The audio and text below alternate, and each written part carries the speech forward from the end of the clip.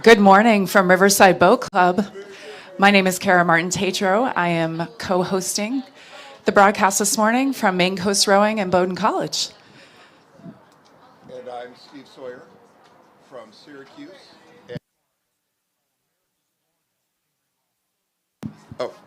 I'm Steve Sawyer, one time at Riverside, currently in Syracuse, and up on the porch giving collar commentary. The first event this morning is event 46, the men's youth singles. I believe they're on course. We are the first viewing station, and we will start calling out names and clubs once we see them around the corner. There are 48 competitors, according to our paperwork.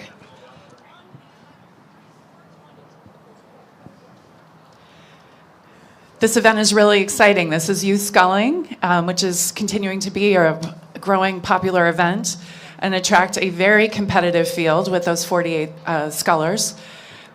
A little background about today's competitors. There's a first place special medal awarded to the fastest athlete under the age of 17, in addition to the overall winner. And then unusually for a youth singles race event, we have both the first and second place winners from last year returning to the battle again, which means that they had to row pretty quickly.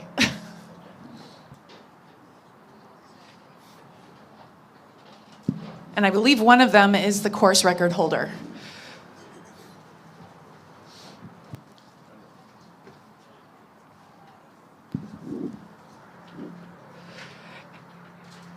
And for some of these athletes, it's their first ever singles race. And for others, they've already have international experience. So it's going to be really fun to watch these competitors come through. We have international entries from Canada, China, England, Ireland, and Romania. And I think I also saw a Swiss team on the roster.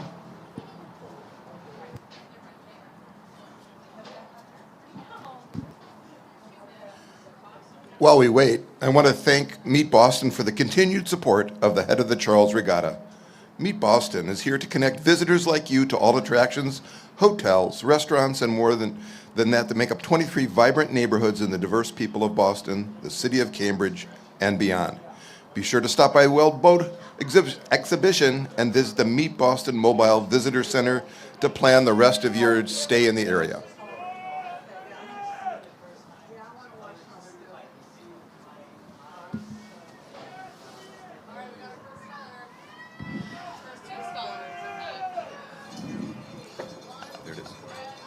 So it looks like our first sculler is coming around the corner. This is bow 1 from CRI, John Simeon. He was first at the Head of the Charles last year in 2024, and he was second in Youth Nationals this year. And following close behind is bow 2 from Potomac Rowing Club, Washington, D.C. Potomac Boat Club was founded in 1869 and is the oldest rowing club in the Washington, D.C. area. Next, we have boat 3 from Canada, our first Canadian entry. This is Miles Quinton from Niagara Falls.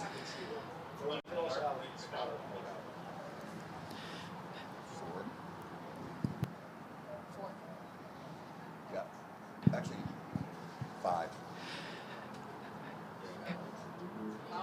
Bow 5 is from Redwood Scullers. This is Wyatt Dent. He's 18. Wyatt was 6th in the 2024 Head of the Charles and was 2nd place at Southwest Regionals. 4.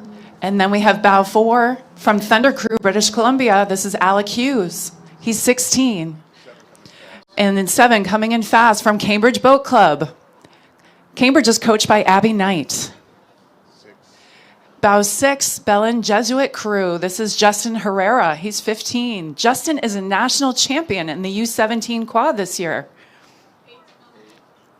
Bow 8 from Ridley College. This is Frank Liu, who's 17. Bow 9, Redwood Scullers from California. This is Xander Perlroth. Daniel raced in the 2023 Head of the Charles in a youth men's single.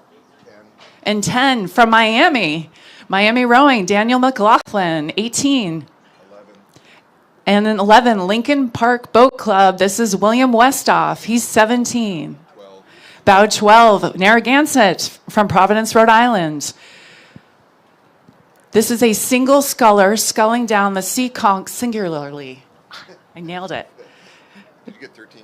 Bow 13 from Cambridge. 14. Bow 14, Amaskieg Rowing in Hooksett, New Hampshire. This is Nolan Adams.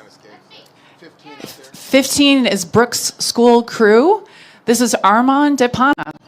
He was stroke of the 2025 Youth Nationals 4th place crew. And bow 16 from Belmont Rowing is Seth Isaacson. He's 17.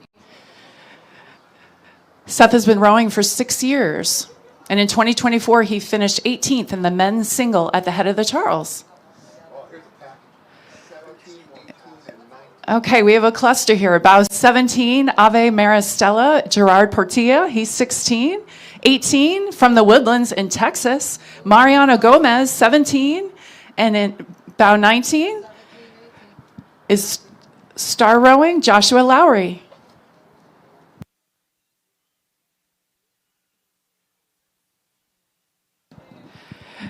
Looks like we have bow 20 is Harry Godin. He's 16 from Parati, also Texas.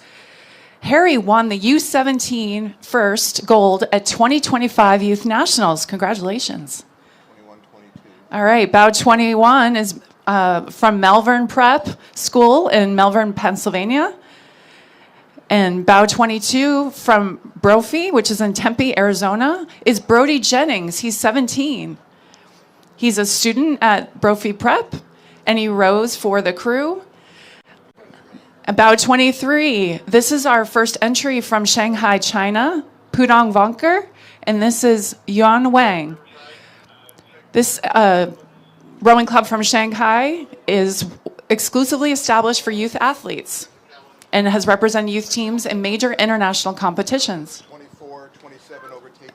Okay, we have 24 from Great Britain. That's Louis Dean, who's 15, and 27 overtaking is Graham Richardson from Ridgewood Crew. 26 coming along, Aviel Oppenheim from CRI. 25 is on a good line, Hill School Boat Club. See, they're all having trouble. The intensity here is they're all coming a little too wide.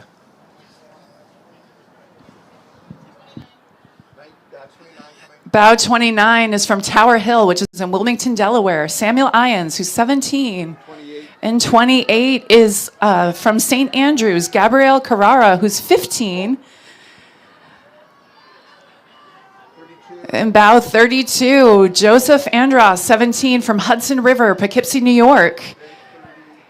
Bow 30 is Daingle International Youth Club, Xian Dongnu.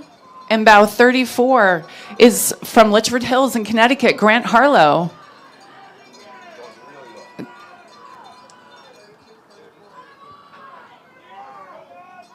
I apologize. Bow 34 is from Riverside. 34, 35. Bow 35 is Tristan Delacroix from CSS Orsova. Here's 33. And then 33, this is Grant Harlow, who's 17, and he's from Litchfield Hills, Connecticut. Still. And they're coached by Drew Combs. 36, 38. All right, bow 36 is from Tempe Town Lake Rowing in Tempe, Arizona, Carl Di Givione. And bow 36.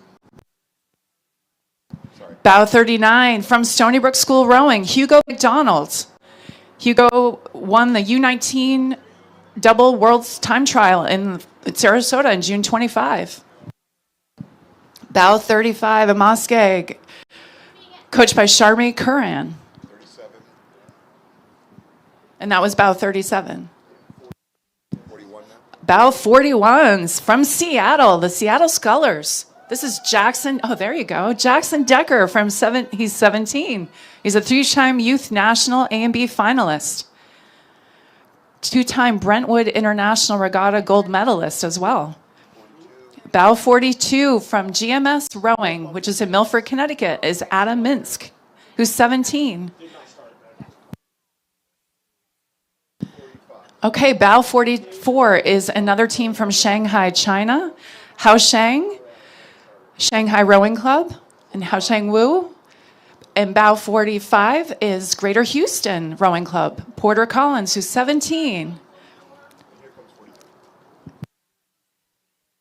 Bow 43, Pioneer Valley Riverfront Club. They're coming off a hot summer and looking forward to expound on their development as a team.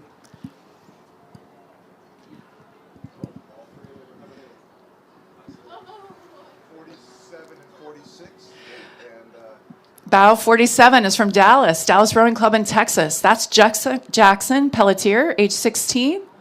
46 and 48. And 46, another team from Shanghai, SHUC. This is Xu Tongyan, who's 16. And 48 is cruising. Conshohocken in Pennsylvania.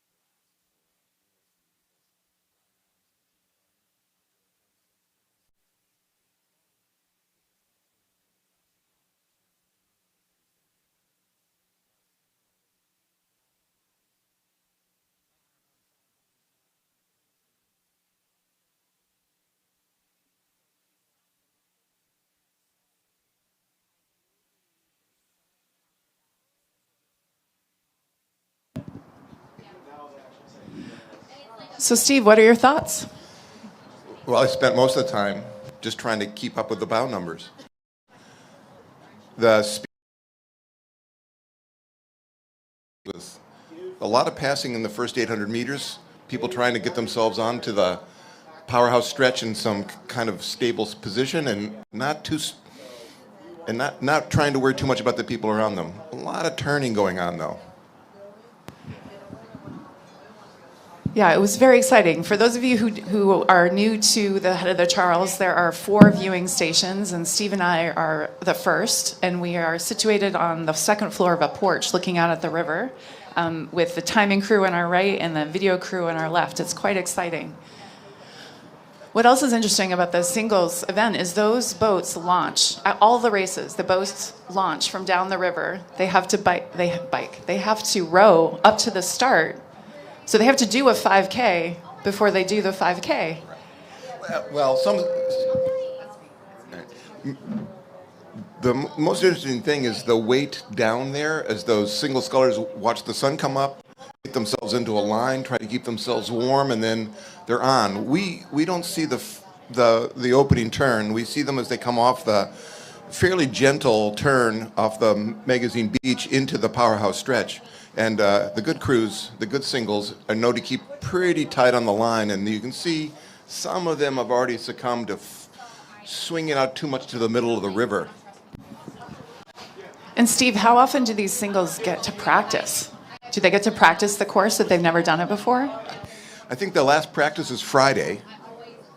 So if they're not here Friday, they're going to walk the course and hope. But I imagine many of them are going to be here early enough to go out on Friday afternoon. But the 350 boats on the water at the same time means that you don't actually practice. You just stop and look and stop and look and stop and look.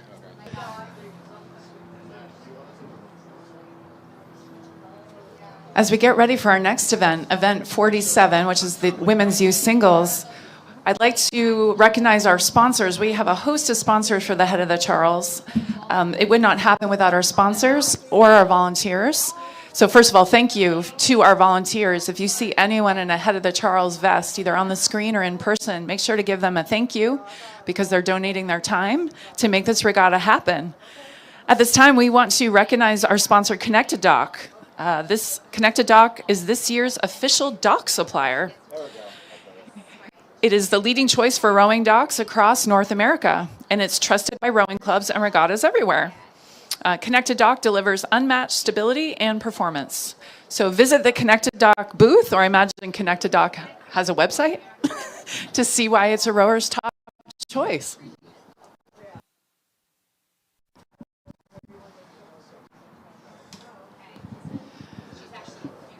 So tonight, the next event has 46 competitors. Last year's winner, under 17, was Maria Prodan from CRI, and the open winner was Emma Kirk, who was also 17, and she was from Cambridge. And just like the men's event, like I said, there's a U17 first place special medal in addition to a medal for the overall winner. And of these 46 entries, we have even more international scullers from Australia, the UK, Canada, China, Switzerland, and all across the US, including Florida, Arizona, California, Washington, Oregon, Colorado, Utah, and Minnesota. So, but Steve, this is a newbie questions. This is my first time announcing, and I'm a rowing parent. But for these teams that come from abroad, do they bring their boats? Do they ship their boats? How does that work?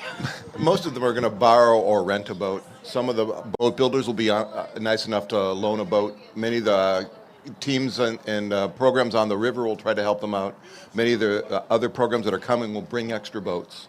So I don't think it's sharing so much as supporting.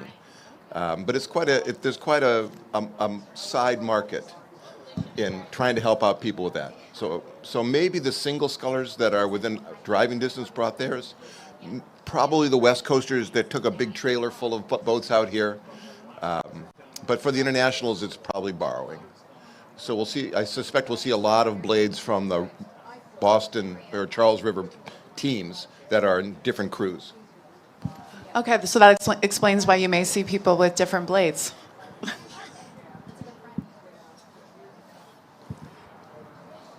As we wait for the next event, we can see the rowers going up the river, doing their warm-ups. It's a cool morning here in Boston, but not as cold as it's been in the past. We've been told sometimes the head of the Charles it's been snowing. 50s clear. I'm sure the water is frigid. This is actually wonderful rowing weather. Sunny, not too sunny, sunny. The wind is okay, so you're going to get the headwind, tailwind, and crosswind across this course. The basin is pretty flat, so the warm-up and waiting is not challenging. And it's, a nice day to be here. The next event is on the course right now. We'll be seeing them in the next 2 or 3 minutes. I'm curious to see if we see as much bunching and competition as we did in the men's cruise. That's exactly what I look like in a book. Okay. Exactly.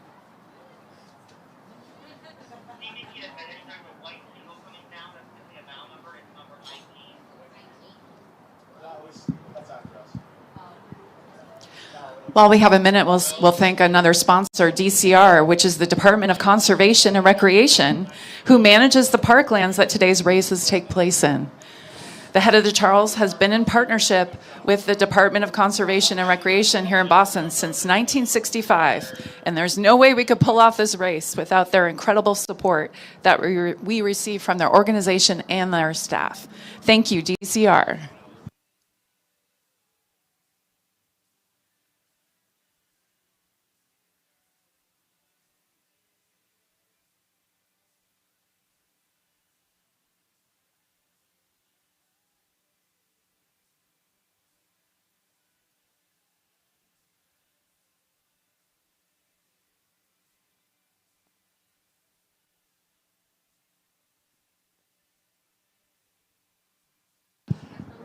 But again,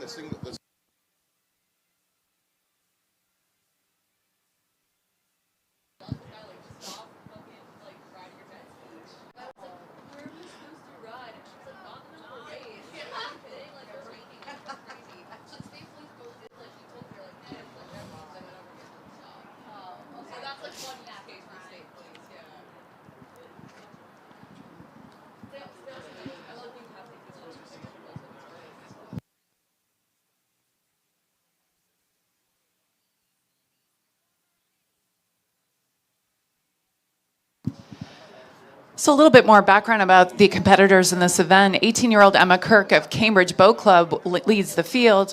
She, like I said, she came in first in the event last year by a 20-second margin when she was just 17. And this summer, she was in the USA 4 at the U19 World Championship. Oh, and we have our first rower. I hear the bells. And this is bow 1 from Cambridge. This is Emma Kirk. And bow 2 is right on her.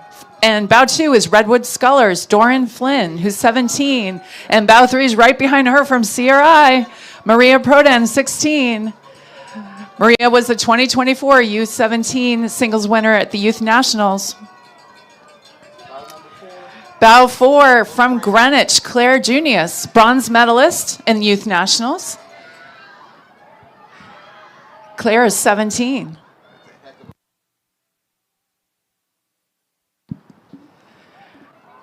That's going to be a fun race as you go down the river. For those of you who are watching on the broadcast, there are other broadcasts you can watch. The Cambridge Boat Club, the Wells Boat Club. That's going to be a very interesting. Now, here's number 5. And here comes bow number 5 from the Woodlands in Texas. This is, Bow number 7. excuse me, this is bow 7 from Cambridge. I want to take a moment to thank. 5 and then 8. Okay, in bow 5, this is the Woodlands from Texas. This is Allison Fraywith, who's 17. 8 on the outside. And 8 is on the outside. This is our first Canadian entry in this event, Niagara Falls Rowing Club, Sarah Kelly, who's 17. Bow 6 from California Yacht Club. This is Bella Ruiz Thompson, who's 16. 9. Bow 9, a rower from Potomac Rowing Club. 10. Bow 10, Headington from Great Britain. This is Henriette Smith, who's 17. Being pressed by 11, that's Naomi Ronan from Rockland. Rockland's in Nyack, New York. Naomi placed second place in the B final at Youth Nationals. 12.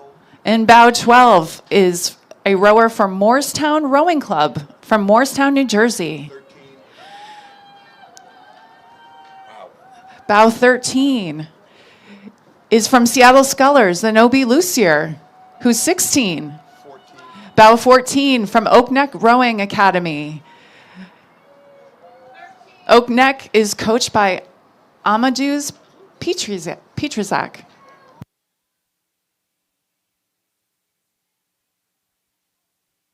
Looks like we have a cluster of boats coming along down the stretch. 17. Bow 17 is Rachel Wang from Episcopal School, which is in Dallas, Texas.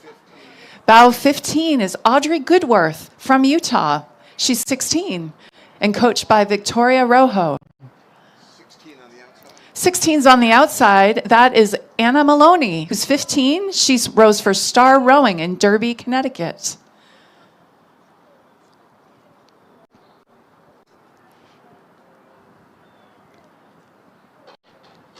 And 20 coming. 18. Okay, we have bow 18, another team from Shanghai. This is the Dare to Dream Rowing Club, Yu Li. And then bow 20, another team from Great Britain. This is from the American School Rowing Club in London, Maya Weller. She's 16 years old and coached by Harry Hetherington and Catherine Mullen. Really nice job. And she's doing a really nice job. Very smooth.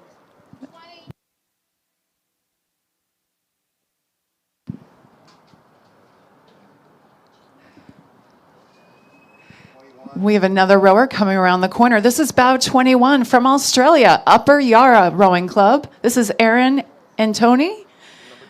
And then bow 22 right behind her from GMS Rowing, New Milford, Connecticut. This is Stella Blinn, who's 16. 24. Bow 24 from Founders Rowing. This is Carolina Lotrian, who's 17. Founders Rowing is in Dallas, Texas. 23. Bow 23 is Sarah Rose Youssef, Gentle Giant, from Somerville, Mass. And then bow 19 from Pudong Wanker from Shanghai, China is Yichen Dong. Yichen is 13 years old. Wow. 13.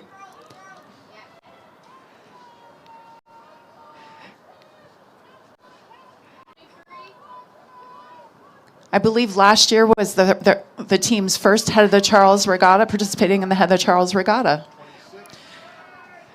Now we have bow 26 from Wycod Cities, and from Moline, Illinois is Lillian Collins. She is 18 years old.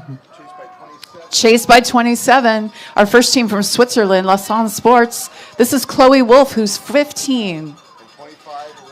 And bow 25 on the other side is from Riverside. Go Stripes. Bow 28 is a team from Shanghai. This is 13-year-old Siling Ye. She finished second at the Hong Kong Rowing Championships in November 24. And here comes 29 right along from New York, AC. This is Tegan Farley, who's 17. Tegan won gold in the Team USA Women's 4 at the 2025 Under-19 World Rowing Championships.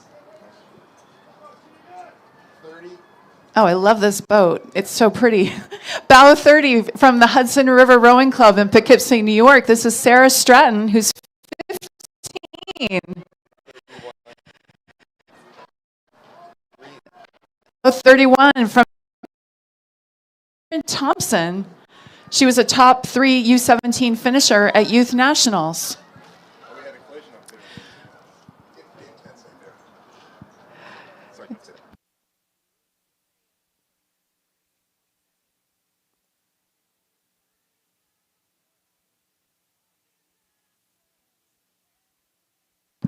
Looks like we have another boat coming around the corner. And this is bow 32, Concept Crew from Oceanside, New York. This is Talene Masaciola, who is 17 years old, B finalist for New York States in 2025. They're coached by Elizabeth Carson. And rowing in Newark, New Jersey, 17-year-old Sophia DeMatas. And bow 34, Cooper Juniors from Morristown, New Jersey, and bow 35.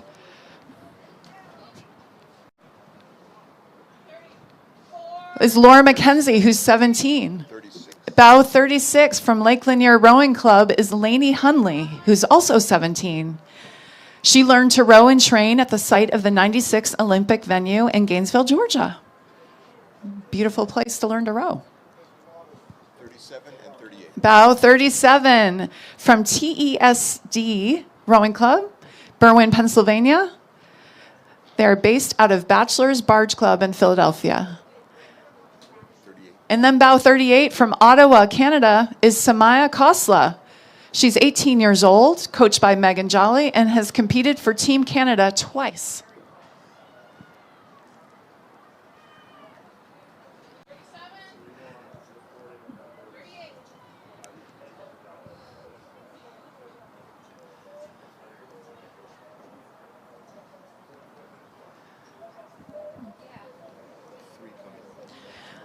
Looks like we have 3 boats, a small cluster coming around the corner, lining up for the bridge. 44, 39. Bow 41 from Beaver Creek Sculling is Colette Slats, followed by Claire McKenna, who's 15 from Prodi, from the Woodlands, Texas. 39. And then we have bow 39 from Germantown Friends is Michaela Orenstein. She's 16. And then 43. And then bow 43 from Maritime Rowing Club, East Norwalk, Connecticut. Then 42. And then bow 42 from Muskeg, and they're coached by Michael Shields.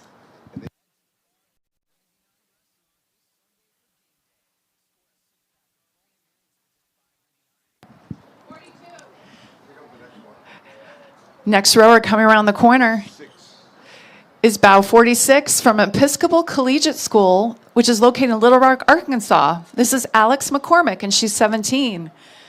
She's the 2024 winner of the Head of the Hooch.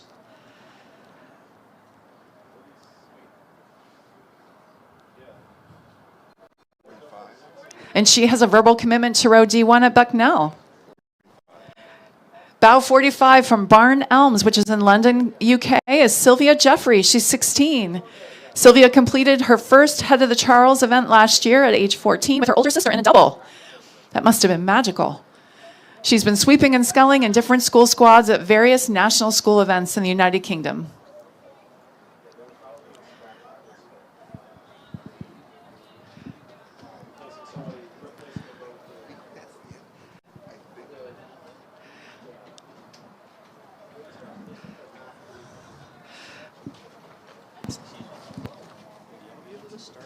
finding out the foul numbers as they reach. No, a little later.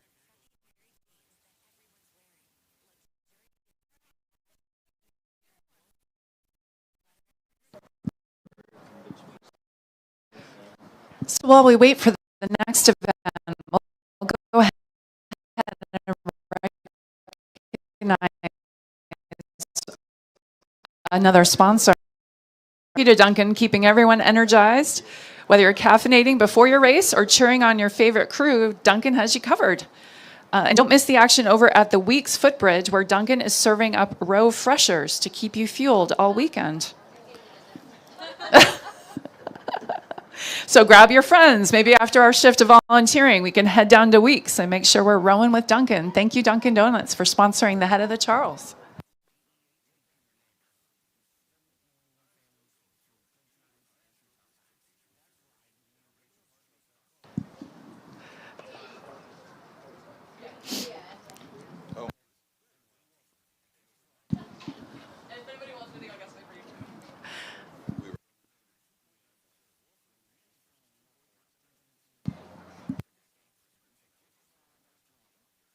Hi, John Owens. John Owens.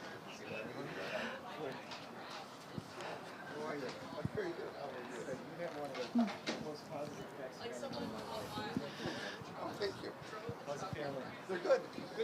So while we're waiting for the next event, Steve, do you have any comments about what you saw with the women's? So once again, it was super exciting because the different speeds of the singles led to these packs of 4 to 6 scullers all navigating through here, and then we saw a number of them having to really work pretty hard to get around each other into and out of the bridges.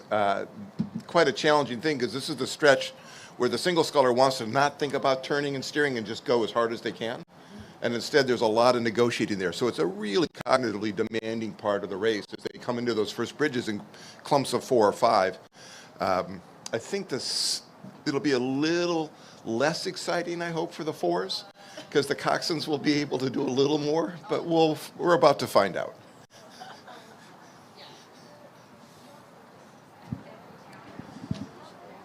One of the other things that was impressive was just the quality of rowing across those single scullers. There was just some really good strokes being taken, well coached, well prepared, knew what they were doing. It's really nice to see that in that group of scullers. So I started rowing because of my daughter. She started rowing during COVID because her pool closed. And so there was a learn to row, and she went. And after a year of her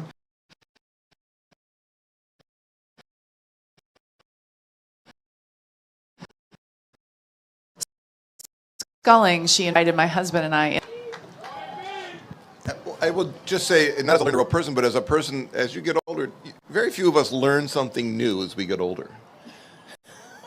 So rowing's one of those things you can learn as you get older, and it's just as exciting as when you were 15. So learning to row is just a really nice thing.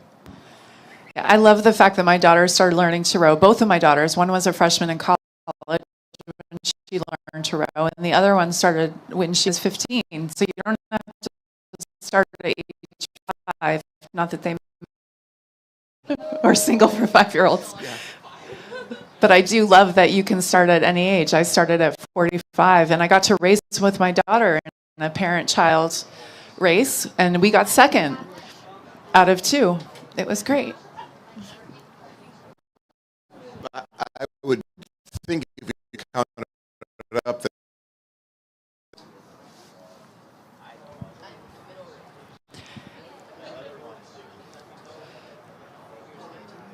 Yeah, there were some races Friday morning, singles. The competitors were 70 and 80. those are all the people I know.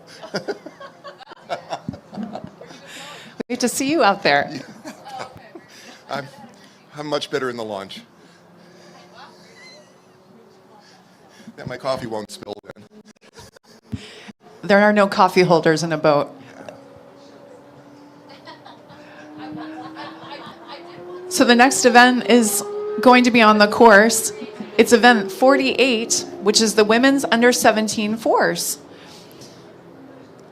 There are 32 competitors in this event. The U17 Women's 4 was made into a separate event a few years ago, and prior to this, the U17 rowers competed on the same time as the Youth 4s. With so much demand for places, the Heather Charles made this into its own category to enable more young rowers to race down the course.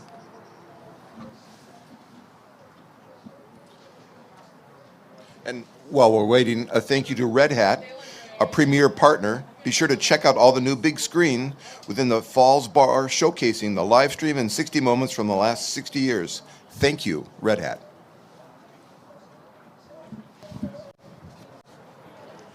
So some background about the competitors this morning. Nereid Rowing Club from Rutherford, New Jersey won last year, and they are back to defend their title. They are bow one in this event. But Row America Rye and Saugatuck will be chasing them hard down the course this year. And just three seconds separated these top three boats in 2024. That must have been an intense finish.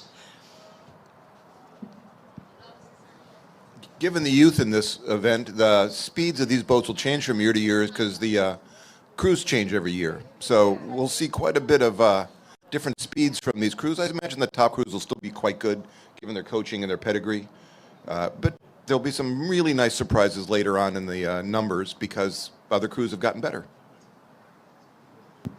That's an interesting thing about rowing too, is that the course, it depends on, there's so many variables. I mean, unlike a static environment like swimming where it's indoors and the conditions are there, outside you have the weather, you have the wind. One of the things I admire about the youth boats is most of the coxswains here have either just learned to drive or haven't even learned to drive yet. So I think about that all the time. And the other thing is when you drive a car, the front turns, and when you drive a boat, the back turns. And I never want to test any of the coxswains about this because I don't want to know the answer. But we'll see some really interesting decision making. So this is, we're going 13, 12 miles an hour here, and we'll see some of these young women are going to have to make some pretty intense decisions. So here it comes. They're on the course. They'll be coming around the corner here in the next minute or so. We can start to hear the people yelling along the way. It's kind of a little wave of noise. So for people who are not familiar with the role of the coxswain, Steve, are they the one, do they steer the boat? Yeah. Well, yeah, so the coxswain's number one job is safety. We assume they're going to be safe. But the number two job is be competitive and to put the crews in the best possible position and do all they can to help that crew go fast. So I always think of them as having the gas pedal. And their job is to brace their shoulders against the boat and push the gas pedal as hard as they can. And here we go. We're on the course.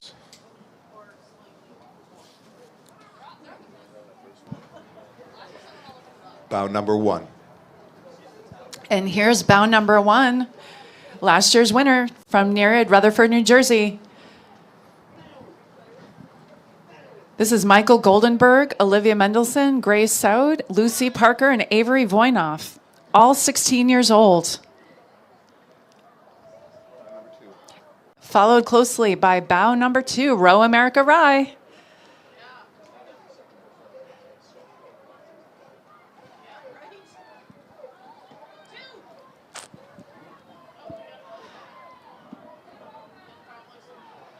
Three and four.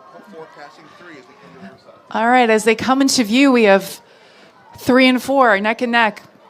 Bow 3 is from Saugatuck, Westport, Connecticut, and bow 4, TriStar, Louisville, Tennessee.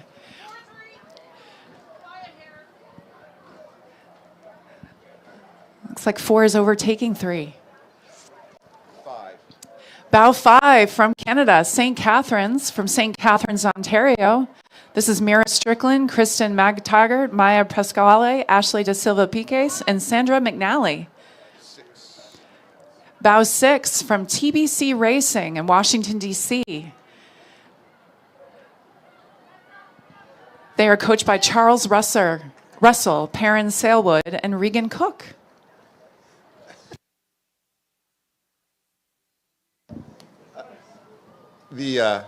the Coxswains are doing a really nice job of driving really tight lines, and there's a decent amount of chatter between them. And here's bow number 7.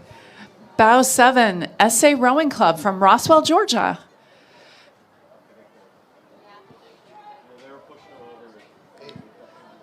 And bow 8 from Austin, Texas, Austin Rowing Club. Austin Rowing Club is coached by Hannah Heyerdahl. Beautiful blue boat.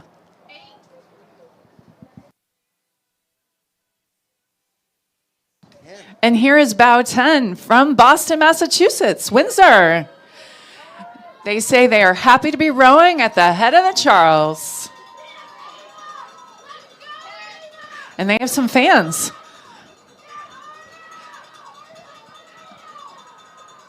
Hear lots of cowbell on the course.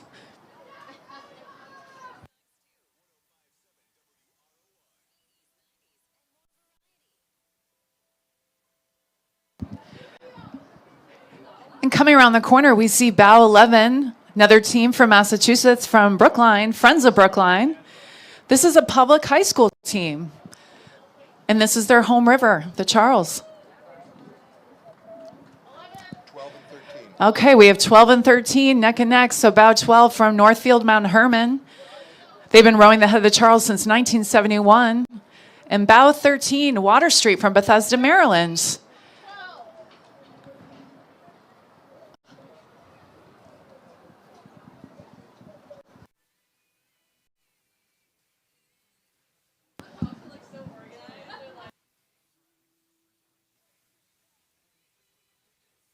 And 16 overtake. We have bow 15 and 16. Bow 15 is Buckingham, Brown, and Nichols from Cambridge, Mass. And bow 16 from City Island, Bronx, New York. They're thrilled to be back at the head of the Charles. Fire on their boat. There's always a rivalry between Boston and New York.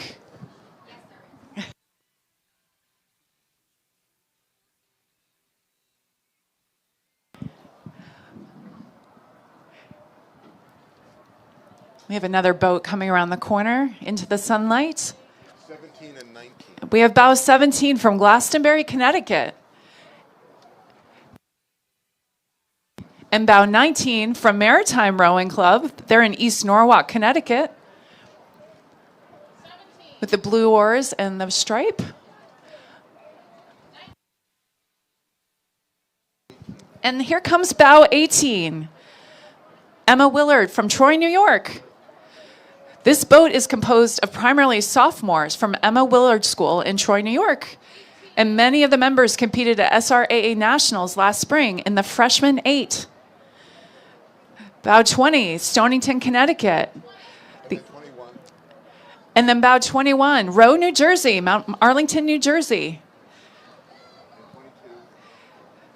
Bow 22 from Connecticut, Norwalk, Connecticut. All athletes in this boat raced in the 2025 YNCA finals in a sweep or scull in the U17 and U16 events.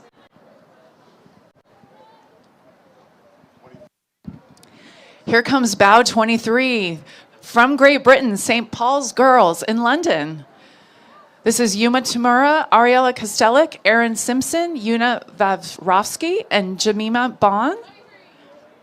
These 4 rowers in this crew were national champions in the U15 First Eights last season at the National Schools Regatta in the UK. 24. And then bow 24 from Toronto, Canada, Branksome. This is Sarah Wabolt, Maggie Mahoney, Claire Medland, Avery Stronach, and Sophie Schofield. They're coached by Anthony Tremaine. And then bow 25 from Texas, Texas Rowing Center from Austin. This is the first time TRIC has entered and raced a women's U17-4. Got the Texas flag on those blades. And it's Margot Gotthard, Presley Young, Eleanor Dyer, Natasha Kinsey, and Adeline Mosiak. Average age is 15 in that boat. 27. Here we have bow 26, Cooper Juniors, Morristown, New Jersey. These athletes race as members of the U17-8, which placed 7th at Youth Nationals in the spring. And then we have bow 27 from Bromfield Acton Boxborough. This is a public high school program located in Harvard, Mass. And they're coached by Holly Hatton.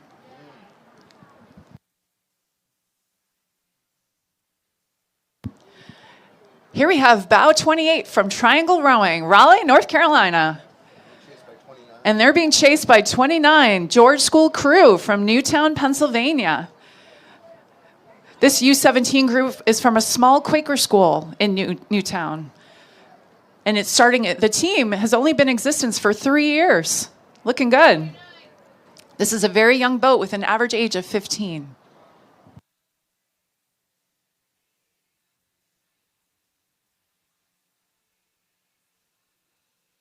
Coming to the dock is 31, just past 30. Coming to the dock is 31 from Swan Creek, Lambertville, New Jersey. And falling behind them is Bow 30 from the Hudson River, Poughkeepsie, New York. This is Alyssa Sasso, Elena Huang, Jenna Nelson, Liliana Marsh, and Kira Hoff. They are all 15 years old. 32. And here we have Bow 32 from Village Joseph Marie Rowing Club in Holland, Pennsylvania. This is Natalia Mercado, Emily Gresh, Madeline Keene, and Veronica Allegro. Here's about 14. And here comes Bow 14. This is South Jersey Rowing Club. They are from Pennsauken, New Jersey.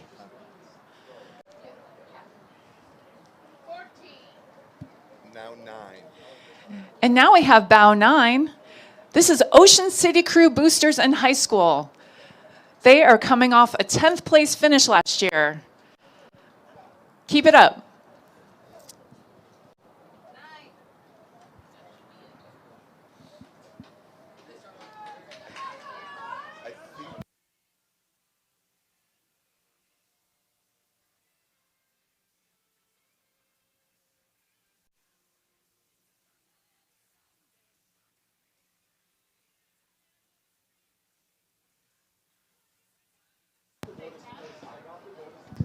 It appears that those last 2 boats probably got to the line late enough that they got to join the race, but they didn't start in the right order. Steve, how does that happen up there? Do they have to line themselves up? So, as somebody who's coached a lot, I would say that the most stressful part as a coach for me is helping the coxswains and rowers get used to the starting line. There's 2 chutes for even numbers and odd numbers. You have to get lined up and kind of get into your number order, get yourself organized, and then wait patiently while you're trying not to cool off. So it gets a little stressful. So the aggressive coxswains will move people back and forth and do stuff. The nervous coxswains will sit there and worry. There's a lot going on, and then then there's a second level of anxiety about whether you try to close the boat in front of you to get as little time between you and the boat in front of you so you can chase them, or give yourself more time and hold back. And so every coxswain is trying to jockey to the right position and do all that. So, and then there's somebody always yelling at you about getting in line and ordering. So it's a pretty stressful moment down there. I think it's really good for especially the youth athletes to figure out how to deal with that. It's one of those moments where if you're on a basketball team, the coach can call timeout, and down there they have to figure out how to bring themselves into readiness. So unlike the spring where they line up in lanes, Right. a head race, they have their bow numbers and they are released in the order. Yeah, theoretically the head race is a race against the clock, not against each other. The other boats are just there to help you measure your progress. And so it's a single file race, and the value of that is that you can see whether you're moving forward or backwards against somebody.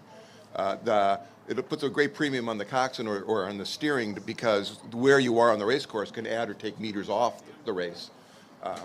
This race course is, depending on who you talk to, 4,600 or 4,800 meters, and there's a number of people that will try to take 10 meters here, 5 meters there.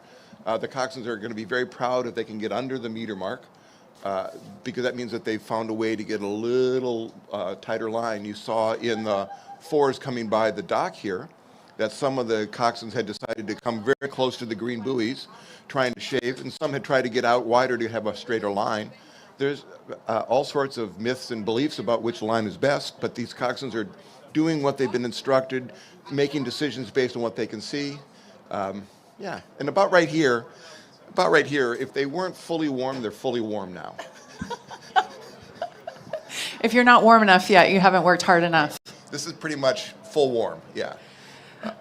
Someone told me once that rowing, if you think about doing a squat, that rowing, imagine doing so if a stroke rate was, 32, imagine doing 32 squats a minute for 15 minutes. Right. And that is what it's like to row in a race. Along with the deadlift. And along with the okay. Yeah. It is a sport that challenges your physiology, but probably challenges your brain even more. Because a very smart person would say, why am I doing this? This is too hard. I should stop. And so I think that anybody who's done this course more than once or twice has figured out how to not listen to that wise soul in the head that says, this is going to hurt. We should stop. The real question for the young ladies and young men that we're seeing this morning is, can they find a way to keep going when their body is tired and it hurts? And I think that's a really nice message. You can push through. You can learn something about yourself here. I think it gets very exciting in the turns, and it's still very new right here, but I think there's a lot of deep learning that'll happen on that big curve as people have to confront how tired and how tough they are. And one year you may not do as well as the next because you learn things. Right here it's just full of joy as you get into the straightaway and the coxswain's excited, and you've got this open space here, and it's just all potential. And how far have they come when they get to us? And how much they have left? My memory is fading as I get older, but I think we're about 1,300 meters in, and then you've got about 1,700 meters straight here till you get to Weeks Footbridge. So we're just right around that first 1,000, 1,200 meters. The excitement of the start is past. You've gone by Magazine Beach. Got a little quiet as the corner here. There's a little bit of a cheer here at Riverside. It's early still, so you don't get the big pop from the bridges when people there. So this is probably a little under a quarter to a third of the way. If you're a youth rower, you're already close to what your youth race distance is, and you've got two more of them. Got to keep going. The misconception might be: is it harder to be in a single, or is it easier to be in a boat with more people because you don't have to try as hard because there are more people? Well, yeah. Well, certainly when you decide to take a stroke off, everybody notices in a crewed boat, but in a single, everybody notices because you slow down. So I think the hardest part is to figure out how to keep your teammates, how to be there for your teammates when you're in a crewed boat. Like, what will I do to make it easier for my teammates? And in a single, I think it's one of those real interesting challenges because, as I said, most of the effort is from the neck up to say, can I keep going? Can I do that stroke again? And when you have a bad stroke, and we all do, can my next stroke be good? Can I, if I wobble or miss something, can I do it? If I had a bad turn, can I get over it? So I think that's a really good learning experience to make decisions and to make decisions and choices when you're really fatigued. So we're about ready for the next event to get on the course. The next event is going to be event 49. This is the Women's Youth Cox Quads. So there are 51 competitors in this event. The young women in these boats have a cox on board to take care of the steering, like we talked about before. Compare this to the adult quad events we'll see this afternoon, in which there's no cox on board and one of the crew members steers with their foot.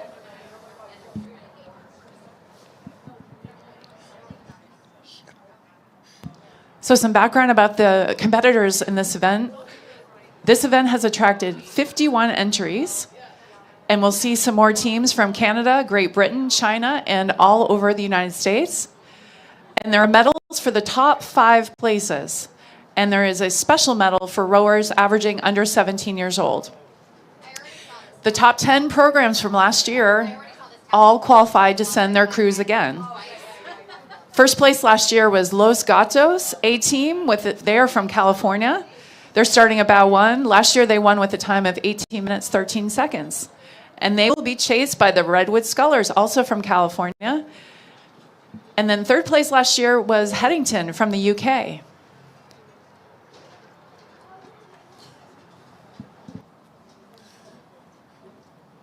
The Cox Quad event is one of the exciting ones because their boats are going to go very fast. And because they're 2 oars for each person, the boats are also very easy to steer. There's no asymmetrical push. So the boats go very fast. They steer very well. The coxswain can usually be really helpful because she or he can take the corners easier, and it just allows the 4 rowers to just really find a level of synchrony and comfort together that they can really go hard. So you'll see some real intense pressure from the quads because they can just really enjoy each other and move the boat.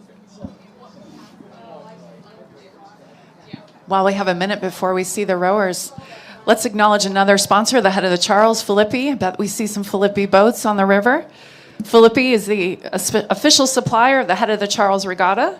Visit their space near the finish line or online. Thank you, Filippi. And the United States Marine Corps is proud to sponsor the Coaches Lounge at the 2025 Head of the Charles Regatta. So coaches, stop by to recharge and connect with Marines who share your commitment to developing future leaders.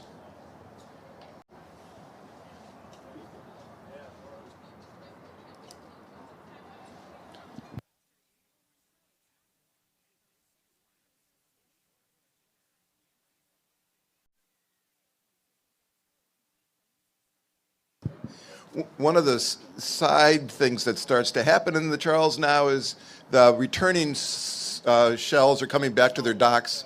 They're fairly carefully monitored by the volunteers and staff out on the river, but it does lead to where you have to start to pay attention as the lead boats to make sure that you're clear. The good coxswains won't say much; they'll just do it. I don't think you ever want a coxswain to say "uh-oh." But that is going to start to be yet another thing for these coxswains to think about. That's something I didn't realize. Okay. So as we get farther in the morning, you have competitors going up the river to start. You have competitors, and it looks like our first boat is right around here. Right, here's number 1. This is bow 1, last year's champion from Los Gatos, California, the Los Gatos Rowing Club. They're coached by Stephen Hope, and they are happy to be back. And here we have bow 2, Redwood Scullers. Second place last year and second right now. This is Cassidy Avila, Jiwoo O, Clara Burke, Alexandra Bollocky, and Layla Abu. And then we have bow 3 from Headington, Oxfordshire, England. It's a boat parade. And here is bow 4 from Canada, St. Catherine's Rowing Club. They're in Ontario. This is Bianca Ficcarilli, Danielle Smith, Kaylee Geisbrecht, Karina Biklimorova, and Molly Dodson. They are coached by Michelle Fisher. Coming around the corner is bow 5 in the green boat. This is One Arlington Rowing. One Arlington is the only club youth rowing team on the Potomac River. That matters, they say. And then bow 6, Nereid from Rutherford, New Jersey. This is Magdalene Lee, Mariam Ali, Isabel Santos, Bryn Foley, and Emma Miguel Rastiero. Looks like this is their 4th time rowing together. Average age is 17. Bow 7, Bromfield Acton from Harvard, Mass. And then bow 8, Hockaday from Dallas, Texas. Hockaday is coached by Caitlin Gildersleeve.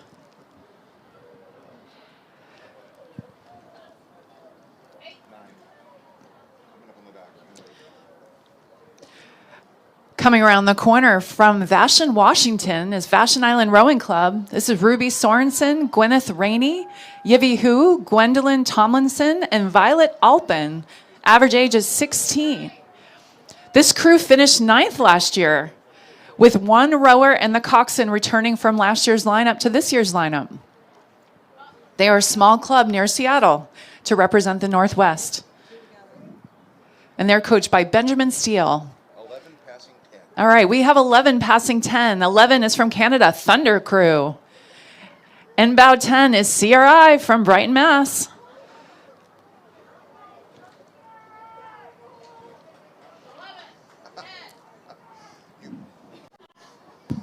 The two coxswains that are passing are both fighting for that line, giving each other a little look. Well, good morning. Next, we have bow 12 from Louisville, Tennessee. This is TriStar. Audrey Cowart, Paisley Sanger, Olivia Leonard, Ellie Farmer, and Grier Duggar. This is a young crew with 4/5 of them, nice, nice fraction, making their first Head of the Charles appearance. Welcome. We have bow 14. This is Seattle Prep from Seattle, Washington. Sachiko Kim, Maha Gowans, Peyton Lyson, London Reed, and Lucy Noble. And here we have bow 15. Conshohocken, Pennsylvania. 4 amazing ladies that we are not sure of who will be in the boat. That's what the notes say. We have bow 16 from Pudong Bunker from Shanghai, China. Average age in this boat is 14. 17. Bow 17 is from the Kent School, Kent, Connecticut. 17. This is the 4th season of fall sculling at the Kent School. Bow 18 is from Canada, from Toronto, Argonaut Rowing. This is Ava Wong, Brianna Fox, Mila Henderson, Serena Medurata, and Natalie McClure. They've been rowing, the club has been rowing since 1872. 13. Bow 13 is South Jersey Rowing. 13.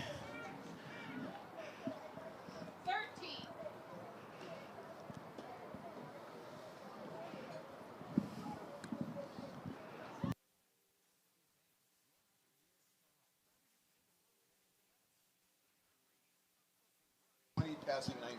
We have 20 passing 19. Bow 20 is the Brooks School from North Andover, Mass. Bow 19 is First Coast from Jacksonville, Florida. This may be the smallest and youngest crew in the event, averaging 15 years old, 5'3", and 125 pounds tops. And here we have another race. Bow 22 from Niagara Falls on the Canadian side.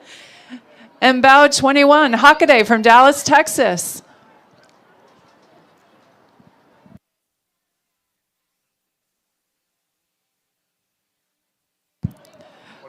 Bow 23 is from Norwalk, Connecticut, Connecticut Rowing Club. All athletes in this crew raced at the 2024 Youth National Championships.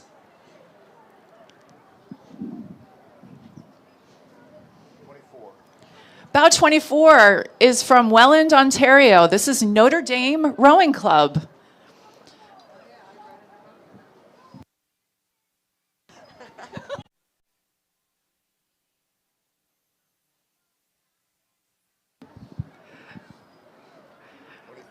Bow 25. Niskayuna Rowing Club. And bow 26, Germantown Friends from Philly.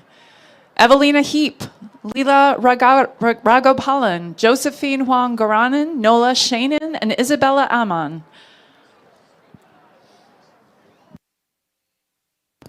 Average age of that boat is 16.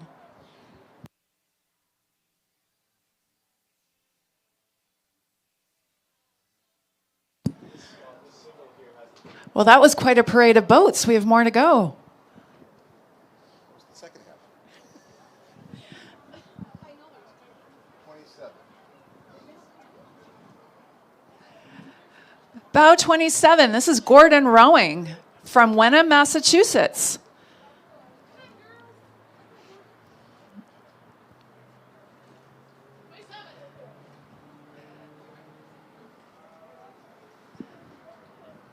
I like those blades. 31. Oh, here comes a pack. All right, so we have bow 31, Founders Rowing, 30.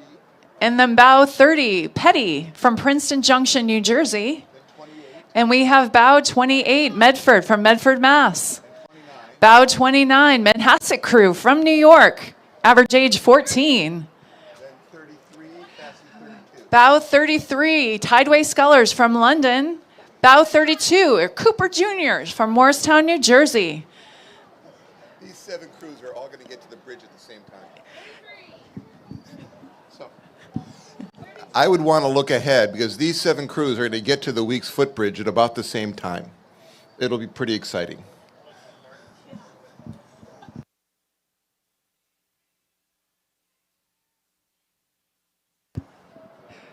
For those on the broadcast that don't know what happens there, Steve, what will be exciting about it?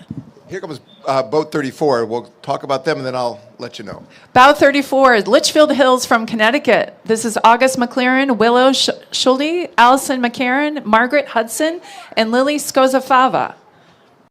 So as these crews go through what we call the powerhouse stretch, they get to Weeks footbridge, which is about a 45-degree turn to port, followed by about a 30-degree turn to starboard, followed by another 30-degree turn to port. So they're going to go through the S turn as 36.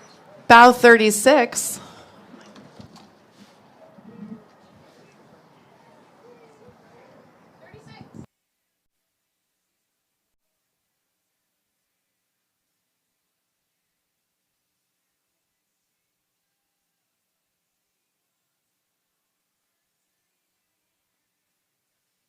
Potomac just went by. Bow 36 was Potomac, who just went by. And then bow 37 is St. Paul's Girls from London. Here comes 40 passing 37. And we have bow 40, Waterford from Utah.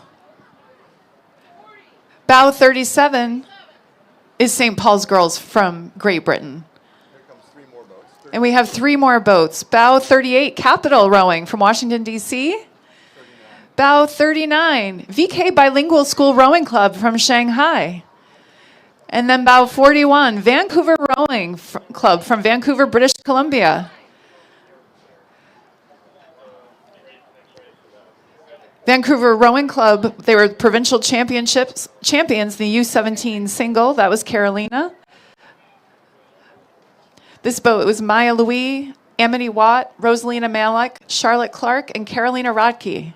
Average age is 15. Now we have bow 42, Rockland, Nyack, New York. This is Margaret Woods, Kristen Carmody, Eleanor Mercurio, Maya Oromova, and Gemma Carmody. We might have sisters in the boat. 45. Bow 45. This boat's from Great Britain. This is Marlow Rowing Club.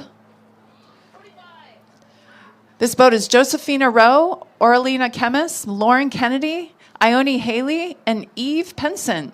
This is their first time coming over to the head of the Charles. Welcome. 44 past 43. Okay, we have bow 44 from North Palm Beach, Florida, and then followed closely by bow 43, Rowing in Color from Brooklyn, New York. Here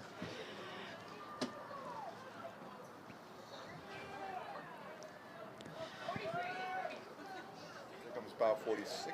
Bow 46, Star Rowing from Derby, Connecticut. This is Salma Macleod, May Williams, Trisha Srinkath, Akriti Kapoor, and Kate Seversky. 48 on a very tight line here. Bow 48 on a tight line, that's Episcopal School of Dallas. 47. And then bow 47, Shenandoah Rowing Club. These athletes placed 4th in the junior AA final. Bow 49 is St. Michael's from Victoria, British Columbia. That is Bianca Batoni, Elizabeth Hardcastle, Lucy Turnbull, Braylon Rowan, and Clara Curry. They placed 5th at the 2025 CSSRA Championships in the U19 Women's 4.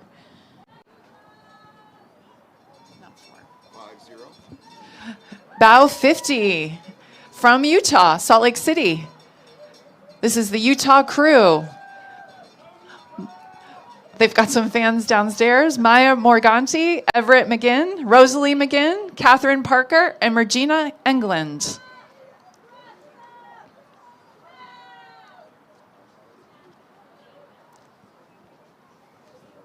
Should be 51. 51. Bow 51, St. John's College High School in Washington, D.C. Coxswains are bundled up down there.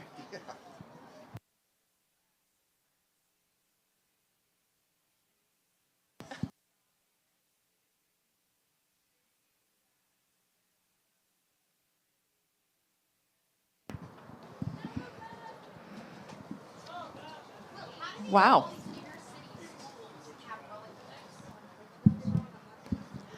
So, Steve, any thoughts about what we just saw? The well, Cox Quad event? As I said in the middle, they were trying to spot everybody. There were 3 or 4 big groups of really competitive crews, all kind of closing in on each other, which will make the last half of this race course very interesting as they navigate each other and the turns and their fatigue. So I'm kind of curious what happens there. I was super impressed by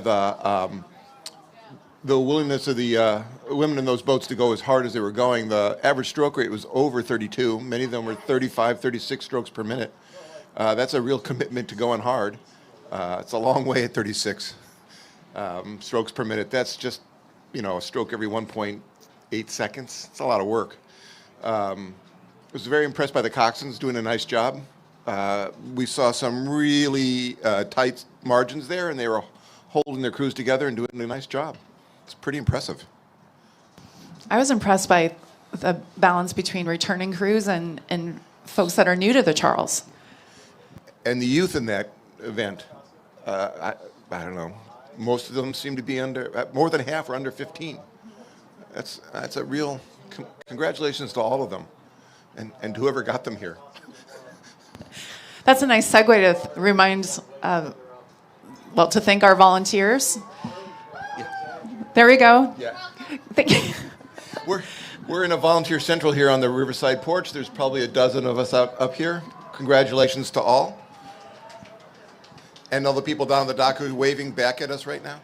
There we go. Wave your hand if you're a volunteer. Yeah. There we go. Nice. Thank you, volunteers. I also take a moment to recognize our sponsors because the Head of the Charles would not be possible without the help of our sponsors, Gentle Giant Moving Company. They are the official logistics partner of the Head of the Charles. Gentle Giant is the force behind Regatta operations, transporting and storing tens of thousands of pounds of gear each year. Gentle Giant, is currently hiring. Stop by their booth across from the Falls Bar to learn more. I'm sure you could also go on there online. Thank you, Gentle Giant. And I'll also take this moment to thank Vineyard Vines. It's back as the official style head of the Charles Regatta, and I'm repping it right now with my little vest. Head over to their tent near the Elliott Bridge enclosure to shop this limited edition collection. And remember, every day should feel this good.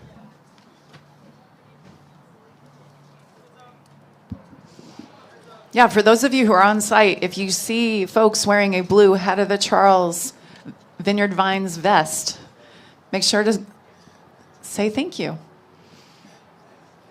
And our next event this morning, we have quite a few minutes, but it'll be event 50, the Women's Youth 8s. 89 youth 8s. 89. I'm sorry, 86. We lost a couple. 86. That's closing on 800 athletes. 800. 86 times 8, I think it's 770 something. Wow. Yeah. I won't be able to read all of their names. I don't think you'll read all the names. Go ahead and try. It's like a test. I can't do it now. Yeah. And again, what we saw on the quads was that the first 10 or 15, we knew enough.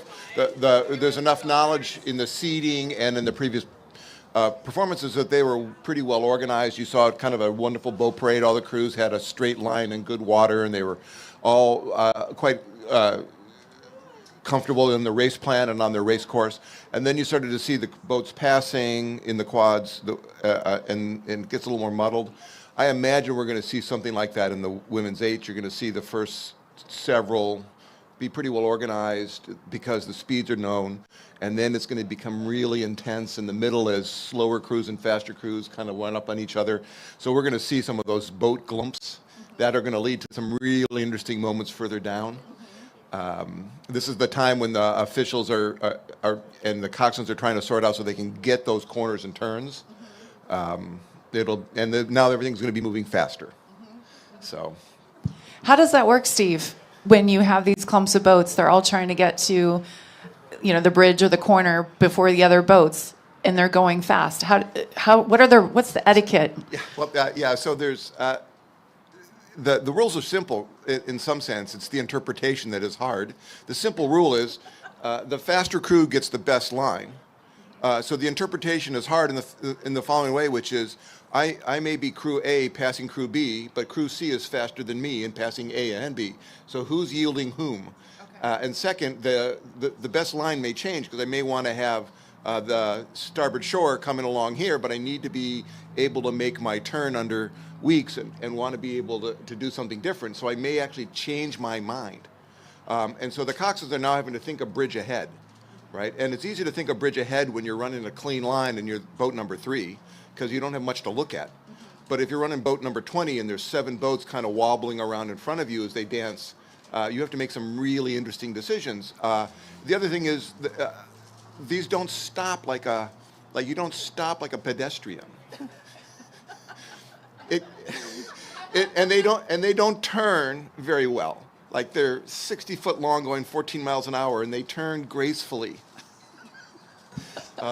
And you can watch, those of you who are listening online, if you go forward, you can watch the first indication that the coxswain is a little nervous is they'll start the shoulder lean.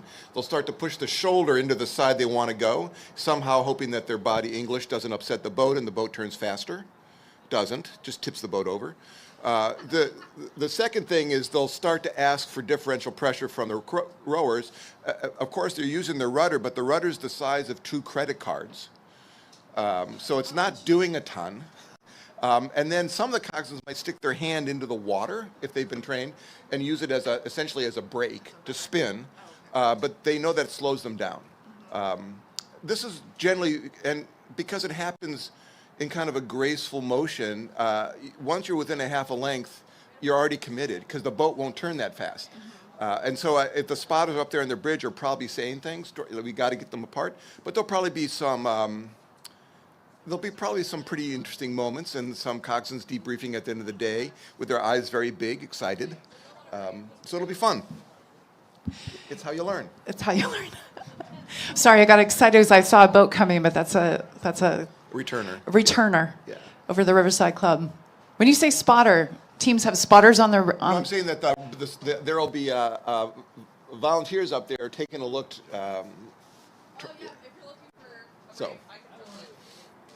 And I do know that some coaches will stand on the bridges and try to coach, but I think that's basically like standing in a football stadium and trying to be picked out. But there are some that will try. There will be parents up there yelling at their child, which is probably distracting, but good. I was going to say, I'm one of those parents. I have my cowbell and I yell and scream, and my daughter says she can't hear anything. But I think one of the neat things as you're a rower is you don't hear individuals, you just hear like a sound wall. And so it's very exciting to go through the sound wall and see people yelling. Even 20 or 30 people can make enough noise to be noticed. And then they get these quiet parts. So if you were to look at the speed of the boat, I imagine it goes up and down as they get enthusiastic and then realize they're tired and then get enthusiastic again. And so that's the job of the coxswain in these cruises is she's got to do, or they have to do a number of things: steer, safe, line, motivate, talk. So this is why I like this course. It's a coxswain's course, but the coxswains need those rowers. They need the engine.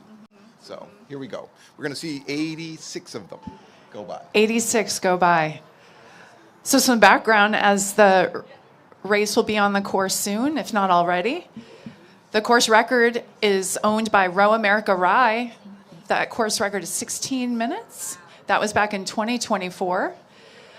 This race always attracts a strong field of top crews, and this year is no exception.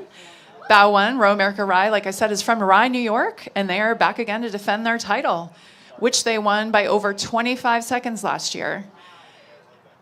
They beat their own record, which they had set 2 years earlier in 2022. That's an impressive track record. That's really cool. And that just shows the depth of their program. And chasing them down the course will be Sagatuck at bows 2, And bow 4 is the Greenwich crew. And once again, we have several international entries participating in this event from Canada and Great Britain. And with a large field, there's going to be some close racing. It'll be exciting. And Steve, as a parent, what if there's a collision? What happens? Well, so nobody wants a collision. The nice thing is, the volunteers are taking pictures. They're not cheering for collisions. Yes, we apologize. Hot mic. I think. So the nice thing about a collision in this sense is that if they're going to contact, they're all going in the same direction. And so it's not usually a dangerous thing. It's just a really unfortunate thing. Typically, a bow will get into a stern, or oars will clip.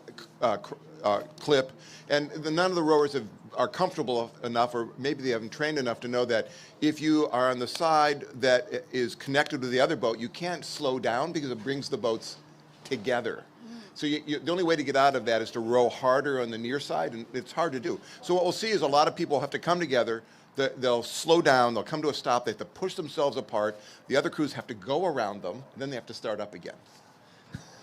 They have to come to a complete stop. Well, even if they come to a partial stop, they still have to get them. So it's a real interesting moment about who can pull themselves back together and get going. If it's in a big crowd, it could get a little messy. Most of the coxswains are good enough not to get themselves to where it's a pile up, but you'll see a lot of interesting steering around those turns. Hopefully it opens up along here in the powerhouse stretch. We saw in the singles, for example, 7 or 8 singles going through at the same time. That would probably pull itself apart. I was a little nervous about the quads all bunching up as they got here. The 8s generally the coxswains will take themselves out of that space to avoid that. Right? There's no value in running into anybody, so you'll see a lot of weaving and stuff that slows them down but makes sense. And maybe we'll see 3 of those in this, 3 clumps like that. That's my guess in these 80-some boats. But I think a lot of them will just be stretched out and they can find their own line. As you go up the powerhouse stretch, you can still take the right hand, at least in one of these bridges, and that gives you some calmness if it looks too crazy.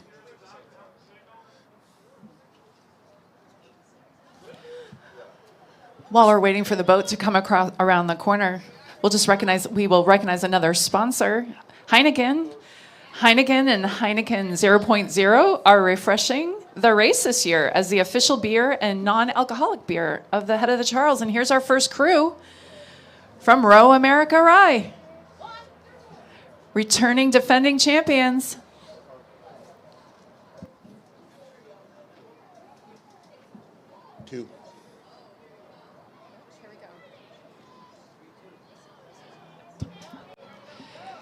Here we have bow 3. This is the Greenwich crew from Coscob, Connecticut. And then we have bow 2 from Sagatuck at Westport, Connecticut. Connecticut competition. These top 3 crews are all rowing in the mid-30s, 36, 35 strokes per minute. Notice the crew number 3, the coxswain yelling, moving, as she got herself to the bow of the second place boat. Good feeling to be in the faster boat as you go through this part. A lot of race in front of the boat number 2, so they can pick the speed back up. Big break between this and bow number 4. And here's bow number 4, Sagatuck, another team from Sagatuck, Westport, Connecticut.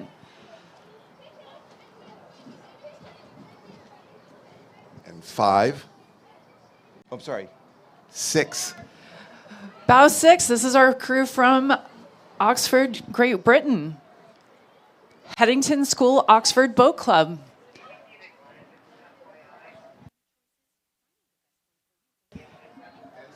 And here comes bow 5 from Ridley College from St. Catharines, Ontario.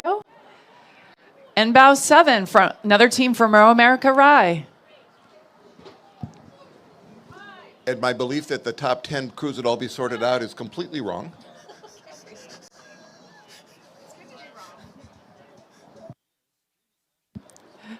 Bow 8 is from Roswell, Georgia, SA Rowing Club. They are the Sark Women's Youth 8 from Roswell, Georgia.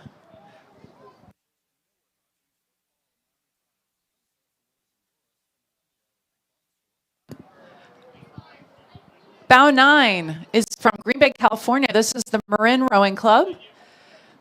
They are located just outside of San Francisco. Bow 10, New Trier Boating Club from Northfield, Illinois. 1 sophomore, 1 junior, and 6 seniors in this crew. Only 2 returning from last year's Head of the Charles that placed 9th. They row on the north channel of the Chicago River, which is very narrow and barely enough space to row 2 boats side by side. And they share a boathouse with Loyola Academy. Bow 11 is DC National from Poolsville, Maryland. They're hoping to go fast and have fun. Bow 12 from Saratoga Springs, New York. This is Erica Miller, Isabella Loviza, Malia Sanchez, Lily Caramadri, Carrie Oakey, Caroline Jackson, Carrie Riley, Olivia Lill, and Sophie Sampanther. Bow 13 is from CRI. They are back and excited to be racing at this event. They're coached by Allison Ray. Bow 14, Oakland Strokes from Oakland, California. They are also excited to be back.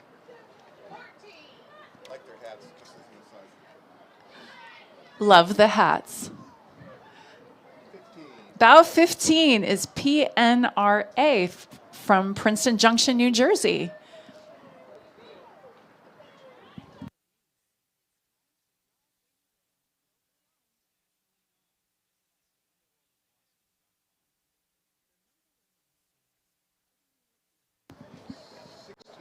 Bow 16 is BCC Crew from Chevy Chase, Maryland.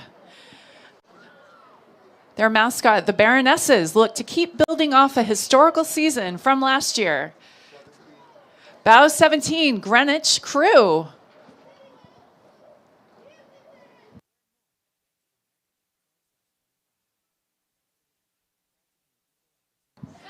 Bow 18, from Roswell, Georgia, Atlanta Junior Rowing Club. This is Sarah Beach, Nadia Estrada, Olivia Song, Jane Catherine McBath, Aria Nala, Heidi Hildman, Olivia Davis, Gabriela Fays, and Michaela Lozada. Bow 19 is from Milwaukee Rowing Club. These girls placed 19th at Youth Nationals and the Youth Women's 8 back in June, and they row on the Milwaukee River. Bow 20, Mount St. Joseph from Flowertown, Pennsylvania. The Mount.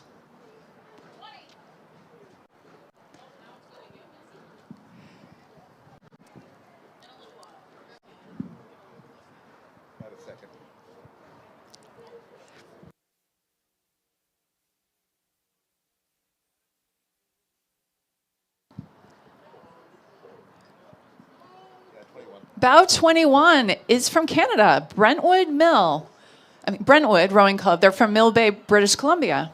They are the 2025 Canadian National Champions.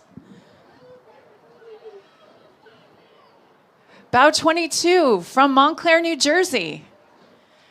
This is Dylan Henry, Charlotte King, Charlotte Worsmer, Olivia Pierce, Bridget Fairseas, Taylor Duano, Vanessa Valera, Olivia King, and Caitlin Cesari. Average age in that boat is 16. Bow 23 is Dallas United Crew from Dallas. They're coming off a program best finish from the 2024 Head of the Charles.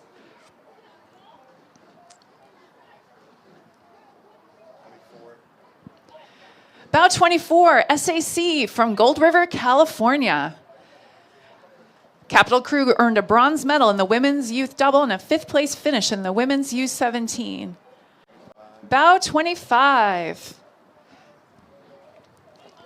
Bow 25 is TBC Racing from DC. They are coached by Charles Russell, Perrin Salewood, and Regan Cook.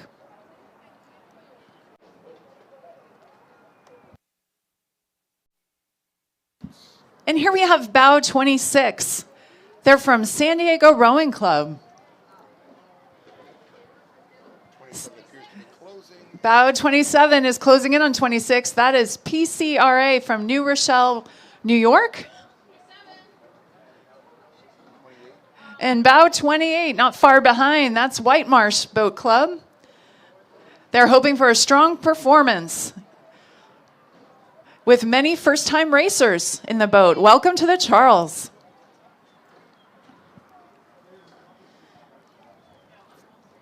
The average age of that boat is 16, and they're coached by Joseph Sullivan and Susan Sable. 29. Bow 29 is from Rowe, New Jersey. Rowe, New Jersey hails from Mount Arlington, New Jersey.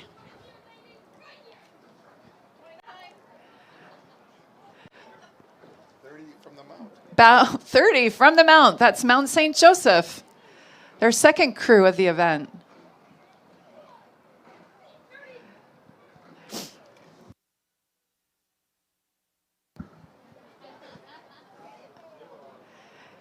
Here we have Bow 31, Oakland Strokes. They're excited to be back racing at this event.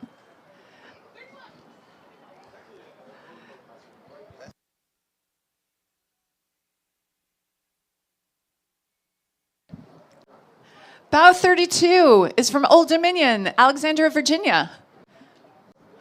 That's Harper Owens, Jordanos Fenta, Madeleine Combs, Sarah Glade, Hannah Michaelop, Catherine Pierce, Elleray Elkins, Reese Herding, and Caroline Schofield, average age of 16.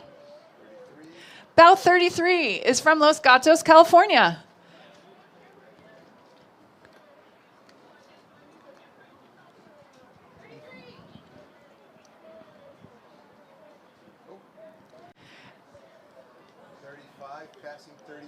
And here we have a close race. Bow 35 is the Sarasota crew from Osprey, Florida. And Bow 34 is the Erie Canal Rowing Club.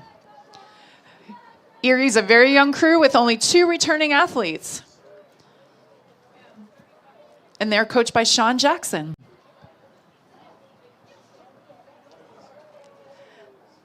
And Bow 36 is from Seattle, Washington. Holy Names. Holy Names Academy Crew is an all-girls program based in Seattle with a long history of competitive success, most recently in the Women's Youth Straight 4 and Women's Youth pair events at the 2025 National Championships. And Bow 37 is Marian Mercy Academy from Marion Station, Pennsylvania. Very colorful crew.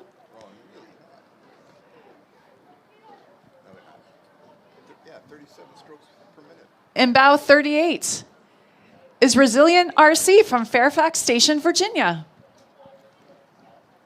39 and 40 coming on 39. Okay, Bow 39 is TBC Racing from DC. And Bow 40 is Cascadilla from Ithaca, New York. Cascadilla Boat Club is a nonprofit based in Ithaca, New York, coached by Allie Arndt.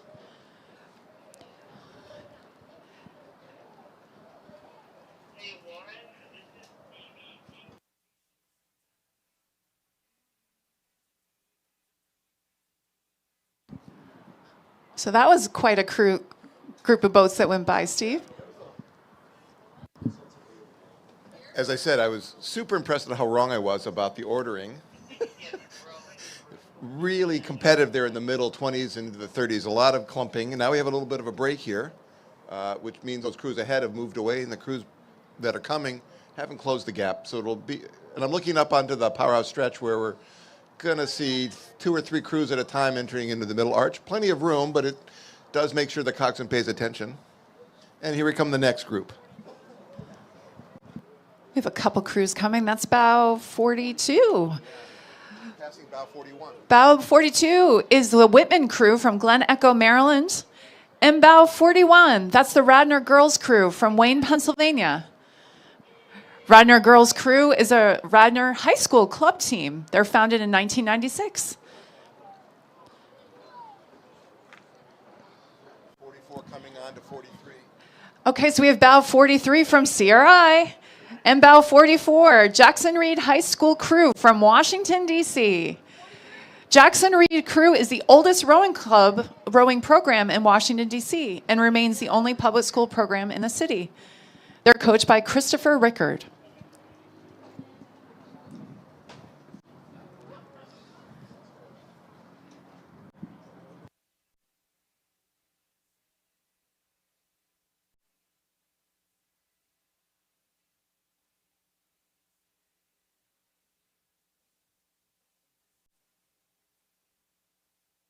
47 coming hard at 45.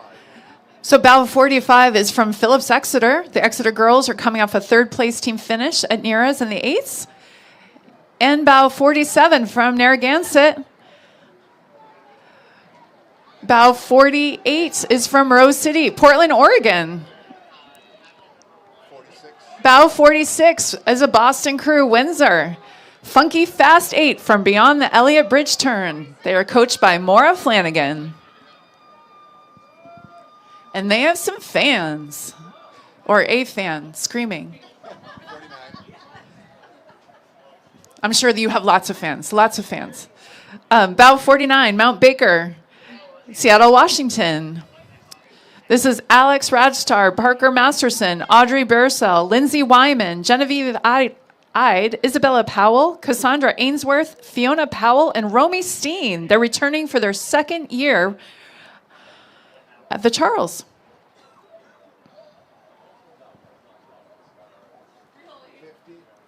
Bow 50 is Duxbury Bay Maritime School from Duxbury, Mass. All the way. And bow 51, East Grand Rapids Rowing Club from East Grand Rapids, Michigan. Charles Persinger, Chloe Tesh, Kira Murphy, Tallulah Stairs, Anna Stoll, Jane Baker, Skylar Townsend, Madeline Petruzzi, and Amalia Arroyo.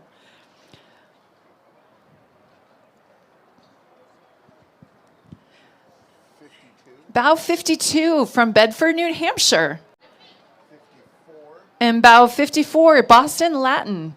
53. And they just passed 53. That's Glastonbury, Connecticut Rowing Club.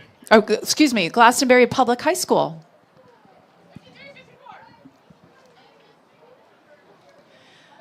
Another cluster of crews. Yeah, 56. Yeah, another cluster, exactly. Bow 56 is from Phillips in Andover, Mass. Their girls' crew program was established when Andover became a co-ed institution in 1976. And the Andover girls most recently finished second in the team trophy standings at the 25 New England Interscholastic Rowing Association Championships. Bow 55 is WJ crew from Bethesda, Maryland. And WJ stands for Walter Johnson Rowing. It's a competitive public high school program that's based in Bethesda. They train on the Anacostia River and compete in both scholastic and U.S. rowing events. Comes 58 and then 57. Okay, so now we have bow 58, which is NorCal crew from Redwood City, California, and close behind, bow 57, Shrewsbury High School. 59. Bow 59 is One Arlington Rowing from Arlington, Virginia.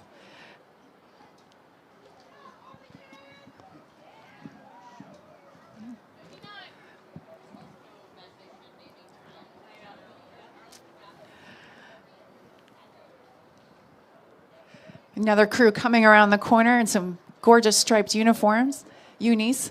Bow 60. That's Waylon Weston from Wayland, Mass. That is Chloe Brown, Vivian Munton, Rhea Sethi, Tina Pepkerjow, Emily Jennis, Mary Brown, Ashley Maddox, Maya Rosen, and Mia Farley. They medaled at the Public School Spring Championship in 2025. 62. Bow 62 is Miami Beach Rowing Club from Florida. This is Ruby Andras, Daniela Stipo, Giselle Samuel, Chiara Steen, Layla Singer, Victoria Montana, Megan Kaplan, Magdalena Matovich, and Maya Paulson. Average age is 15. Every girl except Megan Kaplan raced at Youth Nationals last year. Bow 61 is Greater Lawrence Rowing from Lawrence, Mass. They are coached by Michael Kapp. Another group, 63, 64. All right, bow 63 is Simsbury from Simsbury, Connecticut. Bow 64 from Hingham High School. Hingham High School rowing started in 2011. Hingham High.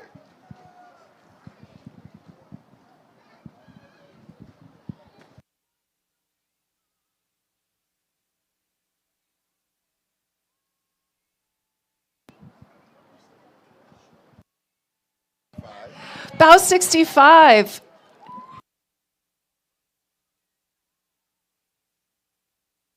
Niskayuna from New York. Average age is 16 in that boat. Bow 66 from Arlington Belmont Crew from Arlington, Mass. Bow 68 from St. Paul's Girls from Great Britain. Bow 67 from the Nobles, Dedham, Mass. That'd be very exciting.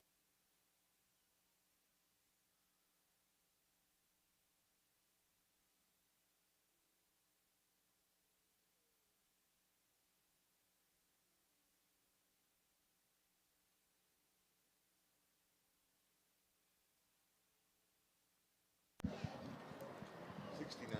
Bow 69, Concord Crew from Concord, New Hampshire.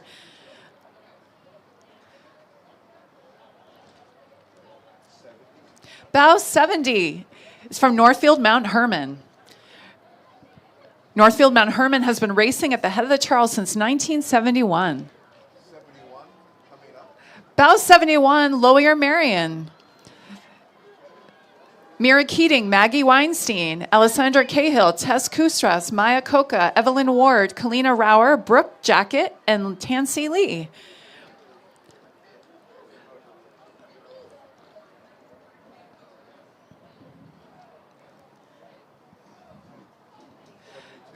Bow 72, Indianapolis Rowing Club. They're a Midwest finalist, coached by Julio Sanchez.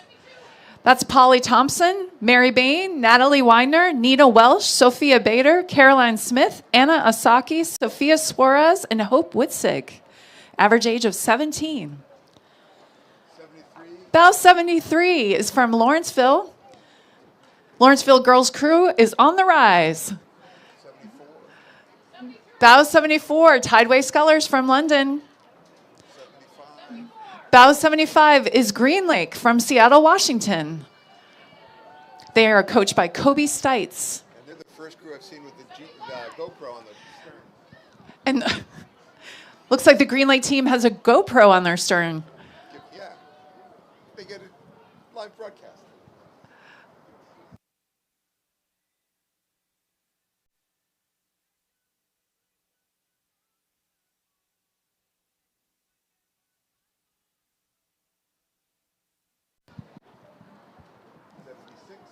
Bow 76, Farmington High School Crew from Farmington, Connecticut.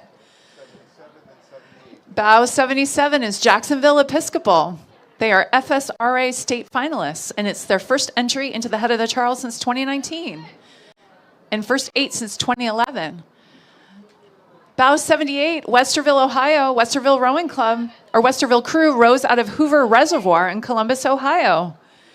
Their juniors program consists of 100 athletes that include middle school students, and they are coached by Grace Bordner. 79, 81. Bow 79 is King's Chester Rowing Club. This crew is from Great Britain. 80. 81, Ocean City Crew Boosters in High School from New Jersey. 80, Los Gatos. Bow 80 is from Los Gatos, California. 82. And Bow 82 from St. Edward's in Oxfordshire, Great Britain. They were second at Nationals, 2024 third at...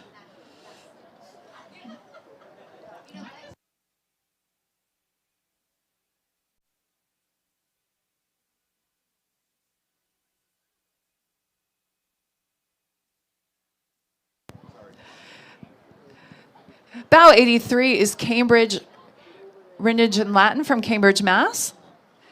And Bow 84, Space Coast Crew from Indian Harbor Beach, Florida.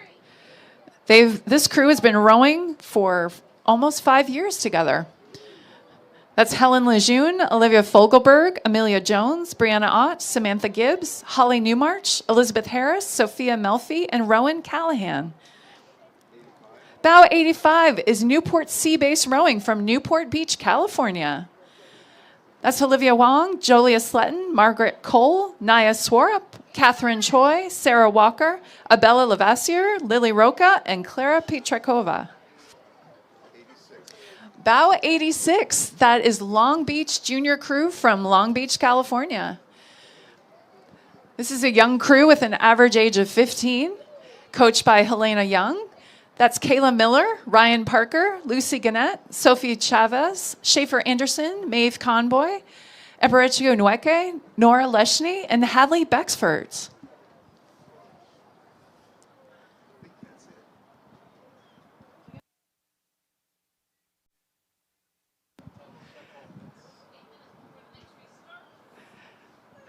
Wow, so we went through 83 crews came through.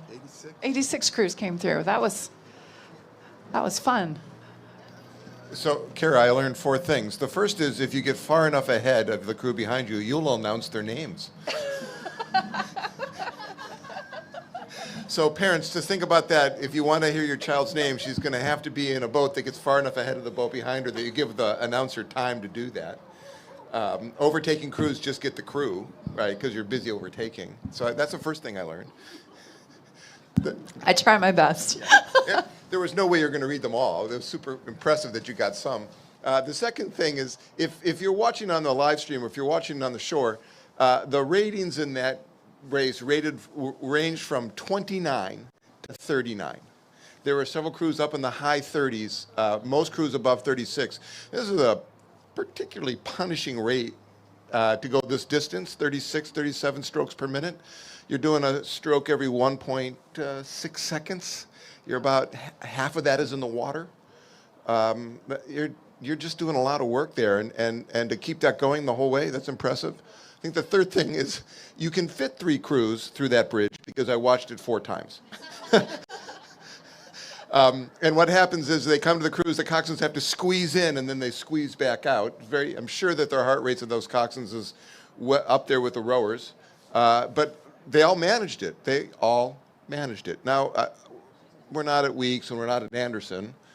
Maybe things will sort out. But there was some really impressive tight rowing in there. And to keep your crew focused on what they're doing and not worried about the people around you is a real skill.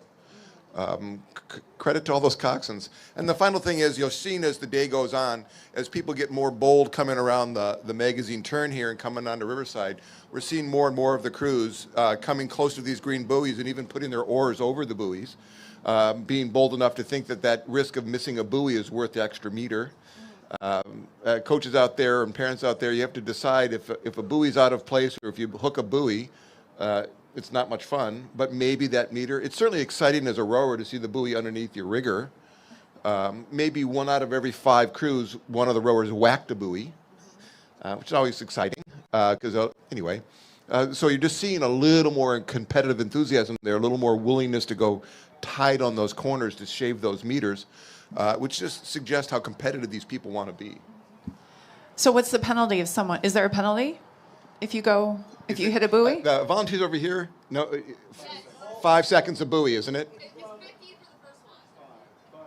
Oh, we're having a negotiation here with the volunteers. We got 1, it's 5 seconds. Yeah, I thought it was 5 seconds a buoy and doesn't add up more. Just every buoy is 5 seconds, right? Yeah. Right. I don't know what gets you a minute.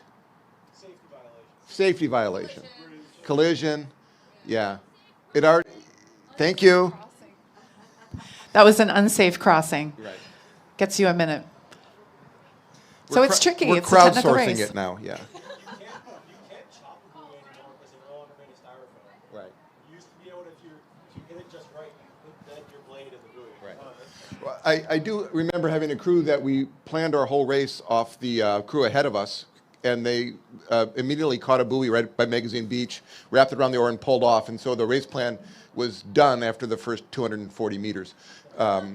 So there is a challenge about doing that, and the coxswains probably get a little bit of credit for being really intense about that. But it's a balance between, is it worth it? And, do you have to worry about it? You saw some of the faster crews even took the outside of these turns because they just thought, I'm going to get clear of everything. I'm just going to trust that I have a bigger engine, and I'm just going to go. And then there's something to be said for just getting out of the way, right, and just letting your speed go instead of having to think so much. What I saw, though, is most of those coxswains are doing a really good job. Here, apparently. Yeah, 9:30 lunch is here. I apologize to those on the live stream. We got an announcement that lunch is here. While we have a minute, we'll go ahead and recognize another sponsor of the Head of the Charles. WBUR is the official media partner of the Head of the Charles Regatta. Be sure to stop at the booth at the Weld Exhibition venue. And thank you to WBUR, and be sure to tune in to 90.9, Boston's NPR news station. Thank you. And while you're listening to WBUR, you can go up to Concept 2 Regatta Services because they're providing free speed by fixing up your old oars. Priority goes to the teams that are racing, but take your free speed.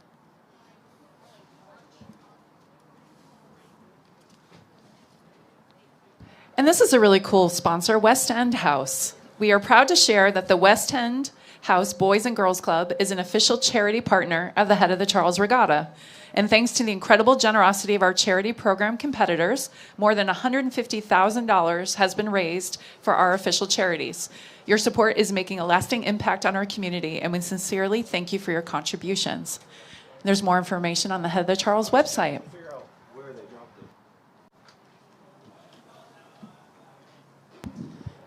Also, never enough thanks goes to volunteers. I'll mention Steve and I are both volunteers and both first-time announcers for the Head of the Charles.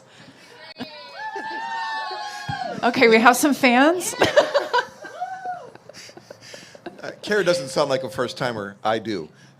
So it's really nice to be up here with all the other volunteers. Feel like I'm with my peeps. It's good to be here. I'm also very comforted because we're spotting the numbers, and then I hear the spotters down here say the same numbers, so I feel a little like I've got some comfort here. This is good. I don't think you realize until you're sitting here how fast they come around the corner in these glumps. I expected essentially more time between crews, and I'm super impressed at how aggressive these crews are getting themselves on. I would imagine that the doubles that we're going to see in a few minutes will be like that too.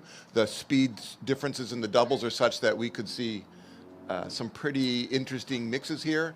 The double goes a lot faster than the single, and it's a dance, a marriage between two people for 18 minutes as they try to negotiate it together. It's not how good you are, it's how good you are together. Well, that's a nice segue into introducing the next event, which is event...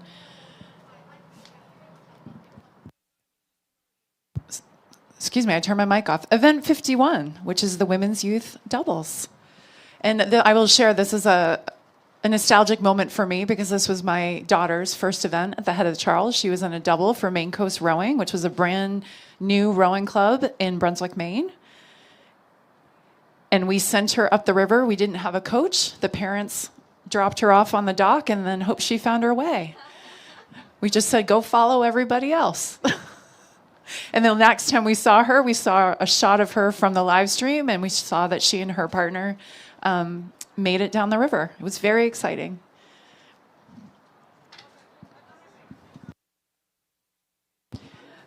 So some background, because I think the rowers will be on the course soon, is this event.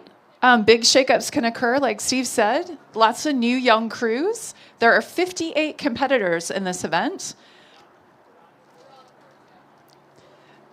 And it looks like we have fast boats are spread throughout the entries this morning. For instance, last year's third place North Palm Beach started at 55th. Waterford crew from Sandy, Utah were winners last year and have a new younger partnership who just started rowing this year, starting at bow 1. So last year's winners, the 2024 result, first place was Waterford with a time of 19 minutes, 31 seconds. Second place last year was Riverside, 19 minutes, 32 seconds, so 1 second difference. And third place was North Palm Beach, 19 minutes, 51 seconds.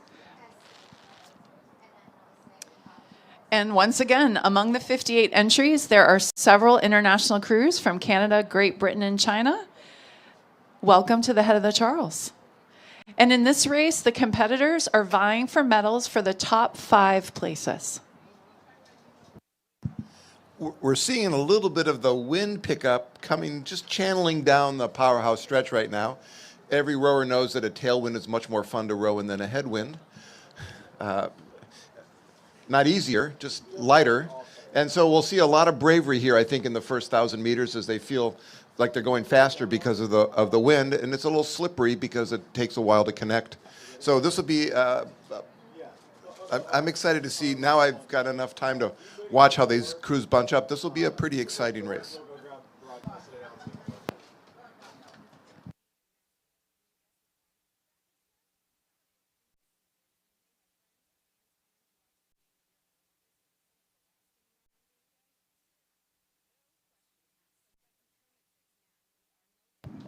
I apologize to those on the live stream. We had to coordinate lunch. It's all about the food at the Charles. Which reminds me, one of our sponsors is Teddy Peanut Butter. Nice segue. Teddy Peanut Butter is all natural and the perfect fuel for rowers and elite athletes. And I noticed yesterday there is a Teddy Peanut Butter tent up near the finish, and they are giving out free samples. I'm a fan of the Teddy Peanut Butter with flaxseed myself. And that's made here in Massachusetts. And armed with your Teddy Peanut Butter, you can step inside the surprisingly Savannah mobile tour, an immersive experience at the Weld exhibition. Discover why Savannah, Georgia is the South's most charming escape. Come by and see us. I've heard our first youth double is coming around the corner.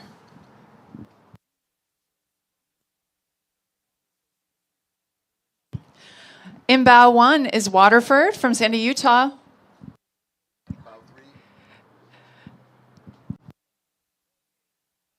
That's bow 3 next. In bow 1 is Adele Bersheed and Kaylee Jocelyn, followed by bow 3 from Potomac Rowing. Bow 5. Bow 5 is coming up behind Founders Rowing Club. That's Lillian Sells and Phelan Dorney. Lillian is 17 and Phelan is 16. 4. Bow 4, Oak Neck Rowing Academy from New York. 6. Bow 6, Y Quad Cities Rowing. They're from Moline, Illinois. Bow 7, Rochester Rowing Club from Minnesota. This is Annika Mary, who's 17, and Abby Holm, who's also 17. Bow 8, Thunder Crew from British Columbia. This is Charlotte McGowan and Natalie Frank. They are both 17.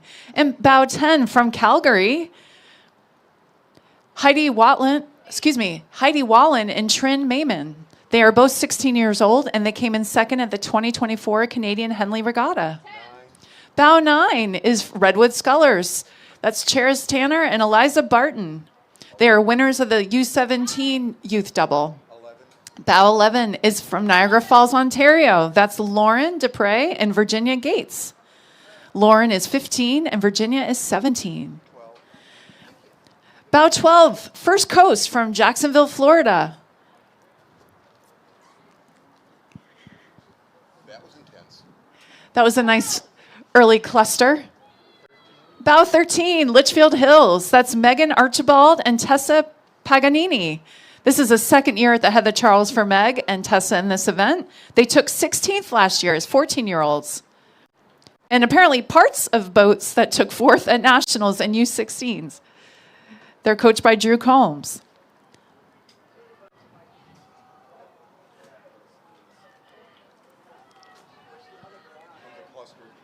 And we have a cluster here. This is Row America Rye in bow 15. Bow 16 is Hockaday from Dallas, Texas.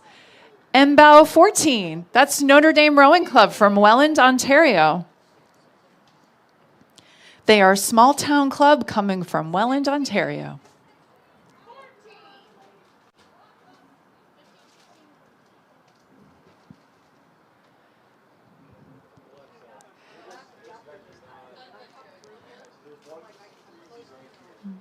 No rush yet. No rush, David. Bow 17 is from Groton School in Groton, Mass. This is Isabel Holcomb and Georgie Lick. Isabel's 17, Georgie's 19.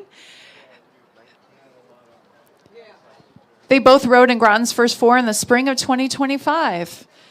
And bow 19, Founders Rowing from Dallas, Texas. This is Allison Boswell, who's 16, and Lauren Boswell, who's 16.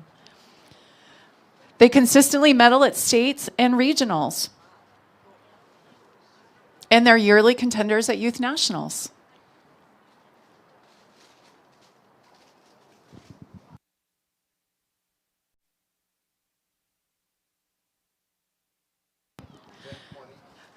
Bow 21 is from the Ken School. This is the 4th season of fall sculling at Ken School. And bow 20, From Ridley College, St. Catharines, Ontario, Canada, this is Lara Mueller, who's 16, and Natalie Simpson, who's 15. This is a new combination, hoping to requalify the entry for their school for next year. Good luck. Bow 22, Westminster School from London, England. This is Isabel Murphy, who's 17, Bianca Jamal, who's 17. Both girls started rowing when they arrived at Westminster School in September 2024. Welcome to the Charles. 24 passing 23 in the high vis.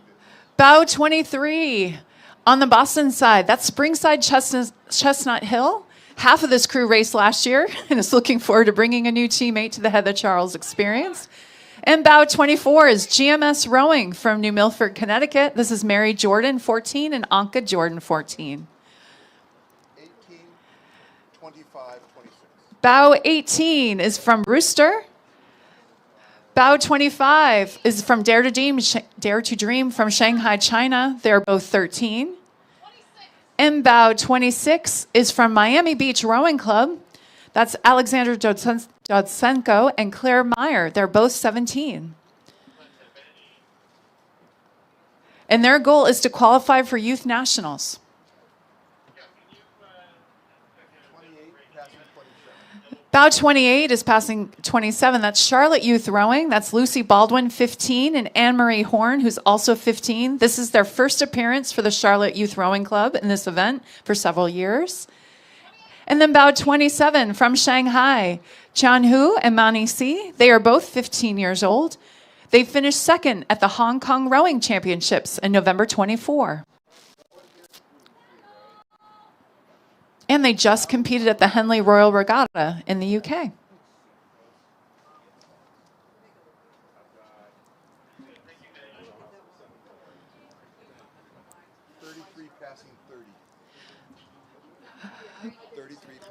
Bow 33 Tideway Scullers from Great Britain. They're coached by Rona McCallum. And then Bow 30. Conshohocken Rowing Club. These are amazing rowers who are working really hard out there. Here comes a cluster. Bow 29, Middletown, Connecticut. Bow 31 is from Long Island Rowing Club. And Bow 32, Germantown Friends. That's Sophia McCree, who's 16, and Caitlin Mardu, who's 17. Germantown Friends is based in Philadelphia, Pennsylvania, and their coach is Brian Severi. Bow 34 is Westside Rowing from Buffalo, New York. That's Abigail Spencer, who's 18, and Lauren Hart, who's 17. Abby and Lauren placed third at the Head of the Welland in 2025. Bow 35, Putney, Vermont. Bow 36 is Oyster Bay Community Rowing from Oyster Bay, New York. And the hot pink shell is Bow 37. That's Lake Phelan Rowing from St. Paul, Minnesota. Carly Bussell and Elena Metzger, they're both 16. And 2024 winners in U16 Quad at Youth Nationals. Bow 40, Maritime Rowing Club, East Norwalk, Connecticut. And Bow 38, Riverside. Go Stripes. Bow 39 is Pegasus Rowing. They are the Philadelphia City Champions in the youth double.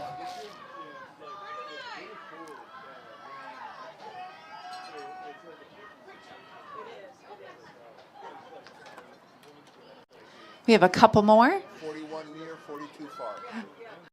Bow 41 on the Cambridge side, Xavier Prep crew. They're from Phoenix. That's Ella Boyle, who's 16, and Emma Perry, who's 15. And then Bow 42, Ridgewood crew from Ridgewood, New Jersey. That's Maya Ashwin, who's 17, and Jaya Suri, who's 14. Maya finished second at the Scholastic Nationals in the women's double.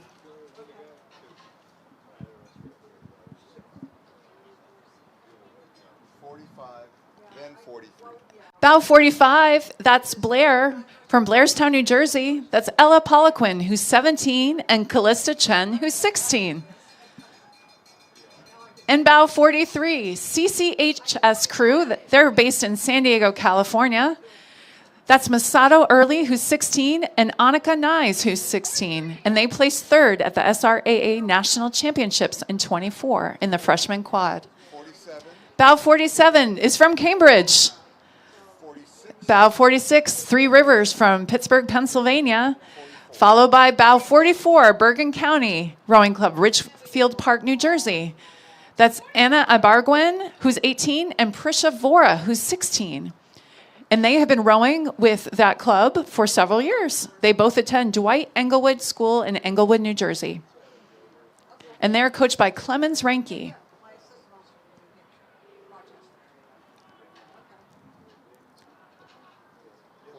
Bow 48 is Lourdes Academy from Miami, Florida. Our Lady of Lourdes Academy is a Catholic girls' school in Miami, Florida. They added the sport of rowing in October 2023. And in their 24 novice spring rowing season, they were the first 15 girls on the rowing team qualified for states. Bow 49, Arlington Belmont crew from Arlington, Mass. Bow 50, Treasure Chest Rowing Club from Palm City, Florida. This is Karina Ingalls, who's 15, and Addison Shanahan, who's 16. And this U17 women's double had a great showing at Youth Nationals.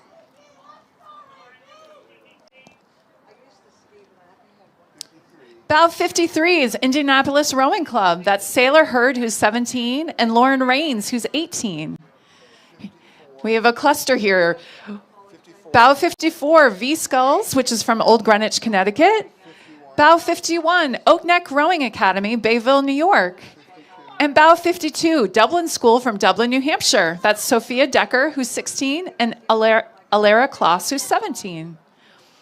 Alara and Sophie have been rowing together for 3 years for Dublin School, and they are so excited to be together at the head of the Charles. 57, Bow 57 is Black Sheep Racing from Philadelphia. And Bow 55 is Upper Valley Rowing from Hanover, New Hampshire. Bow 56, that's TESD Rowing. They're based out of Bachelor's Barge Club in Philly.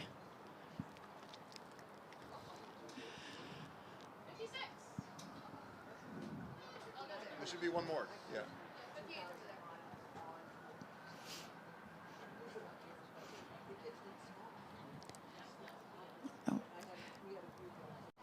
And here we have Bow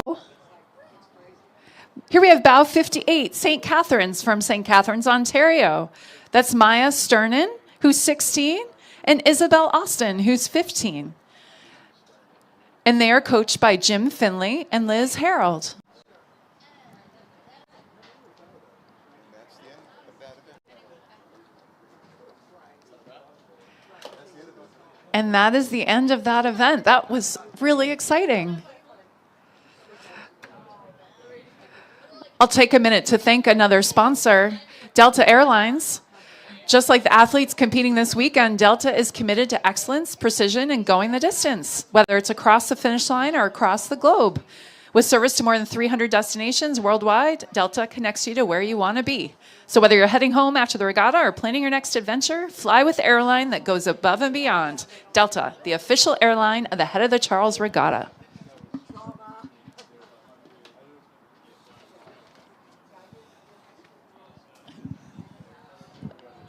Steve's processing all the boats that went by. The quality of rowing, it just always impresses me here. Those in the 40s and 50s rowing really well, some of them quite young.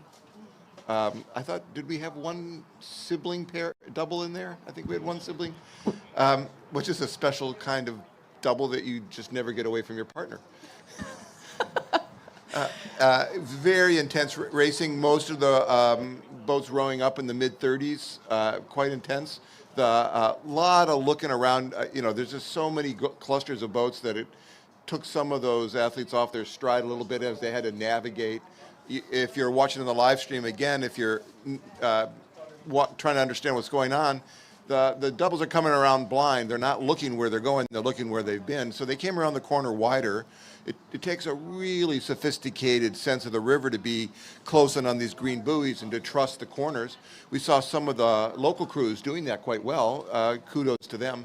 But we also saw them just working really hard down the race course, kind of executing what they wanted to do. Some amazing passing already. Quite impressed. It takes a lot to row a double well. You just have to be very good and very good with somebody, right? And I think the art of negotiation is really what that's about. And for those who aren't familiar with the double, Steve, what is the role of each? Well, yeah, so of course, once you start getting people lined up, the person is the furthest to the stern, who's the most easy to see, always sets the rhythm, the pace, they stroke the boat. And the person in the bow typically is asked then to steer. So she has to match her partner and look around. Most of them are looking around on an unfamiliar race course. They've probably watched videos, and they've probably been up and down it, but it's still a little different at race pace than it is when you're sitting watching a video. They have to keep going pretty hard, and usually the person in the bow is talking a little bit, is executing the plan, what to do, how to go about it. They probably negotiated out keywords or things like that. Most of them have talked about, but haven't really had to do a lot of ordering of the other crews. So if you're overcoming somebody, you have to tell that other crew where to go. Super hard when you're gasping for air. Not super intelligible, so there's a little bit of communication there. So both people have a defined role. They both have to do the same thing together. You know that. Were you the bow or the stroke when you did it with your daughter? I've raced twice. The race I did with my daughter was the Riverside recapture, Right. and I was stroke seat. So you made your daughter do all the looking. She wanted to. right. She didn't want me turning around. She just wanted me to go and not rush the slide. Right.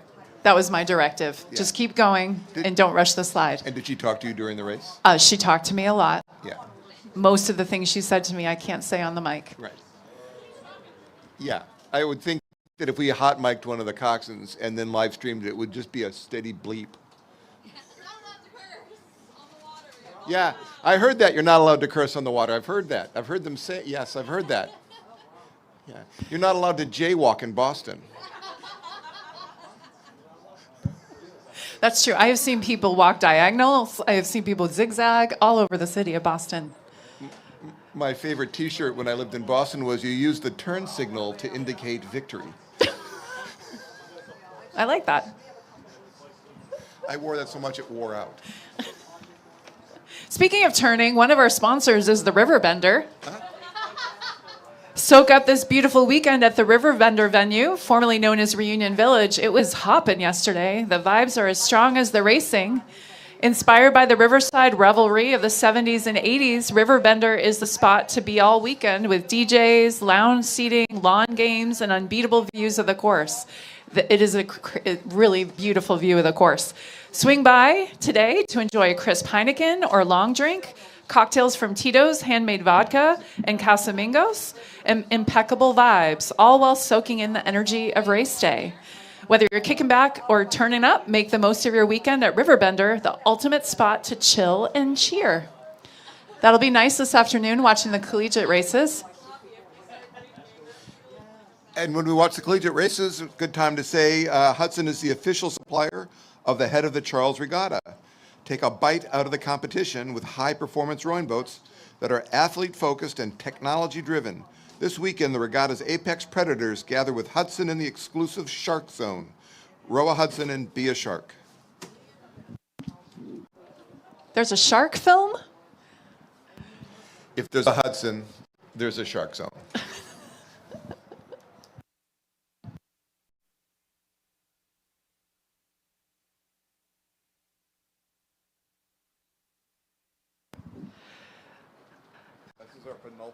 So this is our last event announcing together, Steve and I. This is event 52. They're not quite on the course, but it's going to be the Women's Youth Fours. Course record is held by South Niagara with a time of 17 minutes, 58 seconds, and that was set back in 2010. I believe this is the smallest coxed, fewest oars in a coxed youth event, right? The Cox 4, which means it's one of the more challenging ones because everybody has to rely on somebody on their side to do something with them. The double is a partnership. The four is it's actually a five. Is a constant negotiation about rowing, on one side and trusting the other side to do what they'll do. It's a challenging boat. It's also because there's fewer people to divide the weight of the boat in the coxswain. It's also a heavier event. So this takes a decent amount of fitness and a lot of grit to move this boat. The tailwind will help them here, and it'll be a little bit of a crosswind at different points. We'll see quite a range of stroke rates. We're looking for the top boats in the upper 30s again. It's pretty intense rowing. Kind of curious to see where it falls out. I'm making no predictions on order. Okay. Well, some background for this morning's event, the Women's Youth 4. We have a packed field of 86 entries. While I'm reading, Steve can do the math on how many athletes will come through. Row America Rye were the dominant winners last year with a time of 18 minutes, 21 seconds. And that was coming in over 20 seconds ahead of Nereid from New Jersey, and Phillips Academy came in third, just 5 seconds behind Nereid. The top 30 positions from 2024 all have returning crews. And out of the top 40 crews for 2024, just one isn't returning to compete again. So this is a sign of how deep the talent and commitment is in all these programs. And so we have a lot of experience then doing this course. And a lot of the coaching a lot of the coaches have returned 86 crews. That's 430 students and athletes. 800 or 430. Well done. Yeah, I had to use my fingers and toes. And as with other youth events like we've seen this morning in such a large field, I mean, there's going to be some surprises as crews move up from the back of the pack.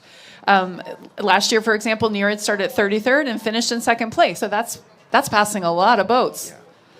Yeah. And this is what you'll see here. There'll always be some of those really interesting crews that got in this year. They found a way to get a good crew. They've developed a rhythm and a group of people, and it's quite fun to be in the back of the pack and go through that. And if you're in the cox 4, the coxswain will be lying down in the bow, so a bow loading spot. She or he will be able to see what's going on in front, which makes it more like a race car. Yeah, because you can actually see quite well. So they'll see tighter margins between the crews. You'll see a more aggressive lines being taken, a little more confidence in what they can do. And I would expect that means that these top boats will be both well driven and quite tight. That must be really exciting when you start to pass boat, because that's how you're picking. That's the strategy, right? You're just picking away one right. Seat at a time, one boat at a time, all the way up the river, up the course. Yeah, I would say that a side-by-side pass, there's the worst feeling and the best feeling in racing happening within 10 feet of each other. Feeling terrible about yourself getting passed and feeling pretty good about yourself passing. I know I feel bad calling when someone's getting passed. If you were listening on the shore, if you can hear, you'll hear some of the coxswains and some of the rowers mark the bow ball. They'll yell. It's one of the little traditions. Yell bow ball as you pass that point. It's demoralizing to the crew being passed, and it's exhilarating to the crew passing. So it's doubly why you say it. We'll have to listen for that. Yeah. I won't talk as much. I'm counting on you to use the gaps in spacing. Those young ladies are expecting you to give them their name now that they've done the work to get a space. That is very true. To get to the head of the Charles, you have to qualify. It isn't, something you sign up for. It is an earned spot, and you have to earn to keep your spot. There's no guarantee from year to year whether you can come back to the Charles.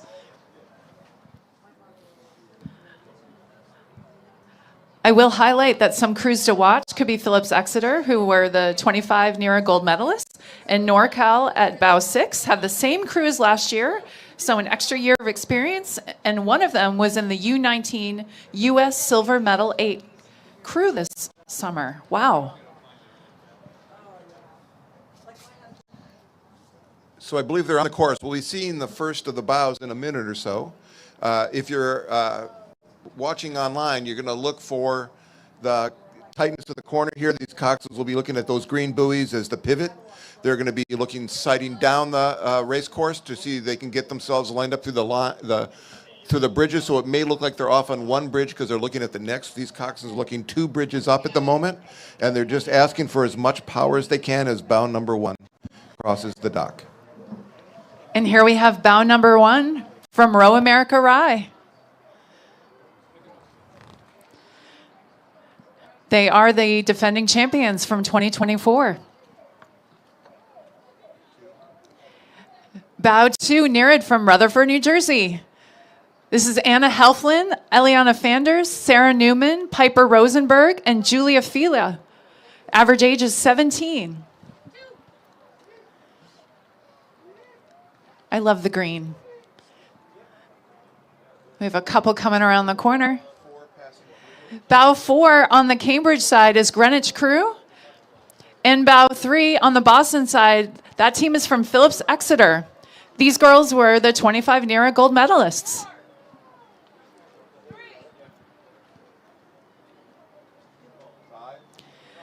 Bow 5, this is our first crew from Canada in this event, from St. Catharines, Ontario. This is Kaylin Comden, Chanel Bircher, Olivia Vist, Kennedy Bartel, and Isabella Ezek. Average age in this boat is 17. In bow 6, NorCal crew from Redwood City, California. This is Elise Rinney, Anna Chanover, Sadie Zhang, Aiden Eglinton, and Vienna Ferrano. They are all 17. This is the same crew as last year, returning as seniors. Oh, what a great way to spend your senior year. Good luck. They are coached by Laura Simon. We have a competitive cluster coming. Bow 7, Green Lake from Seattle, Washington. Bow 8 is Windsor from Boston, Mass. They're an all-girls school right here in Boston. They love racing on this course. And bow 9, right behind them on the Cambridge side, that's Indianapolis Rowing Club. Aida Brown, Devlin Hansen, Colleen Carpenter, Margaret Schlick, and Ada Mertes. Bow 10, that is OKC River Sport from Oklahoma City, Oklahoma. In that boat, that's Mary Harding, Ainsley Dyer, Madeline Glover, Gabrielle Alspa, and Elise Riggins. The average age in that boat is 17.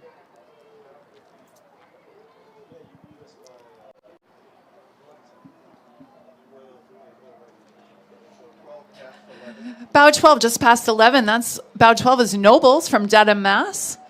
And bow 11, that's TriStar Rowing from Louisville, Tennessee. Hannah Miller, 17. Emma Farmer, 17. Sadie Jones, 17. Mary Claire Nussbaum, who's 15. And Charlie Spencer, who's 14. They're a young crew with 3 athletes competing at the head of the Charles for the first time. Welcome to the Charles. Bow 13 is Austin Rowing Club. Austin Rowing Club Juniors. Bow 15 is from Connecticut. All of these athletes raced in the 2024 Youth National Championships. Bow 14, Narragansett from Providence. That's Isabel Guerra, Ryan Miller, Ada Ainen, Julianne Jakadic, and Aaron Croft. They are a bebopping crew of hip cats.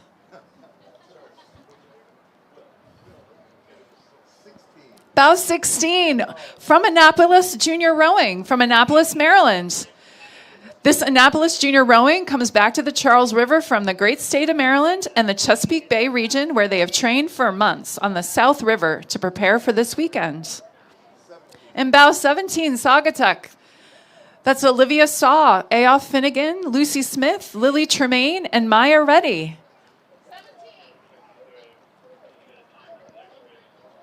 19 passing 18. Bow 19 on the Cambridge side, that's Cambridge Rinnan Latin. And bow 18, Unionville from Pennsylvania. That's Haley Wilson, Elena Rodriguez, Adeline Christian, Catherine Cromer, and Giada Lorelli. They are back for their 5th straight year with only 1 returning athlete from last year's boat. And they're hoping to guarantee a ride for next year. Good luck. Coming around the corner is bow 20. Bow 20 is from Triangle Rowing from Raleigh, North Carolina. Finnalee Scott, Emma Janista, Caitlin Prolaski, Sarah Manley, and Nora McClaim are in that boat, average age of 16.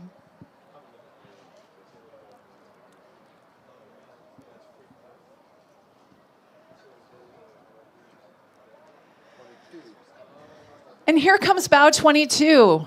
That's River City from West Sacramento, California.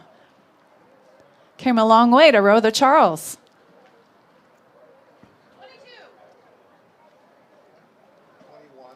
And here comes bow 21, Buckingham, Brown, and Nichols from Cambridge, Mass. And here comes bow 24, PNRA, Mercer. And bow 23, that's Bromfield, Acton, Boxborough here in Harvard, Mass. That's Gwyneth Putas, Isabel Walker, Elisa Tang, Abigail Hirschberg, and Caroline Yang. And bow 25, here comes Baylor. They're from Chattanooga, Tennessee. Average age in that boat is 17.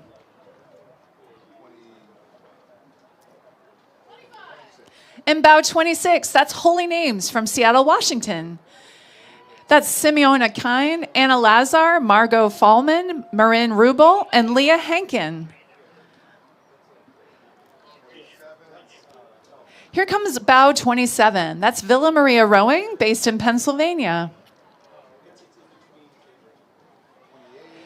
Bow 28, that's Bedford from Bedford, New Hampshire.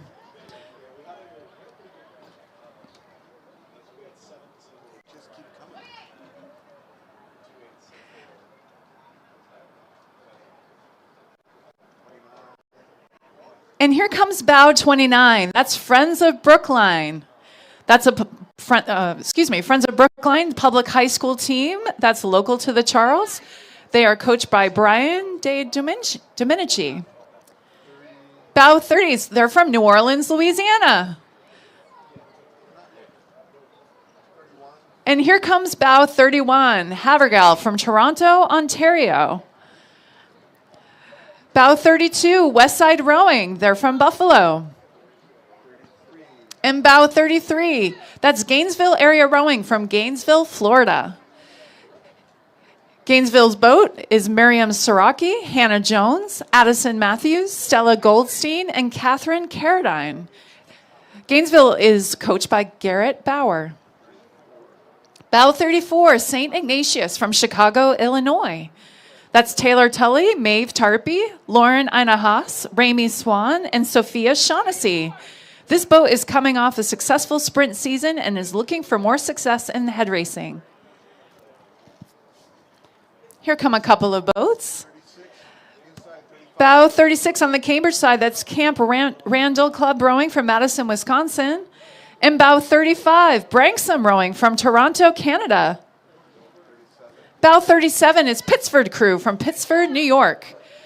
They row on the historic Erie Canal.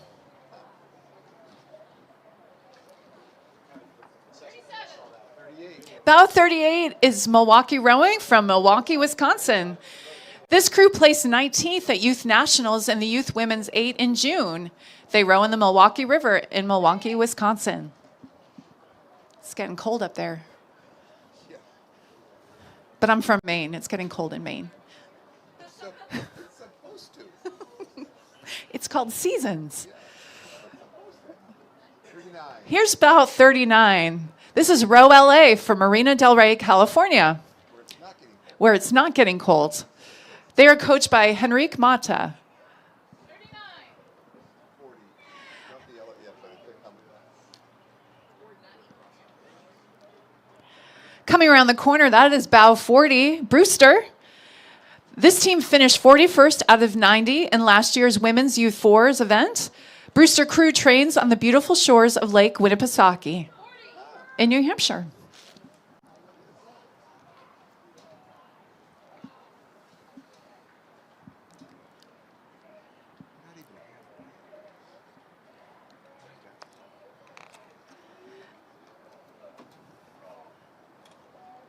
Here comes bow 41. That's Texas Rowing Center. That's Maslow Maycott, Halston Hazelwood, Seville Bond Maxwell, Isabel Rivas, and Margaret Stromberger.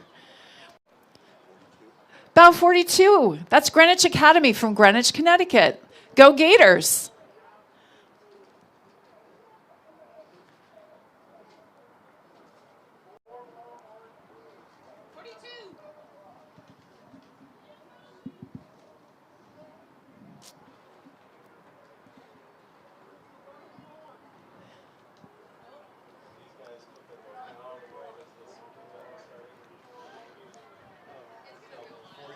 passing 43.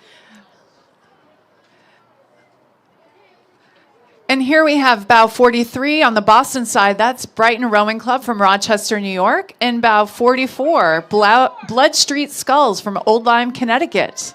45. Bow 45, they're from Newton Country Day. Newton Country Day is an all-girls independent school who is lucky to call the Charles home. 46. Bow 46, that's Cambridge in Latin.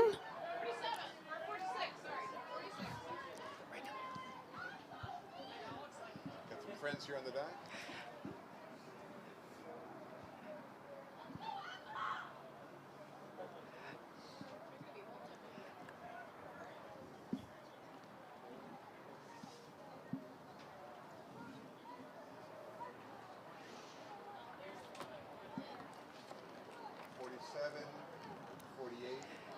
Here comes a cluster of boats. Bow 47, they're from Tabor, Marion, Mass. Bow 48, that's Middlesex Rowing Club. That's Addison Danes, Charlotte Friedman, Abby Tribush, Avery Green, and Yumang Dang. 49. Bow 49, that's Sacred Heat Greenwich Rowing Club.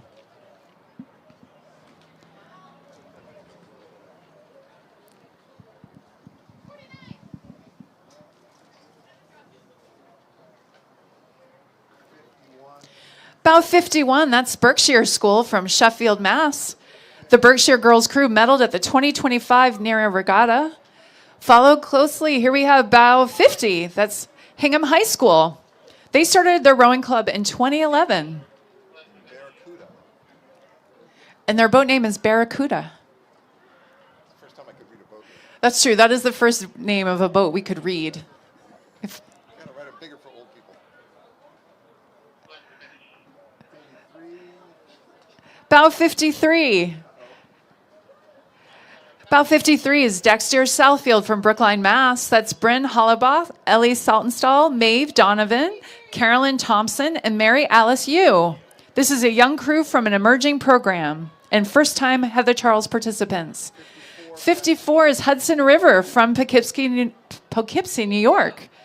And bow 52, Riverfront Recapture from Hartford, Connecticut. They are coached by Justin Watson, and they host a great regatta at the beginning of October.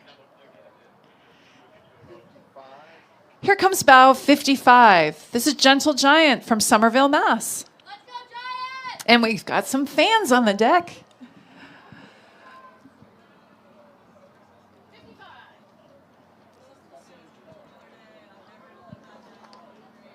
57. Coming around the corner, that's bow 57, TBC Racing, based in Washington, D.C.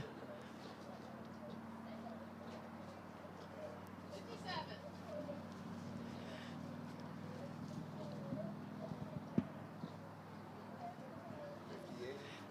Bow 58 is Pinecrest. They are coming to Boston from Fort Lauderdale, Florida.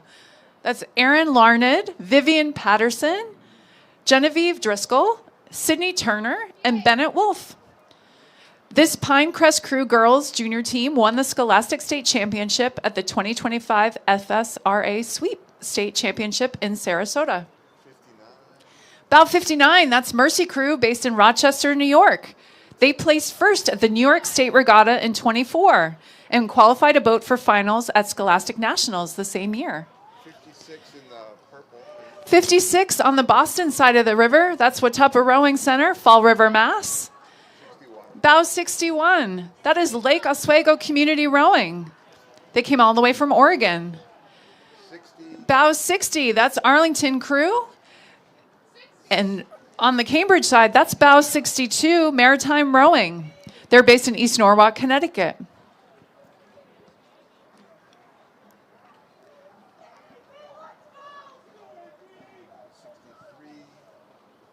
Coming around the corner, we have Bow 63, that's the Groton School. Hannah Elgene, Eliza Spence, Wilhelmine Kopp, Chloe McLaugh, and Sydney Nelson.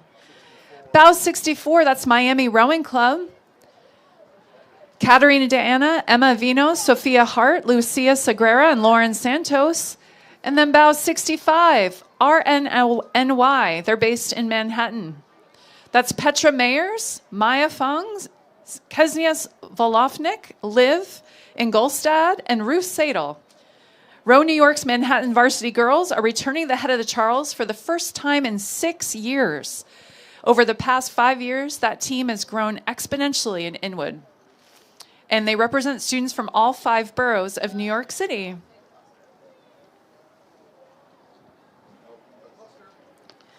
Here comes a cluster. Bow 67, that's St. Paul girls from London. 66 on the Cambridge side, that is Elizabeth City Rowing Club. Bow 69 on the Boston side, that's Cooper Juniors. And then bow 68, that's Culver Rowing from Culver, Indiana. Bryn O'Hare, Kirsten Blacker, Kate Fortune, Shay Bryant, and Sawyer Wilson. And they represent Culver Rowing. Brings together a dedicated group of student athletes committed to excellence on and off the water. Bow 70, that's Greater Lawrence Rowing from Lawrence, Massachusetts. And bow 71, CCHS crew, all the way from San Diego, California. Julia Habas, Abby Sena, Julian Birds, Julia Lopez, and Isabel Brenner. 72. Bow 72, Villa Joseph Marie. Megan Blake, Ava Raitses, Addison Ryan, Bridget Wolinskas, and Addison White. And bow 73, that's Twin Cities Youth Rowing. Piper Dotseth, Caitlin Anderson, Natalie Fitch, Sadie Nisler, and Phoebe Chin. That Twin Cities crew over the summer competed at U.S. Rowing Youth Nationals, and they took gold at both Minneapolis Sprints and Chicago Sprints. Bow 75, that's Northampton. Bow 74, those are the Chargers from Liverpool, New York. Bailey Petricola, Nyla Hardy, Madeline Haltzberry, Marley Dabulowitz, and Josephine Butler. 76. Bow 76, they're from Dallas United Crew. Raya Venkatesh, Addison Holmes, Lauren Livingston, Addison Polivka, and Ella Spillman. 77. Bow 77, that's DC National, and they are just hoping to go fast.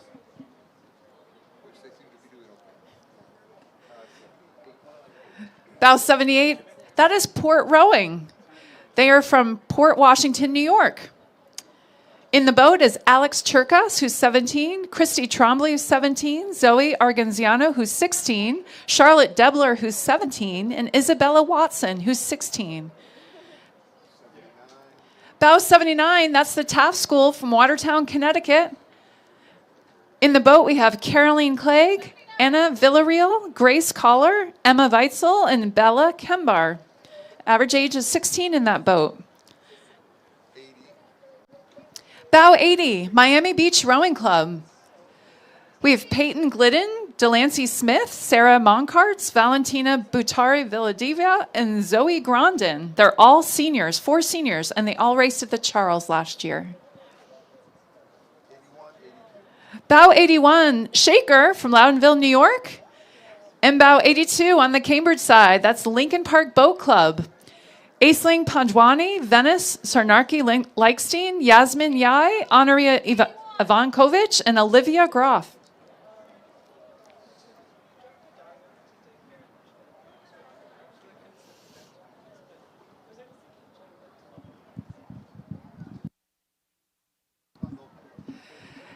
We have a cluster of boats coming around the corner. 85 bow 85 on the Cambridge side, that's Detroit Boat Club. And bow 83 on the Boston side, Avon High School. Detroit Boat Club was founded in 1839. Avon High School crew was established in 2007. Bow 84 is Glastonbury, based in Glastonbury, Connecticut.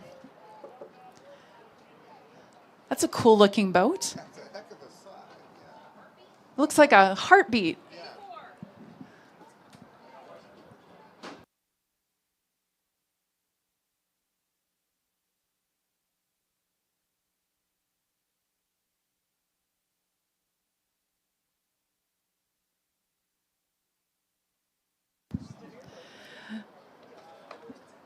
And here we have Bow 86. They are from Tampa, Florida, Tampa Preparatory School. This crew has been together for almost 2 years, and more than half of this boat medaled at the FSRA State Championships in Sarasota. We have Garrett Gullick, Ellison Callahan, Caden Ebright, Haley Skies, and Amelia Dilly.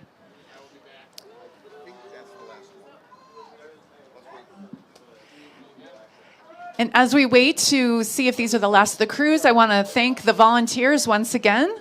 This was a great experience. Want to thank my partner, Steve Sawyer, his first time announcing, and it was on his bucket list of rowing things to do, and you did it.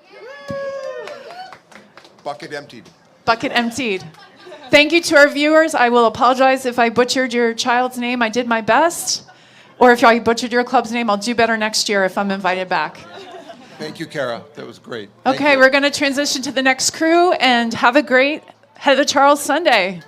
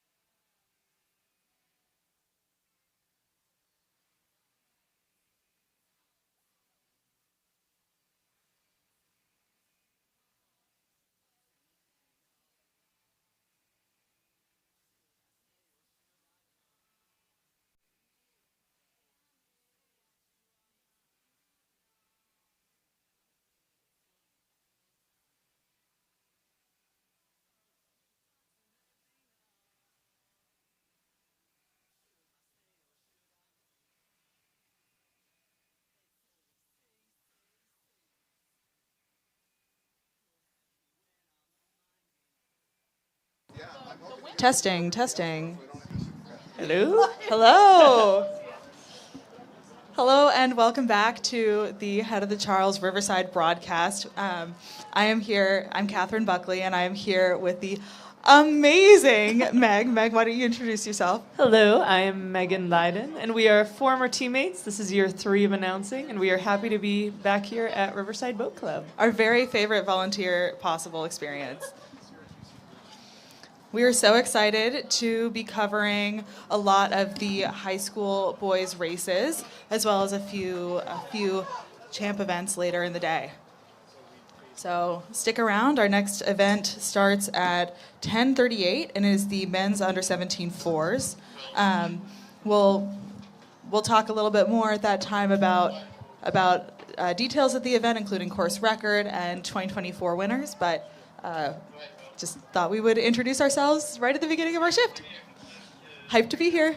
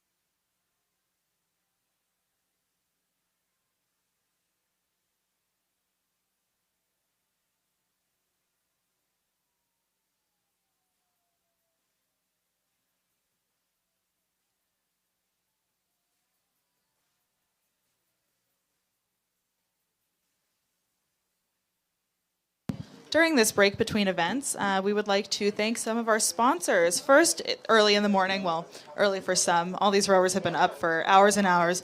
Probably many of them wish they could have Duncan today. This regatta is rowing on Duncan. A big thank you to Duncan, keeping everyone energized, Boston's favorite coffee. Whether you're caffeinating before your race or cheering on your favorite crew, Duncan has you covered. And don't miss the action over at the Weeks Footbridge, where Duncan is serving up row freshers to keep you fueled all weekend. So grab your friends, head to Weeks, and make sure you're rowing on Duncan.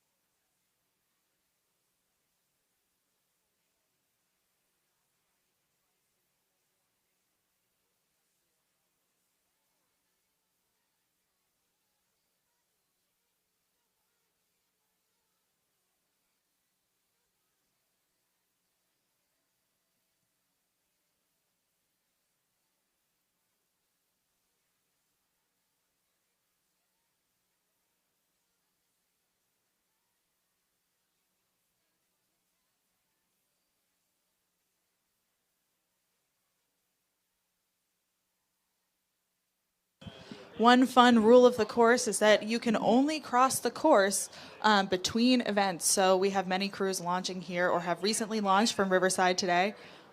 Good luck to everyone who is racing. We're so excited to see you out there.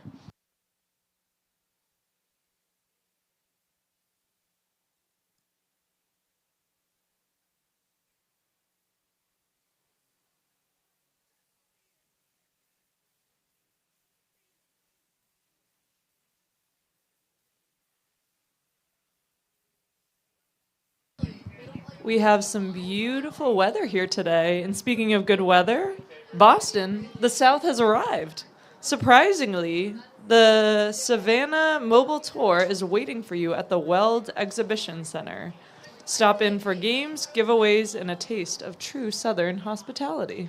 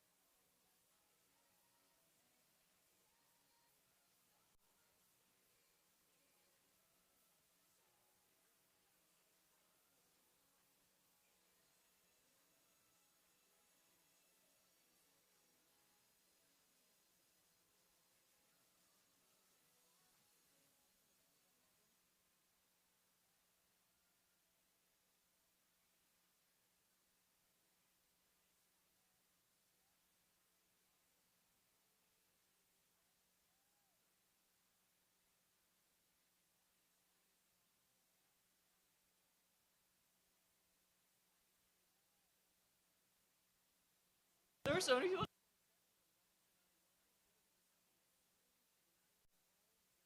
Connect a doc.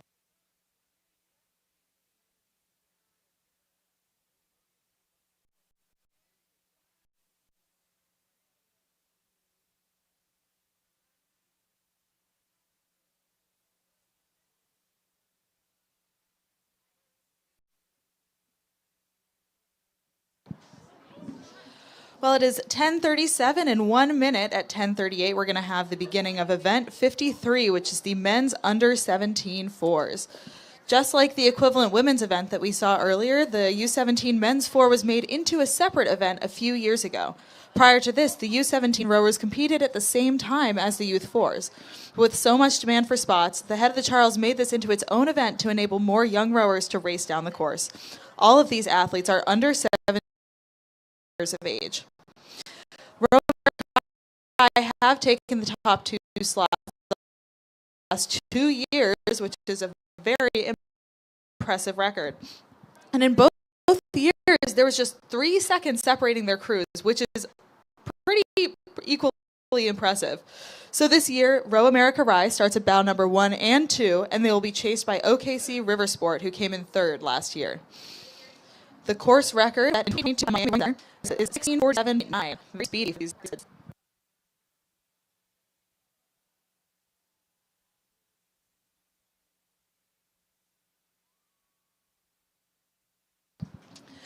And I just want to say, before we start seeing boats coming down the course, a heartfelt thank you to our volunteers. The head of the Charles Regatta extends a huge thank you to our 2,400 dedicated volunteers. Your tireless efforts and support are the backbone of this incredible event. From early mornings to late nights, this regatta simply would not happen without your commitment. To all of our volunteers, we appreciate you and thank you for making this event a success.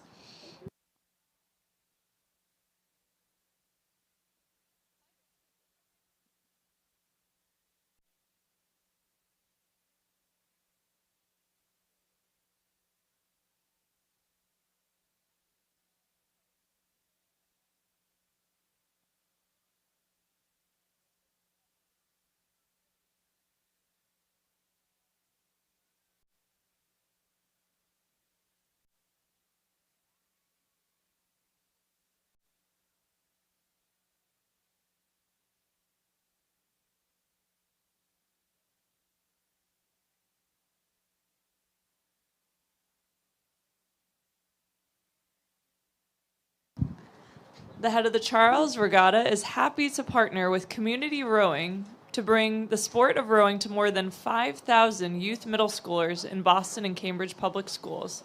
This all happens through CRI's Let's Row program. To learn more, visit communityrowing.org.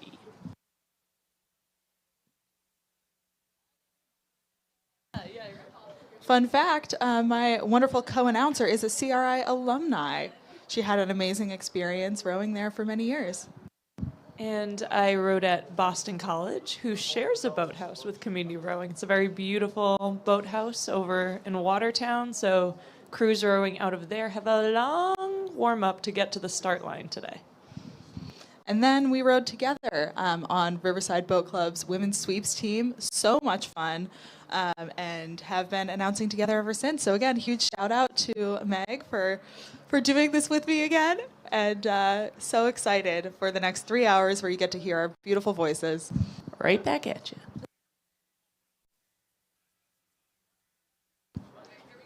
We are about to start seeing our first few boats coming around the Magazine Beach Bend. As predicted, this is bow number 1, Row America Rye. I can do bound. I think they're about to come into view on the camera. This is number 1, Row America Rye. Course record potentially about to be broken here.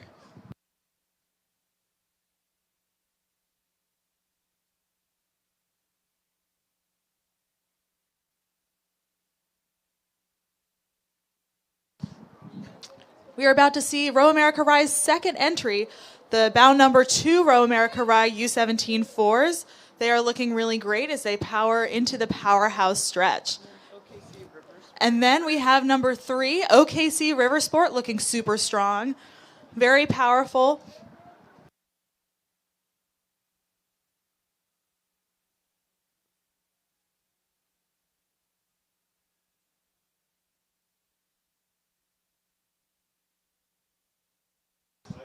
We are about to be seeing a Connecticut showdown here with Saugatuck in bow number 4 in the black, and Greenwich Crew, bow number 5 with the blue boat. These crews compete together very frequently, and I'm sure there's a lot of excitement about being next to each other on the course today.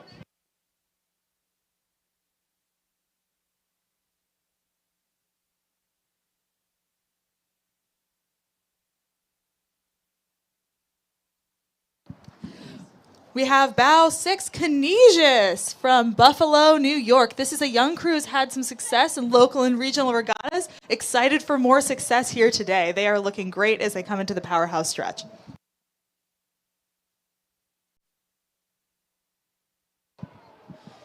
We got some amazing Tennessee rowers here from TriStar, bow number 7. This is coxed by Marissa Lange.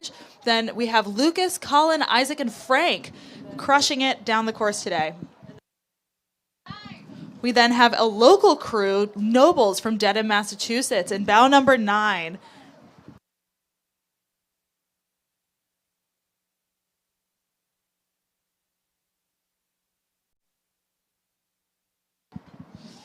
We have 2 boats coming in pretty tightly here. We have 8, bow number 8, which is Row, New Jersey. And then we have bow number 10, Austin, on the Cambridge side in that blue boat. These are the Austin Rowing Club juniors.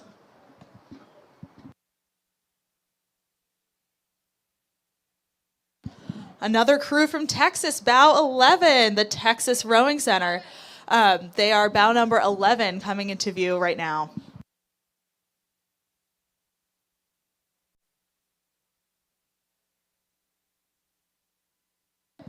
So the powerhouse stretch, which is what we are beginning here on the broadcast, is the only straight stretch on the course. So this is a great opportunity for boats to pass each other, to set themselves up for a great line coming into the twists and bends later in the course, and to make that fast time. We now have Glastonbury from Glastonbury, Connecticut. This crew, this is bow 12. And 1v8.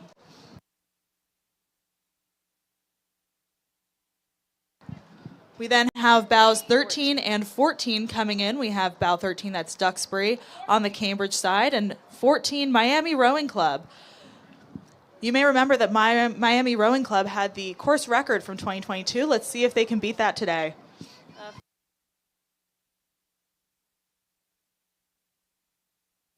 We have 15 and 16 right here. We have Davenport Rowing Club with the red blades, and 16 Orlando City Boat Club all the way from Florida.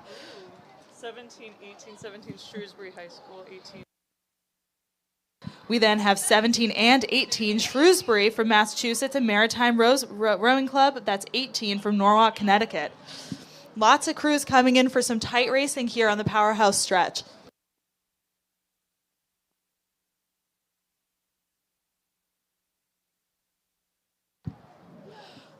In this beautiful red boat, we have bow number 19, Chaminade, which is a high school program in Mineola, New York, entering its 30th year of competition against the best juniors nationally. We have a tight race here between bow 21 in the gray and bow 20 in the maroon. 20 is Northfield, Mount Hermon, and 21 is Los Gatos, all the way from California. This crew had a silver medal at the Southwest Regionals, and a gold medal also at Southwest Regionals. We have bow 22, NRS from Vineland, Ontario. Niagara Rowing School is a Canadian rowing club located in Jordan, Ontario in the Niagara region. It's primarily focused on junior rowers and began participating in the Head of the Charles Regatta within the last 5 years. Love to see some Canadian crews racing here today. We have bow 23, Holy Ghost Prep. Looking great all the way from Pennsylvania.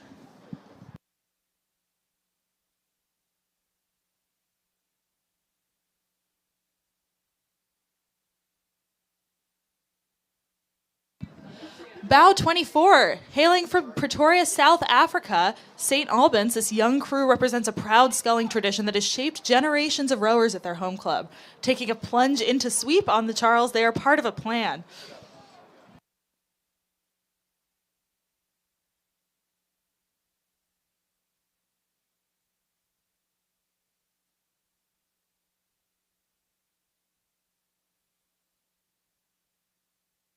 We have another South African crew coming in.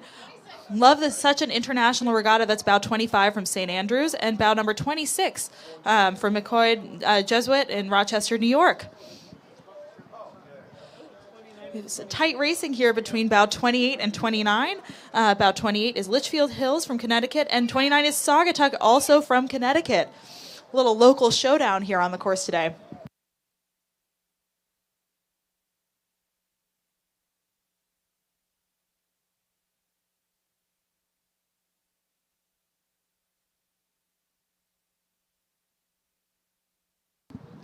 Bow number 27 coming past Riverside's dock now. That is Greater Lawrence Rowing from Massachusetts. And then we have bow 30, Triangle Rowing from Raleigh, North Carolina, with those cool orange blades.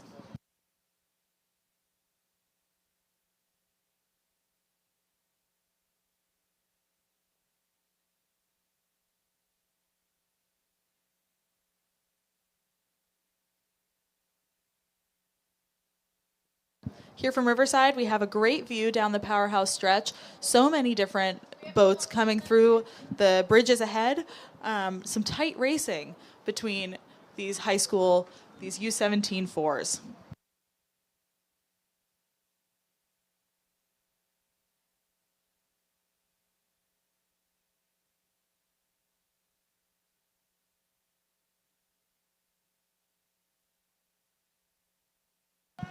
Yeah, stripes.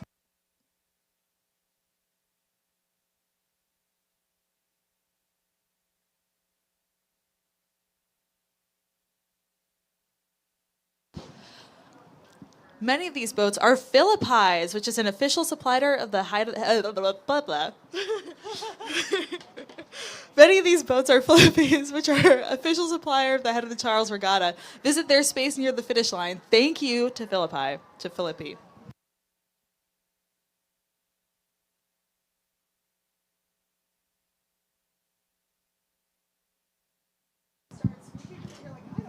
As you can tell, we're still waking up this morning. And speaking of waking up, this regatta is rowing on Duncan. A big thank you to Duncan, keeping everyone energized with Boston's favorite coffee. Whether you're caffeinating before your race or cheering on your favorite crew, Duncan has you covered. Don't miss the action over at Weeks Footbridge, where Duncan is serving up row refreshers to keep you fueled all weekend. So grab your friends, head down to Weeks, and make sure you are rowing on Duncan.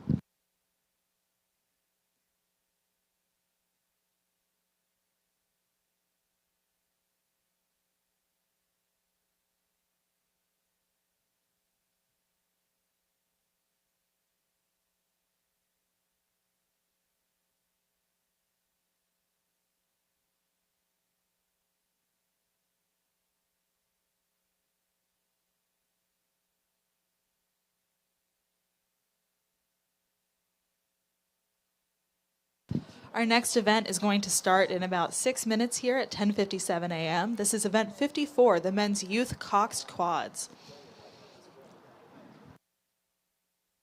Shout out to all the family listening in from far away. Excited to watch your loved ones race down the course and have a great time here today. Beautiful weather for it.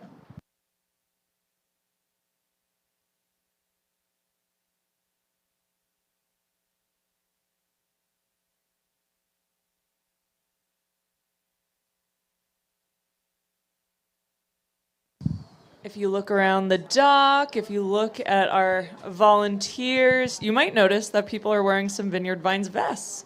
Well, Vineyard Vines is back as the official style of the Head of the Charles Regatta.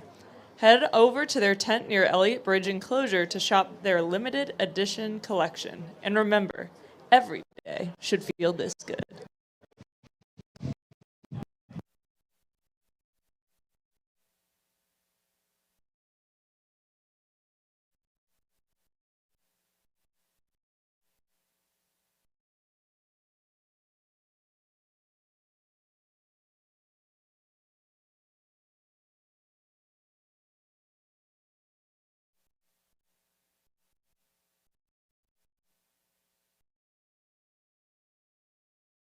is Hudson Boat Works. Hudson is an official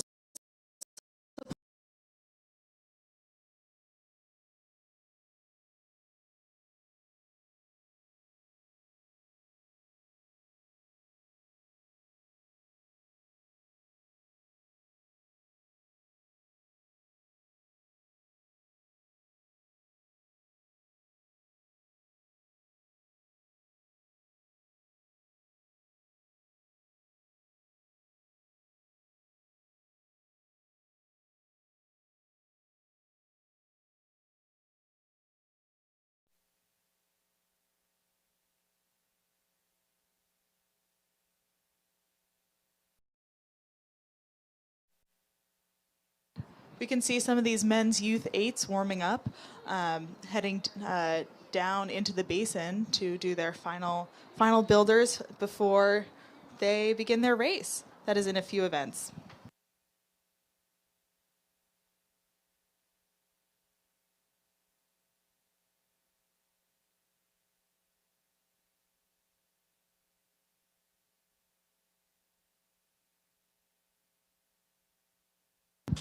So before this next event, which is men's youth coxed quads, just a little context of what is a youth coxed quad. At the adult senior level, a quad is steered by one of the rowers with a rudder connected to their foot. Usually this will be the person that you'll see in the back of the boat. You'll see this in the Directors Challenge quad events later here today, in which there is no cox on board for these men's quads. But for these younger athletes, there is a cox on board to take care of the steering. The idea of having a cox in somewhat less experienced youth boats is that these boats move very quickly. So for the younger athletes, it's better to have the rowers focused on their rowing technique and to have a cox on board to make sure that they're taking care of the steering all around all of the bends and bridges on this challenging course. And as someone who is very bad with my depth perception, there's been many times where I have been in charge of steering and I wish I had a cox on board. So it's a very good safety idea and just allowing the athletes to just focus on cranking while they're out there. A coxswain is absolutely invaluable on a course like this, especially with the twists and the turns, and quads move so fast. I spent a lot of time in quads in high school. I even was in bow, the person who's supposed to be steering, but I could not imagine steering a course like this. I only did it for straight, 2Ks, 1500s, and that, all you have to do is keep the boat straight. But a coxswain, finding the right line to take around these intense turns, also motivating, encouraging their crew, making sure that everyone is on the same page, feeling good, feeling excited, and going fast. Coxswains are just an absolutely invaluable part of the boat.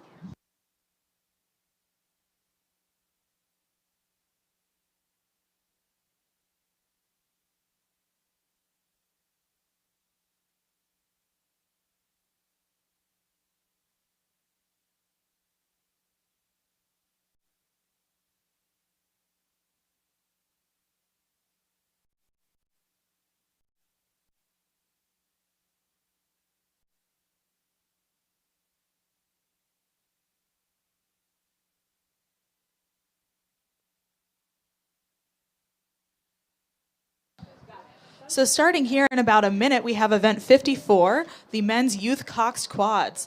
The course record is held by New Canaan crew all the way from 2017. That was a very fast year. The course record is 15:21. The 2024 result had first the Windsor Boys A quad. This event features men's youth ages 13 to 18 from all over the U.S. and from the UK, China, South Africa, and Canada. Of the 51 entries, some crews are new to rowing. Others have had racing experience, including national championships and international regattas like this one. The first 25 entries are all returning from 2024, with the Windsor Boys School from Windsor in the UK, where the castle is, and then Row America Rye from Rye, New York. These two programs come first and second in both 2024 and also in 2023. The Windsor crew includes scullers who won at Henley Royal Regatta this summer and who were on the Great British national team. So some very fast racing expected here today.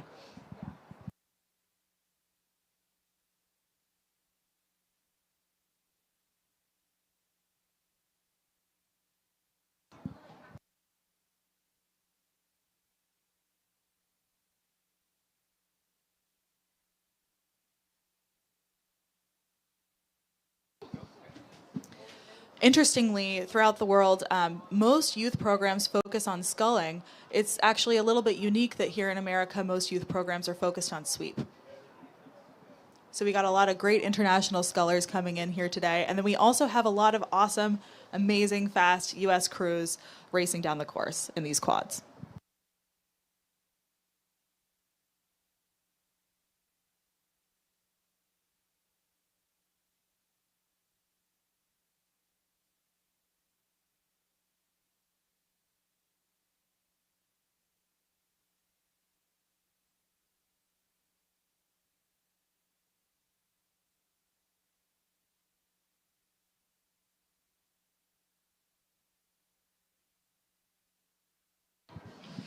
The event has just started, so in about 2 minutes we'll probably see our first few men's youth coxed quads coming around the Magazine Beach Bend and into the straightaway of the Powerhouse stretch.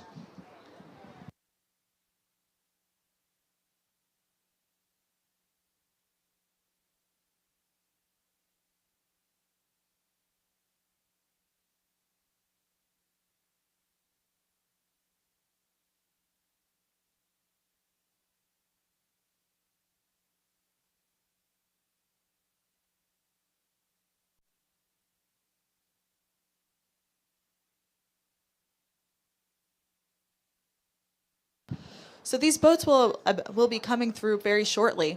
Another interesting course fact is that you are allowed to begin passing boats not in the first few strokes, but only really under the BU bridge, which is just before this big Magazine Beach turn. So sometimes there's a little bit of a shifting in the bow numbers, who's leading and who's not, as we pass Riverside. And that is the indication that a crew is really, really overtaking their competitors and is setting themselves up for a really fast race.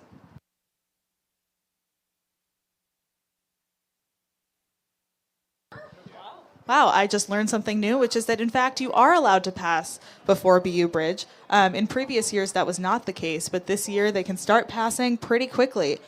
And speaking of pretty quickly, we are about to see bow number 1 coming through. This is the Windsor Boys School from Great Britain.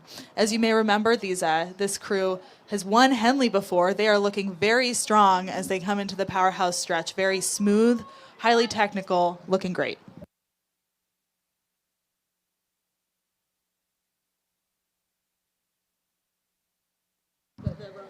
And coming up with bow number 2 is Row America Rye from Rye, New York.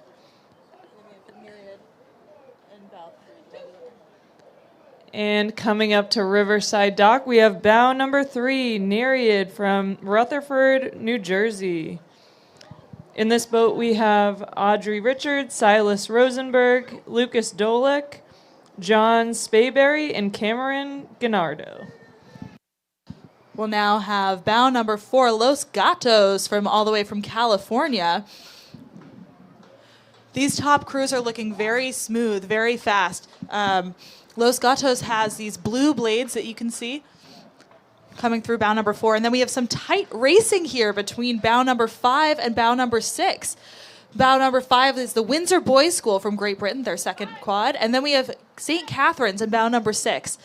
St. Catherine's has the stripes. They're both rowing with very similar oars, but St. Catherine's has the stripes and Windsor has the white unis.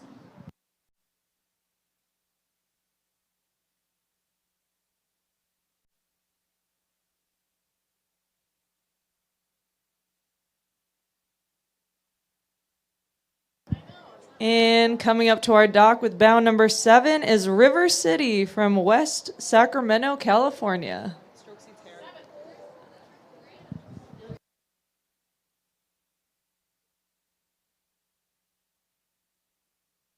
And another warm weather crew. Here comes bow number 8, Miami Rowing Club from Miami, Florida. And bow number 9, pushing in, the Haverford School from Haverford, Pennsylvania.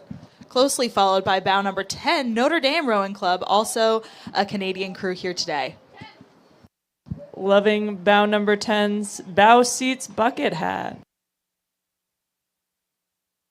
We then have bow 11, Maritime Rowing Club from East Norwalk, Connecticut. This is a top youth quad who was bow 11 at the Charles last year, as you can see from their 11 bow number.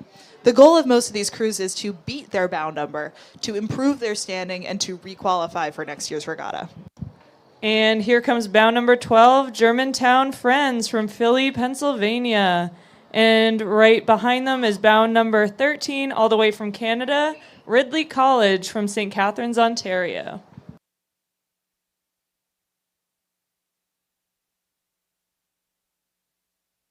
And here comes bow number 14, another quad from Miami Beach Rowing Club. Beautiful blue boat there, looking great on the course. We then have bow number 15, St. Mark's from Dallas, Texas. They were in the A final of the Youth Nats last year, and this is a great lineup, and they are looking great coming into the powerhouse stretch.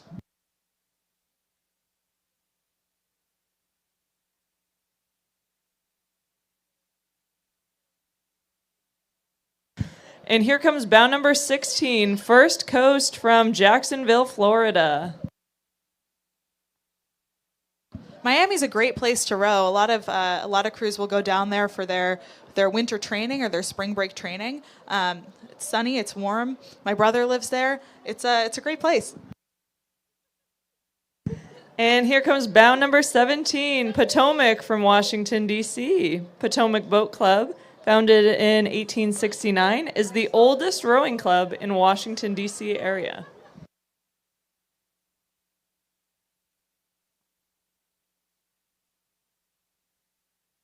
And here's bow number 18, One Arlington Rowing from Arlington, Virginia. Pushing into them is bow number 20, Long Beach Junior Crew from Long Beach, California, closely followed by bow 19. That's Waterford from Sandy, Utah.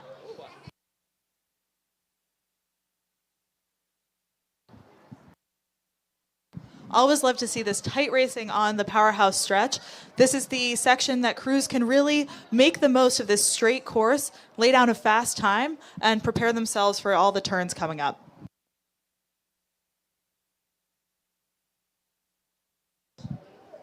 And coming past the dock is bow number 21, Camp Randall from Madison, Wisconsin.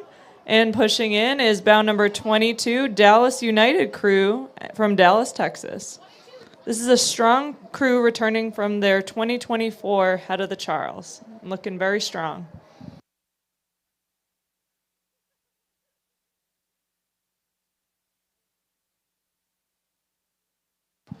We now have bow number 23 with the green blades. This is White Marsh Boat Club from Conshohocken, Pennsylvania, closely followed by bow number 24, Brooks School Crew from North Andover, Massachusetts.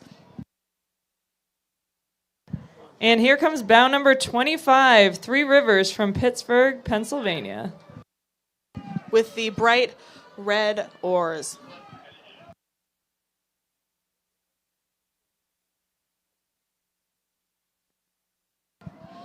Here we have a very awesome crew coming up. This is the Riverside Boat Club. Go Stripes, bow number 26. This local amazing crew has some amazing coaches, very, very fast, looking really strong coming down the course. That is bow number 26. Go Stripes. And here is bow number 27, Niskayuna from Niskayuna, New York.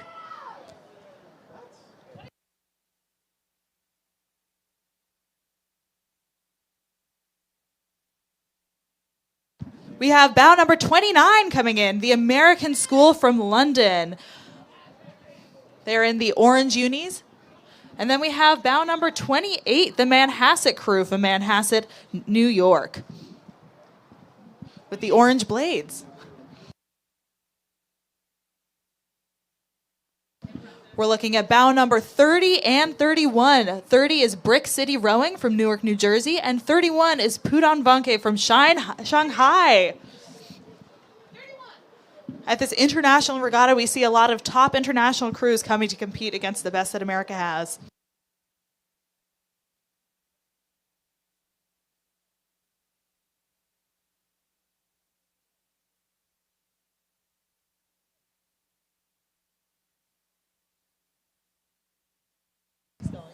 And here comes Beaver Creek Sculling from bow number 33 from Charlottesville, Virginia. We've got a lot of boats coming through all the different bridges. It's some tight racing over there. This is a great time for crews to pass each other, really solidify their position and get excited for all the twists and bends coming up. And here in bow number 32 is Dare to Dream, also from Shanghai, China. And then bow number 34, Medford from Medford, Mass. So a local crew and an international crew battling it out. We have tight racing between bow 35 and 36. Bow 35 is Benny's from the Republic of South Africa. And then we have 36, Conshohocken from Conshohocken, Pennsylvania.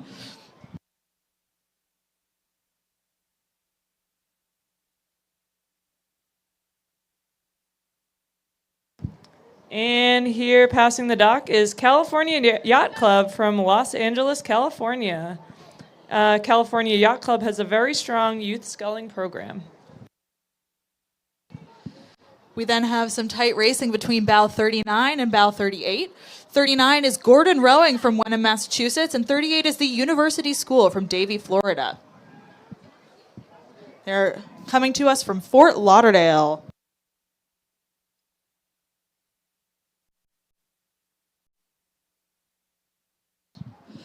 We have another amazing British crew here in the pink. That's bow number 40 from the Westminster School from London.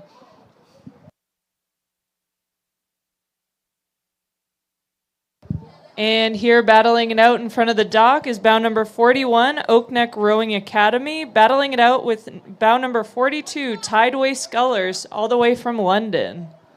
Another international showdown.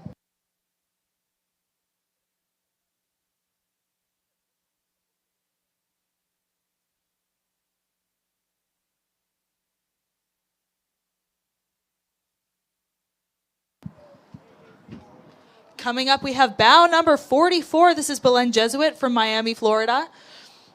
They're in a great yellow boat with yellow oars. 44. Looking like they have a great line throughout the Magazine Beach turn.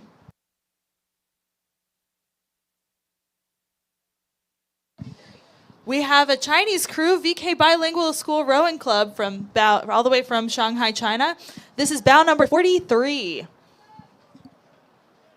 They are one of China's largest youth rowing clubs, achieving remarkable success in recent competitions.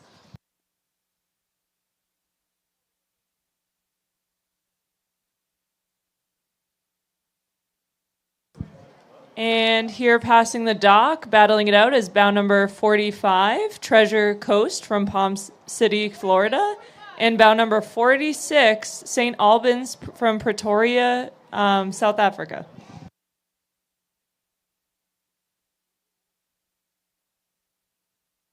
We then have bow number 47 from Episcopal School of Dallas, closely followed by a blue boat that is 48, TESD from Berwyn, Pennsylvania. And here is bow number 49, Kent School from Kent, Connecticut.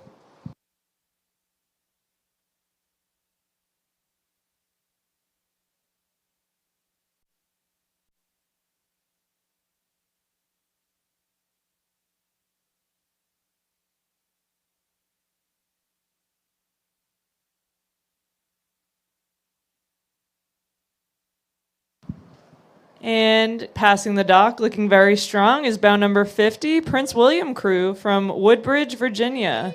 This is the junior rowing club of the Occoquan Reservoir in Woodbridge, Virginia. And here is bow number 51, Elizabeth City Rowing Club from Elizabeth City, North Carolina. Peter Mayer won every event in 2025, including the North Carolina Rowing Championships in singles, quad, and 8.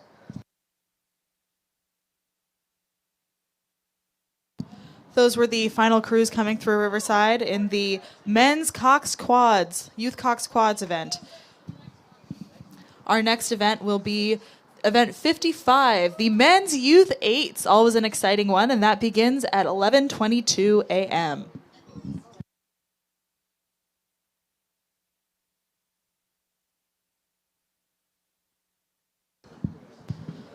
A lot of these crews are flying in from many different places. Thank you to our partner, Delta Airlines. Just like the athletes competing this weekend, Delta is committed to excellence, precision, and going the distance, whether it's across the finish line or across the globe. With service to more than 300 destinations worldwide, Delta connects you to where you want to be. So whether you're heading home after the regatta or planning your next adventure, fly with the airline that goes above and beyond. Delta, the official airline of the Head of the Charles Regatta.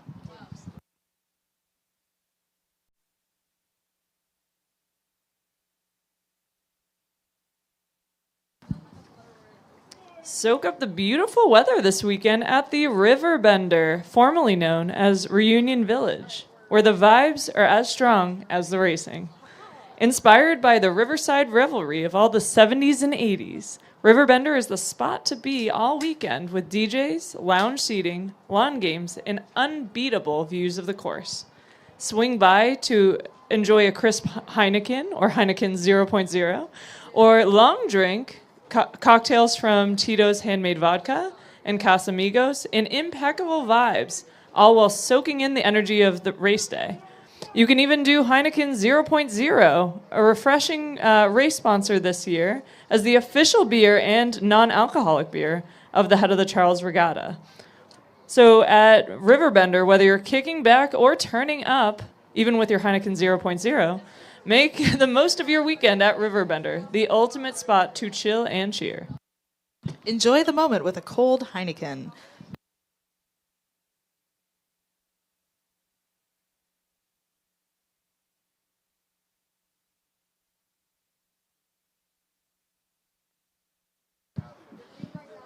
Another drink to get some pep in your step. We have Rainstorm Energy Drink. Hey, athletes and spectators. Rainstorm, the exclusive energy drink at the Head of the Charles Regatta, invites you to live life better at one of the or both of their two locations. At Weld Exhibition, you can stop by the Rainstorm Lounge to row, recover, or just relax. Design your own custom painted swag at the Rowing and Fitness Expo location. My little paper just flew away. There was a little gust of wind. Either way, Rainstorm is on the house and has the clean energy, immunity support, and zero sugar to get you through the excitement of Regatta weekend.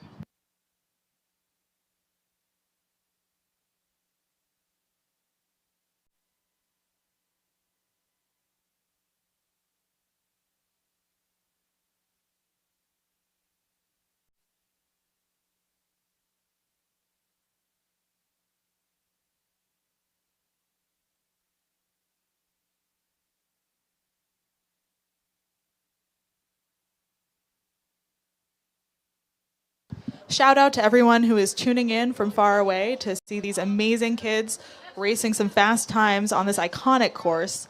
They could not do it without your support, your family, their friends. Rowing is a big sport, and it's a really demanding one, and the support of friends and family makes all the difference. So thank you to everyone who is tuning in to support these kids.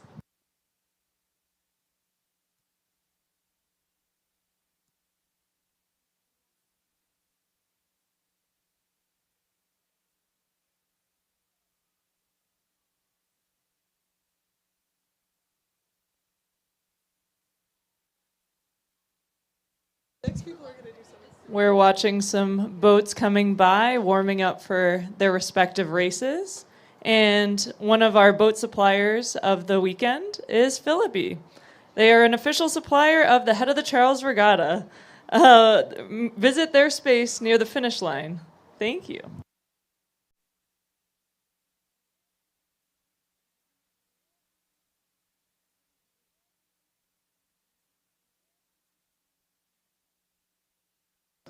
We have two amazing crews pushing off from the Riverside dock right now.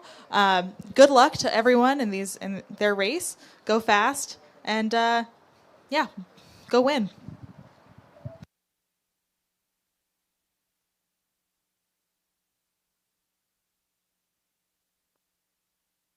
Between events is the only time that you can really enter the course, so crews have to time their launch pretty carefully to make sure they have enough time to get down to the start line and get their whole warm-up in. So right now we have two BC High crews pushing off from the Riverside dock. Good luck, go get them.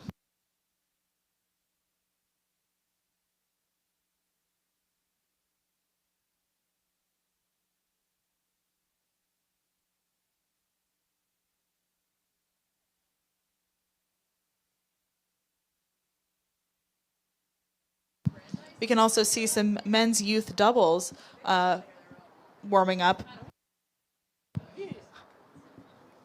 They are in a few events. Our next event is going to start in just a few minutes, and that is the men's youth 8. My high school, Brentwood College, will be competing in this as bout number 17, and they very kindly gifted me a sweatshirt to wear while I'm announcing, so thank you to Brentwood.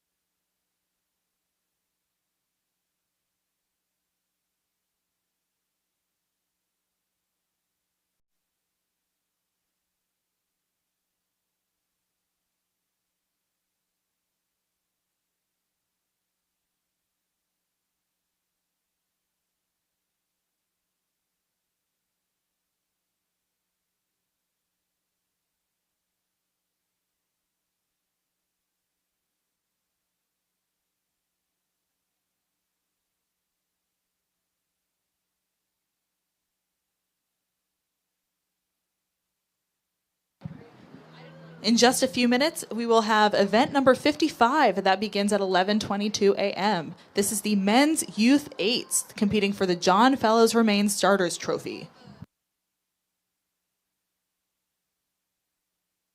The coxswains are going to be absolutely invaluable in these men's youth 8s. These boats go so fast, and there are some tight turns. These are long boats, and a coxswain steering the best line possible can really add or subtract time from the ultimate race.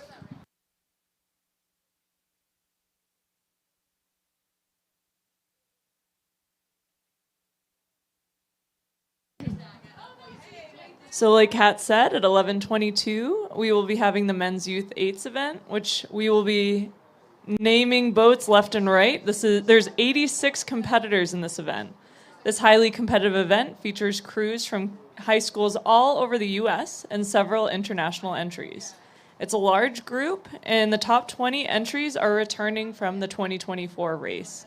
Some of these crews have competed at youth nationals, and for others, it's their first time in an 8s race and their first time on the Charles.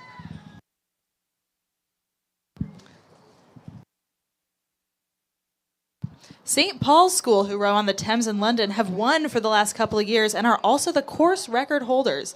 Their winning margin has been an impressive 20 seconds in both years. Wow, as they return as bout number 1 this year. Chasing them down the course will be Marin from California and then King's College School, also from the UK. This is always an exciting event with lots of action as these young crews power down the course. These crews are racing for the John Fellows Remain Starters Trophy, which was new in 2022. As with other youth events, there is a special medal designation for crews under 17.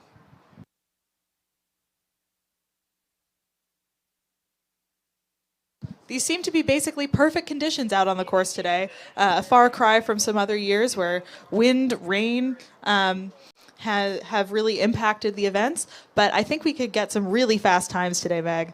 This is going to be a great race. The course record is held by St. Paul's School, as I said, and that is an impressive 14:12. That is very fast, and that was set in 2017. I think we're overdue for a new one.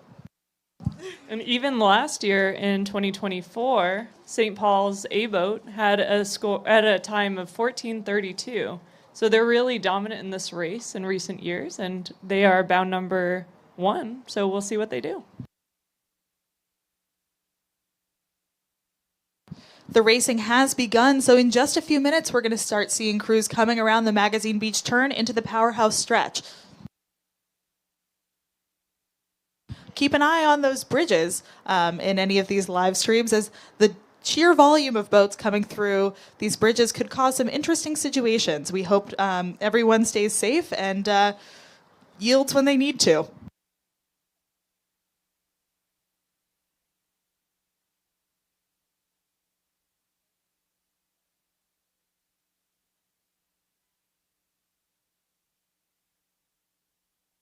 The rules about yielding are that the faster moving crew has the right of way.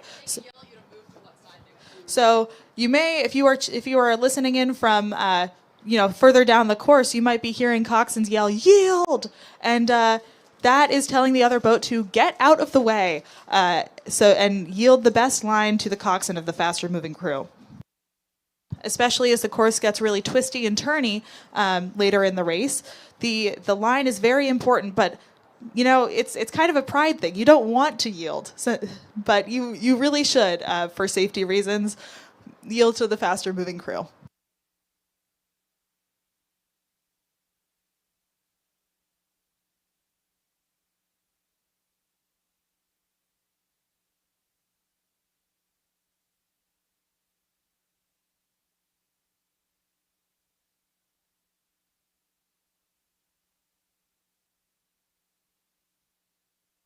There are 86 entries in this men's Youth 8 event number 55, which has just started.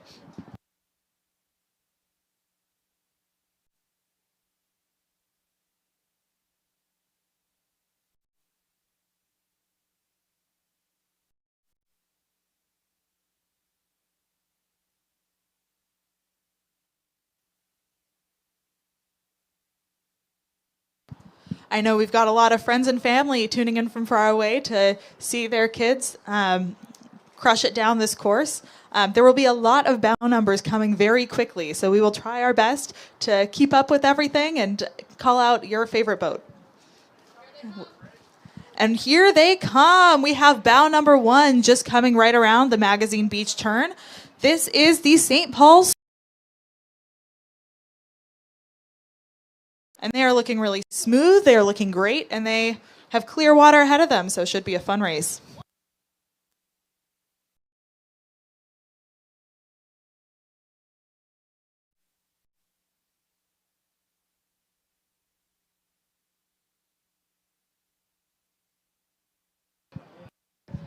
And here comes bow number 2, Marin from Greenbrae, California. Marin is in the San Francisco Bay Area.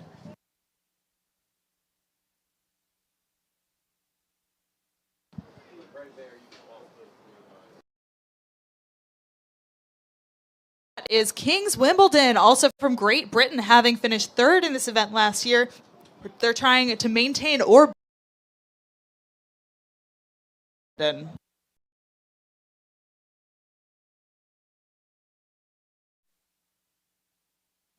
And coming past the dock is PNRA Mercer from Princeton Junction, New Jersey.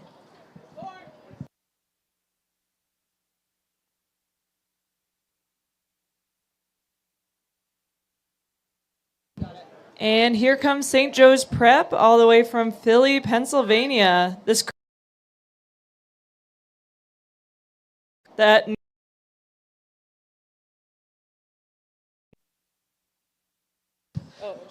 They are followed by Row America Rye in bow number 6. That is a very deep program, you may recall, from several previous events. And they are looking great coming down the course. We then have bow number 7. That is NorCal Crew from Redwood City, California. Last year, they competed at British Henley. And then we have bow number 8, Greenwich Crew from Coscob, Connecticut. Our house stretch.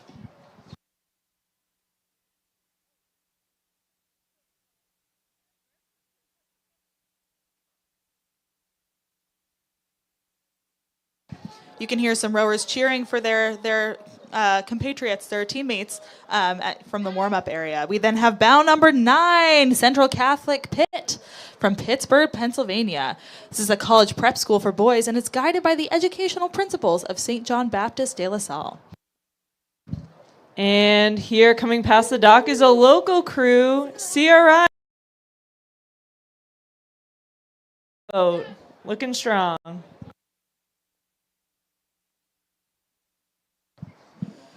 We then have bow number 11 in the white boat. That is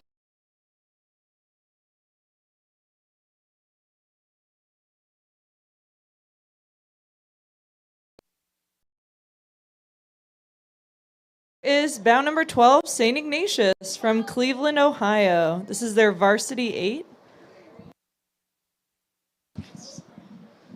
Love the yellow and blue coordination with the boat, the unis, and the blades.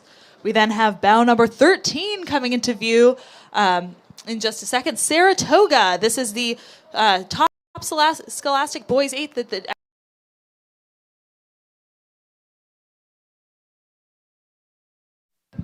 And here is bow number 14, New Trier from Northfield, Illinois.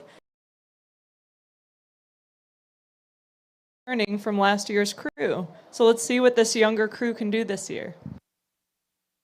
You may notice many crews having similar blades. That is because a lot of crews coming in will be borrowing blades and boats from local crews if their trailers, if it's too logistically hard for the trailers to make the drive. We now have bow number 16 and 15. 16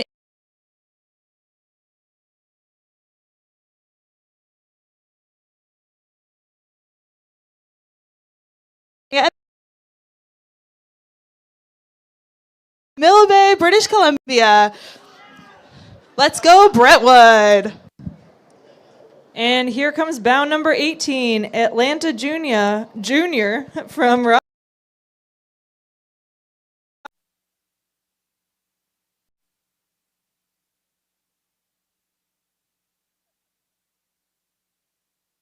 We then have bow number 19. That is Hawk Rowing Club from Philadelphia, Pennsylvania.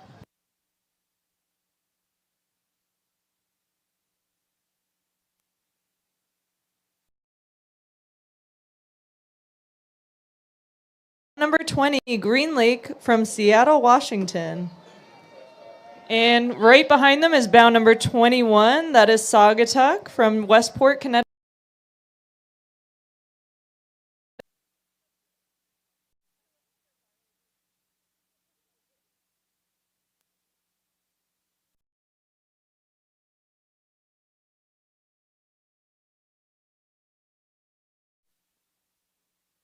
We have another boat from Row America Rye from Rye, New York. This is bow number 22.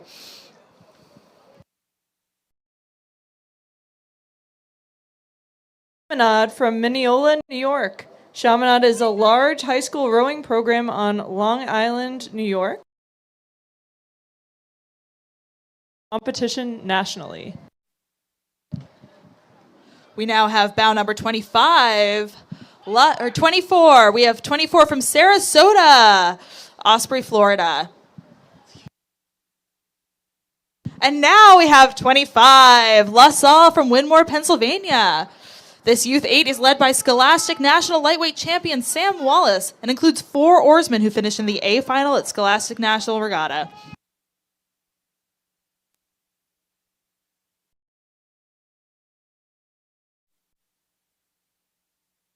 And here comes a local crew. You can hear the dock cheering. It's BC High. BC High is a Jesuit all-boys school in Boston, Mass. They row out of Riverside Boat Club, this very boat club we are in, on the Charles River.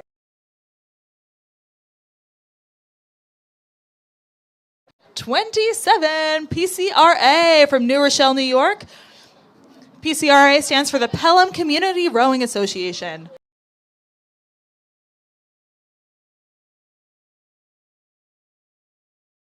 Have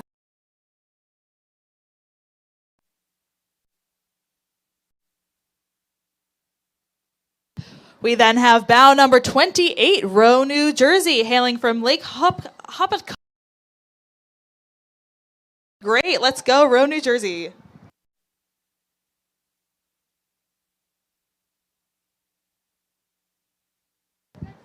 And here comes Bellin Jesuit crew from Miami, Florida. This is a great crew with national experience with some very cool yellow and black oars. We then have Montclair, bow number 30, looking super strong as they come into the powerhouse stretch.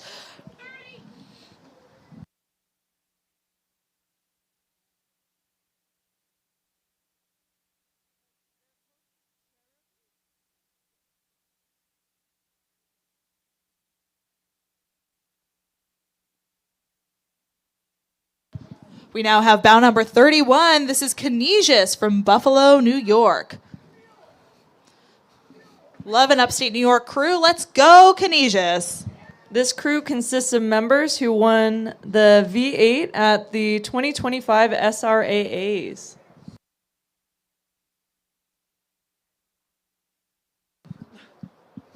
There's a little bit of open water, and what that means is there are about to be several crews, probably tightly packed, coming around the Magazine Beach turn.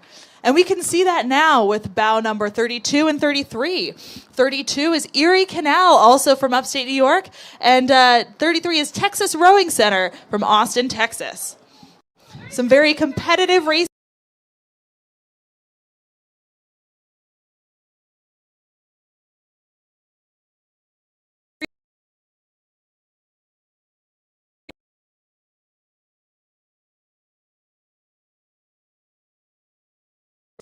And remains the only public school program in the city.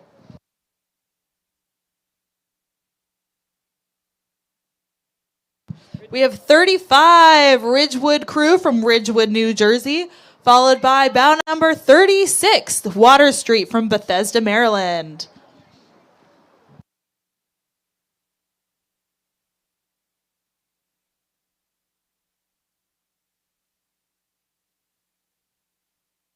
And here comes Greenwich crew from Cobb, Connecticut, looking very strong with bow number 37.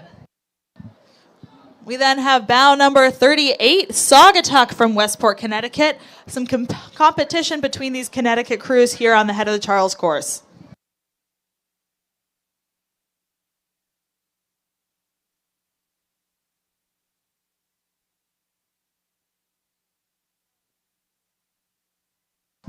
We got some tight racing coming around the Magazine Beach turn. That is bow number 39, St. Peter's Prep on the Boston side. And then on the Cambridge side, we have Rose City from Portland, Oregon.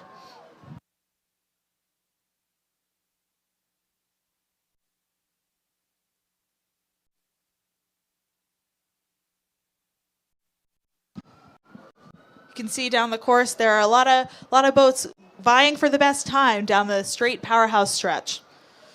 We then have bow number 41. That is Gonzaga from Washington, D.C. They are the winner of the 2025 WMIRA Championship. Some very cool purple blades. We got some tight racing here between 42 Annapolis Junior Rowing and 43 St. Ignatius from San Francisco. 42 is on the Boston side of the river, and 43 is on the Cambridge side, and they are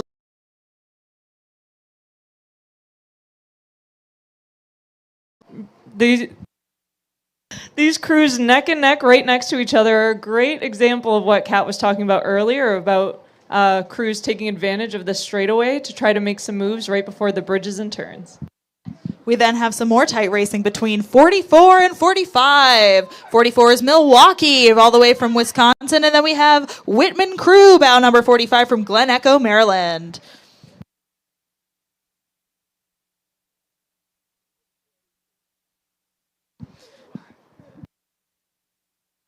For any coaches listening, we do read the bios that you submit, and we do sometimes read them out if we have time. So please submit a fun bio, as Whitman Crew did. "Quote unquote, we're just not trying to not stink it up like we did last year," coached by Justin DeGaetano.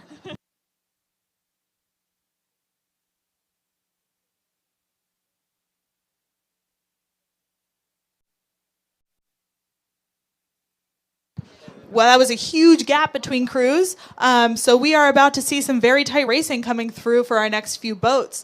We have bow number 46 and 47. 46 is Pinecrest from Fort Lauderdale, Florida. And 47 is the Oakland Strokes from Oakland, California.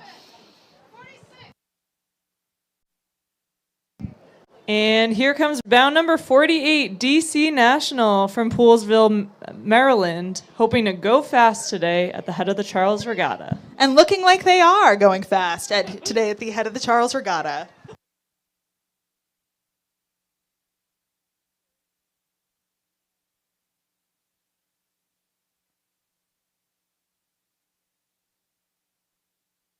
And here comes bow number 49, looking very strong. This is Port Rowing from Port Washington, New York.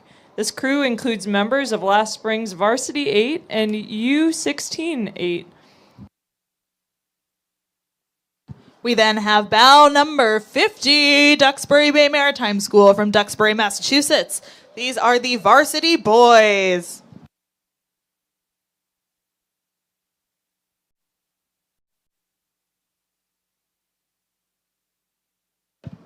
And then coming up in a bright red boat, we have bow number 51. This is St. John's High School from Shrewsbury, Massachusetts, a local crew here on the course today.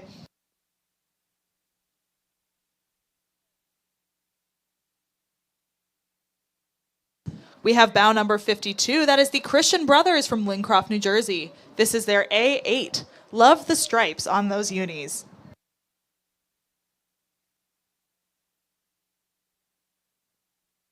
And here comes a local crew, St. John's Prep from Danvers, Massachusetts. SJP rows on Lake Chibaco in Essex, and the program is in its 10th season. We then have Davenport Rowing Club, bow number 54 from Port Washington, New York. This is a club open to junior athletes in the New York metropolitan area, dedicated to expanding opportunities for young athletes to row. And here comes bow number 55, Mount Baker from Seattle, Washington. Let's go, Mount Baker. Returning for their second year at Head of the Charles, Mount Baker Rowing and Sailing is a Seattle-based program. We then have bow number 56. That is Boston Latin from Boston, Massachusetts. Another Boston-based crew. Love to see it. They are crushing it out here on the course.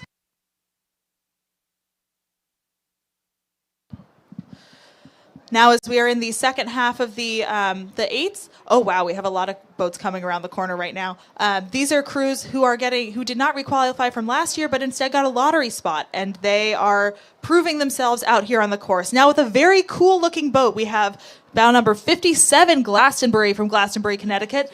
They that are closely followed by 58 and 59. 58 is Belmont Hill from Belmont, Massachusetts, a local crew here on the course. Let's go Belmont Hill. And then we have 59, One Arlington Rowing from Arlington, Virginia. One Arlington's coach wrote, "One Arlington is the only club youth rowing team on the Potomac River that matters." Some big words being thrown down by the Arlington rowing coach. We then have bow number 60 and 61. 60 is Long Beach Junior Crew from Long Beach, California, and 61 is PNRA Mercer from Princeton Junction, New Jersey.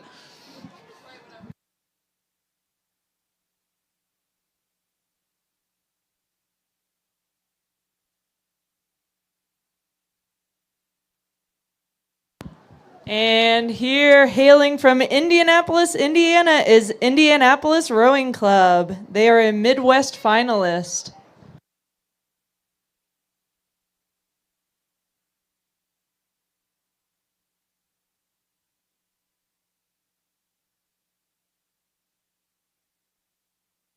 We have a British crew coming up, King's Chester, bow number 64, King's Chester from Chester, Great Britain. And then we have some tight racing between 63 and 65. 63 is Middletown from Middletown, Connecticut, and 65 is St. Andrews from the Republic of South Africa. And here comes bow number 66, Eugene Rowing Club from Eugene, Oregon. This is the first time Eugene has brought an 8 to the Charles. Welcome. The lineup consists of 3 seniors, 3 juniors, and 3 sophomores, including the coxswain. It's a big trip for them, and they're excited to be here at the Head of the Charles. We then have bow number 68. This is the Windsor Boys School, also from Great Britain. Looking really nice coming down into the powerhouse stretch.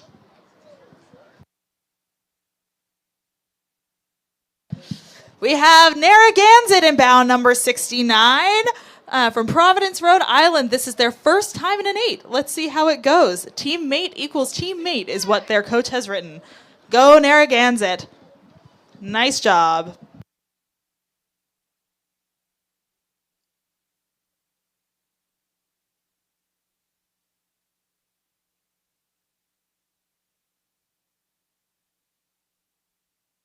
And here comes bound number 70, Lower Merion from Ardmore, Pennsylvania. This group of boys is rowing for Lower Merion High School, and they've combined to form an 8 for Head of the Charles Regatta. We then have bound number 71, and that is Pittsford Crew from Pittsford, New York. They're looking great, very cool oars. In this second half of the race, these are crews who are aiming to lay down a fast time, get in that top half, and requalify for next year's regatta. We then have bound number 73. This is Benny's from South Africa. A long trip for Benny's, and they are looking great out here. Then we have 72, the Concord crew from Concord, New Hampshire.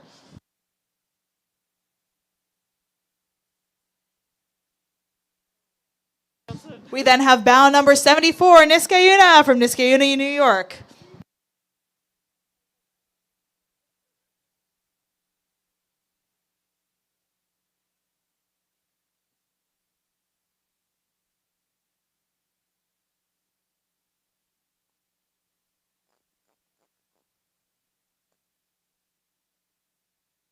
We have a few crews coming around the Magazine Beach turn into the powerhouse stretch right now.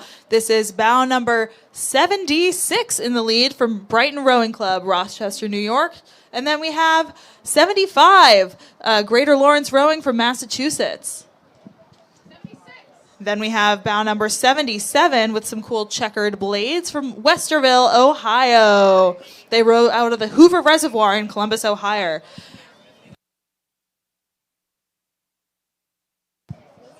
We then have bound numbers 78 and 79, tight racing there together. We got St. Augustine from New Jersey, and in bound number 78 and 79 is Maritime Rowing Club from East Norwalk, Connecticut. 78 is on the Cambridge side of the river, and 79 is on the Boston side of the river.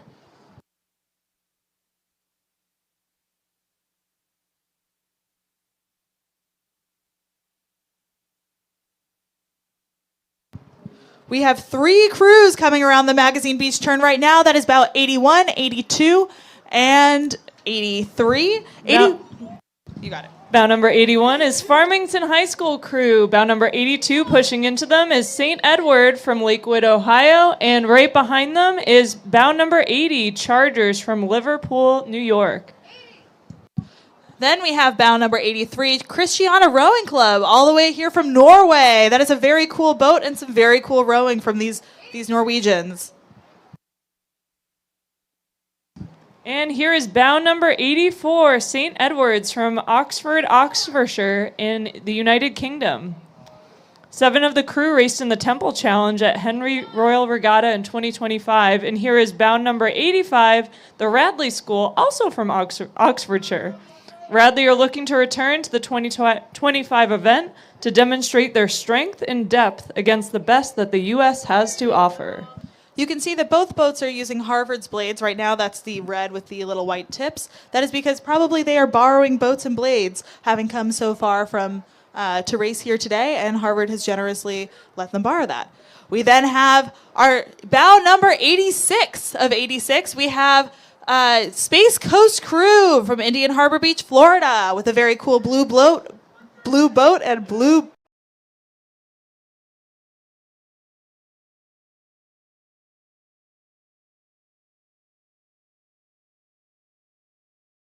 final boat in this high. They are crushing it and have really laid down some fast times coming past the Riverside dock. We wish them all the best of luck and the safest course.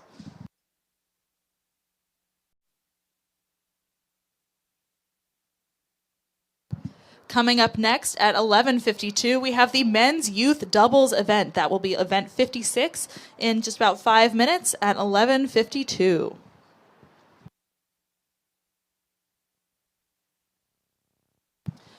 Attention, everyone. We are proud to share that the West End House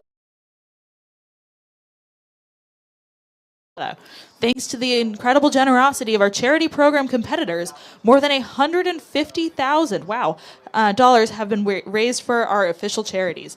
Your support is making a lasting impact on our community, and we sincerely thank you for your contributions.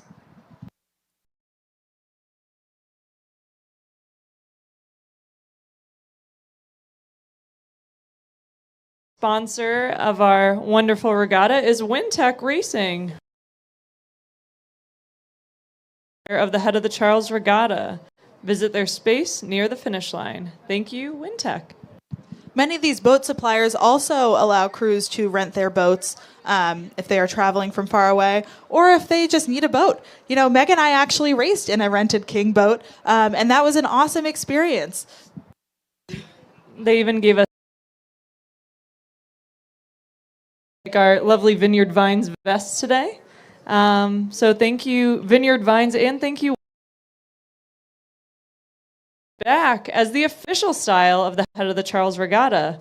Head over to their tent near the Elliott Bridge enclosure to shop their limited edition collection. And remember, every day should feel this good.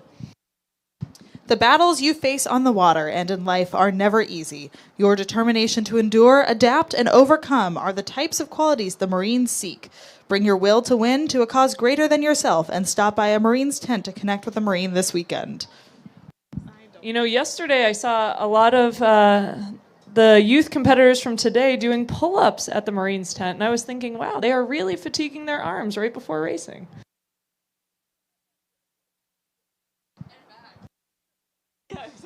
Maybe it's part of an extended warm-up strategy to really, you know, get the most out of their bodies on this weekend of a lot of competitive racing that we just saw.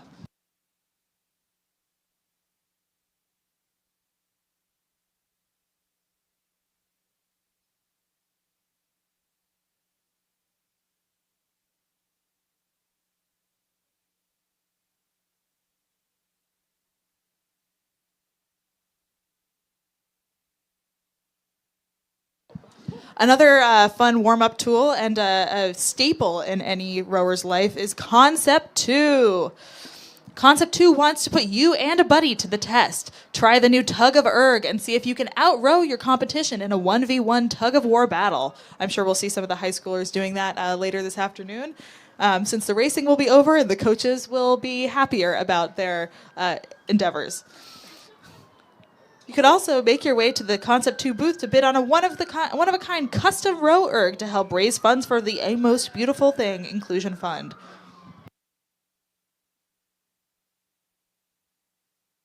Concept 2 also asks if anyone out there is Hydrox curious. Hyrox.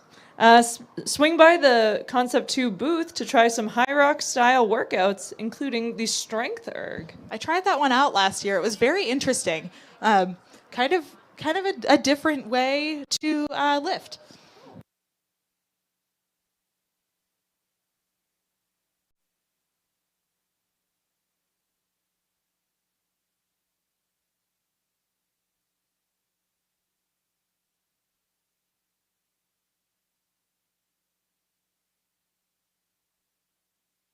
Our next event is event 56 at 11:52 a.m. That is starting in 1 minute, and it is the men's youth doubles. As in other youth events, there are often shakeups in this race, with fast crews appearing throughout the field. In 2024, Lake Phelan Rowing came up from bow 43 to win the event by 11 seconds. Y-Quad Cities often produces fast young scullers and starts at bow number 2 this year. They will be followed by home course CBC and then the College Club of Seattle. CBC stands for Cambridge Boat Club, who started 34th last year and finished 4th. Potomac rounds out the top 5. Last year, less than a second separated the 3rd, 4th, and 5th finishers. As with the other youth events, there is a special medal for the under-17 winners in addition to the overall winners.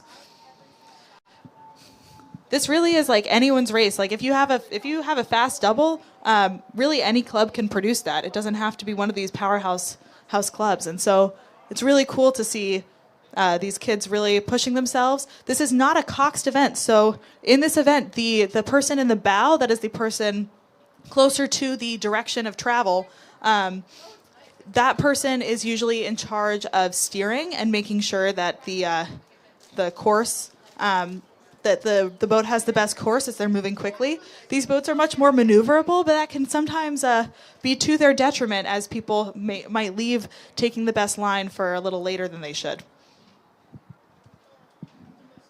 But a really well-steered course is so impressive, especially if you are steering and maximum exertion at the same time. That is a very tough thing to do, and a really athletes who can steer really well are in high demand.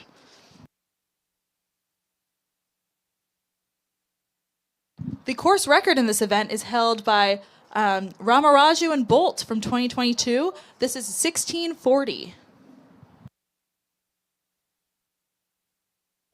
And last year in 2024, in first place was Lake Phelan Rowing, their A-boat. In second place was Y Quad Cities, their A-boat. And in third place was CBC, or Cambridge Boat Club. And you'll see in bow number 1 is Lake Phelan Rowing after their win last year. Then Y Quad Cities, and then Cambridge with bow numbers 2 and 3. And so we'll be seeing those crews very shortly, hopefully. It was very interesting to me yesterday watching some of the champ singles and doubles events. Some of the international or rowers who just don't row on this waterway very often were taking a line that was really close to the Cambridge side of the course around the Elliott Bridge turn, and that adds a lot of time to your course. You want a really tight line there if you have the water to do that, and that's something that a lot of the local crews can practice daily and make sure that they know how to race their best and can put themselves in a very competitive position by having a really strong line around the Elliott turn, and really any of these turns. And this event started at 11:52. It is now 11:54, so we should be seeing these doubles coming up shortly. Oh, and speak of the devil, here they are. Here's our first boat. It looks like bow number 1, Lake Phelan Rowing, who won Head of the Charles Regatta last year. We have Andy, Andrew, and Noah. Andy was the 2025 U19 national team in the quad, and Andy and Noah are the Head of the Charles Youth double champions. Looking to repeat that. That was actually bow number 3. We have bad vision. That is Cambridge from Cambridge Boat Club. We now have bow number 2, Y Quad Cities. Graham from Y Quad Cities won the double at the Youth Nationals in 2025. So this is a very strong crew. That was bow number 1. We now have bow number 3 coming through, Cambridge Boat Club, a local crew looking to dominate their home course. We then have bow number 4, College Club Seattle, all the way from Seattle, Washington.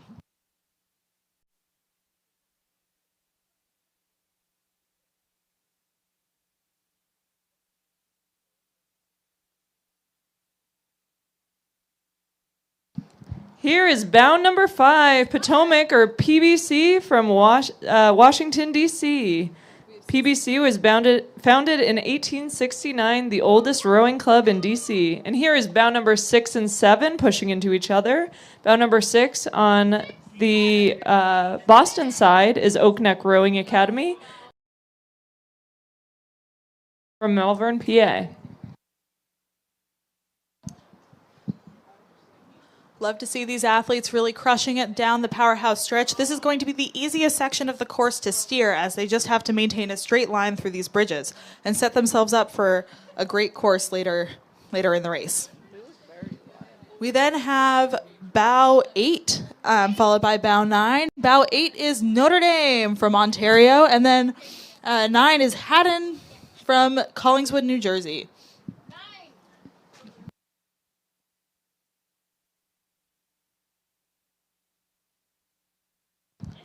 And here is bow number 10 from Calgary Rowing Club, Calgary in Alberta, Canada.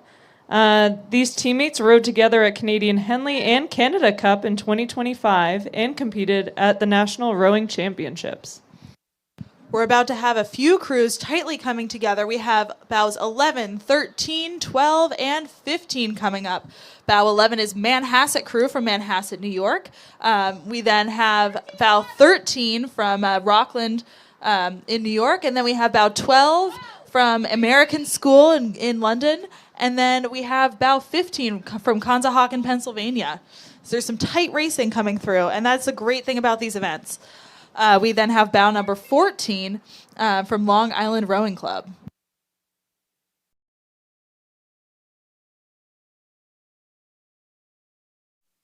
We then have bow number 16, the Hill School from Pottstown, Pennsylvania.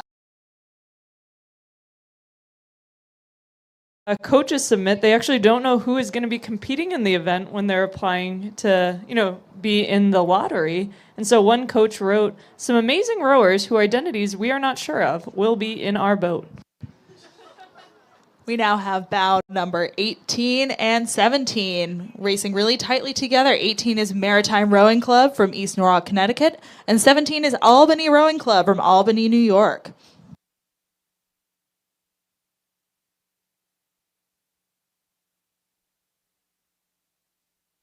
We then have bow number 20 and 19. Again, a very competitive, tight racing between the two of them. Bow number 19 is Beaver Creek Sculling from Charlottesville, Virginia. And then another Charlottesville crew, Rivanna, also from Charlottesville, Virginia. Very competitive. I'm sure these athletes race each other a lot down at their home course. And then we have bow 21, St. Cat's from St. Catharines, Ontario. Love to see so many Canadian crews coming down and competing in these events. And here's bow number 22, Rivanna, again from Charlottesville, Virginia. And bow number 25, Miami Rowing Club, who medaled in states in 2025.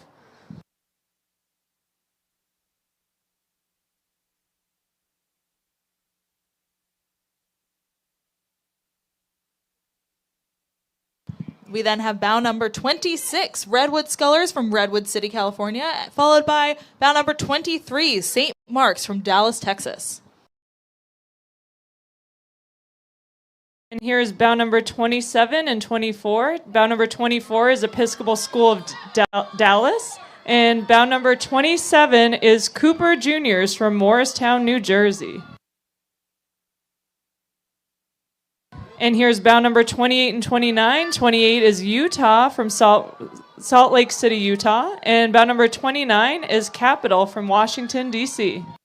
The Utah crew has a lot of supporters here on the Riverside dock. A lot of excited athletes cheering on their teammates. And shout out to Tori Rojo, who's an amazing coach. We then have bow number 31, Miami Beach Rowing Club from Miami, Florida. And then several amazing athletes coming through. We have the Riverside crew, Let's Go Stripes, from Riverside Boat Club in Cambridge, Massachusetts. Another amazing coaching staff. We love to see them out here racing so well. We then have bow number 30, which is Arlington Belmont crew from Arlington, Massachusetts. And then 32, Friends of Brookline Rowing. Another amazing coaching staff. These junior programs on the Charles have just some really fantastic coaches who care so much about their athletes and are really dedicated to their success. So huge shout out to all of the coaches. And here's bow number 35, Gordon Rowing in Wenham, Massachusetts, based in Essex, Mass. We have bow number 36 and 37. It looks like 37 has had some issues, but they are quickly fixing them, and it's going to be fine. Bow 36 is Medford from Medford, Massachusetts, and bow number 37 is Manatee County Youth Rowing from Florida. And they are starting back up, and they're going to crush it. They're going to have a great race. They are coming back, and it's awesome. 39 and 38. We have 39, Leander from Canada, and then 38 is CCHS Crew from San Diego, California. Nice resilience from bow number 37, Manatee Rowing. They had a little technical delay, but they are back at it and really looking resilient. Looking very strong, looking to make up some good time on this powerhouse stretch, which is a great spot to really solidify a really fast time. We then have bow number 41, and that is Gold Coast Rowing from St. James, New York. And then we have bow number 40, Parati from the Woodlands, Texas. All right, we have bout number 42. This is Port Fidelis Boat Club Incorporated from Port Jefferson, New York. We have 43, Leander from Hamilton, Ontario. And bout number 44, Triangle Rowing from Raleigh, North Carolina. And here's bout number 45, North Palm Beach from Juno Beach, Florida. Bout number 46 coming up is Radnor from Wayne, Pennsylvania. This is a high school in the Philly area. Followed by bout number 47. That is Brophy from Tempe, Arizona. We then have bout number 48 and 50, and then 49, so a little upset in the order. 48 is Row House from Miami, then 50 is Blair from Blairstown, New Jersey, and 49 is Dallas from Dallas, Texas. We then have 51, that is Seton Hall Prep from West Orange, New Jersey. We're closing in on the last few boats in this event. We think there are 57 total competitors, if I am recalling correctly. And these lower bow numbers, anything can happen. These are crews who are maybe here for the first time, looking to lay down a really fast time and requalify for this event next year. And we have some tight racing coming up. We have bout number 52, Westside Rowing Club in Buffalo, New York. From Miami, Florida. Bout number 55 pushing in, Ridgewood Crew from Ridgewood, New Jersey. And then bout number 53, Gulliver Prep Rowing from Miami, Florida. And here comes bout number 56, Penn AC from Philly, PA.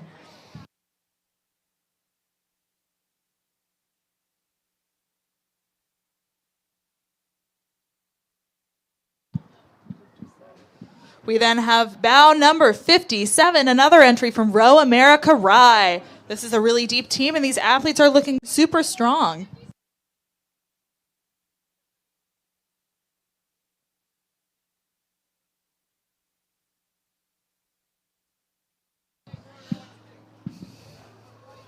These amazing men's youth doubles are crushing it down the course. We can see a lot of action coming through the powerhouse stretch as everyone is vying for their best possible time. They are laying down some really fast times, and I'm really excited to see what the final results are.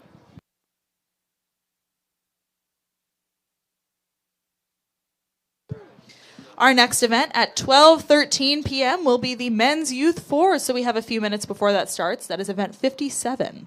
And that will have 86 competitors in the Men's Youth Fours. We already had the Men's U17 Youth Fours, so I guess these are the older ones. And it's amazing. We have just so many fours. Where do they even find all these boats? Let me tell you, they find them at Wintech Racing and King Racing, which is an official supplier of the Head of the Charles Regatta. Visit their space near the finish line. Thank you to Wintech.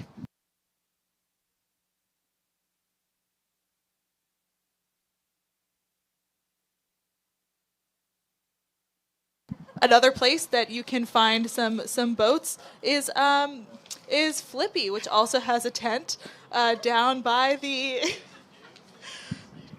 finish line. Thank you to Flippy for sponsoring the Head of the Charles Regatta, as well as I saw Hudson, as well as Hudson Boat Works. Find your inner shark in a Hudson rowing shell. Built for efficiency and speed, Hudson sets the pace in high performance. Every stroke is powered by precision and innovation, never accepting the standard. Hudson is proud to be an official supplier of the Head of the Charles Regatta. Be a shark.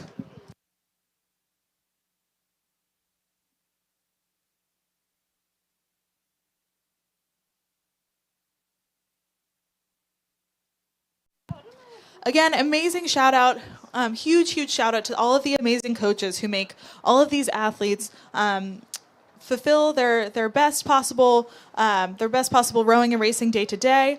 They are with them, they are encouraging them, they are helping them succeed, and they are doing a lot of logistics, organization, stress management for both themselves and for the athletes, many of whom are probably a little bit nervous for their race. But it is really fantastic.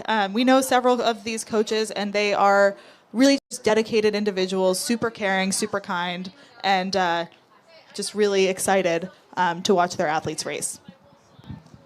And the volunteers just got their lunch delivered in a Gentle Giant box. Gentle Giant Moving Company is a sponsor, a longtime sponsor of the Head of the Charles Regatta. They are the official logistics partner of the Head of the Charles. Gentle Giant is the force behind the regatta operations, transporting and storing tens of thousands of pounds of gear and lunch each year. Gentle Giant is currently hiring. Stop by their booth across from the Falls Bar to learn more.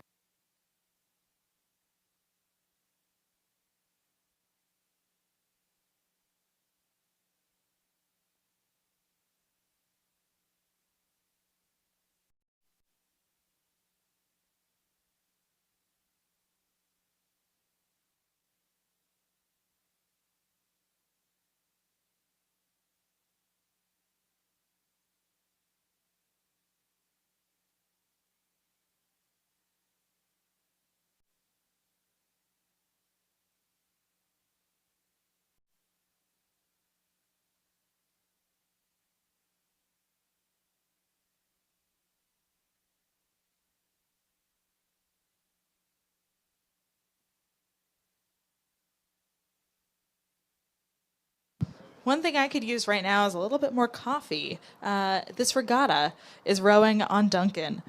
Wish I had some Dunkin' coffee right now. A big thank you to Dunkin', keeping everyone energized. This is Boston's favorite coffee. Whether you're caffeinating before your race or cheering on your favorite crew, Dunkin' has you covered. And don't miss the action over at the Weeks Footbridge, where Dunkin' is serving up row freshers to keep you fueled all weekend. So grab your friends, head to Weeks, and make sure you're rowing on Dunkin'. Meg, what's your Dunkin' order? Great question. I do love, what is it, a mango refresher? Those are very good. I think mango pineapple. Love it. Delicious. A little fun, little exciting, just like Meg herself. What about you, Kat? Pretty basic. I typically do just an iced coffee with some cream.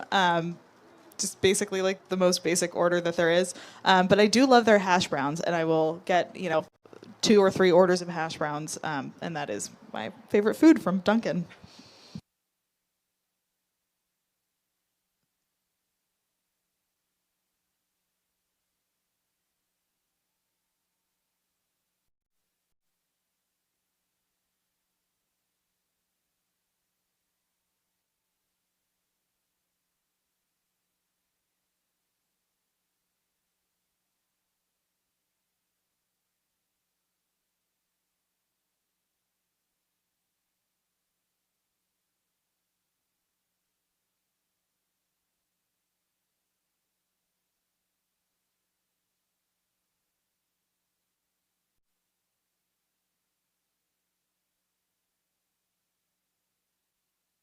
I can't believe there are 86 competitors in this next event, which is event 57, starting at 12:13 p.m. This is the men's youth fours.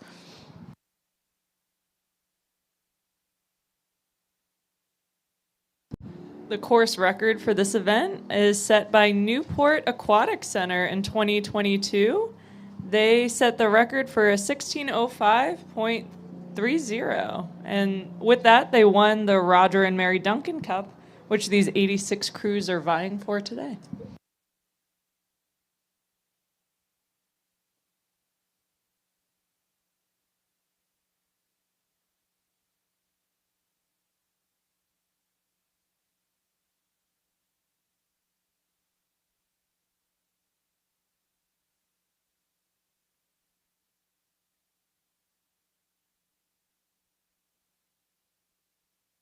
Earlier today, we had the men's under 17 fours with 30 competitors.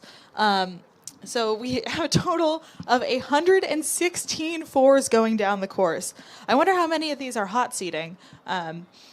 Just racing it back to the dock immediately, very, very quickly switching in, and then zipping on down back to the start line.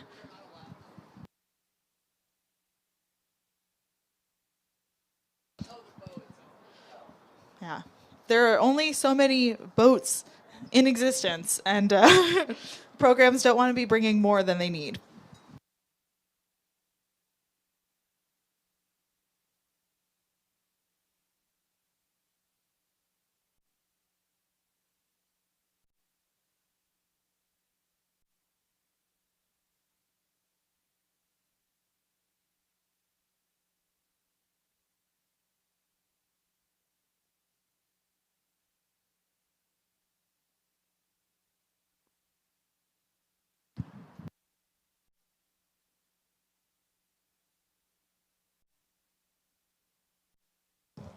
In just a minute at 12:13, the men's youth fours will be beginning. In 2024, it was won by the Brunswick School with a time of 16:43.779, and they are starting us off with bow number 1.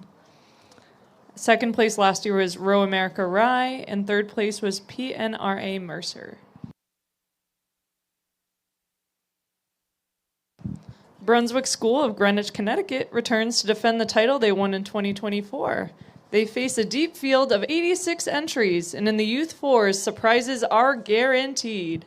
Some of the competitors are brand new to the race and the Charles, and some have already raced here over several years. Row America Rye return at bow number 1, and were just 1 second off of first place last year, so they're coming back for revenge. The top 10 finishers last year have all brought back crews to compete again this year. Entries come from across the U.S. and include several international crews from Canada and the U.K.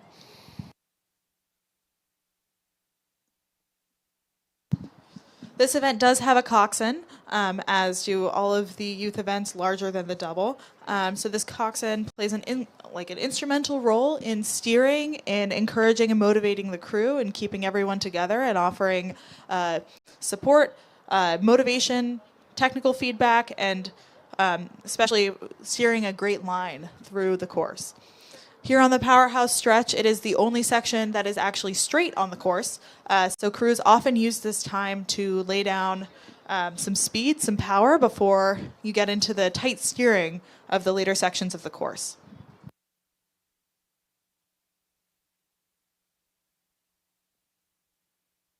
Shout out to all the coxswains. This is sometimes an underappreciated job, but it is so important for these races. And a great coxswain can really make a difference. I have been lucky to have some amazing coxswains in my rowing career, and I can definitely tell you that every single one of them just was absolutely worth their weight in the boat.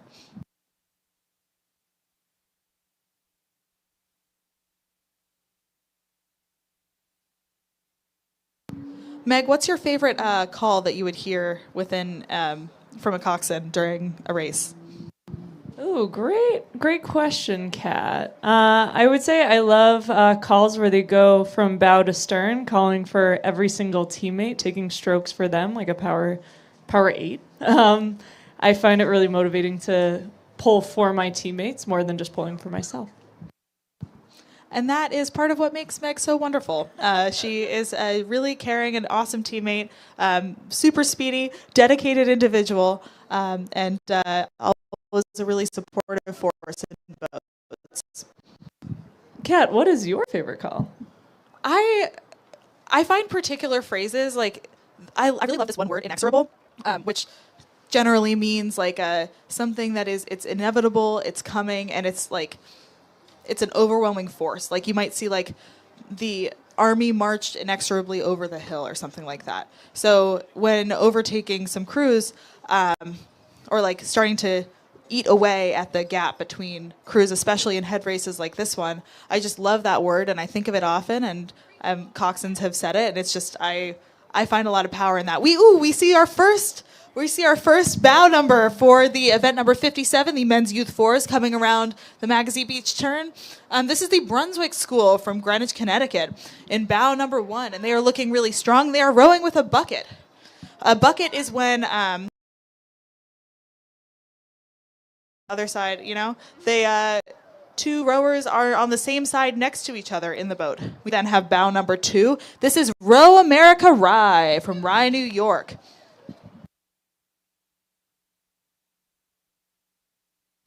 And here comes bow number 3, PNRA Mercer, who came in 3rd place last year, looking to defend their position or get faster this year. Then we have bow number 4 from Greenwich Crew from Coxswain, Connecticut.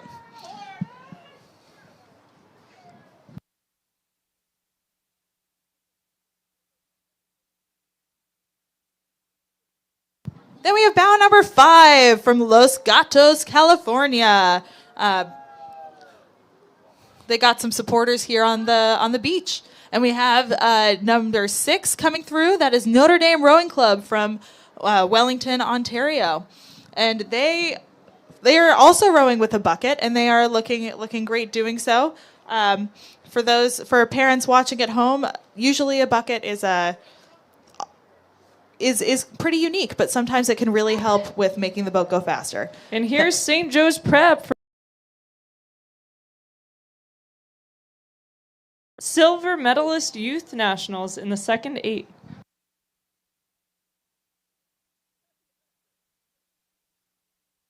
Then we have bow number 8, Belmont Hill from Belmont, Massachusetts. This is a local crew. My fiance rode at Belmont Hill, and I really have a soft spot for these amazing competitors.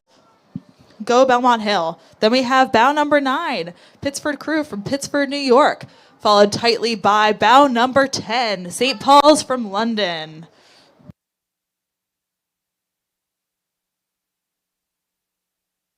They're looking almost too relaxed, you know? Wow. So St. Paul's is also rowing in a bucket. So this is our 3rd bucket rigged crew that we have seen in just 10 crews so far. Didn't realize that was so popular for the 4s. We then have bow number 12. This is Greenwich crew again from Coxswain, Connecticut, followed by bow number 11. This is SA Rowing Club from Roswell, Georgia. Then we have some tight racing between bow number 13 and 14. 13 is the Haverford School from Haverford, Pennsylvania, and 14 is the Kent School from Kent, Connecticut. We've seen a lot of buckets, and I'm a little surprised by that. I didn't know that they were so popular as a rigging choice for these 4s. Yeah, Kent School also has a bucket.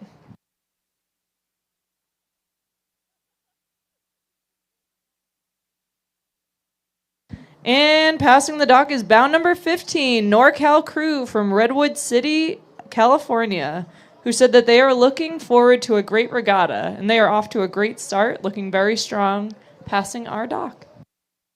Then we have bow number 16, a Canadian crew from Upper Canada, followed by bow number 17, the Christian Brothers from Lincroft, New Jersey.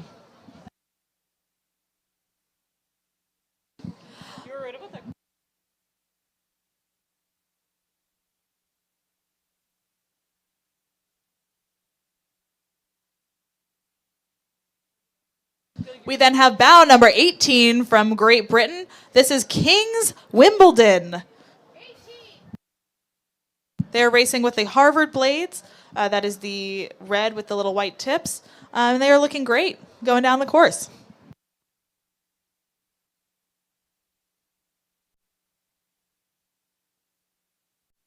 And here comes bow number 19. This is St. Ignatius, Chicago, followed closely behind with bow number 20, Salisbury School from Salisbury, Connecticut. This crew from Salisbury is all first-time competitors ahead of the Charles, and we are excited to see them race today. And their parents cannot miss them in the bright pink. They're looking bright and strong. Highly visible.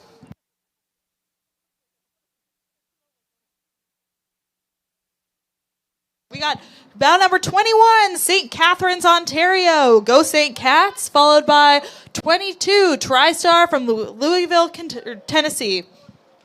They are looking great. This is some competitive racing heading into the powerhouse stretch, which is a great opportunity to lay down a fast time.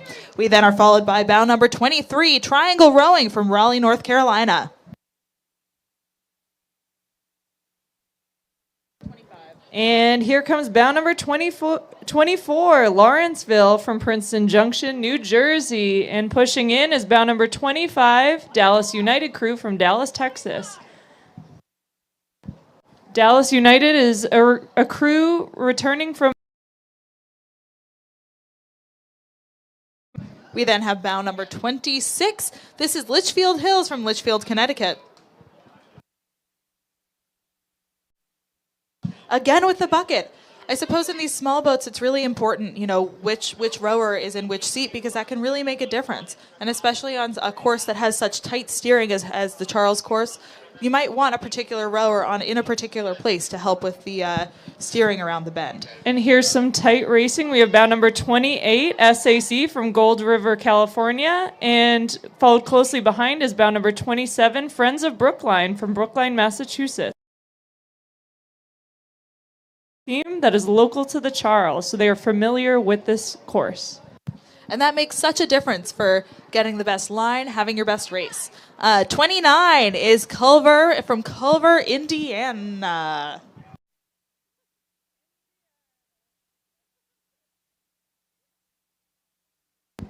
And here's a local team. We have bound number 30, Boston College High School in Boston, Massachusetts. They row out of the Riverside Boat Club and have a lot of supporters here today. We have 31.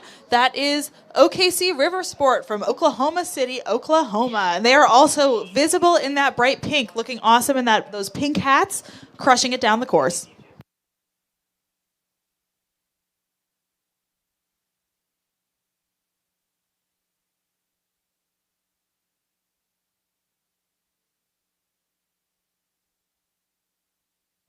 Here's another local crew coming up. We have Nobles with bound number 32 from Dedham, Massachusetts. And we have bound number 33, Notre Dame crew from West Haven, Connecticut. They're followed by 34, that is Holy Ghost Prep from Bensalem, Pennsylvania, and 35, Cambridge Ringe and Latin from Cambridge, Massachusetts. Another local crew competing on this course. Go CRLS. We then have 36, that is Central Ohio from Dublin, Ohio. And then 37, Hawk Rowing Club from Philadelphia, Pennsylvania. There's a lot of tight racing coming down the course, and this is a great time to tell listeners at home about rules about yielding. The faster crew has the right of way, so if the coxswain of the faster crew yells yield, the other boat, even if they are ahead, has to yield to them. This can cause, it's a little bit of a pride thing. You never actually want to yield, but to a faster boat, in order to have a safe race, you do have to. And here comes making some moves is Cambridge Ringe and Latin School, CRLS, out of Cambridge, Mass. And number 38, Argonaut Rowing from Toronto, Ontario. And here comes bound number 40, Blood Street Sculls from Old Lyme, Connecticut.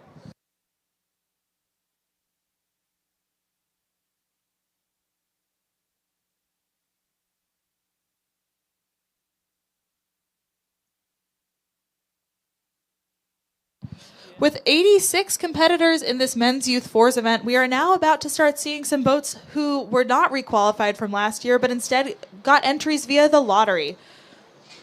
So these boats are all, their biggest goal today is going to be, of course, laying down a fast time, having a great race, but specifically it is beating their bow number and requalifying for next year. If you finish in the top half of these races, then your club automatically gets a spot for the next year. We have 41 coming in. That is Northfield Mount Herman from Mount Herman, Massachusetts. They have been racing at the head of the Charles since 1971. That is incredible longevity.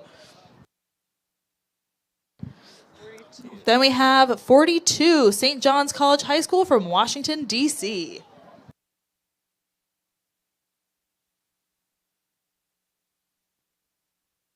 Though there's some cool oars with the red crosses against a black background, that is pretty unique and fun. I like that.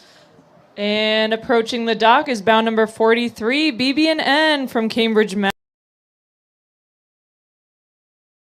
44, Wilmington Youth from Wilmington, Delaware. Go WYRA. And go BB&N.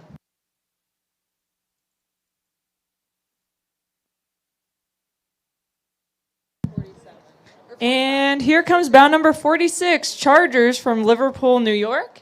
And right behind them is bound number 45, New Orleans crew from New Orleans, Louisiana. So these are some of the first crews who are here for a lottery spot. So all of them are really excited to hopefully requalify, competing to finish in that top half. We then have bow number 47 from Rowe, New Jersey and Mount Arlington, New Jersey. And then 48, the Berkshire School from Sheffield, Massachusetts, which is a co-ed boarding and day school in Western Massachusetts. We then have 49, which is from Bedford, New Hampshire. This is the first four from Bedford, New Hampshire. We have the Dexter Southfield crew, bow number 51 in the black boat. And then in the blue boat, we will have bow number 50.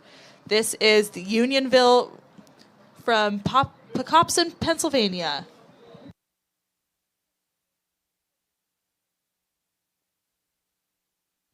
Whenever we see big gaps between crews coming through, that means there's about to be a bunch of tight racing coming up.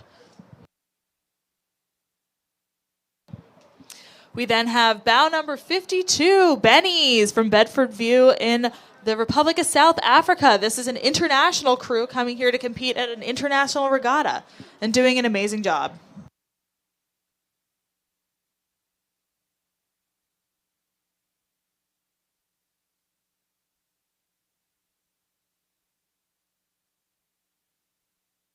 Wow, we have 4 crews coming around Magazine Beach into the powerhouse stretch. They are led by number 56, Los Gatos from Los Gatos, California. Then we have straight across, we have 3. We have 55, 54, and 53. 55 is City Honors from Buffalo, New York. 54 is Groton School from Groton, Massachusetts. And 53 is Shaker from Loudonville, New York. This is a 3 across race right here on the powerhouse stretch. This is one of the only times on the course that the coxswains have a straight course and can really encourage their crews to go as fast as possible without having to worry about steering.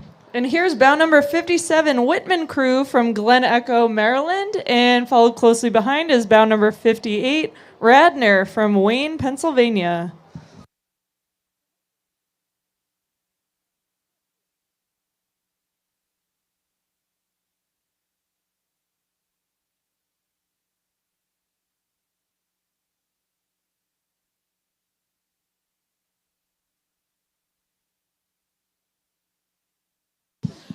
Coming up, we have bow number 60. This is Tabor from Marion, Massachusetts. And then we have bow number 62 in the blue. 62 is Camp Randall from Madison, Wisconsin. My fiance went to Tabor, so go Seawolves. Go Seawolves indeed. Bow number 61, CCHS crew from San Diego, California.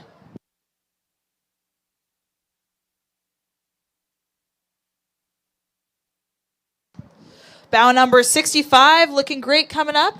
Bow number 65 is Nereid from Rutherford, New Jersey. And they are looking strong. They are looking to requalify for this next year. Then we have bow number 63, leading a few boats. This is Gentle Giant from Somerville, Massachusetts. This is a local crew that trains on the Mystic River. Then we have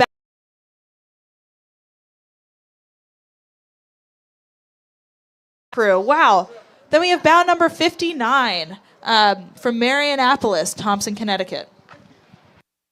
And here comes bow number 64, another local crew from Lowell, Mass. Lowell High School Rowing is an urban public school program. And here is bow number 66, L&M STEM Rowing Academy from... We then have bow number 68. This is Chaminade from Mineola, New York. And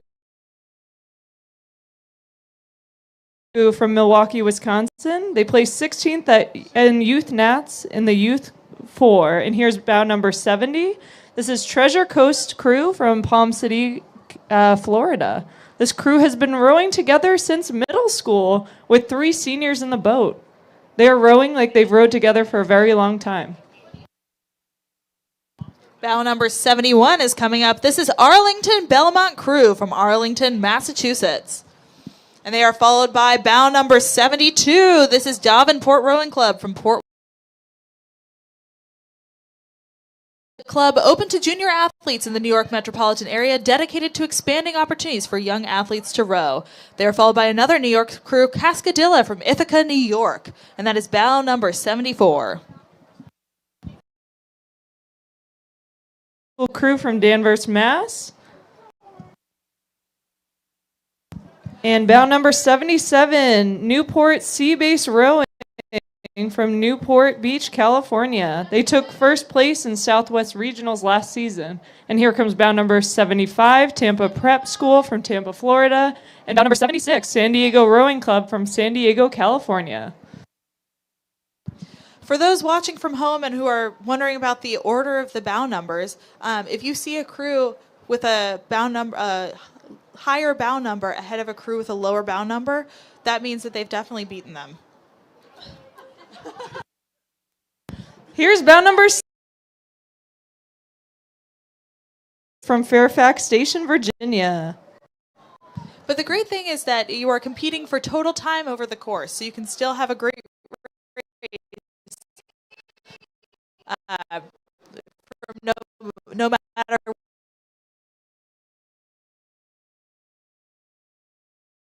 81 for Radley School, all the way here from Great Britain.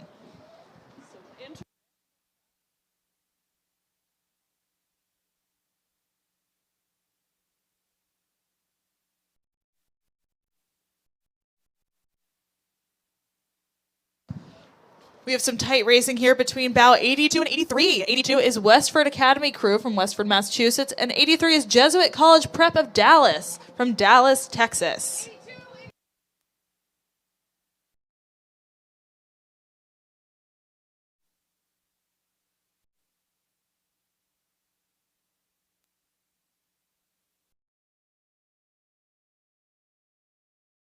'84 Northampton crew from Northampton, Massachusetts. That's a Western Mass crew ready to build on a fast spring last year.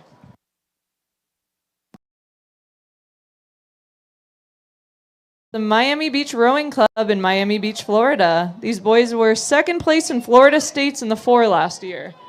And last but not least, Pack, Boston College High School. This is a local crew. They know this river well, and they are looking to push, having the last bow number, trying to push up on the other crews and get a better position next year. And they are crushing it coming down the course. We love Boston College High School. So that was the final boat in this Youth Fours event. Our next event will be at 12:48 p.m. That is the Director's Challenge Men's Quads, which is always a fun one.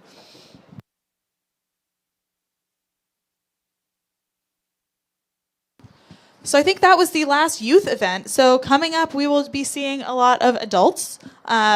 These Director's Challenge Quads it's always a super fun event because you can have a composite boat from multiple clubs, often friends putting together a great boat for fun and for speed, and it's a really fun opportunity to get out on the course if you're not necessarily affiliated with a particular club.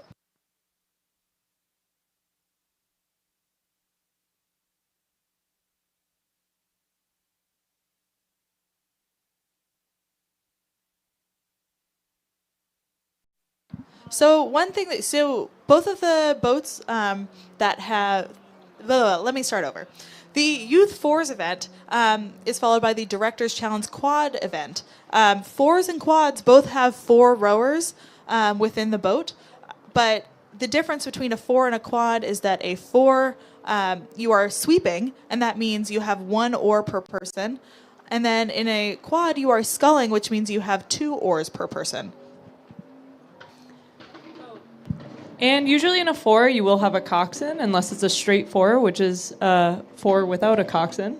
But usually in quads, except with the exception of the youth event today, you will not see a coxswain, and it'll be on the bow seat to steer the boat while simultaneously rowing. And you can decide whether you want the bow seat or the 2 seat to be the one who's also, calling any moves or calling anything that needs to happen during the race. It is a lot to be speaking while also actively, pushing yourself to the max. So those bow and 2 seats who are calling, basically performing the speaking role of the coxswain within their non-coxed boats, have to have really great breath control to be able to be heard within the boat as everyone is racing.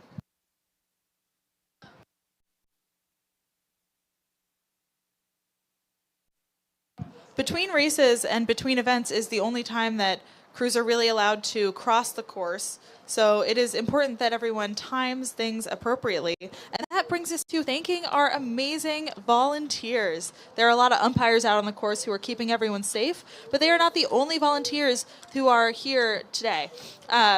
the head of the Charles Regatta has 2,400 dedicated volunteers whose tireless efforts and support are the backbone of this incredible event. From early mornings to late nights, this regatta simply would not happen without all of the volunteers' commitments. To every volunteer, we appreciate you and thank you for making this event a success.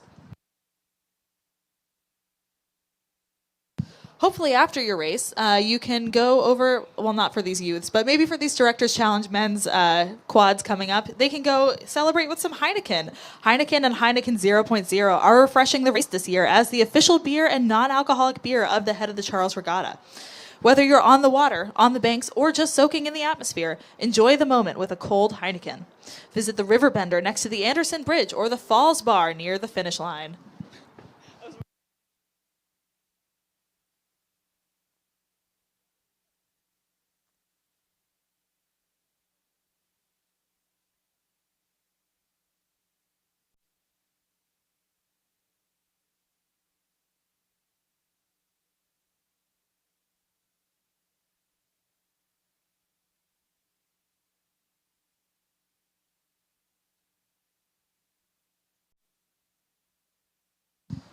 Thank you to our partner, Delta Airlines. Just like the athletes competing this weekend, Delta is committed to excellence, precision, and going the distance, whether it's across the finish line or across the globe. With service to more than 300 destinations worldwide, Delta connects you to where you want to be. So whether you're heading home after the regatta or planning your next adventure, fly with the airline that goes above and beyond. Delta, the official airline of the head of the Charles Regatta. And if all this talk about travel has you hankering for a trip, get ready, Beantown. We have brought the charm of Savannah, Georgia to your doorstep. Visit the Surprisingly Savannah mobile tour at the Weld exhibition. Play trivia, win prizes, and discover why Savannah should be your next getaway.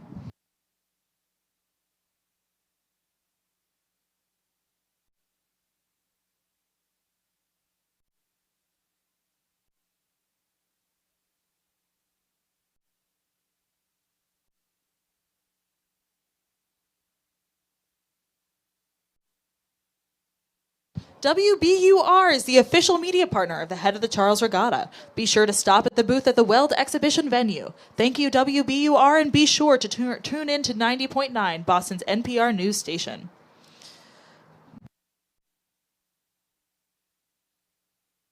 We love local public radio.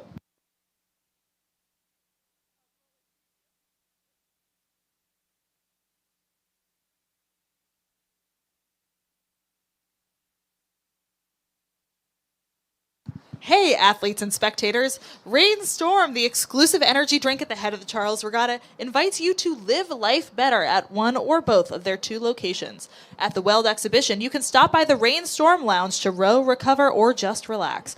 Design your own custom-painted swag at the Rowing and Fitness Expo location. Either way, Rainstorm is on the house and has the clean energy, immunity support, and zero sugar to help you get through the excitement of Regatta weekend. You might notice on the river there's some construction by Elliott Bridge, and a lot of this maintenance work is overseen by DCR. So we want to say a special thank you to the Department of Conservation and Recreation, DCR, who manages the parklands that today's races take place in. The head of the Charles has been in partnership with the DCR since 1965 and could not pull off the race without their incredible support that they receive from their organization and hardworking staff. Thank you to the DCR.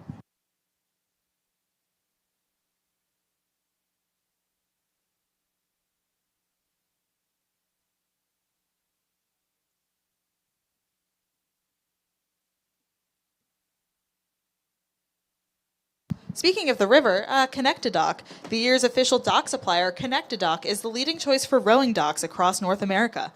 Trusted by rowing clubs and regattas everywhere, Connectidock delivers unmatched stability and performance. Visit the Connectidock booth to see why it's a rower's top choice.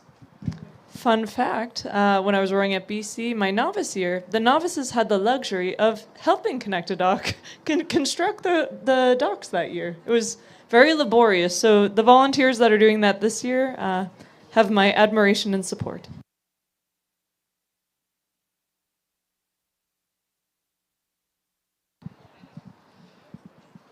Our next event will be at 12:48, that is the Director's Challenge Men's Quads.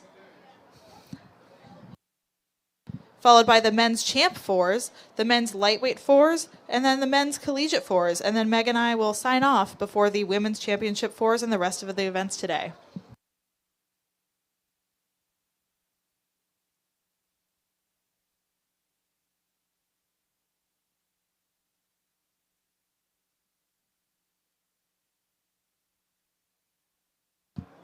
We're watching a lot of these fours start their warm-up as they go on down to the start line. There are some places as you are warming up, as you're coming down, like opposite direction down the course towards the start line. There are areas where you have to go single file, and there are areas where you have the ability to pass other boats, take some power strokes, and or stop. There are, because of the volume of participants coming down the course, there is a lot of management, umpires at every turn, every bend, making sure that everyone is safe, that everything is proceeding correctly, that all of the logistics are well handled. So thank you to those volunteers specifically, because they, especially this year with the construction at the Elliott Bridge, play a really, really important role in making sure this regatta runs smoothly.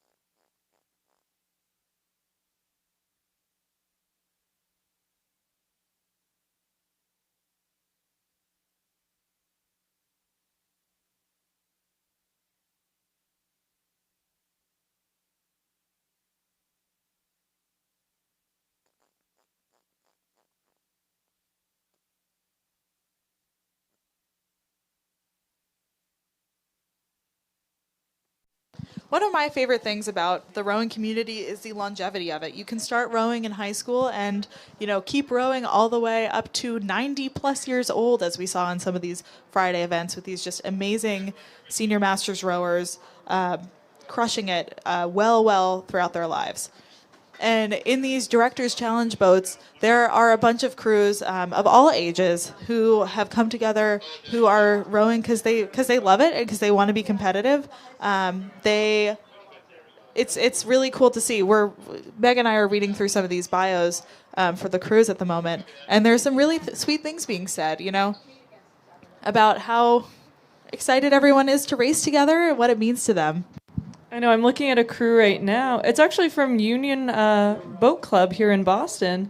And, the average age is 67. And their crew last rowed together at Henley Royal Regatta in 1989. And this is their first time bringing back that crew. So this is a really cool race where you kind of look at these bios, and some of them are funny, some of them are sentimental. And it's, our challenge to try to read as much as we can, because these are really thoughtful bios that they've written.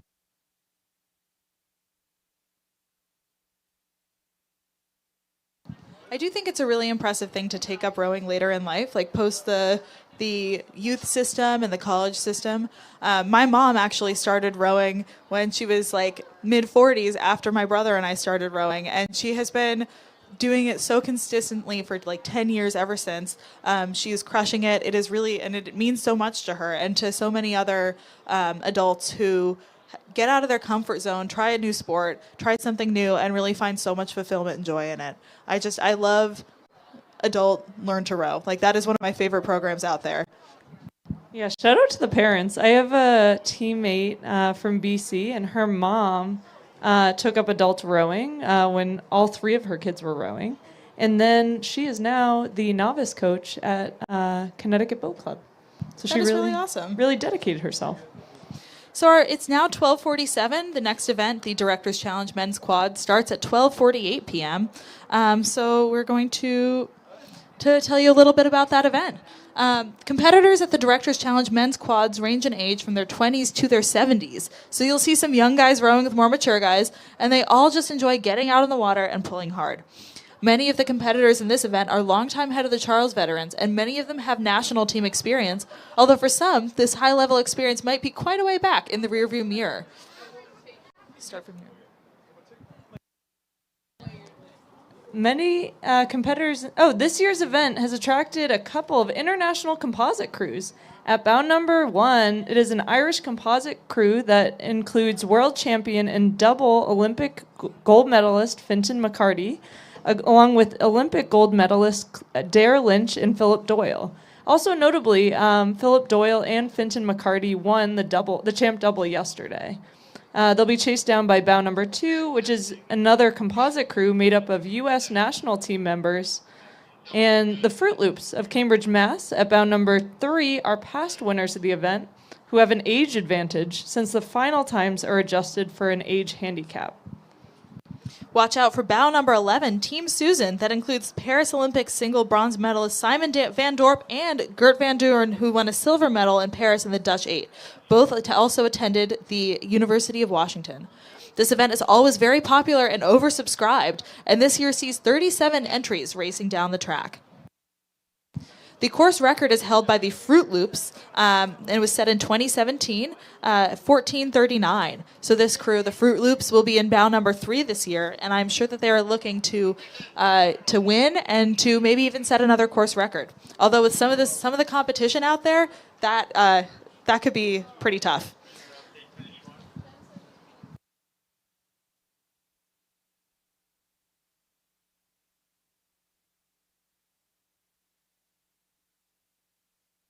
Honestly, I'm super excited to see some of this racing. I mean, like the depth of the talent here in some of these boats is just really incredible, as well as just, the crews who come together based on just a shared love of the sport and a desire to stay competitive.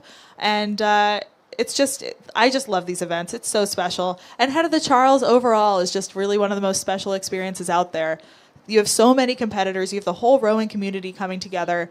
You see people you haven't seen in years. You make new friends. You meet amazing people who are just bonded by the joy that they find in this sport. So huge shout out to the existence of the Head of the Charles Regatta. It's very cool. And it's also my birthday weekend like every year, which is awesome. So my favorite way to celebrate for sure. Happy birthday, Kat! Thank you. It's next Thursday. I know, it's very cool at Head of the Charles. You'll be at like something random like Teddy Peanut Butter and you turn next to you and it's like a national team member. Like I feel like it's just a very, it's like it started as a grassroots event and I feel like it's built and it's had all this sponsorship and all these amazing food trucks, but I think at its roots it's still very much just a celebration of the sport of rowing. And next to that, those national team members could be like, a 14-year-old girl who's in their first year of racing.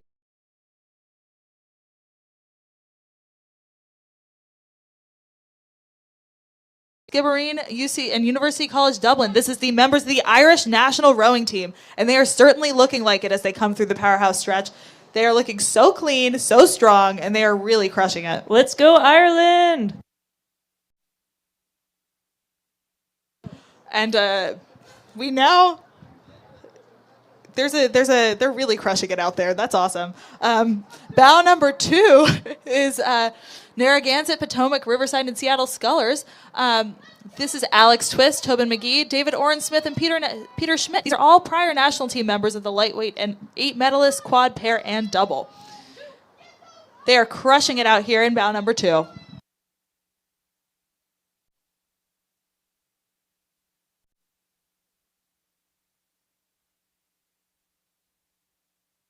We have the Fruit Loops coming around Magazine Beach. This is 7-time winners of the Director's Quad. The Fruit Loops are returning with 2 new rowers in their lineup for 2025.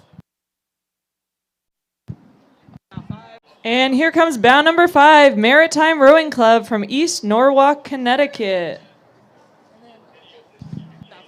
And here comes bow number 4, Texas Rowing Center from Austin, Texas. These men placed 6th in 2024. One interesting thing about the adult events is that there's an age handicap. So you might have crews of all different ages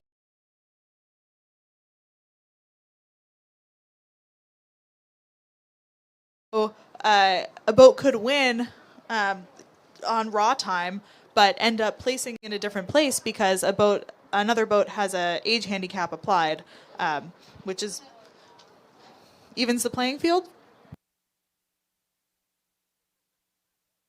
A celebration of longevity in sport.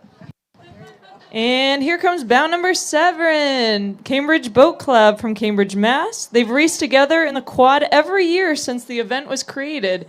And right. Yay. Greg.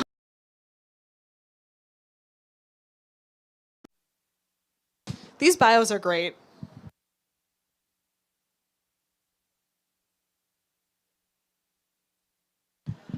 We have a British crew coming up. This is bow number 8 from Tyrion. This is a crew of veteran rowers and novices based in the U.S., New York, and Maidenhead in the U.K. Followed by bow number 10.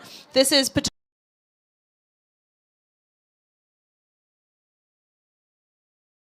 12 and 9 coming up. 12 is Conshohocken from Conshohocken, Pennsylvania. Again, we have Craig Hoffman's guys. And then we have Lake Union in bow number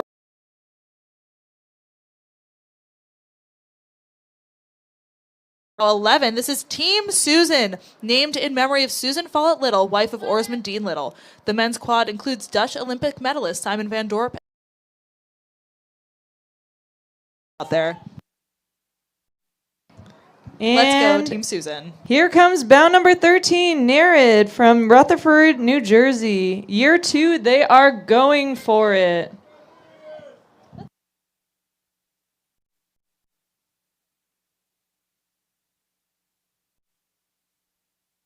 And all the way from Aurora, Colorado, we have Rocky Mountain Crew. All racers are veterans of the Head of the Charles and are training at altitude in Colorado, ready for the oxygen at sea level. And it looks like that training is paying off.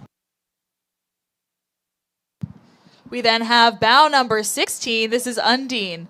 And the person who wrote this bio is asking, why do they keep Larry in this boat? We then have bow number 15. These are some fat cats.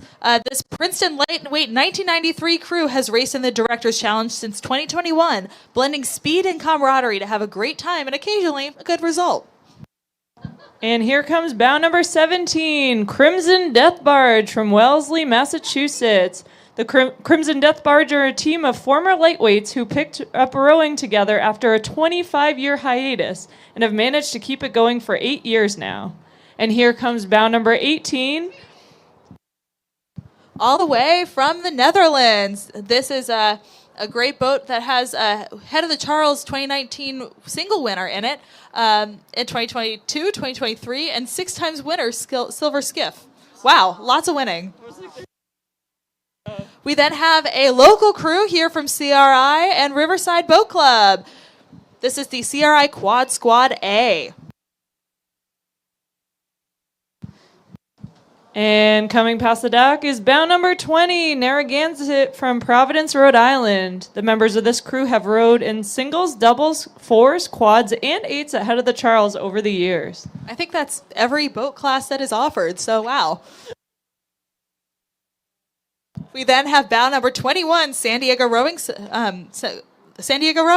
Bow number 21. I've been steering a CVC quad in the Head of the Charles quad event almost every year since this event was opened, even some years a men's quad and a mixed quad on the same day at the beginning.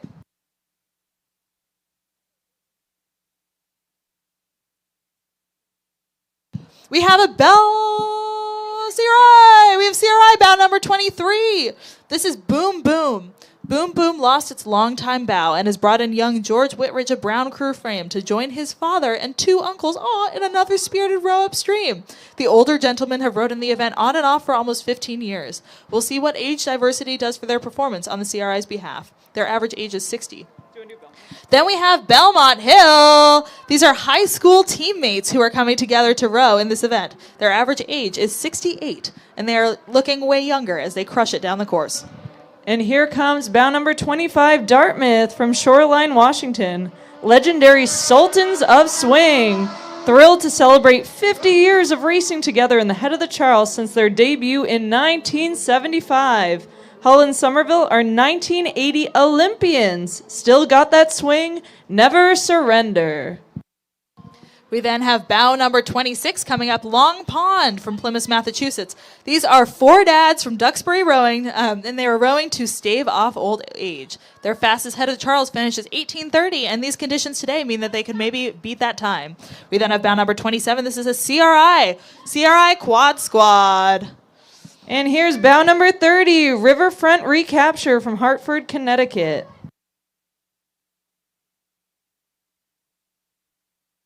And here's bow number 28, Sarasota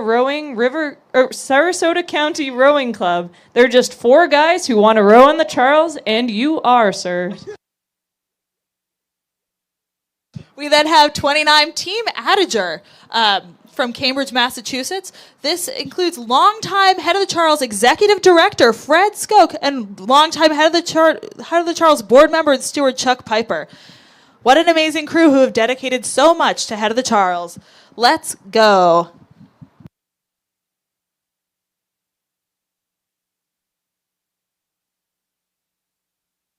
And coming up at bow number 33, we have Swan Creek Rowing Club. These team members have won U.S. Nationals in very different events and head races such as HOSR. Bow number 32, we have Duxbury Bay Maritime School. This boat of Drake's is the definition of dedication. And bow number 31, Cambridge Boat Club and Riverside Boat Club composite. Lots of coxing experience, some sculling experience. We have Julian Green, who coxed at BC High. Mike Floyd from RBC, who is an RBC coach and cox, bringing in his UK sculling experience. Chris Boltz, a longtime CBC and former Harvard heavyweight cox, and Mike Grinberg, cox and coach. So a lot of coxswains in that boat. They are looking great rowing down the course. A lot of coxswains with pretty solid tech too.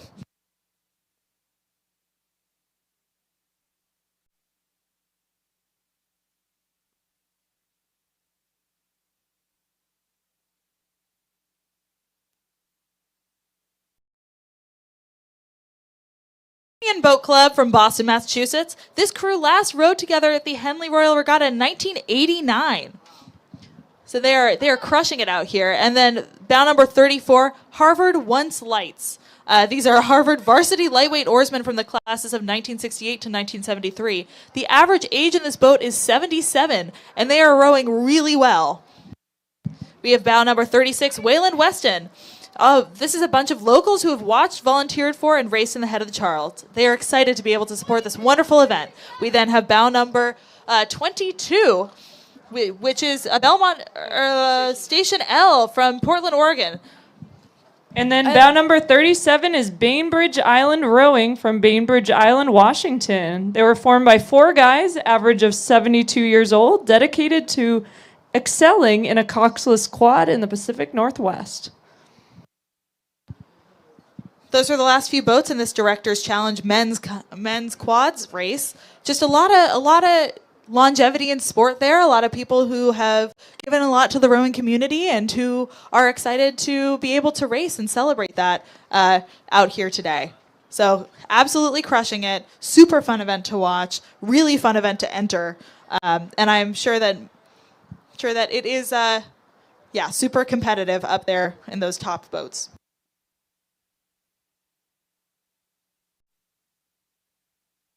Our next boat will be starting at 1:05 p.m. in 4 minutes. That is the Men's Champ 4s competing for the Steve Carr Cup. This has 12 competitors, and last year's champions Washington are back to defend their title, but with a totally new crew, and they will be chased by Princeton, who came in second last year. Bow 11 from California Rowing Club could be one to watch, with senior national team and U23 national team athletes making up the crew.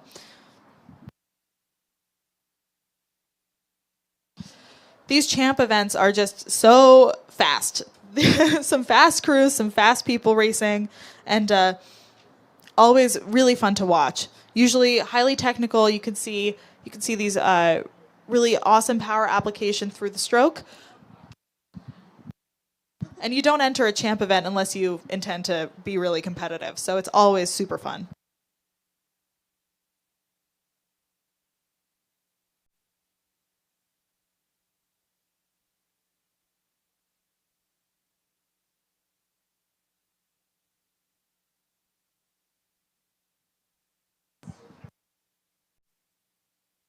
Hey, athletes and spectators. Rainstorm, the exclusive energy drink at the head of the Charles Regatta, invites you to live life better at one or both of their 2 locations. At the Weld exhibition, you can stop by the Rainstorm Lounge to row, recover, or just relax. With energy drinks, design your own custom-painted swag at the Rowing and Fitness Expo location. Either way, Rainstorm is on the house and has the clean energy, immunity support, and zero sugar to get you through the excitement of Regatta weekend.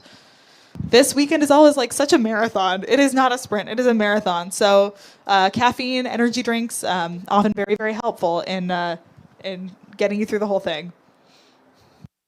I know, all this announcing is really making me appreciate the professionals who do, announcing and talk shows daily, which brings us to an official media partner of Head of the Charles, WBUR. Be sure to stop by at their booth at the Weld exhibition venue. Thank you to WBUR, and be sure to tune in to 90.9, Boston's NPR news station. So this Champ 4s event that's about to come up is made up of not only some top collegiate crews, but also there are usually some national team crews, some really just like Olympic level, world's level racing in here. It's always such a fast event to watch, so fun. And I'm really excited to watch it. It'll be followed by the lightweight 4s event, and then followed by the collegiate 4s event. A lot of 4s, a lot of men's 4s.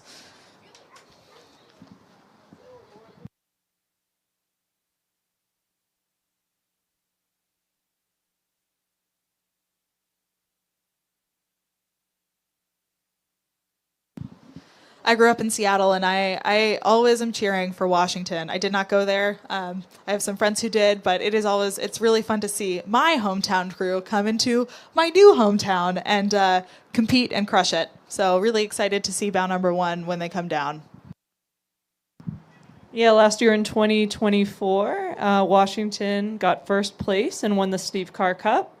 In second place, U.S. rowing team won second, and third place was Princeton. I know it's very cool when they have these, the national team members kind of forming these crews and competing in the champ events, to see collegiate athletes duking it out with people that are, the best in the country and Olympians. And some of the people on the collegiate teams are Olympians themselves. It's kind of amazing that you can do that.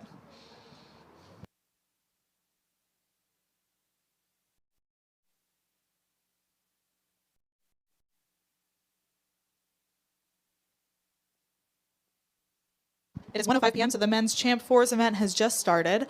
I'm sure we will see them coming around in maybe even less than 2 minutes, as these are some really fast boats. The Riverside Boathouse, which is where we are announcing from, is located just a bit, how many meters up from the start line? It's located 1,100 meters. Thank you to someone on the dock. It is located 1,100 meters into the race, and it is at the beginning of the powerhouse stretch, which is the one spot on the course that there is no turning required. The rest of the course can be super twisty and windy, but the powerhouse stretch is always fun to watch because it's where the crews can lay down their fastest strokes and really solidify their position, get their best line for the racing coming up, and just crush it. It's so fun.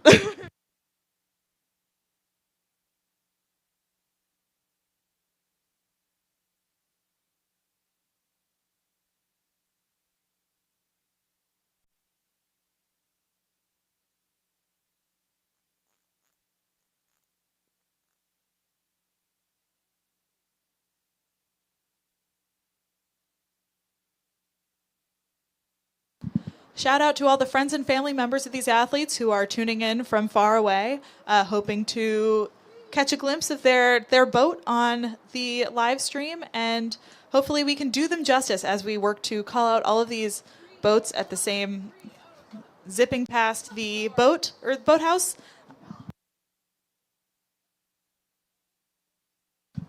Yeah, these rowers performing at such a high level is not possible without support of a ton of people, including friends and family, especially friends and family. So thank you to everyone who is tuning in to listen. We, the rowers, love you and appreciate you, and super excited that you are taking the time out of your day to listen to this.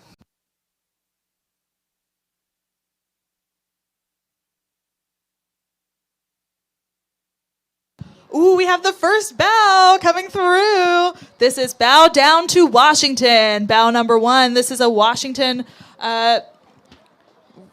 crew, followed closely by bow number 2 from Princeton.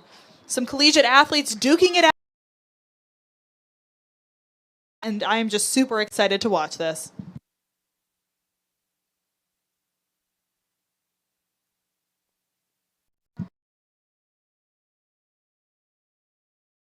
These athletes, their tech is impeccable, their power is amazing. And here comes bow number 3, Cornell. This is Big Red from Ithaca, New York, looking very crisp as they pass the Riverside dock. Laying down some big watts from Big Red.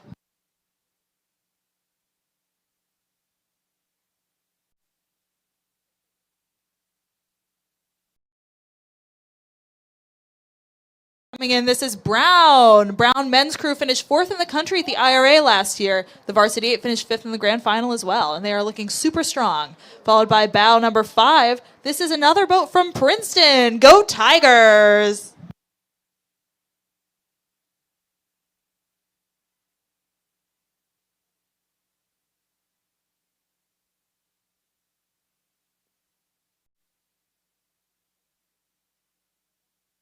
And here comes bow number 6, Cornell. This is their second boat passing our dock. Looking very strong as they head towards the bridge. I love it when colleges or other teams have 2 boats competing in the same event, because you know that those 2 boats are duking it out. Like, their biggest competition is not only the other colleges and stuff, but secretly they really just want to beat the other boat from their college. Especially if you're in the B boat, you have a chip on your shoulder and you're ready to go. We have bow number 8, followed by bow number 7. Bow 8 is University of Wisconsin, followed by bow 7. That is a crew from Western Cape Rowing Association in South Africa.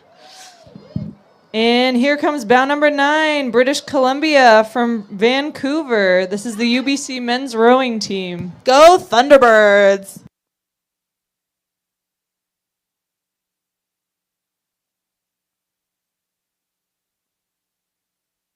Some really fast boats coming down the powerhouse stretch. This is really fun to watch, and I hope you at home are enjoying this masterclass in strong rowing.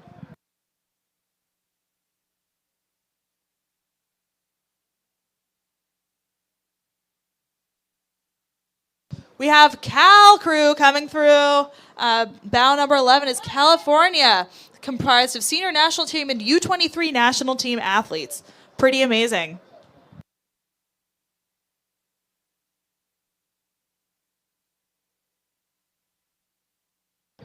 And here comes Imperial College from London, UK. 3 of the crew are Henley Royal Regatta finalists, British national team gold medalists, and silver, bronze, and gold medalists.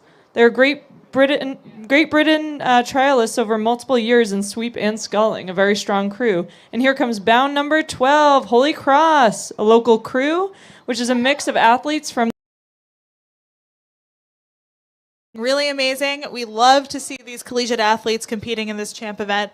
They are looking super strong, and this is the last boat in the men's champ fours event. It'll be closely followed by the men's lightweight fours event, which has just started at 1:11 p.m. The course record in this event is held by Yale, go Yale, and the Yale Lights, and it was set in 2017.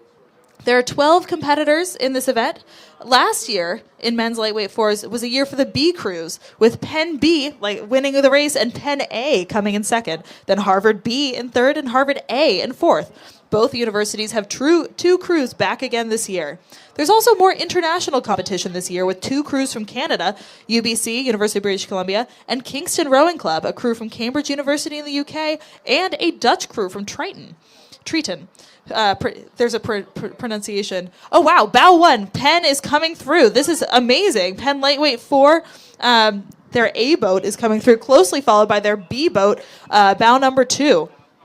As Meg and I were saying, all these athletes are really excited to just beat the other boat in their race.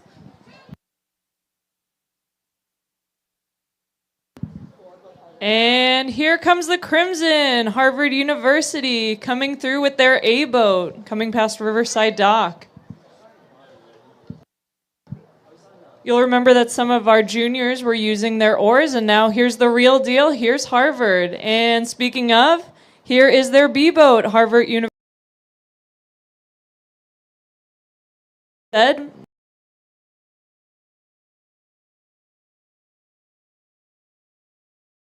Racing in eights. So the four in this event is often their top 8 broken into 2 different boats. Sometimes bow pair, sometimes stern pair, or a different mix. But always a really fun kind of internal event. We then have bow 5, Cornell Lights, Go Big Red.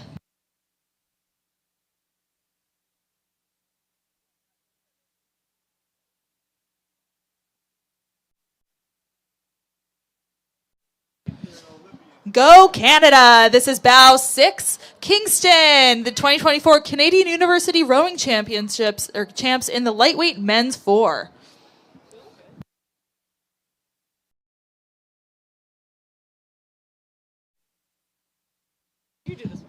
We have another Canadian crew looking very crisp. This is the UBC crew, University of British Columbia, in bow 7, coming past the Riverside Dock.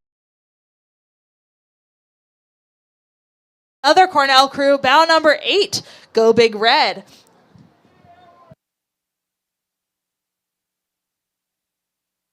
Super excited to check the results once this race is over and see if any B quote-unquote boats beat the A quote-unquote boats. As a reminder, they're usually all from the same top 8 boat of the program. And here comes Georgetown, winner of the 2023, 24, and 25 IRAs. And bow number 10 is Cambridge from Cambridge, UK. This features rowers from the 2025 lightweight boat races. They're rowing with Boston University oars as they are stationed racing out of the BU boathouse. Triton. We have a Dutch crew coming through, Triton from the Netherlands. Crushing it in this international regatta, looking really crisp and strong, coming through the powerhouse stretch. They got some great water ahead of them, hoping they can use it and deliver themselves a really fast time.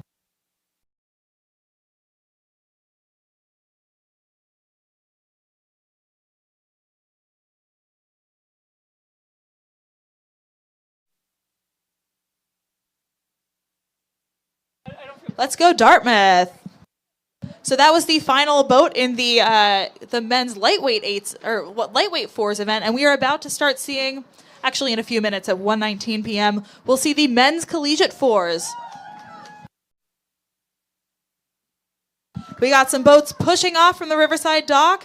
Let's go! Have a great race out there. So excited for you.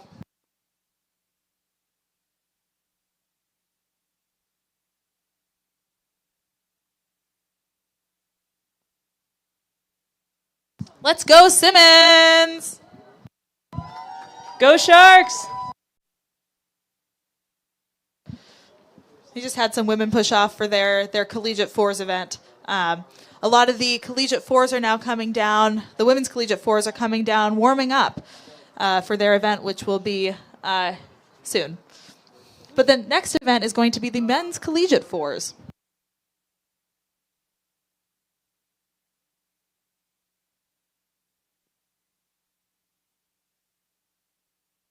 All right, so in the men's collegiate 4s, we have 40 competitors. All of the top 3 programs from last year have crews returning again this year. University of San Diego won with a 36-second margin last year. That's a very large margin. A well-earned win after a third-place win in 2022 and 2023, and second in 2023. Stetson University from Florida are back at bow number 2, and UCLA are bow number 3.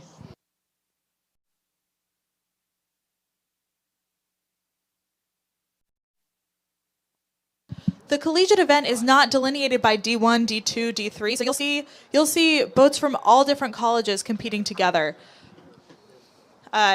typically like D1 and D3 crews, for example, may not be racing in the same regattas. They have different national championships. But for a lot of the crew, maybe some of the club crews, there are also a lot of club crews in the collegiate events, especially for the men.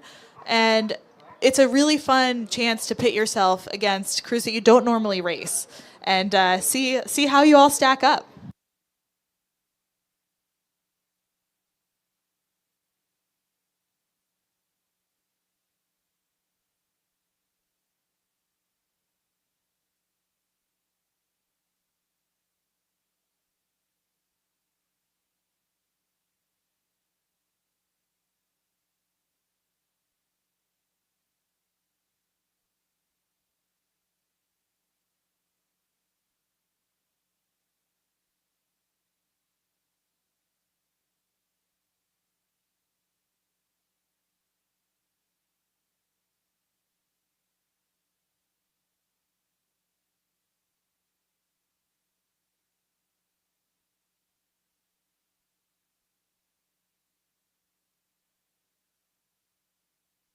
We have a results update from the men's Champ 4s. Actually, we can't really do that because they're not actually done with their race. But so far, it's looking like a few A's are beating a few B's are beating a few A's. Very competitive between all the different Champ 4s. I love when a B beats an A. Underdogs, rise up. Unless I was in the A, and then I don't like it. Meg typically is in the A.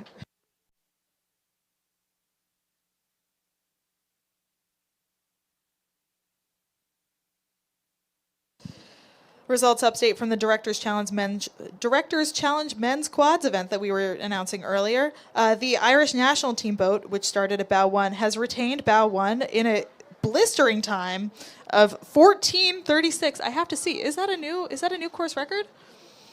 And then they were followed by bow 5, Maritime Rowing Club, and bow 2, the Juicy Bruceys. Oh my God, that was a new course record. That in the Directors Challenge Men's Quads, the old course record was set by the Fruit Loops in 2017, and the new course record is 14:36, set by Rowing Ireland.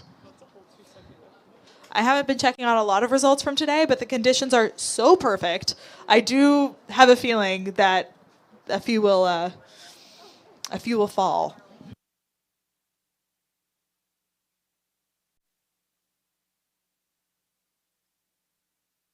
I'm hearing that 8 of the 14 junior events had new course records, which I think speaks to the conditions and also the speed. You know, the kids are always getting faster, and it's really amazing to see.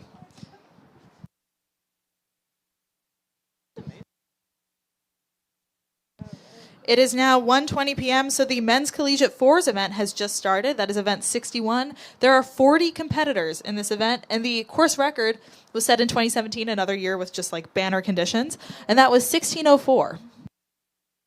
So we'll see if that falls today.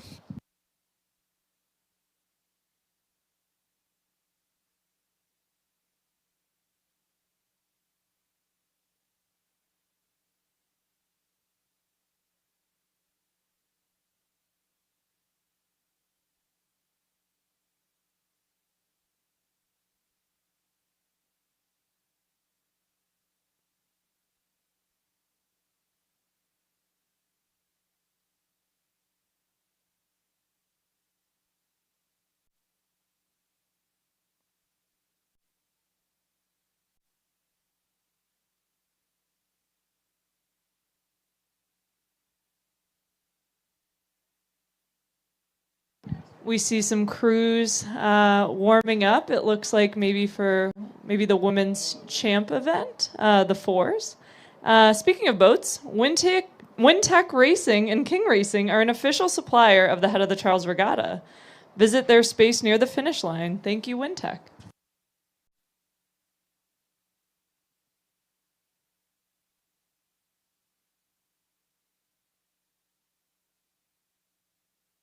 And here they come. We see bout number 1 and 2 coming right around the Magazine Beach turn into the powerhouse stretch. Bout number 1 is UCLA And bow number 2 pushing into them is Stetson. Bow number 1 is actually San Diego. My apologies. All these crews are crushing it. 1 and 2 are very tightly racing down the powerhouse stretch. This is their opportunity to lay down a really fast time and solidify their bow number for next year. This is actually UCLA. And here comes bow number 3, UCLA, all the way from Marina del Rey, California. Go Bears.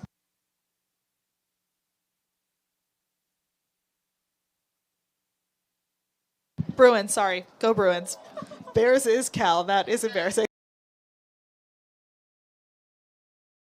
Here comes Skidmore College, all the way from Saratoga Springs, New York. They finished 5th in the 2024 head of the Charles and are looking to improve that standing. We have bow number 5 coming in. This is Texas.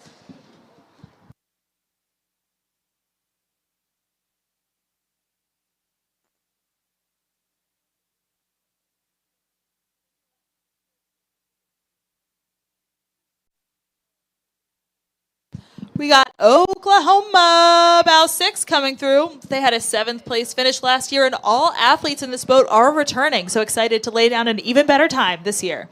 Then we have bow number 7. This is Virginia, which has a young team this year, and these guys are all gunning for a spot in the Varsity 8 this spring.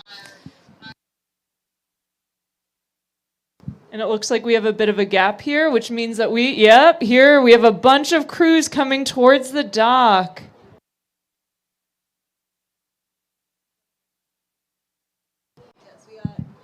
Here's bow number 9. We have Marist College, and pushing in is bow number 8, MSOE from Milwaukee, Wisconsin. Milwaukee School of Engineering Rowing started in 2007. Since then, they've had 8 boats compete at the IRAs.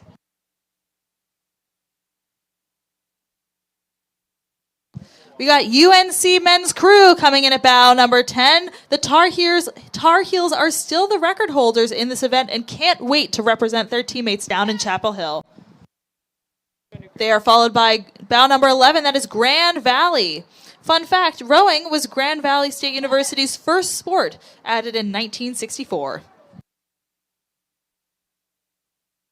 And here comes 12. Here's Vandy, Vanderbilt University, all the way from Nashville, Tennessee. Let's go, Vandy. We have Trinity, bow number 13. These are the Trinity College Bantams from Hartford, Connecticut.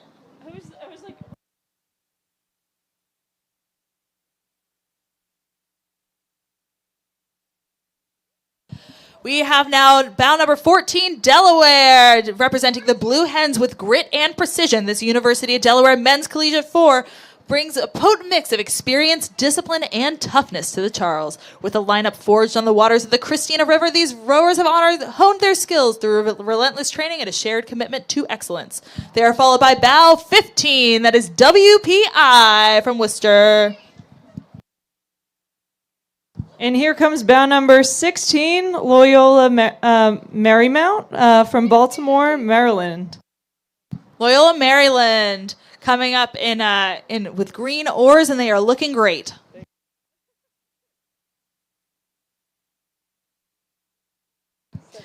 We now have 17. This is Michigan.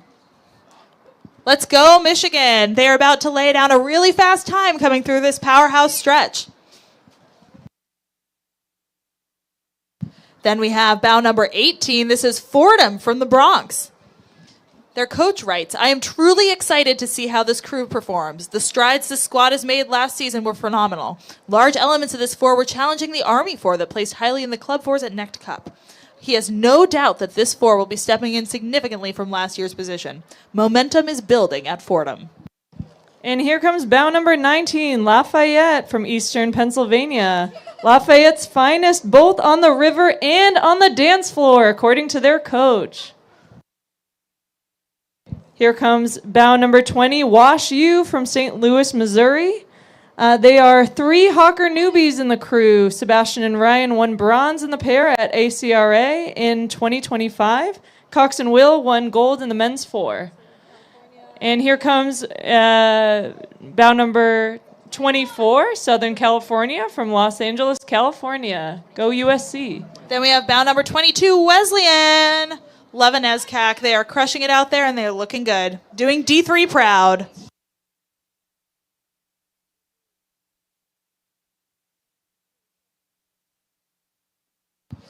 We are about to see several more NESCACs. And D3 crews, we love RIT from Rochester, New York. This is bow number 23. And they are members of the Rochester Institute of Technology rowing team. They are followed then by bow number 24, the U.S. Merchant Marine Academy. They serve the nation as licensed merchant marine officers, fighter jet and helicopter pilots, and officers in all branches of the military. If anyone knows boats, it's those men. Here's bow number 25, Washington College from Chestertown, Maryland. They were founded as a collegiate program in 1968 in Chestertown, Maryland, and are excited to be competing at the head of the Charles. We have bow number 26. We have bow number 26, Lehigh from Bethlehem, Pennsylvania. This crew is young and hungry, continuing the tradition and legacy of our men's program. They are followed by bow number 27, the Bates Bobcats. In the pink there, you cannot miss them. Another strong D3 crew looking to crush it, requalify, and lay down a fast time.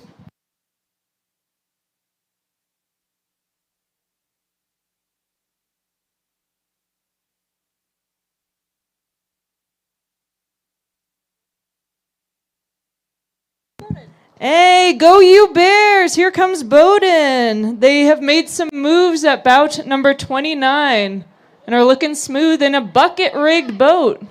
Go you Bears. And speaking of making moves, here's bow number 31. Let's go, Sawhill. That is Georgia Tech, all the way from Atlanta, Georgia. Looking smooth, looking strong. We now have 2 boats coming around the Magazine Beach turn, starting their powerhouse drive. We have bow 30. This is University of Rochester Men's Rowing Club. Their coach writes, they're good kids. Then we have bow number 28. This is Amherst. They were the national champions in 1972, and maybe again this year.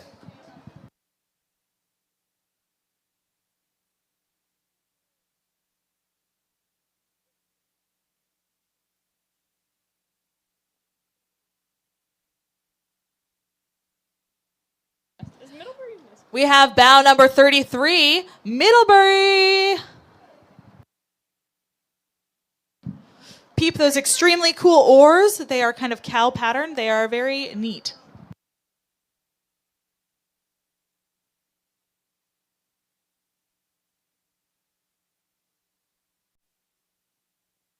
Here comes bow number 34, Connecticut College rowing. Then bow number 35, pushing in, Michigan State Crew Club.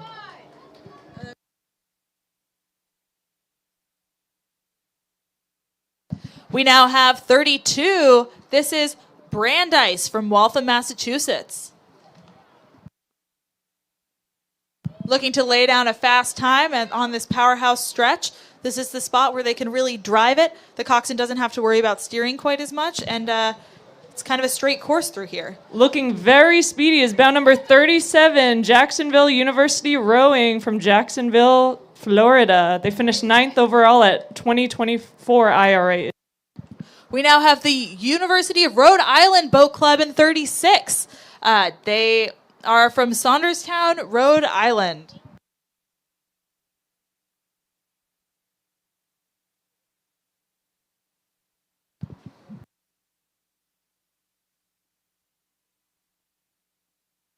We have 3 crews coming around the Magazine Beach turn into the powerhouse stretch. They are racing tightly, and it is going to be exciting to see how this all shakes out. 39 is Notre Dame. They're coming off of 3 straight years of medals in the Varsity 8 at Acras. And then we have 40. This is FIT, Florida Institute of Technology, and they are crushing it. And then we have 38. This is the University of New Hampshire. And those are the final few boats in the men's collegiate fours event. And this also is the end of my and Meg's announcing shift. So thank you all so much to everyone who tuned in to listen. We hope you found us funny and for those on the dock, not too annoying. We have a Riverside crew that is launching. Let's go Stripes. Go Stripes. Yeah, it's been a pleasure to announce with my friend Kat here in, preparation of her birthday. And this is our 3rd year doing it. It's a highlight of my HOCR weekend, and it's been a pleasure. Thank you all.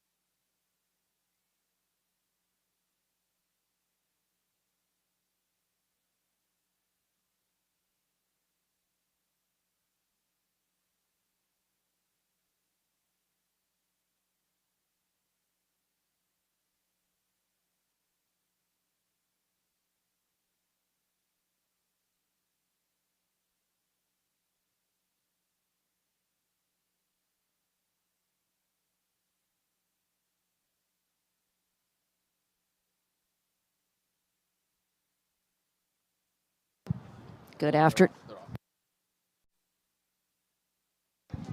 afternoon, race fans. You have a new announcing duo taking over. I'm Lisa, and I row at CRI, and I'm joined by...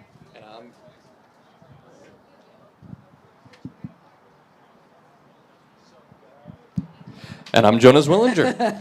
Rode in this event a handful of years ago, and glad to be back. Great.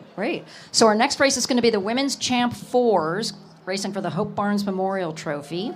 22 competitors. Last year won by Columbia University A boat, followed by Penn ACA and Virginia A.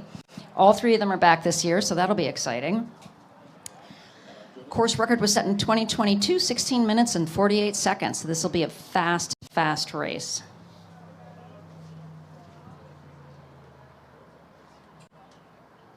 All 9. The top 9 rower boats this year are returning from last year. Also all gunning for that top spot.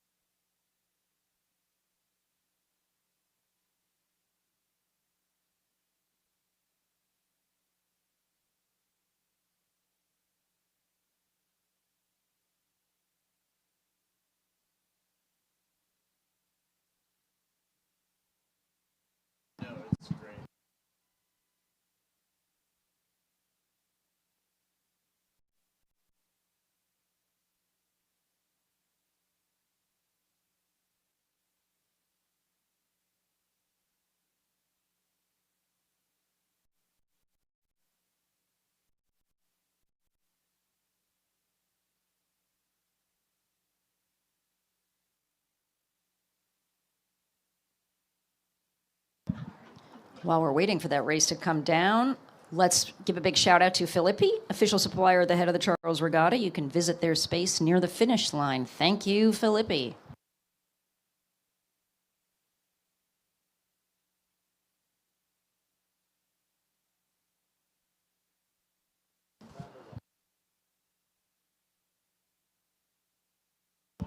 We know the women's champ fours are on the course.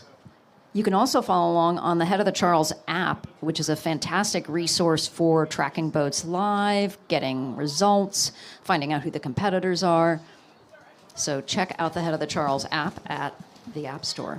And one thing that I highly recommend people do, Lisa, is if you have a particular boat you want to follow along, on the Head of the Charles website, we have multiple streams from the Riverside Boathouse, the Weld Boathouse, and the Cambridge Boat Club Boathouse. You can track your crew up the course as they go along their day. You could set up like monitors like all around your living room so you could watch Have all the streams up every at once? stop. Yeah.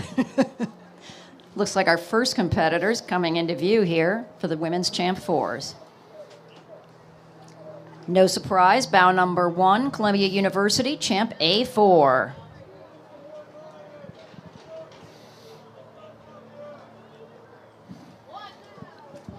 It was a tight field last year, as you mentioned, Lisa. So bow number 2, looking to give Columbia University a run for their money. That is Penn AC, Zoe, Catherine, Natalie, and Eva trying to make this one happen. Followed very closely by Virginia. This is the champ 4 in their coach's second season at Virginia. Pushing right up on bow 2 there. They're going to give them a race all the way down this course, up this course.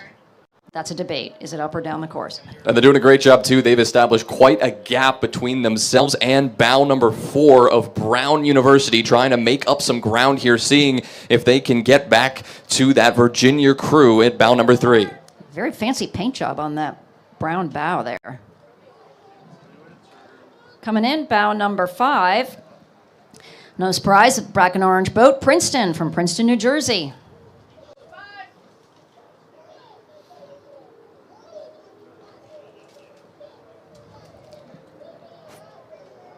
Followed by Dartmouth, working their way across Riverside now. Took first place here.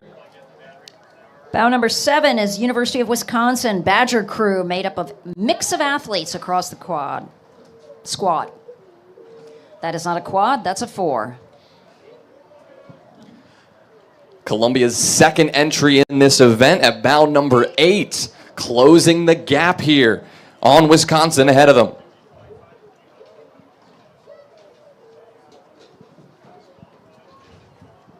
Could not have a better day for rowing. This is absolutely perfect conditions for these boats. Here comes bow number 9, all the way from Lawrence, Kansas. Ruby, Carmen, Lindsay, Kara, and Claire. Looking good with their K-blades. And on the gray Hudson shell, chasing them down in bow number 10, it's the Boston College Eagles. But of course, this is a Boston race, so bow number 11, Boston University. Here go the Terriers.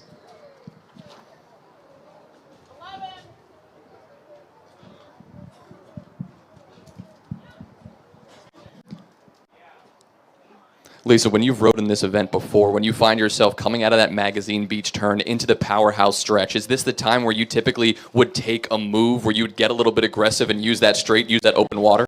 Well, that would be the idea. But my boats were usually at the back of the pack, and, yeah, there was plenty of open water. Let's just put it that way. Well, not so much open water between these next crews side by side. Bow 12 and 15. A big race so far for New York AC and bow 15 as they now walk through bow number 12, the University of Rhode Island. Walking on them now and looking to take open water as they head into the powerhouse stretch. Followed by bow number 14 out of Colgate. This crew finished 5th in the Varsity 8's the Patriot League Championship. Varsity 8 was named twice as Boat of the Week in Patriot League. Good race so far from Colgate. They've cleared bow number 13, Navy Masters, who are in a hot race right now with bow number 16, Duke University, part of the 2v8 here in the Head of the Charles, rowing in the 4 for this event. This is a great spot to make a move, though, if you're going to do it. The river's nice and wide. There's no turns. It's nice and straight. You can just pick your spot and go for it.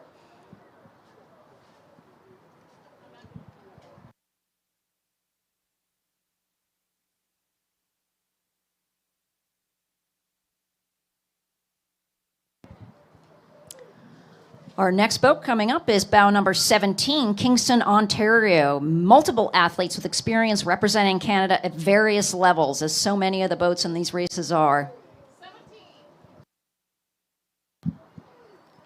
Another closely contested pass here. It's Southern Methodist from Dallas, Texas, making a move and successfully walking through, rowing in color. An amazing organization here that brings women together to prove that when they put their hearts and minds together, they can be amazing, giving a voice to underrepresented athletes in this sport. Got another little fight coming up here between bows number 19 and 21. 21 putting it down from the University of British Columbia. Passing through bow number 19, Iona University from New Rochelle, New York. Looking to improve on their placement from last year. They realize how tough this event is, so any forward progress will be a win, and they are certainly making it now.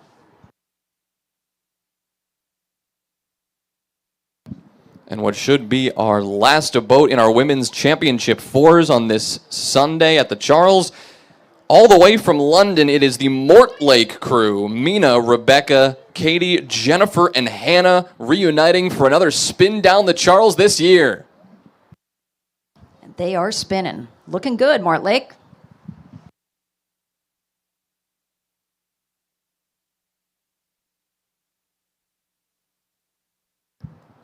Our next race is the mixed para PR3 fours, racing for the Ellen Minsner Trophy. Fun fact, Ellen Minsner also organizes all of us announcers every year, which is really cool. Course record was set here in 2024, 17 minutes, 14 seconds. First was U.S. Para Rowing last year, and they are USTC Boston will be first bow today.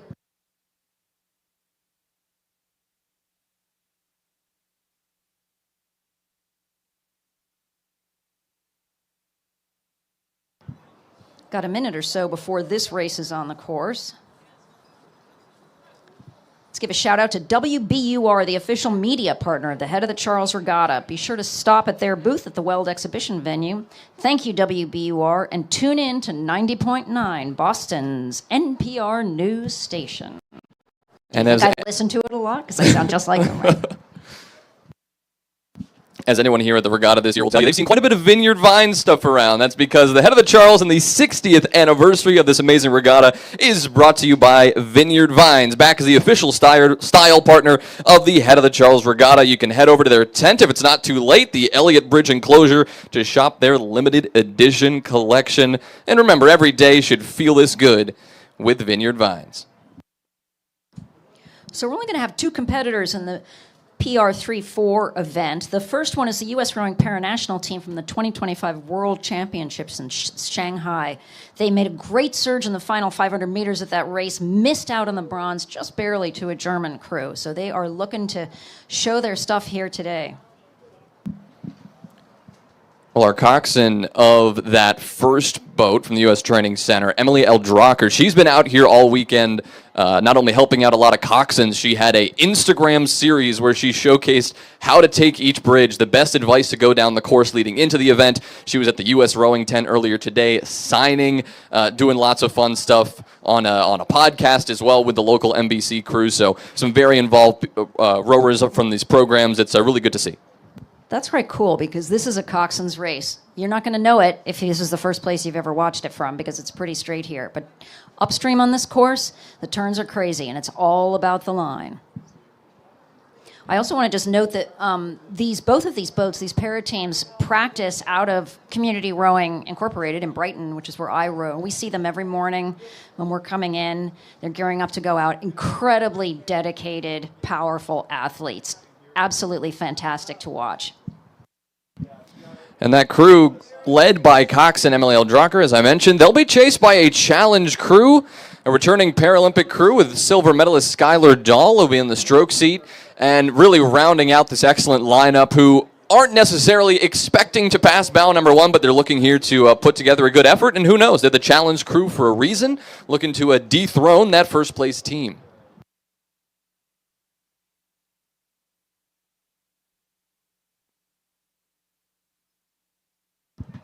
They're on the course. Takes usually about 4 or 5 minutes for boats to get from the start down here into our site at Riverside, the view from Riverside. We also have a nice view. We do.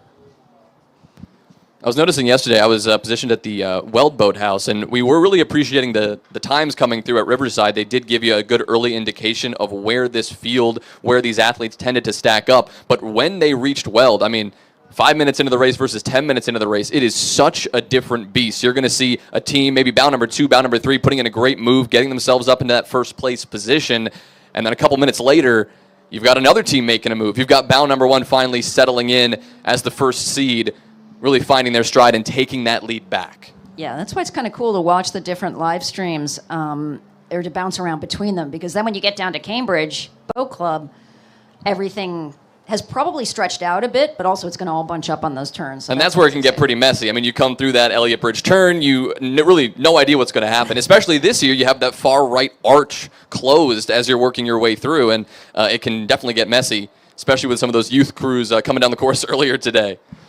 They were causing some excitement. I heard it referred to yesterday as we got an Elliott Bridge Classic shaping up here. Well, everyone loves the carnage videos that are posted after the regatta. Maybe not necessarily the organizers, but you do love to see when young crews are getting out here, and even if it doesn't go well, they're still having a good time. I know they're not an official sponsor, but the folks working construction at the Elliott Bridge have been absolutely amazing this week, clearing that work barge out of the river for the racers and basically getting everything in shape for us. But here comes our first crew.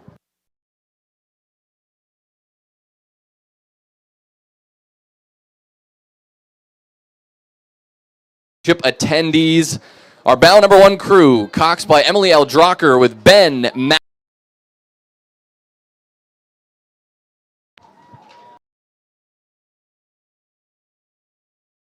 Beautiful rowing.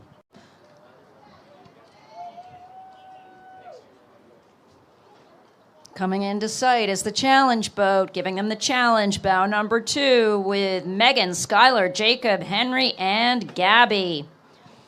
Various very accomplished and decorated para-rowers in this boat as well. Through this part of the course, it looks like they are keeping relatively even in terms of what the 10-15 second margin is at the start. It's obviously close, and we expect this to stretch out a little bit throughout the race. It does look like bow number 1, they're rowing at a little high of a stroke rate at this point in the race. We'll see if that challenge crew wants to make a move or change.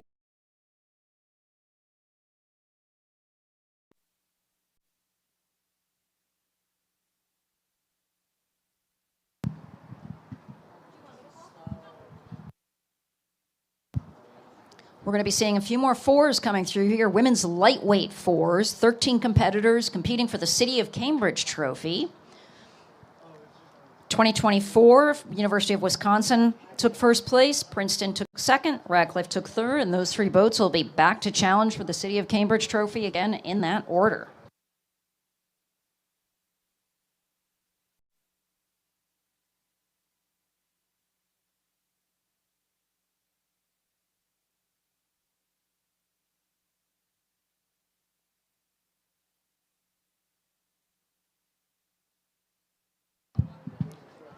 That race is on the course now. We should be seeing them any minute coming down here.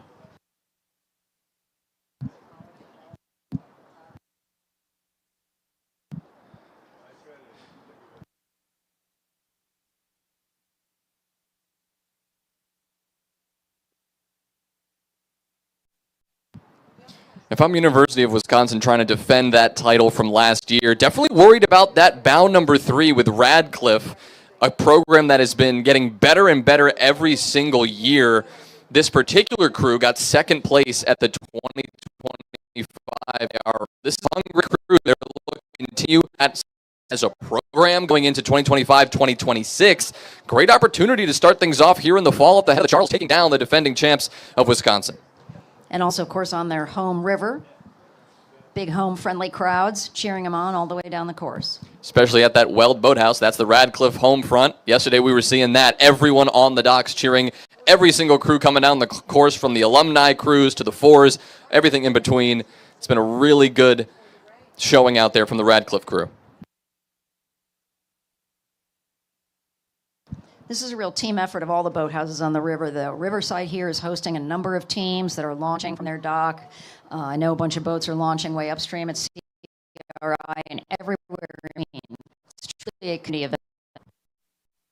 We call it Rowers Christmas because everybody comes to town for it.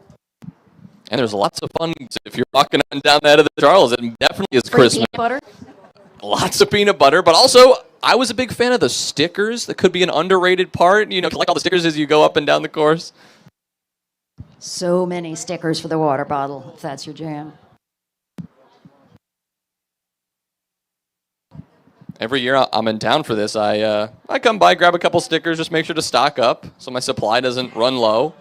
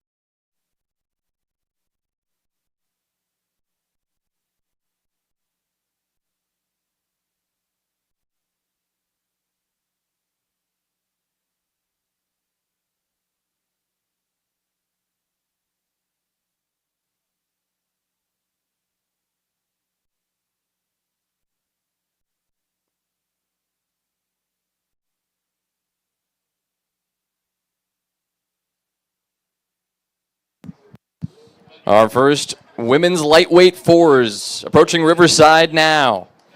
University of Wisconsin, the first boat through, closely followed by the challenging crew from Princeton, looking to dethrone that University of Wisconsin crew. Let's go, Badgers. Can always tell a Princeton boat. They're black and orange blades, black and orange hull. As we said, possibly good time for a move here. You've got this open water, don't have to make a turn. See if you can walk on that bow number one. We'll see what Princeton can do. And here come our hometown heroes, Radcliffe. Coming through in their black and white blades. Feels like the wind is starting to pick up a little bit as we get into the afternoon. Right now, at least here at Riverside, it looks like it's a bit of a tailwind. You can tell on the water. Right now, these athletes are going to appreciate that. And here comes BU, just to keep it a hometown race. Scarlet and white. Yeah, the first of the several BU women in this event. Bow number 4 trying to track down Radcliffe if they can, who have quite a bit of open water on them. But right behind, the second BU women crew. Followed pretty closely by MIT's home crew, Sophie, Sabrina, Hannah, Nihu, and Lucy. And a bit of a pack bunching up here. 5 followed by bow number 6, MIT, followed closely by bow number 7. From Canada, it is Western Ontario. Another Ontario boat close on their heels, bow number 8 from Kingston, who won 2024 silver at the Canadian University Rowing Championships in this event. Now, if this is what the pack looks like at Riverside, cannot imagine what it's going to look like up at Weld.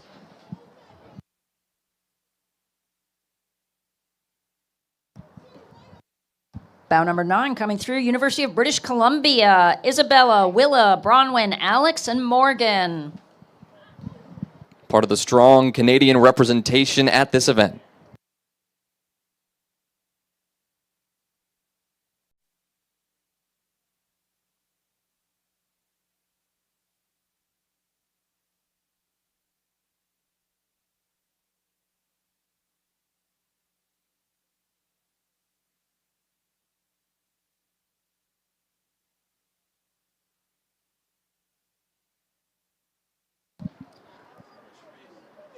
Our next women's lightweight fours coming through, and another grouping amassing here as bow number 11, Cambridge University, their lightweight women's 4V, has now walked through that purple boat from the University of Albany.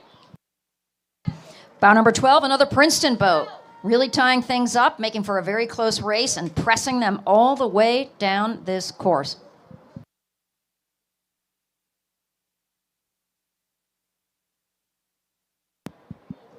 Impressive performance from the Cambridge women's lightweight 4V.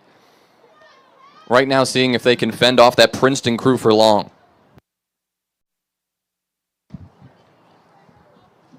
And bow number 13, our last entrant in this race, MIT, another home boat on the Charles River.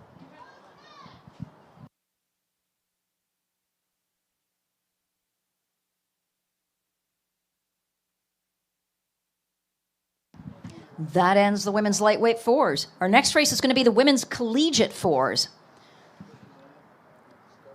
In 2024, first place went to Carleton A, second to Lafayette, third place to the Florida Institute of Technology.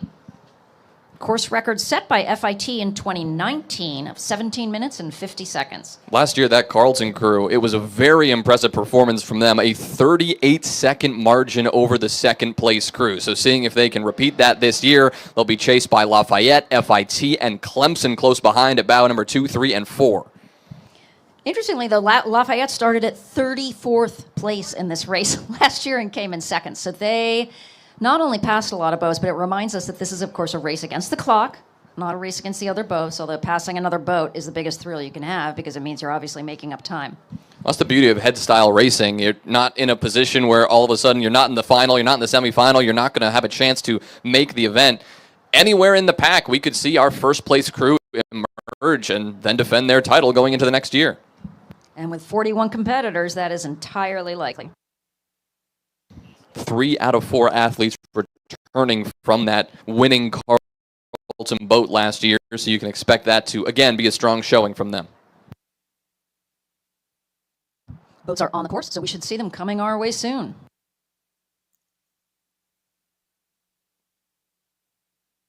For those of you tuning in on the live stream, you're watching continued coverage of the 60th annual Head of the Charles Regatta, the Women's Collegiate Fours event coming up in just a moment. I'm Jonas Willinger, Lisa Laskin next to me, and we'll be diving into the rest of the action as we continue to close out the Head of the Charles. What has been a fantastic weekend. Lisa, I've said this a couple times already this year. It feels like the weather this year has been some of the best we've seen the last few years running. It's fantastic. It's fantastic. I mean, there was a little wind, Friday morning and Saturday morning. Friday morning in particular, which is a challenge for the rowers, particularly in those smaller boats, the singles and doubles that go out Friday morning. But not dampening enthusiasm in any way. And today is just an absolutely perfect day. Slight breeze, sun, warm but not hot.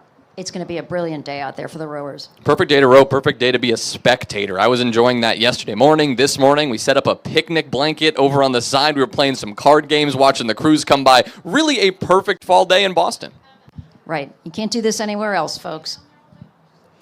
While we're waiting, I'm going to give a shout out to my home boathouse, Community Rowing, Inc., who partners with the Head of the Charles Regatta to bring the sport of rowing to more than 5,000 youth middle school rowers in Boston and Cambridge public schools, all happening through CRI's Let's Row program.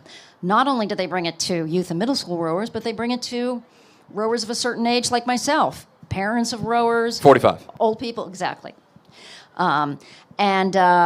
Anybody can join. We have recreational programs, sweep programs, sculling programs, everything happening upstream at CRI, and this is a great lifelong sport, so come try us out.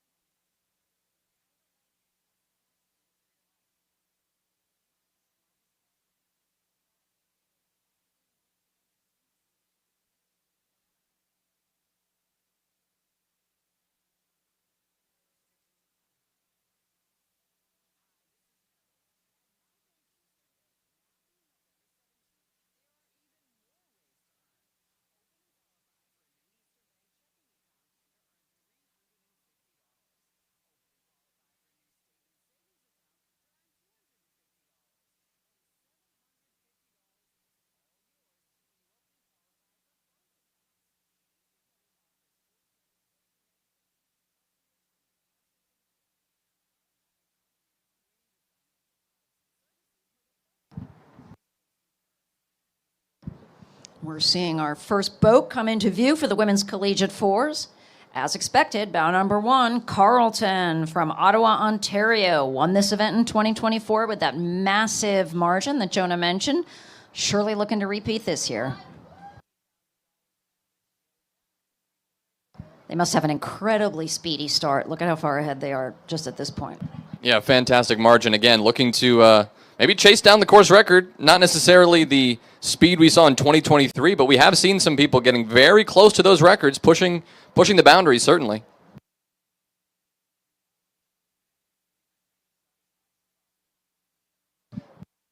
Bow number 2 coming in from Lafayette College.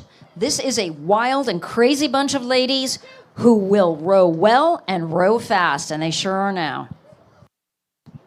Bow number 3, though, giving them a bit of a run for their money. That's FIT. McKenna, Kira, Samantha, Ashton, and Bryn looking forward to coming up to Boston and hoping for some good weather. And, well, ladies, You got mission it. accomplished. Got a nice tight grouping coming through here. Bow number 4 from Clemson. Bow number 6 making a move from William Smith. The Herons from William Smith are excited to race this head of the Charles, and you can tell because they've moved right through bow number 5. And done so early on the course. This is a very good sign for this crew if they continue this. I mean, they're looking for some good performance from them. Bow number 5 out of Texas. Previous year's results, 5th at the ACRA, 1st at the SIRA, and 5th at the HOCR. In Texas, you can always tell because they got their Texas blades.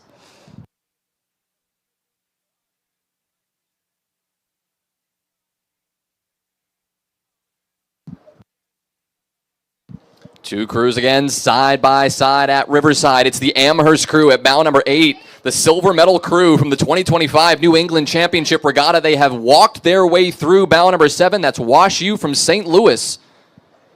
An all-new crew after last year's 7th place, except for the returning Coxswain.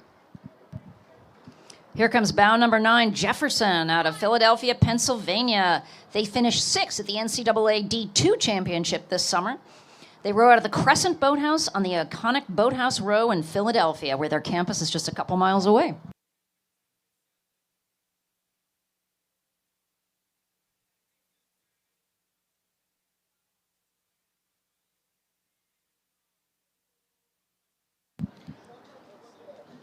Side by side, bow number 11, Northwestern, coming all the way from Chicago. They've worked their way through. Bow number 10, Bowdoin, trying to make up some ground now as they head down the powerhouse stretch.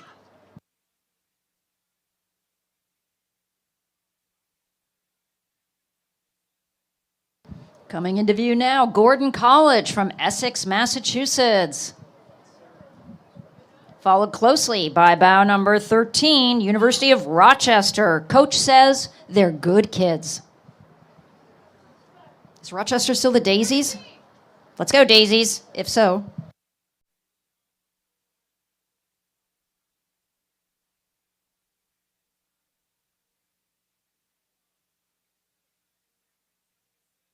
We're definitely seeing some impressive showings from these collegiate fours just a few minutes into their course. They're already seeing some pretty significant passing. Right now, on the outside, Mount Holyoke trying to make a move on Georgia Tech. Followed by Chicago, Camilla, Josephine, Lillian, Sophia, and Celestine.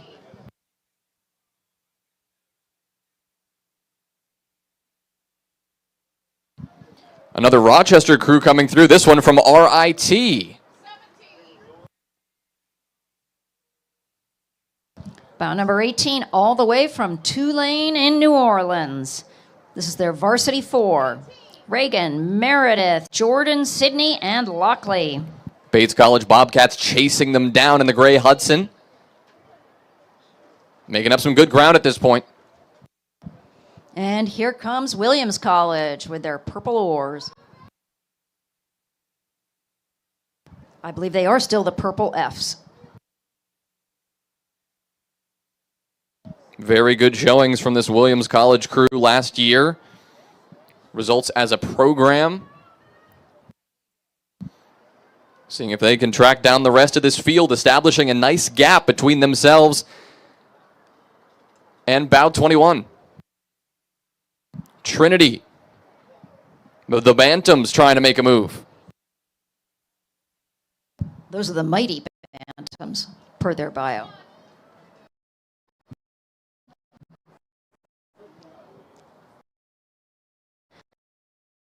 Rowing was Grand Valley State University's first sport in 1964. Jada, Sophia, Reese, Fiona, and Ellie.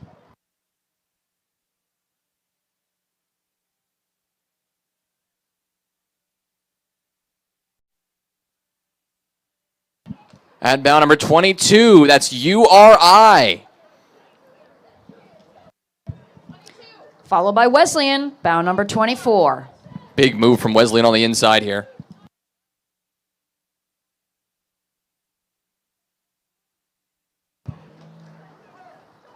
Here comes Pittsburgh. Hail to Pitt at bow number 25.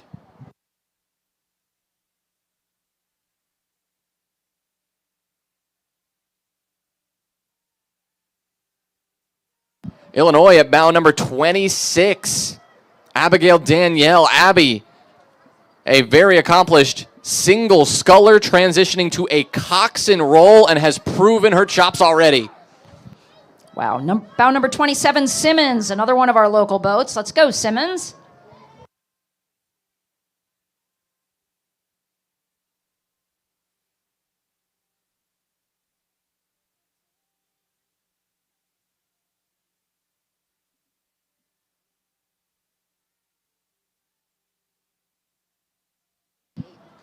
UC Santa Barbara on the inside now, working a nice pass here on bow number 28. That's Marietta College in their 50th year as a program.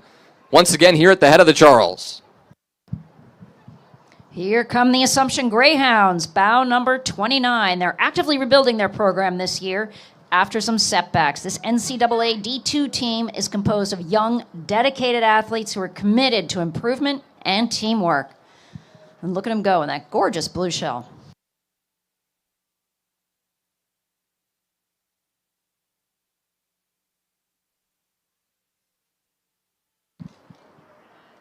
The University of New Hampshire crew in bow number 31. Audrey, Abigail, Caroline, Sabrina, and Jocelyn, a crew of rising University of New Hampshire rowers.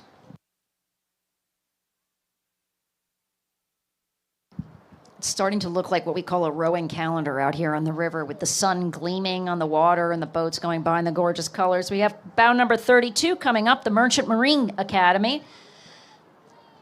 Trying to hold off bow number 33 out of Mass Maritime. We have a big Merchant Marine battle setting up here for these two boats.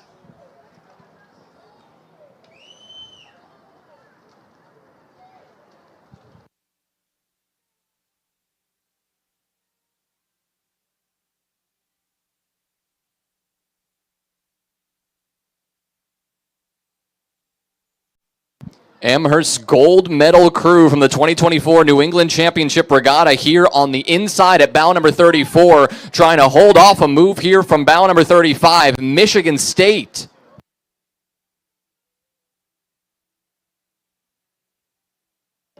Coming into view in a vibrant purple hull, bow number 36, Nazareth from Rochester, New York. They started rowing in 2017 as a D3 program. This is their second time in the head of the Charles. Let's go, Nazareth, looking good. Bow number 37 is Middlebury coming out of the Magazine Beach turn, now turning down the powerhouse stretch. Check out those oars. They're characteristic cow blades, because that's all there is in Vermont, Middlebury and cows, apparently. Bow number 38, more University of Rochester rowers.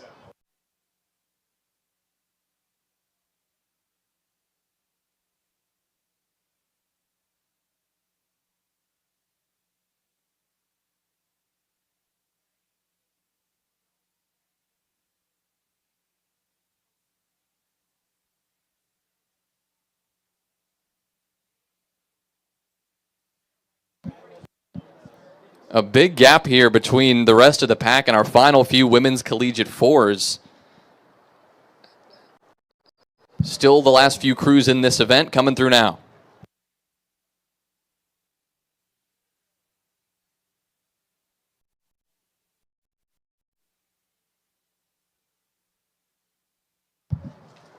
We've got bow number 40, another boat out of Gordon College in Essex, Mass. Followed by bow number 39, St. John Fisher College, home of the Buffalo Bills training camp. And their campus was featured on HBO's Hard Knocks. Putting down some good strokes on the Charles today, St. John Fisher College.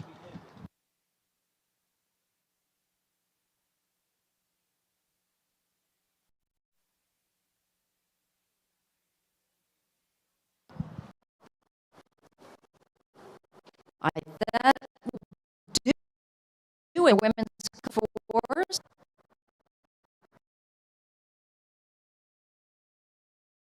In 2017 by Shimano Dynamics, 16 minutes and 54 seconds. A lot of composite boats in this race because this is a race that is a fundraiser for the Head of the Charles organization. And we always have a few fun boats. The Director's Challenge. Well, these are great because they're also age handicapped, so we also see a huge variety of entries and levels of ages. Some average crews will be age 30, some will have an average age of 70, and that's what you get in these Director's Challenge events. Part of why it's so fun to have these events on the Head of the Charles. This is the kind of race that people like me get to race in because we don't race at the level of these other racers. But what's amazing is that we're in the same race as a boat of, say, former Olympians who, you know, just didn't get in one of the other.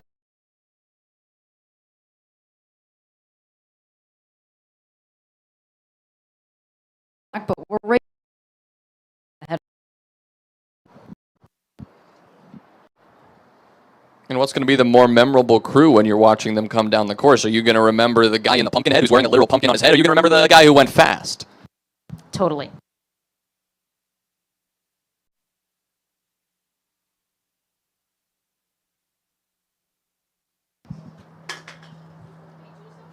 This is also a lotteried entry now for this race. So you put your name in and hope you get drawn.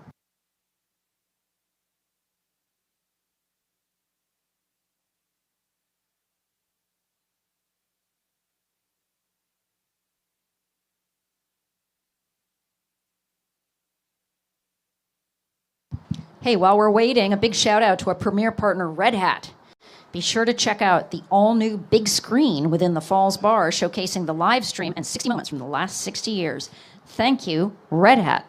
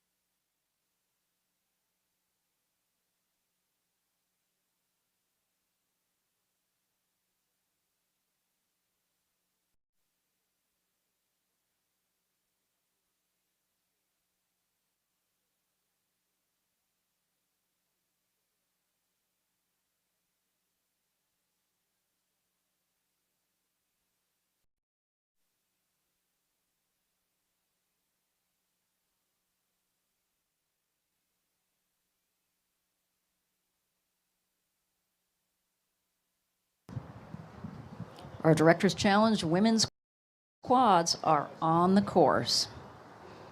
We're going to see a number of composite boats coming through early in the race.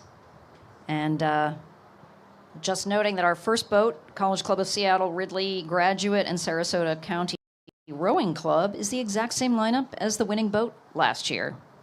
And they want us to know it was the fastest raw and adjusted time.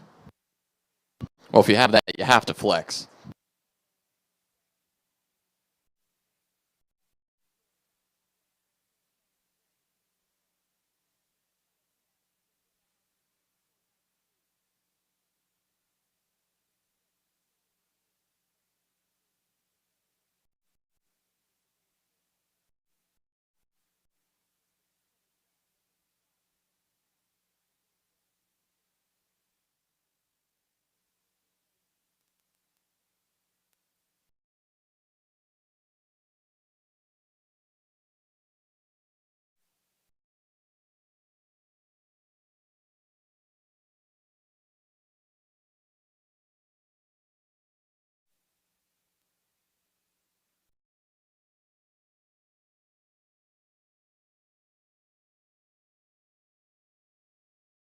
They're coming around the bend now. Our first boat in the Director's Challenge women's quad event.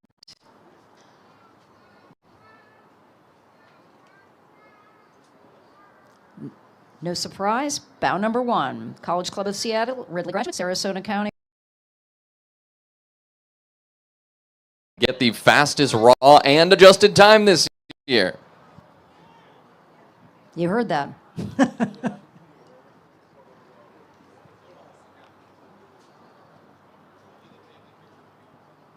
Close behind them is bow number 2. This is the Bay Area Division of Arrogant Scullers Society, BADASS. They had a rough year with injuries and illness, but nothing can stop them from getting the band back together for the HOCR. And in their second year racing together, the Endeavor Racing Alliance, bow number 3. Here comes bow number 4, Lake Washington, a group of fierce women who love to race together. They had the fastest quad at women's quad at the 2025 San Diego Crew Classic.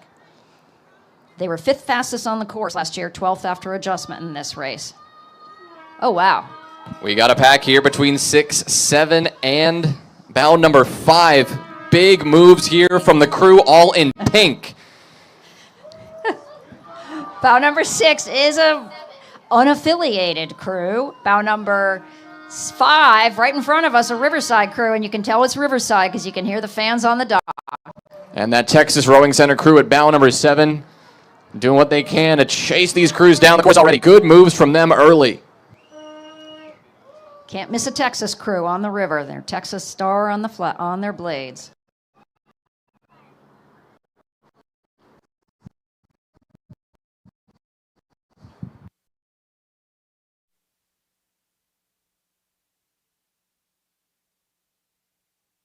Just coming up now, bow number 9, a composite crew from Atlanta, Ottawa, Toronto, and Wilmington, but a crew of all Canadians hoping to come back and make the 3rd time a charm to win. Bow number 10 in the blue shell, it's College Club Seattle, the first time they're rowing with this lineup in the quad. And bow number 8, Ann Arbor, Auckland, New Zealand, Endeavour, and the North Shore of New Zealand. Friends who race each other in singles at Masters Nationals decided to join forces and create a quad, the likes of which has never been seen before. Some trouble with the turn coming through wide. They had to stop, so they'll have some ground to make up as they are chased now by Upper Valley Rowing and bow number 12 on the inside of bow number 11, the Lincoln Park Boat Club composite crew.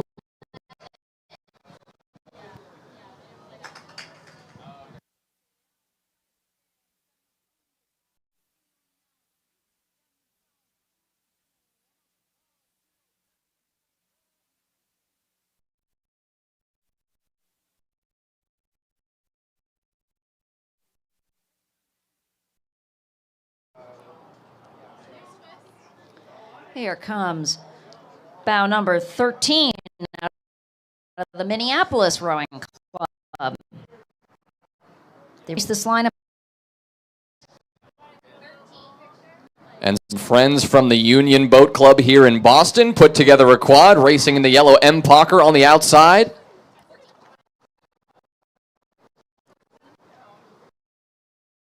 Number 15, a composite Endeavor Racing Alliance. Seeing some interesting hats out there, I think. A fast crew at bow number 17. They've already worked their way through that CRI crew at bow number 16. It's Station L from Portland, Oregon making that pass. CRI close behind them. Just want to say the one from Portland, Oregon, row on the beautiful Willamette River and remind us that Willamette rhymes with damn it. Let's go, CRI. Sorry, got to give a shout out to the home crew. Lake Union crew from the West Coast, from Seattle, Washington, coming through to try to improve their course time from 2024. Bow 20 making quite a move through bow 19. That's Potomac moving through bow 19. Occoquan. We've got a Virginia race going on here. They race on different rivers, but the rivalry is still there.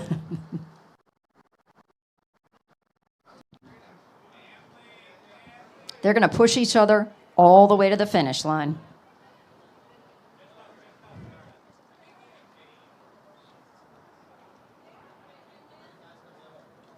Bow 22, Sarasota County Rowing Club. With a few very decorated rowers in there, including Ann Marshall, Jill Veckus, Laura Turdost, and Missy Oberly. Multiple national championship medals at Masters Nationals. Followed by bow 23, the colorful Lucky Charms crew from U.S. Rowing Masters Nationals in 2021, who met together, and they've been rowing in a quad ever since. Can't miss the Lucky Charms in this race. Bow number 21 is out of Dallas. First race together at the Masters Nationals in Indianapolis in 23, and they've been rowing together ever since. Another composite crew, combining the two coasts in bow 24. We got a Maguntacook crew from Maine combined with the BIAC crew from Redwood. Bow 25, another hometown crew from the Cambridge Boat Club. These rowers like to be with our families. They like to travel, hike, drink wine, do yoga, garden, and cook. A very accomplished crew on and off the water.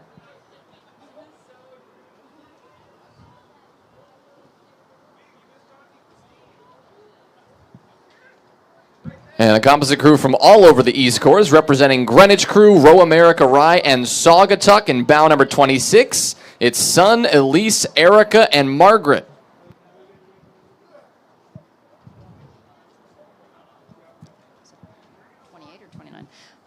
Bow number 28 is coming into view, Indianapolis Rowing Club. Followed closely by bow 27, Narragansett. And, not to be left out, bow number 29, Lake Lanier Rowing Club, Lookout in Row, Georgia. That's a whole Georgia composite boat who are just really excited to be here. They say again, they are very excited.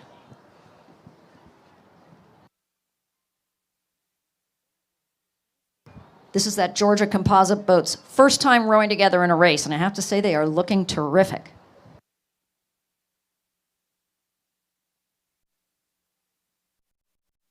Bow number 30, Northampton, from the Pioneer Valley in western Massachusetts. They got a vibrant youth and masters program, looking to keep racing in the head of the Charles. They've raced here plenty of times. Bow 31 is a boat of Lucky Ducks out of Duxbury Bay Maritime School. They are excited to hit the water and paddle down the river. They train on scenic Duxbury Bay, so this is incredibly smooth water for them.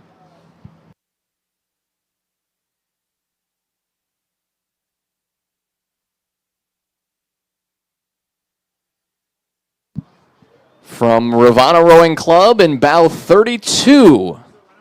A new lineup this year. Gia, Stacy, Hillary, and Ann all won medals at Head of the Charles previously, but their first time teaming up for the quad.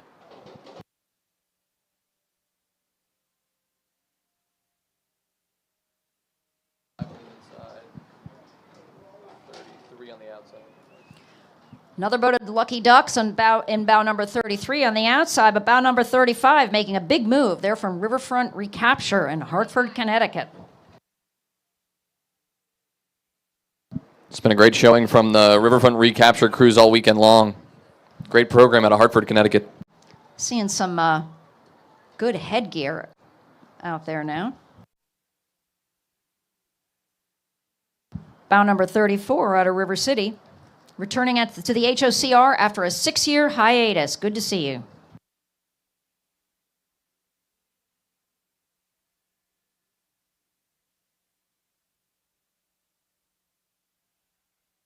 A fast crew at bow number 38. A family boat. Trish Smith and her 3 daughters rowing together. Let's go, Smith women. Trish, at age 77, leading the family up the course. Bow number 37, Amaskag from Hooksett, New Hampshire, has been rowing together for 3 years on the Merrimack. Sammamish at bow 39. Their first time at the head of the Charles, looking to put together a good showing.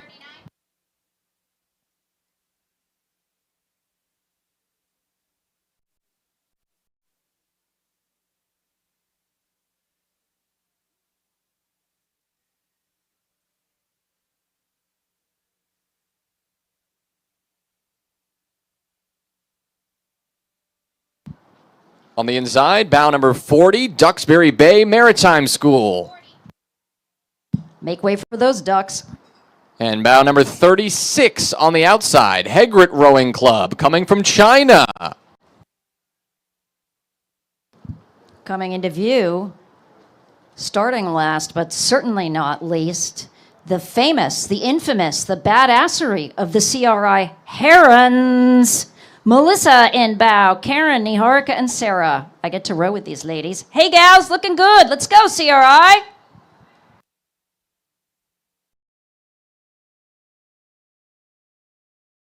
Challenge women's quads.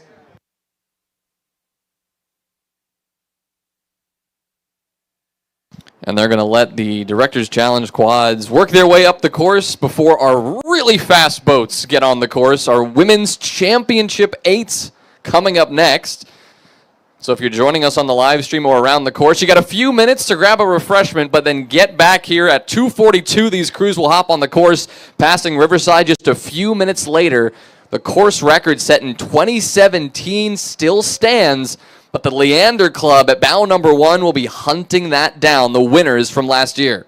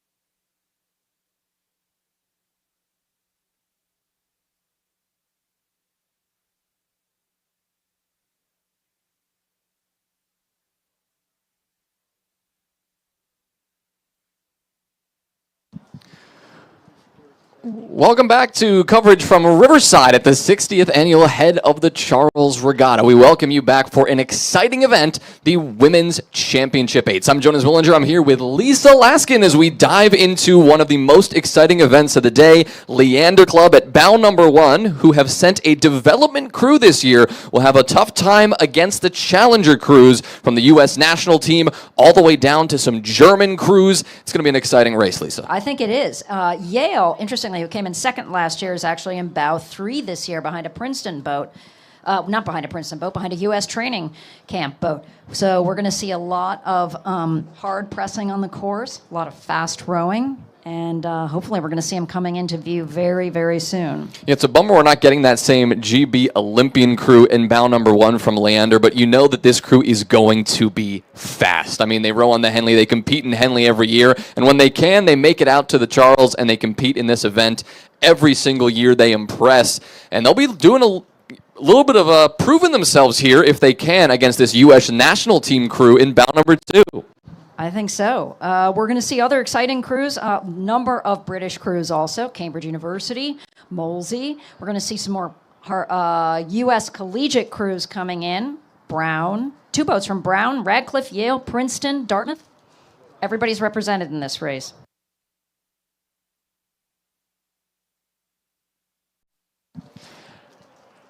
The conditions here on this Sunday afternoon of the Charles is absolutely stunning. A slight tailwind at this part of the course, which becomes a headwind towards the finish line. But right now, these crews will be enjoying it as they come out of that Magazine Beach turn down into the powerhouse stretch. For those of you interested in following some of these top crews, don't forget, you can head over to the Head of the Charles Regatta website and go to our live streams where you can find live streamed coverage from multiple boats. At Rivers, you can jump into coverage at the Weld Boathouse or the Cambridge Boat Club Boathouse up the river if you want to see more coverage and follow these top crews as they take the course.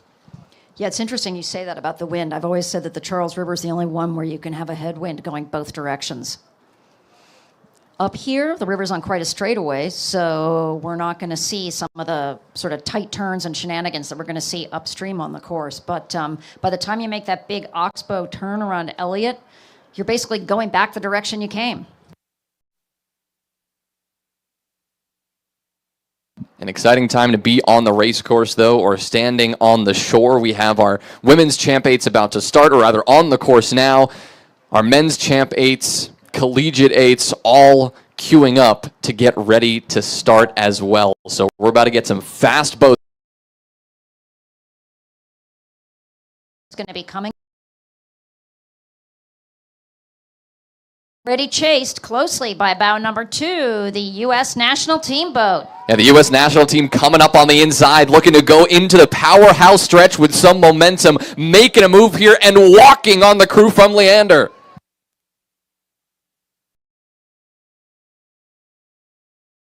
Who are wearing themselves out. Bow number 3 from Yale is going to be moving right along. See if they can surprise those top 2 crews and slip in behind them. This Yale top varsity boat looking to fend off the challengers right behind them from Princeton. Princeton's coming here in bow 4. A little bit of a gap, but it's not going to be for long.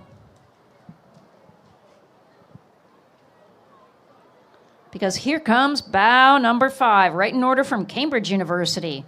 This is their women's 8 featuring athletes from the 2025 boat race. Another impressive performance, though, right behind them and walking. It's bow number 6, Brown University.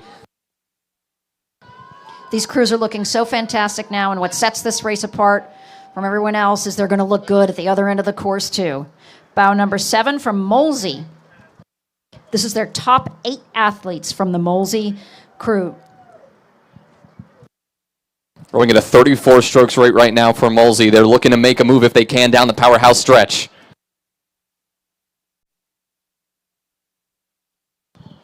Bow number 8, Brown University, followed by bow number 9, Radcliffe's varsity 8. Yeah, that second varsity boat from the Brown crew. Not going to be easy to hold off Radcliffe for long.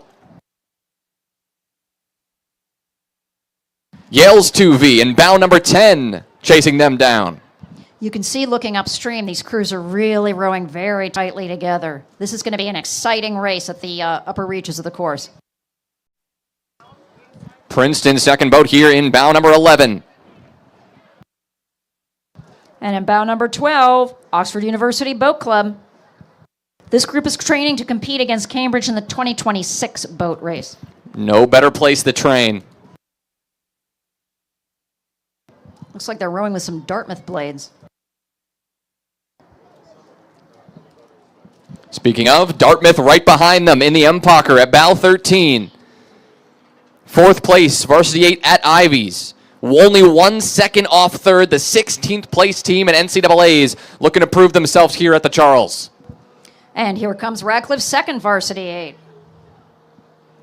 There's only 22 entries in this race. It's going to go very, very quickly.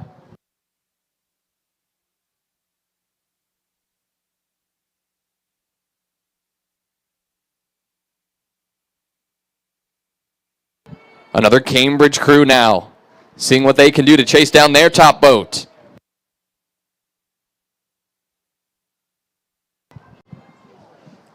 And coming into view, we've got another BU boat. Here come those Terriers. It's their home course. They know how to make this thing work.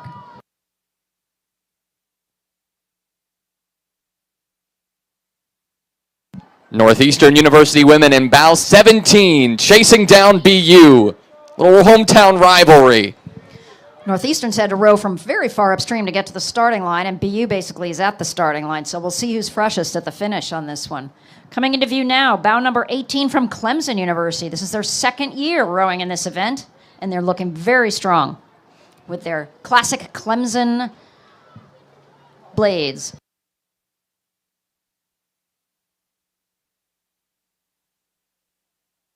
At bow number 19, it's URI. A challenging field for URI, looking to see how they stack up against world-class athletes.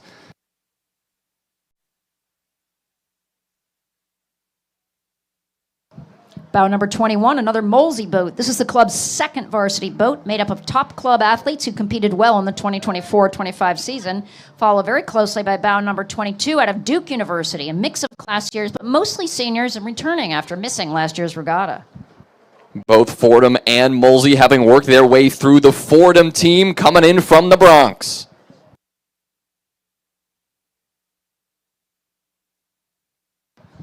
And that's it.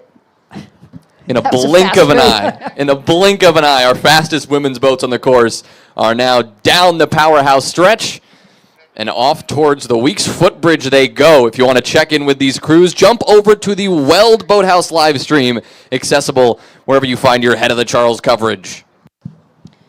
But don't go away for too long, because coming up very soon, we're going to have the City of Boston trophy to be awarded to the women's lightweight eights. This is another small field, only 8 competitors.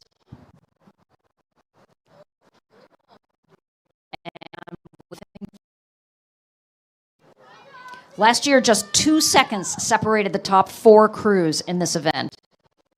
So this is tight. Bow number 2, they've already made a move. It's Princeton who've passed BU. Already off to a hot start in our women's lightweight eights. Don't discount BU, though, on their home course. Their coxswain's going to know exactly how to steer this thing to get the maximum time out of it. Radcliffe can do the same. Another hometown crew at bow number 3. Second place at the 2025 IRA.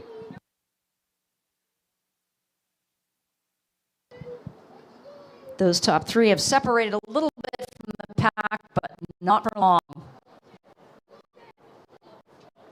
Coming in, we see bow number 4 from Georgetown, returning to the Head of the Charles this year.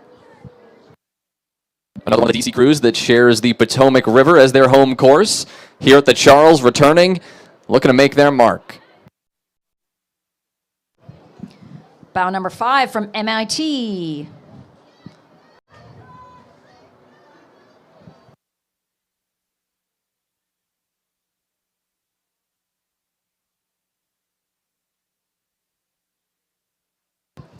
And here comes bow number 6 from the University of Wisconsin. Let's go, Badgers.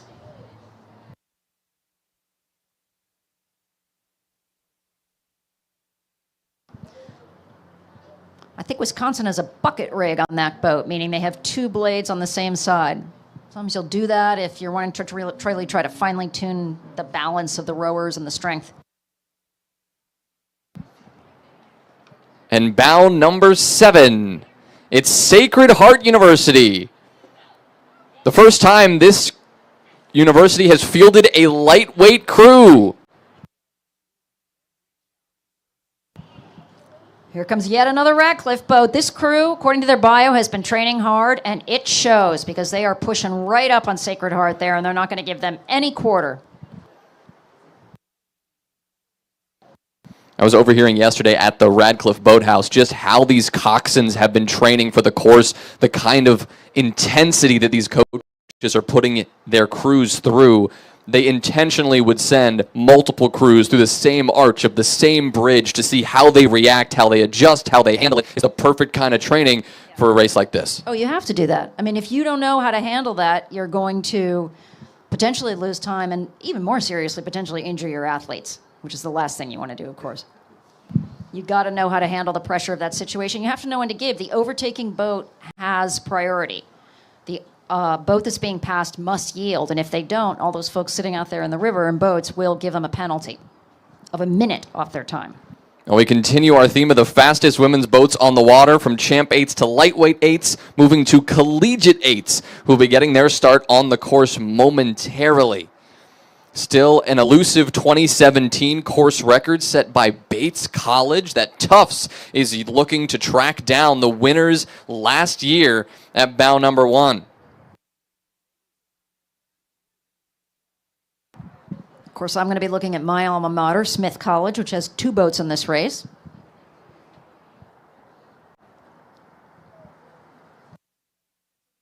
And you don't see a lot of Vanderbilt crews out here, but they're fielding a team, bow number 4. They'll be in the mix with these top crews. All the main colleges will be here, Colby, Bowdoin, Bates. This is going to be an exciting race. The Tufts University program has also been improving year after year, especially on their women's side. So eager to see how their second varsity 8 is going to do in this collegiate 8 category. They're fielding 2 teams, both in the top 10 last year, and looking to continue that. It'll be bow number 9, their second varsity, bow number 1, their first. Wellesley College is another great crew that rows here on the Charles, way upstream. Is their boathouse. Had a national championship just a couple years ago. They row by us in the mornings when we're practicing, and we just get out of the way.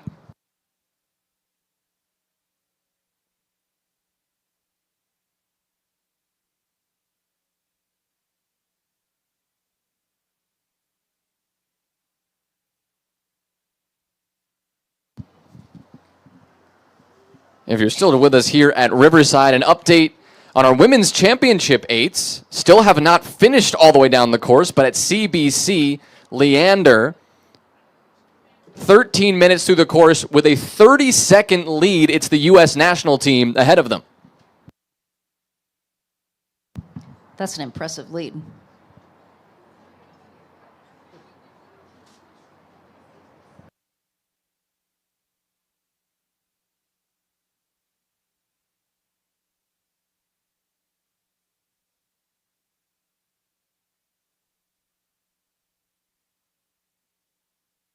And still they come downstream.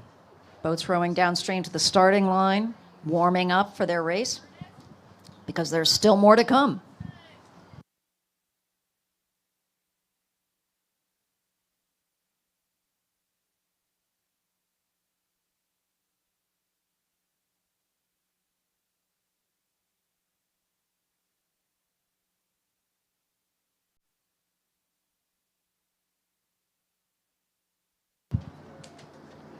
While we're waiting, let's say thank you to our partner, Gentle Giant Moving Company, the official logistics partner of the Head of the Charles.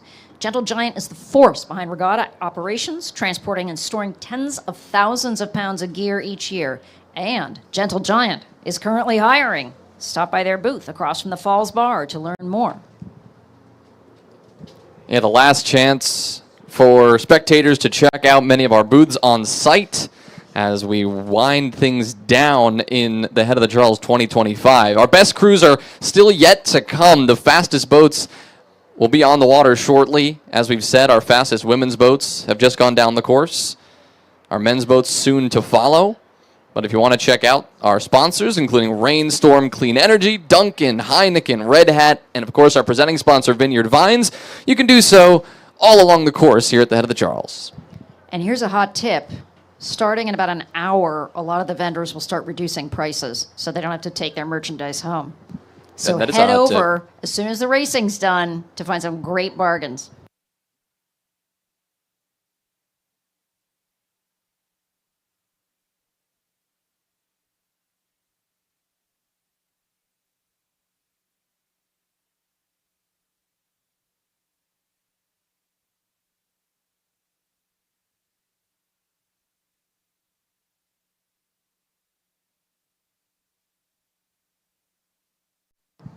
And like all things in Massachusetts, this regatta is rowing on Dunkin'. Big thank you to Dunkin', keeping everyone energized with Boston's favorite coffee. Whether you're caffeinating before your race, cheering on your favorite crew, Dunkin' has you covered. Don't miss the action over at Weeks Footbridge, where Dunkin' is serving up row freshers to keep you fueled all weekend. So grab your friends, head to Weeks, and make sure you are rowing on Dunkin'.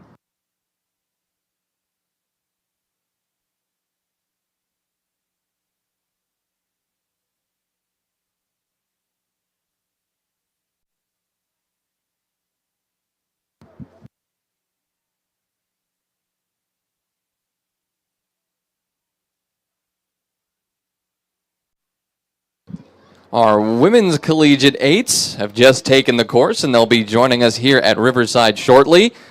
Typically, you'll see many collegiate crews in the women's championship eights category because those are the fastest boats on the water. So you'll typically see your D1 programs, your Radcliffe, your Yale, your Princeton, your Brown taking on competition there. But here in the collegiate category, it is exclusively collegiate crews, typically from more D3 programs. Tufts University at the helm and bow number 1. Wesleyan, Williams College, and Vanderbilt behind them. They'll be looking to set pace today. Last year, a full minute off the course record, which was set by Bates in 2017. Tufts University, a program that, especially on the women's side, has been improving year after year. We'll be seeing what they can do about that with 2 boats in the first 10 off the course.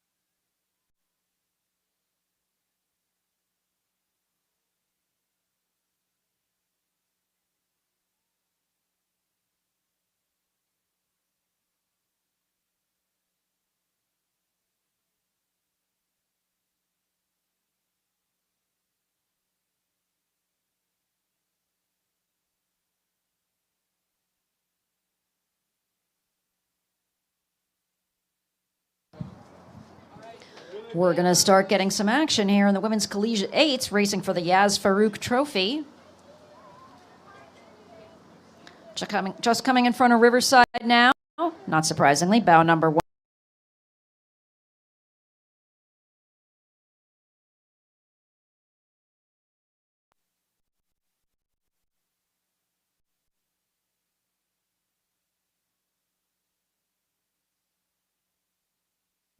At bow number 2, doing what they can to track down this Tufts crew at bow number 1. It's Wesleyan. Wesleyan putting Tufts Dock here, followed closely by bow number 3, Will. And 25 NCAAs. 2024, they were 3rd place and have kept up that placement over the recent years. Vanderbilt at bow number 4, coming all the way from Nashville. Anchor down.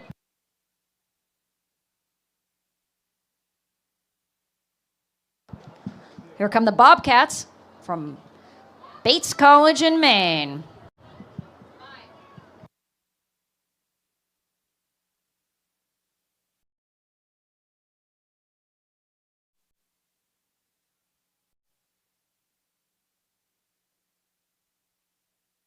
On the outside, bow number 6, the Coast Guard crew. And on the inside, making a push, it's Wellesley, the 6th place team from last year. Let's go, Wellesley, looking good. Coming up behind them, though, is bow number 8 from Trinity College, the Bantams from Hartford, Connecticut. Big opportunity here for the Bantams. A bit of a mess up ahead. If they can get through that, they'll be in great shape. Here comes bow number 9, Tufts' second boat. Tufts 2V looking to track down the 1V. Jumbo is making a push.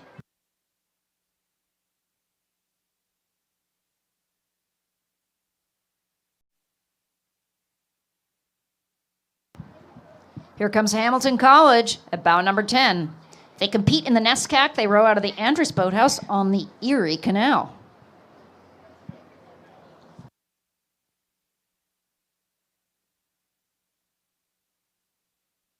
At bow number 11, WPI. WPI looking to return to form, their 2022 Varsity 8 champions at the NCAAs. And here comes Trinity College's second boat. Second boat of Bantams from Hartford, Connecticut. Bow number 12.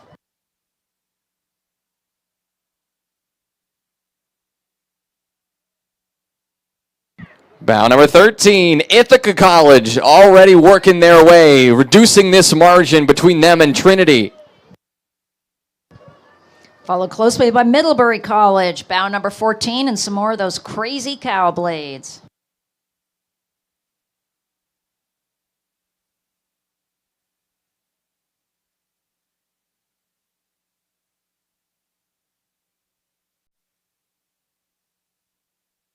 Bow number 15, Wesleyan.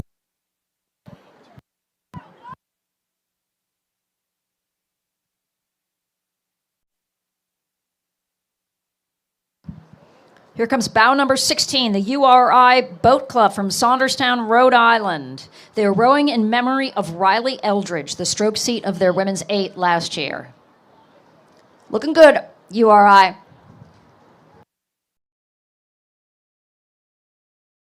Colby College coming through next at bow number 17. Let's go, White Mules.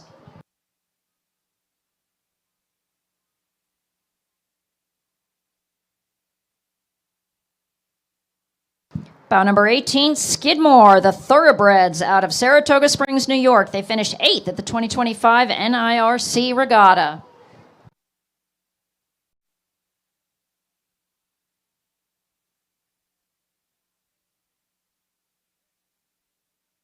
Bates College on the outside, hoping to fend off a big move here from Bowdoin, but up the inside they go. That's a battle of I-95 in Maine. Here comes Smith College in boat 21. Let's go, Smithies.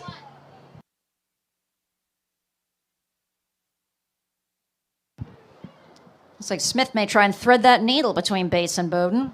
Be a bold move, but could be cool.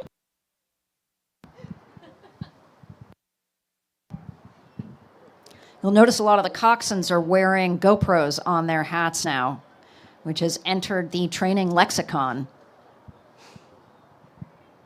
The video being an invaluable tool, and race video the best of all.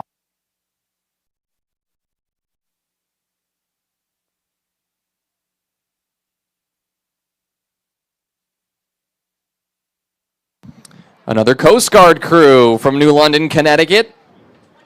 The Bears trying to fend off an advance now from 22, hoping to make up that spot. Hamilton.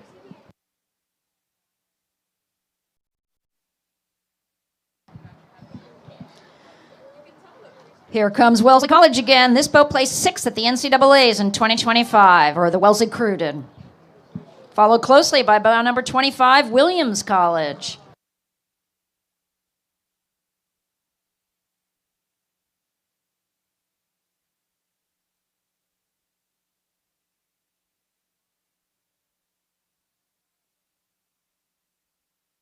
At bow 26, it's Catholic University, who won the Division III event at the Dadville Regatta this spring.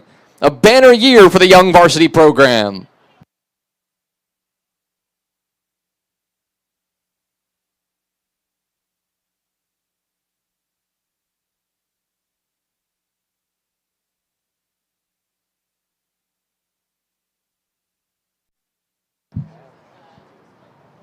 Here comes bow number 27, WPI from Worcester, Mass. WPI Women's Rowing is among the best D3 women's programs in the country. They've qualified for the NCAA championships many times and were NCAA Women's Varsity 8 champs in 2022.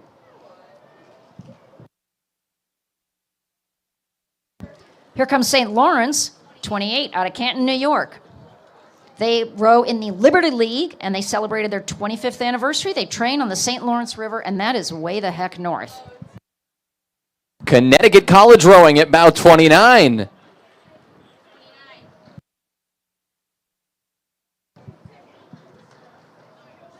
Bow 31, making a move on bow 30. Bow 31, Vassar College, back after a long hiatus from this regatta and looking good. Bow 30 seems to not be listed in our book. But bow 30, you're looking good.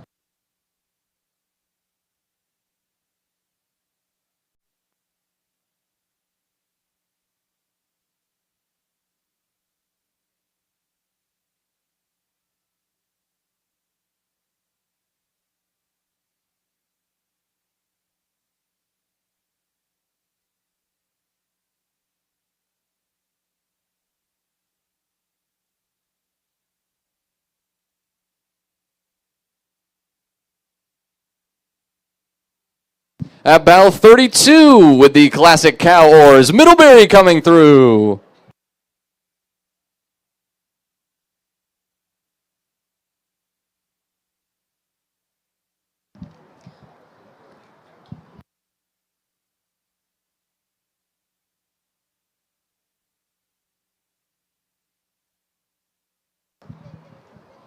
Bow 34 is Georgia Tech coming through, followed by bow 35 is Georgia Tech. I think bow 34 are my Smithies, or maybe that's bow 36. No, that's bow 36 for sure.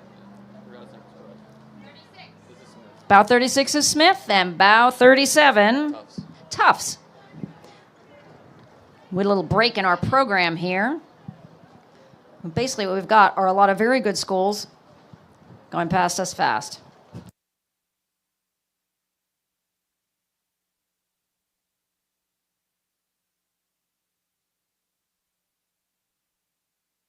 And at bow 33, it is Mass Maritime.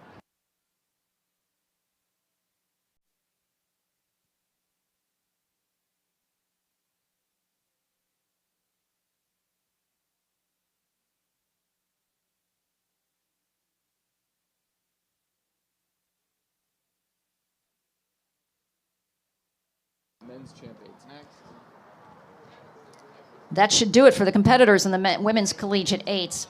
One of the big races of the weekend coming up next, the men's championship eights. There are going to be a few minutes before we start that race. I'm going to let the course clear, because when those boats come, they're going to be coming fast.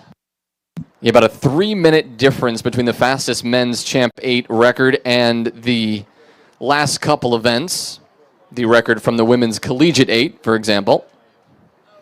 A record of 13 minutes and 23 seconds set by the U.S. rowing team in 2022. Last year, taking first was Cambridge University, who was about 20 seconds off that record with a 13:46.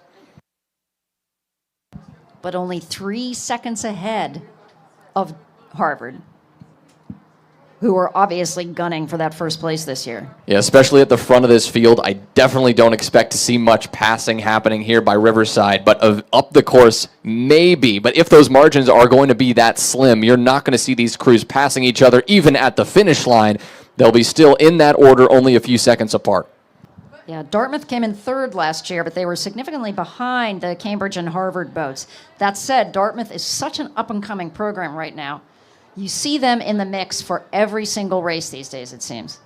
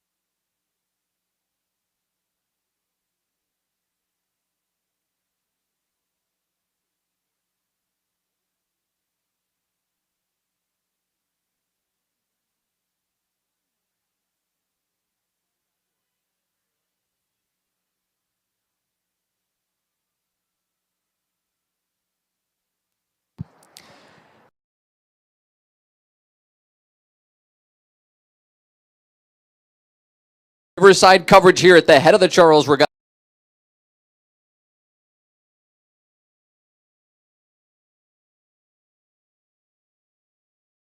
Up and down the lineup. Just to give you an idea of how fast this event is, the course record, which was set in 2022 for the men's championship eights, was 13 minutes and 23 seconds. Bear in mind that many of the races we've seen, the course records have been 17 minutes, 18 minutes, maybe down 16, something. Under 14 minutes to go 4,700 3 meters.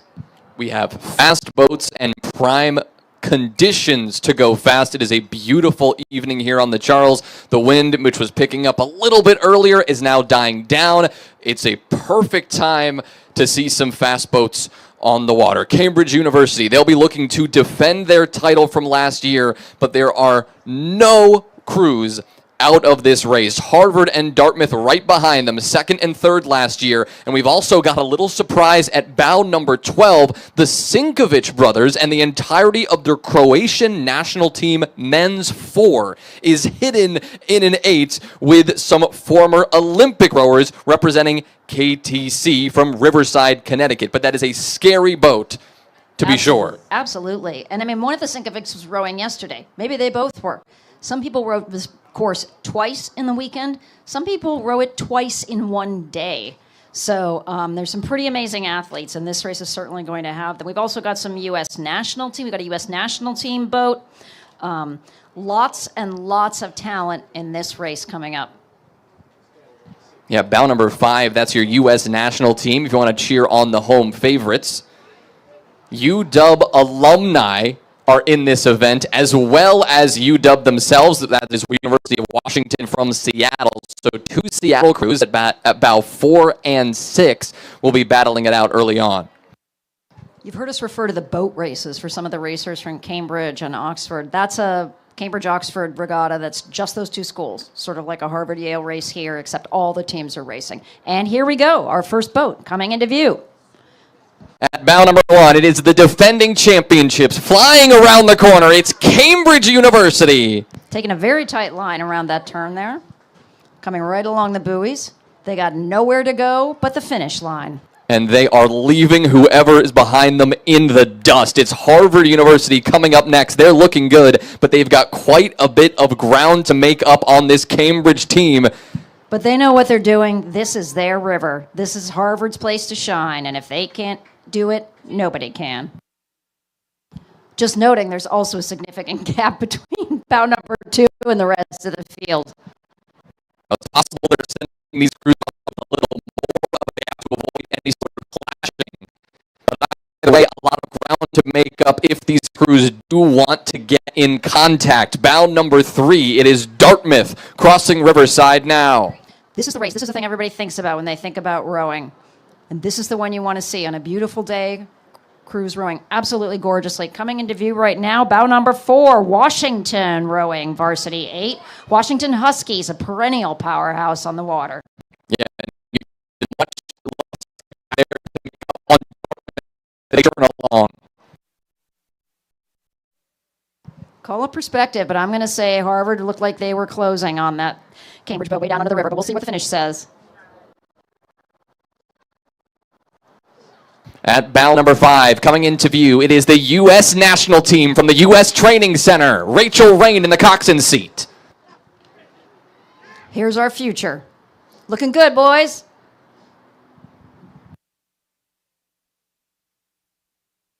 You're welcome.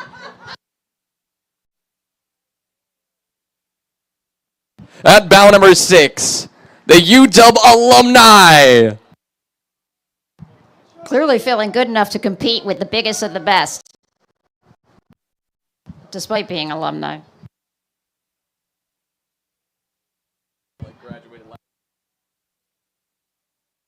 So yeah, in case you're wondering, the athletes can hear you, so give them a cheer when they go by. Here comes bow number 7, Syracuse, first varsity boat. Let's go, Orange. Number 8, they are closing this gap as they go down the powerhouse stretch.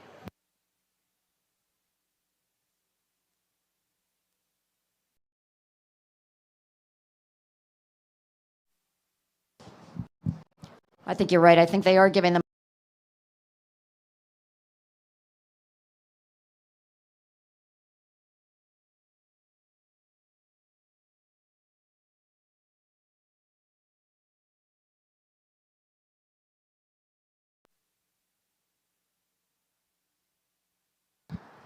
Northeastern Penn and that scary KTC Riverside Connecticut 8 coming up next.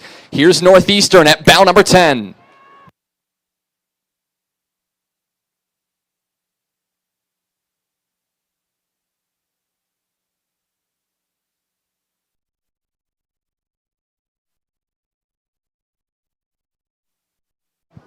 Followed by bow number 11. Your oxymoronic Fighting Quakers.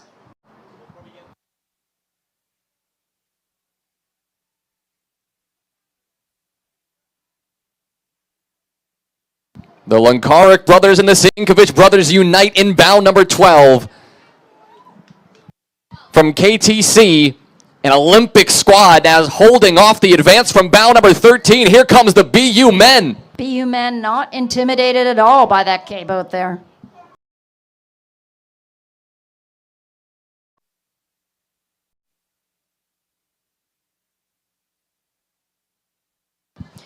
Bow number 14 out of Leander. This is Leander's development crew.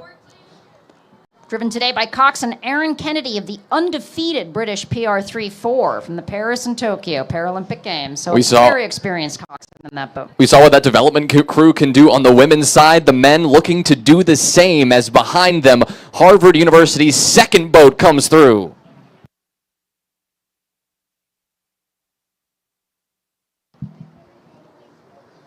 Here comes Brown.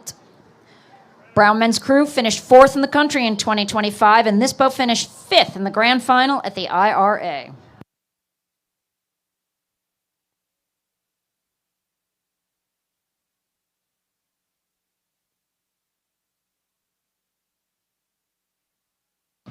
If you thought 2 boats was something, how about 3? It's the third Champ 8 from Harvard.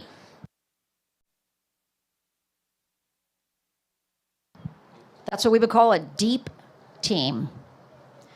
Bow number 18, yet another Princeton boat.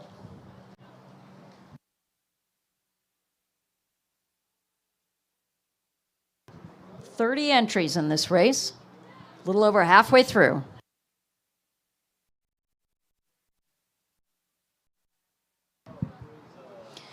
Bow number 19 out of Cambridge, featuring rowers from the 2025 boat race and the reserve boat race.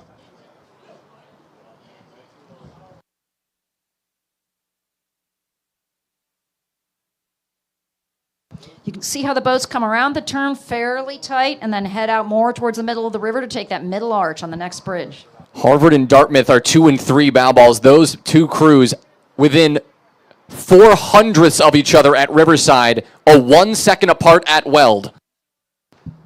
Here comes Northeastern, followed by, not surprisingly, Georgetown. Moving very smoothly through. And another Yale boat. This is their second varsity from Yale. The update from further down the course. Cambridge still holding in an attempt to defend their title, 4 seconds ahead on the pack.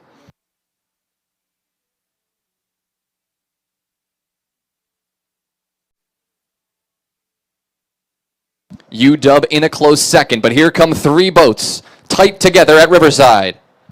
Bow number 23, University of Wisconsin. Let's go Badgers. Quickly coming up behind them, another Penn boat, the Penn JV. And bow 25 from California, a crew of current, past, and future U.S. national team athletes. Their focus this year is this very race. And that Cal crew is flying already at Riverside. They are catching up and potentially going to pass the 2 boats ahead of them by the end of this race. Here comes bow number 26 from the Netherlands, Laga out of Delft. This is one of the largest Dutch student rowing clubs. They have experience in many international competitions. And with this group, they set the fastest Dutch time ever recorded by an 8. Another Yes. Boston University crew at bow number 7. 27. 27. That would be kind of slow in this race. Bow number 28, another Dartmouth boat. This is their second varsity lineup. They just won a bronze medal at the 24 Eastern Sprints, so no biggie. And here is LaSalle at number 29. LaSalle's got some fans here on the Riverside dock. This is a long race, and the rowers need all the fan support they can get all the way down. Our final boat coming into view here is going to be the UCD Boat Club from Dublin, Ireland, bow 30. This is their first time at the head of the Charles. They are looking very nice here on the Charles.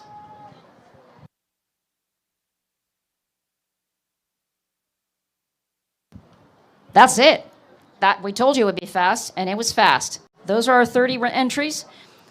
Down on the course, they're still hanging in there very, very close in the top boats, but we'll see how it ends up. Yeah, Cambridge still a 3-second lead on Harvard, but the UW crew, both the alumni and the current students, are flying, and they've passed Dartmouth in terms of overall pace. Now we've got another race on the course starting out now. The men's lightweight eights racing for the Jack Bakey Cup. There are only 10 competitors on this one, but it's going to be fast. The course record on this was set by Princeton in 2017, 13 minutes and 49 seconds. Harvard's got the top spot in it, followed by Cornell, Penn, Princeton, Dartmouth. Another 10-second gap between Harvard and Cornell last year. Cornell will be looking to close it this year if they can against the Harvard Lights.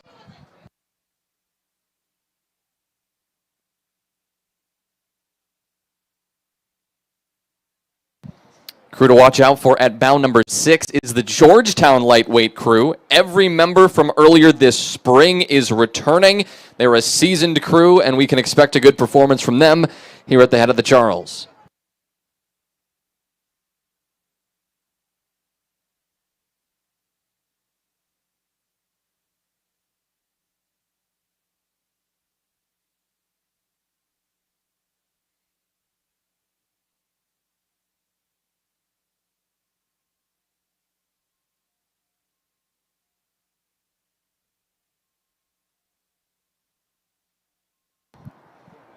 The men's lightweight 8 event will be followed by the men's collegiate 8 event. And then we enter some more fun events of the day, the Director's Challenge Parent-Child Doubles, and the Director's Challenge Mixed 8 to close out the day.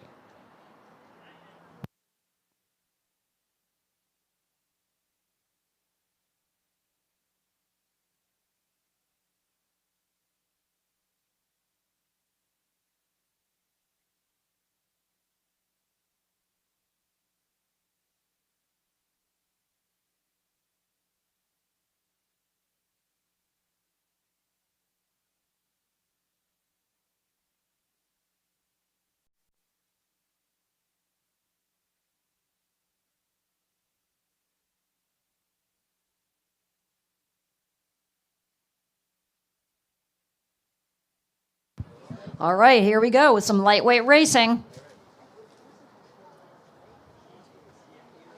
Coming into view in front of Riverside is bow number 1 from Harvard University.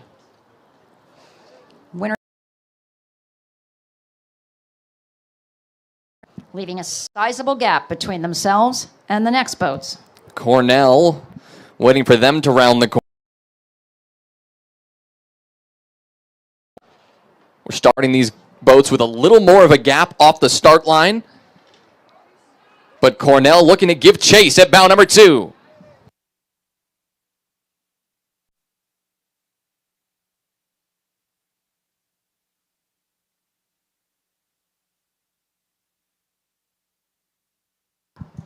Our third boat coming into view, putting up a very brisk pace.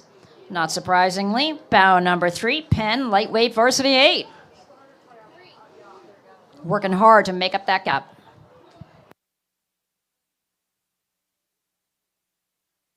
Our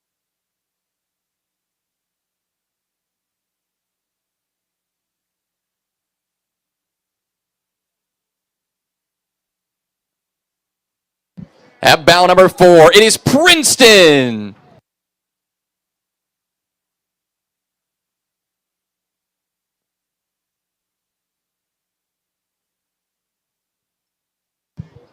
Here comes the big green.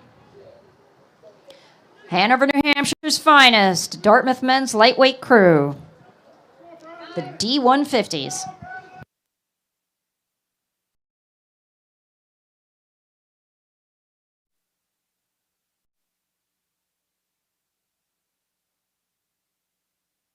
At bow number 6, here come the Georgetown lightweight crew.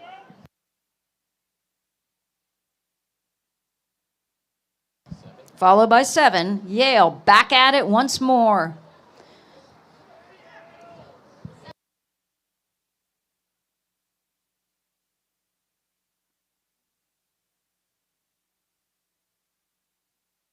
In the red shell, it is MIT.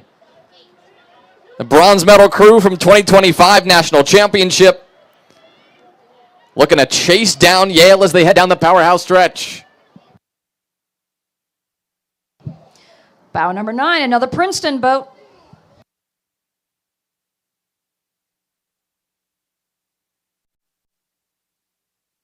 One of the nice things about watching from Riverside here is because the crowds are relatively small, you can really hear the coxswains driving their rowers along. What they're saying to motivate them, to keep them on pace, to get them to pick it up one more notch. And our final crew in our men's lightweight event, it is Mercyhurst. Second place in the lightweight 4 at IRA 2025.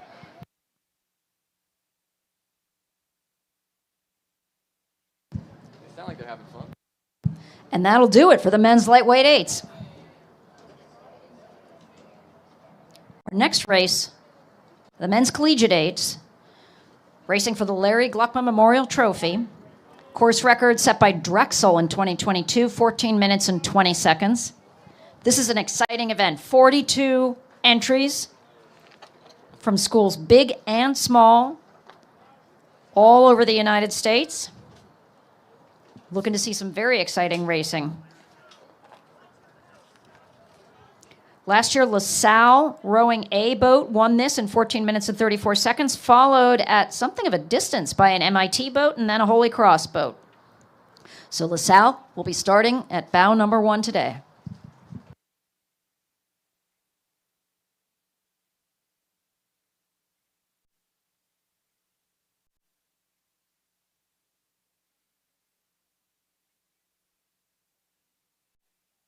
Another crew to watch out for at bow number 8 will be Virginia, who got to the quarterfinals at Henley Royal Regatta. Will not have the majority of that returning crew, but some of that experience will still be there.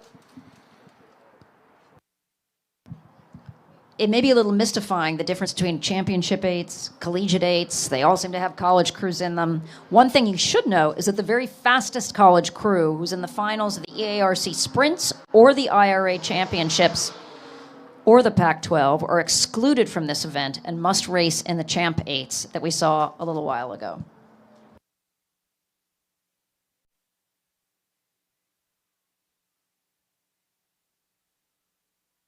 And lightweights, which we were just saying, have to have an average weight of 150 in the boat. But there is no weight for the collegiate or the Champ 8 categories.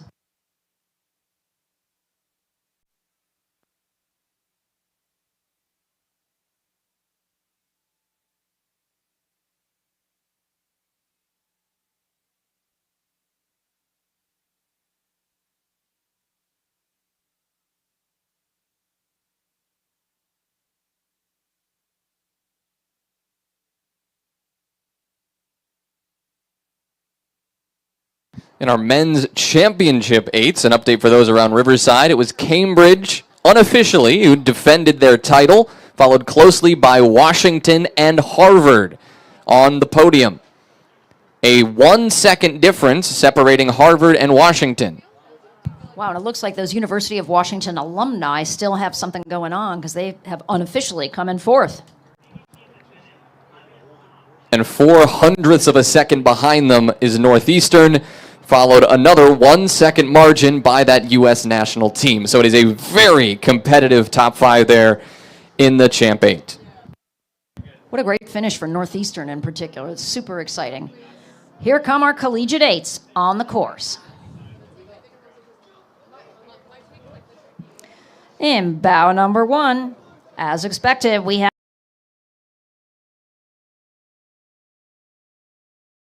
a team who are looking to prove themselves. And closing the gap on LaSalle.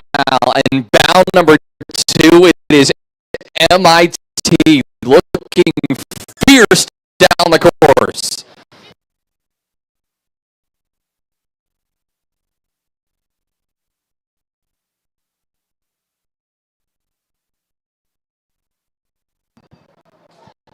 MIT helpfully identifying themselves by the T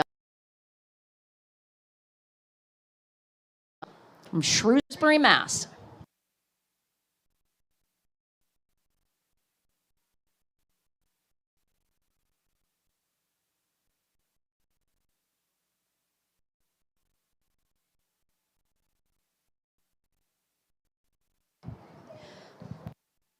Bow number 4, Trinity Bantams out of Hartford, Connecticut.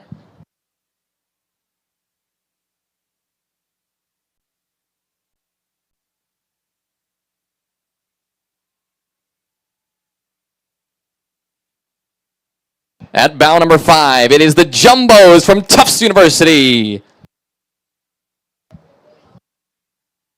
Followed by Williams, bow number 6. Will up now. Big move. Bounce back and join Hemel. Owls in the mix.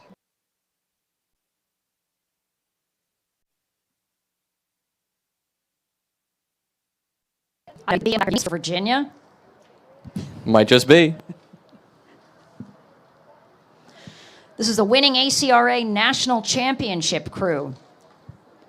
Advanced to the quarterfinals at Henley this year, but then 6 of them rode. So this fall, they're on the slower side, but it's a great first showing to determine how much work they need to put in. At bow number 9, seeing if they can track down Virginia. It's St. Joe's. Bow number 10, power meets precision in the Delaware men's 8. A crew built on relentless drive and deep camaraderie. These are the Racing Blue Hens, and these athletes embody the spirit of a program that thrives on grit, unity, and a fierce commitment to speed. And that's what they're going to need. That's what they're putting down right now. Notre Dame in bow number 11 in the green shell. Seeing if they can track down that Delaware crew.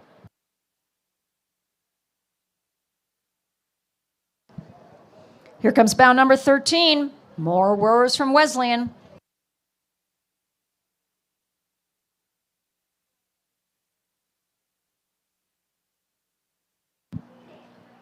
Temple now hoping to make some ground up that they lost to Wesleyan here. The Owls hoping to pick up some speed here down the stretch. Here come the Jumbos again. Tufts second boat. This is their second varsity. Bow number 15 from Michigan.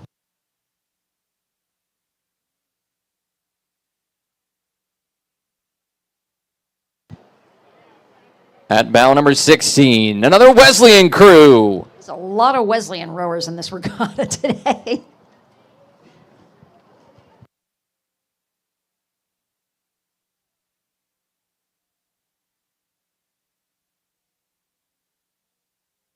At bow number 18, have already passed Williams before Riverside. It's a Marist looking sharp.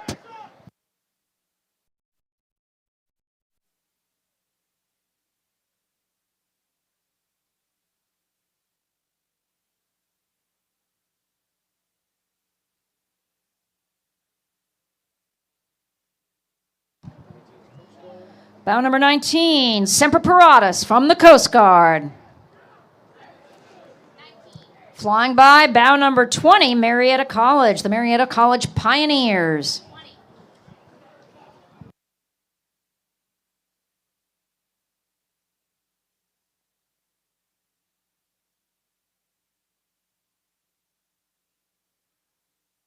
At bow number 21, Colby College. Let's go, Mules. Chased by bow number 22 with Bucknell hot at their heels. This is Bucknell's varsity 8.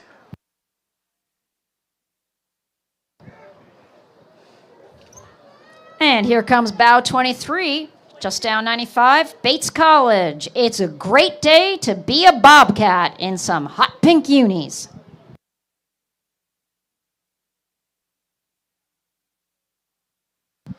At bow number 24, it is San Diego coming in with crew members from the last several head of the Charles Regatta entries.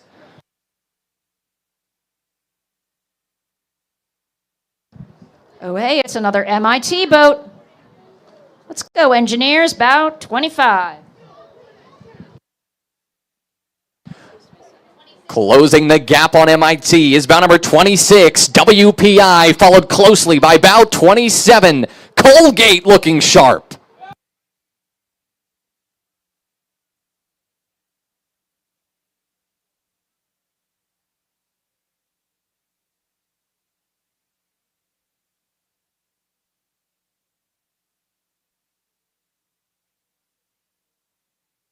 Here come the Eagles from Boston College.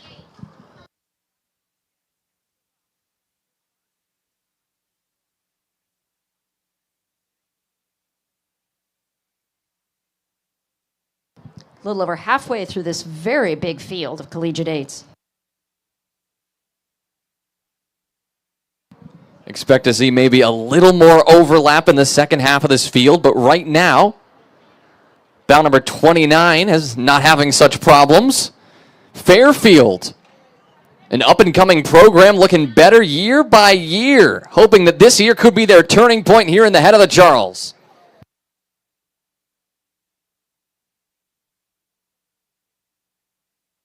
Placing themselves well for some of those turns downstream. Upstream.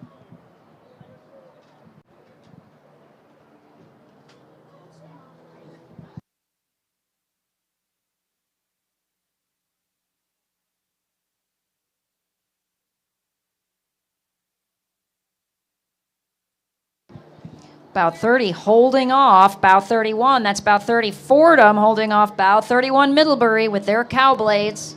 Holding off, but maybe not for long. Bow 31 moving up the inside and making a move on Fordham. Look at them go.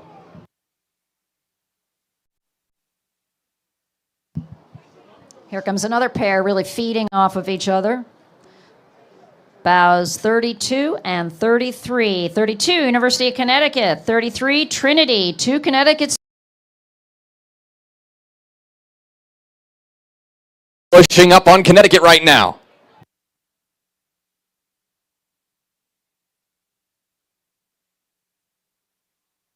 Down the powerhouse stretch, very important to make a clean move so you don't have to worry about overlap when you get to the week's turn. Bow 34, Villanova. And bow 35, Vassar College. Like our women's crew, it's been a long, long hiatus since we've been here, and they were almost the last crew in the event. Hoping to make the most of it this year. Here's to timely and together entries and a unified power pulse every stroke. Yeehaw, Vassar. They wrote that. I didn't.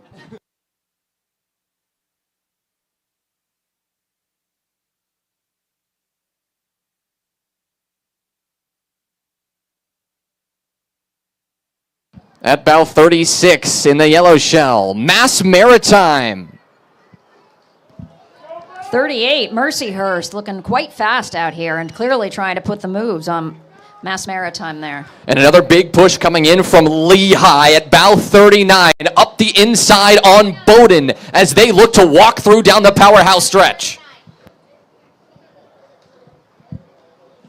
Bow 40 from Purdue is not going to let anybody get away with it, though.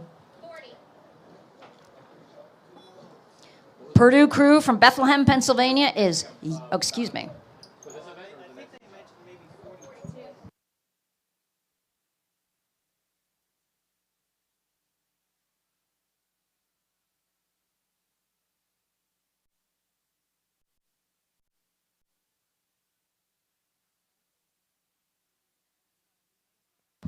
Here comes Hamilton at bow 41. 41.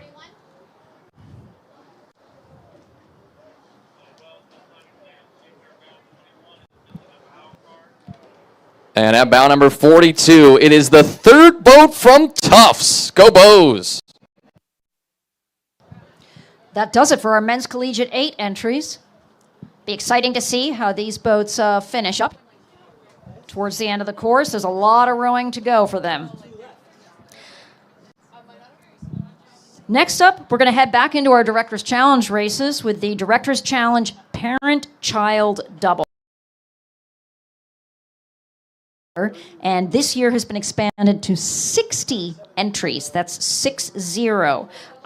Many of these boats will feature parents whose kids brought them into the sport. So the kid starts rowing in high school, parent drives them to practices, stands out in the cold watching the races, eventually says, that looks kind of fun. And so they start up at a place like CRI, Cambridge Boat Club, any of the boathouses around here, and start rowing.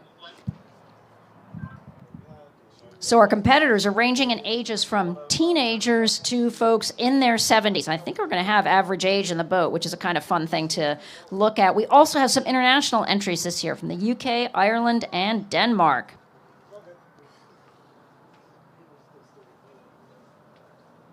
Our first place winners from last year are back and seated. Our second place winners from last year are back and seated first. Peter and William Sherris from Moline, Illinois.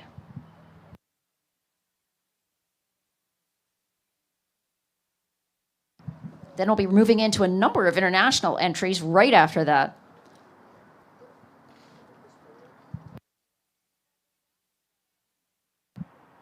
Looks like our youngest rower will be 15 years old in this next event. From California, that would be Reed Kawaja, rowing with his father, John. And there are going to be some super nice bios in this. Folks love the idea of rowing with their kids. So there's some really nice things that are being said about each other in these.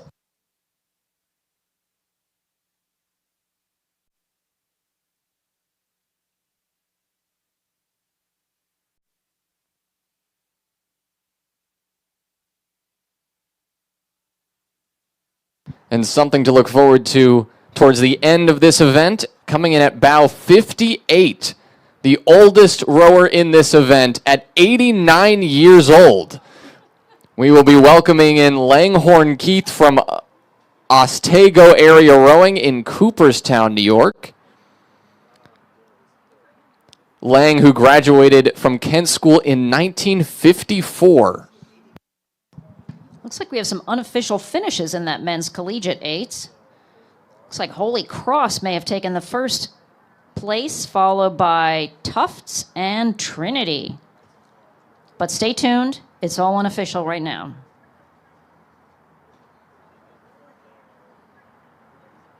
The parent-child doubles are on the course.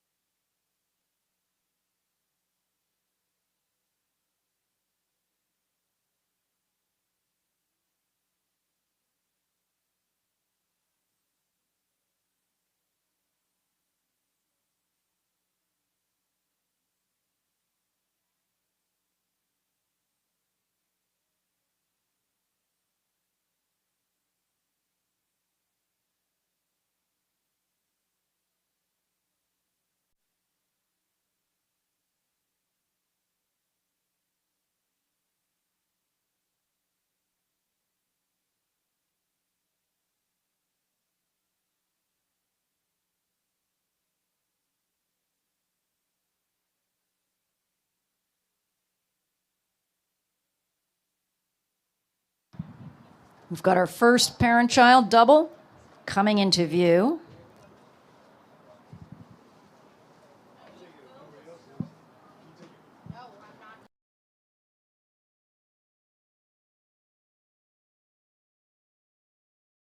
Truly a family affair for the Sherrises.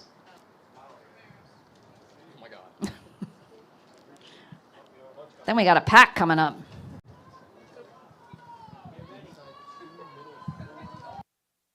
On the inside, bow number 2. From Denmark, it's Frederick and Morton. In the middle, bow number 4. Working a pass here from Great Britain.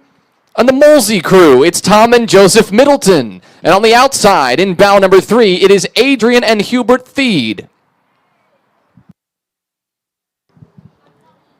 The first 4 boats that passed us have any number of rowing accolades and titles in their biographies. National team members, collegiate rowers, world medalists.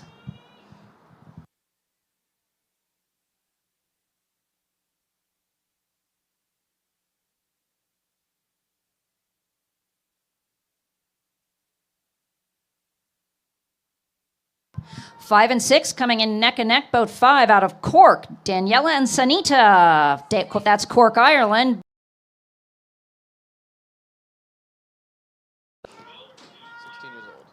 16-year-old Christopher Hugo, but Christopher says he's very happy to be with his son on his hopefully first of many HOCR experiences. At bow number 8, ex-Nemo crew, it is George and Ian Henry. Ian's 3rd year at the head of the Charles. Bow number 7, another HEBC alumni and Redwood Scullers, Michael and Harper. Harper is a 16-year-old. Mike and sculls for Redwood Scullers in the Bay Area is doing the courtesy of pulling his old man up the river.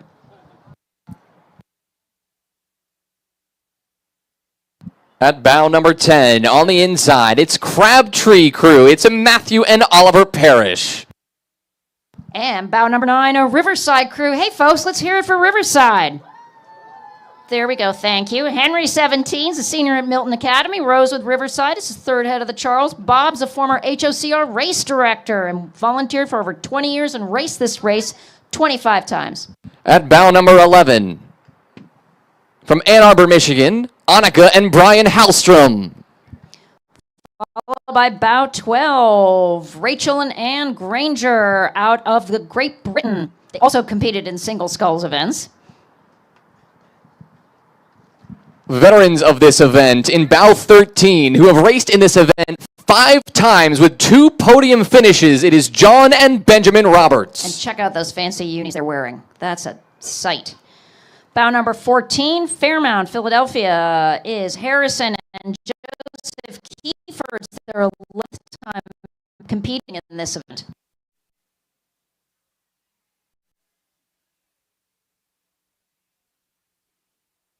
On the outside, bow number 16, Redwood Scullers, Reed and John from Redwood City, California. And 18, from North Palm Beach, Florida, it is Jock and Ronan Jones. Here comes bow 17 from East Bay, Oakland, Stephanie and Max McFadden. Making a move on bow 15, Sean and Luke Bayman from Potomac. Another one of our international crews. Coming from London, it is Sam and Charlie Brooks.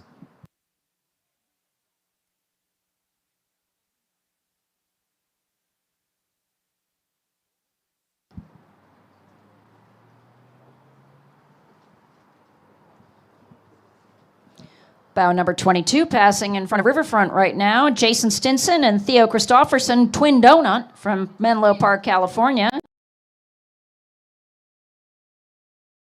Time slowing boats down at Wisconsin, Penn AC, and national selection camps. Theo is his nephew, currently rowing at St. Paul's Academy. Theo's graciously agreed to do most of the rowing and let his uncle JC enjoy the Charles River scenery. They're followed by Zoe and Christine Goodness from Saratoga Springs. Zoe just graduated from BU.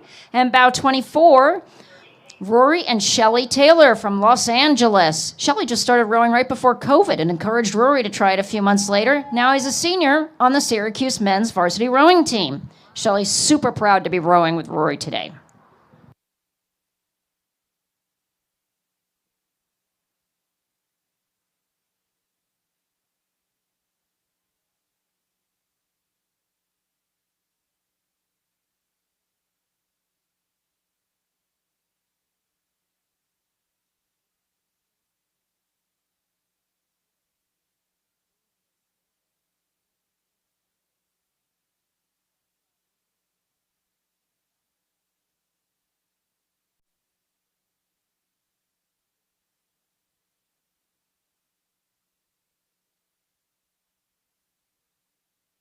At bow number 26, from Northampton, it's Rose Ganem and Andrew Meyer.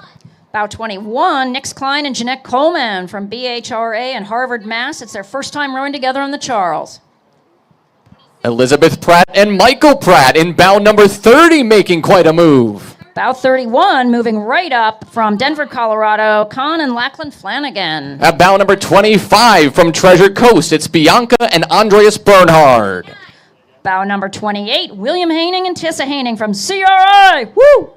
And bow number 29, from Greenwich, Connecticut, it's Claire and Rosemary. Bow 27, Shriyash and Anand from PCRA in New Rochelle, New York. Anand, 15 years old, one of the youngest rowers out here. Here goes bow number 33, Emma and Eric from Rogue Rowing in Ashland, Oregon. When they row together, the magic happens. Here comes bow 32, Sam and John Chamberlain. John Cornell Lightweight Rowing. They're rowing a boat, Levator Boatworks wooden double built by Jürgen Kasper. That is a beautiful boat.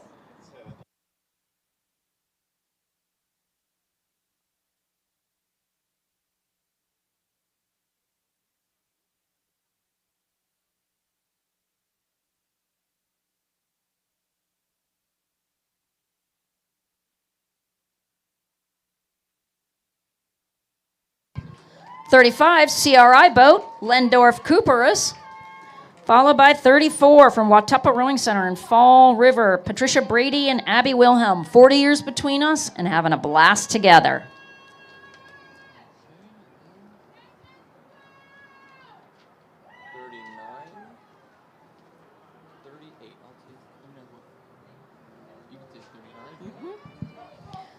.39, Katrina and Peter Feitner.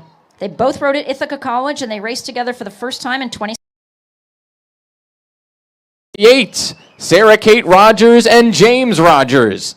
Sarah told James if he worked hard, she'd row a double with him, and he's trying. Let's go, Roger.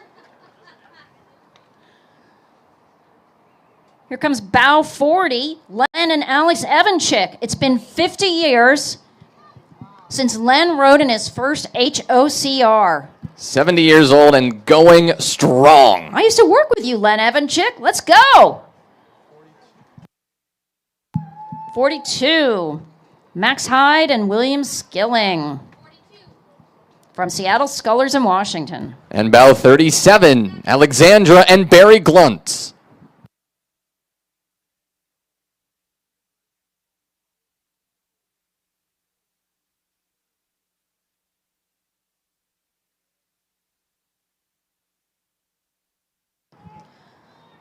Bow 36 from Hope on Water in Hackensack, New Jersey, Kira and Myrna.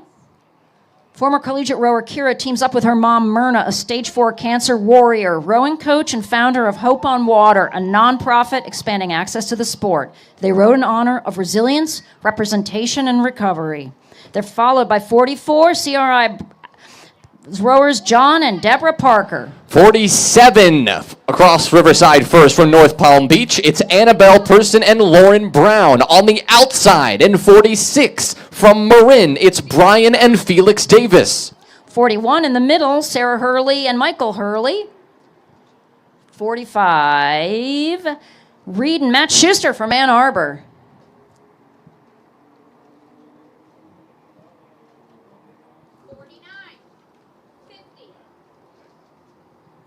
And 51, just passing on the outside, a crew from Great Britain. It was Sterling Rowing Club, Kevin and Ollie Plank. We've got 49, Nina and Jay from Great Valley Crew. Bow 50, Chad Wolf and Wolf Coggill from Cambridge. And bow 48, Melissa and Oliver Chelly from Northampton.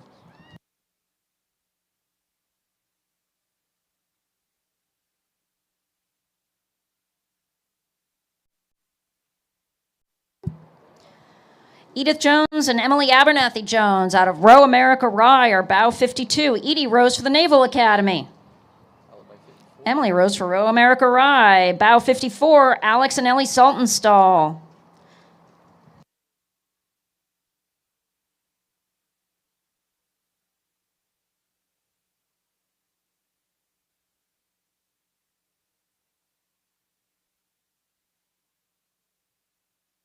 Bow 53, Nicholas and Charles Ippolito from Rockland in the USA and the Thames in Great Britain. HOCR is one of the few times of the year that it's easy for the pair to get together, and it's the first year that they will both be fathers for this event. So congratulations.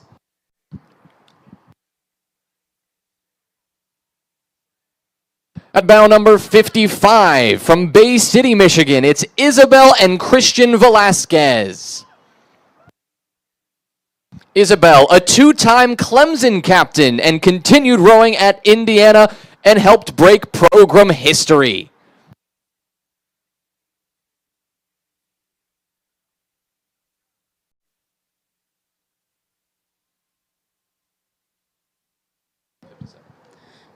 Bow number 56, Todd and Ella Green from Newport Beach, California. This is Ella's first race as a sculler, other than the occasional head of the Hosmer, and Todd is Ella's dad. Bow number 57, Megan Wheeler and Barbara Ryan out of Cambridge and Potomac.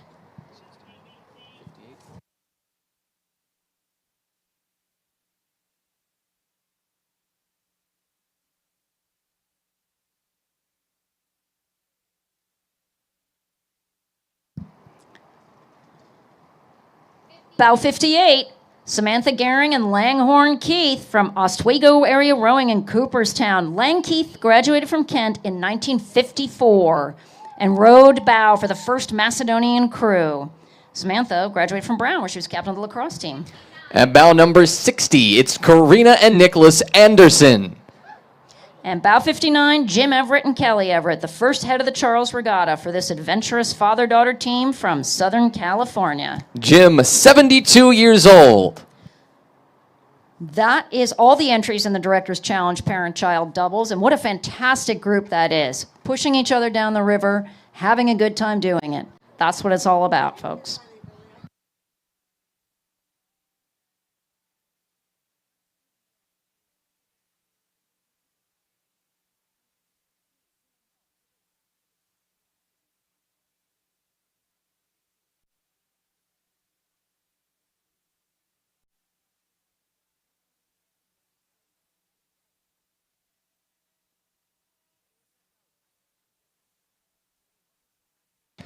Before our final event of the 2025 Head of the Charles Regatta, we need to take a moment to thank our amazing volunteers who make this regatta possible. Every single part of this regatta depends on volunteers to make it happen.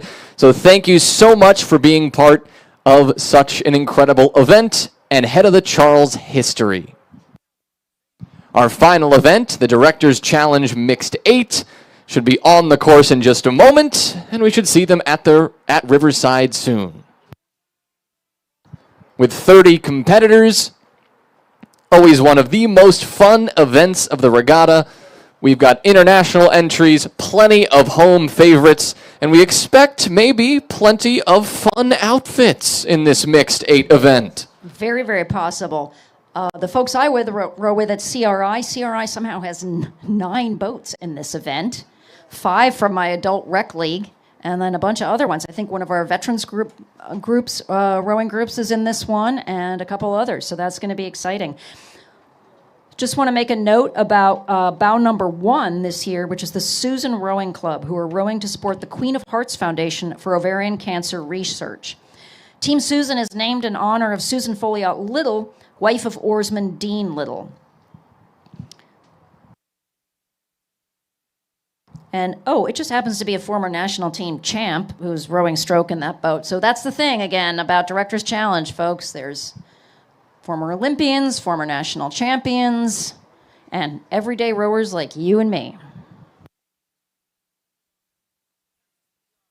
Bow number 2 coming through is one of our international entries. We've got a Puerto Rican crew. Club Náutico de San Juan has been featured in several events throughout the weekend. They'll be tracking down Team Susan here as they start things off.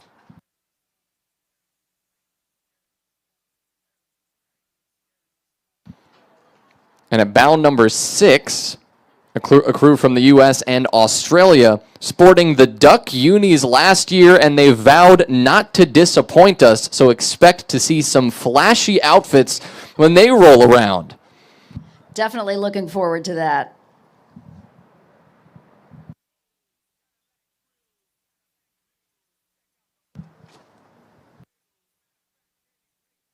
Our oldest crew on the water at bout number 26, with an average age of 76 in the boat, will feature Mr. Don Tannhauser, 91 years old, and Mike Schonstrom, 85 years old.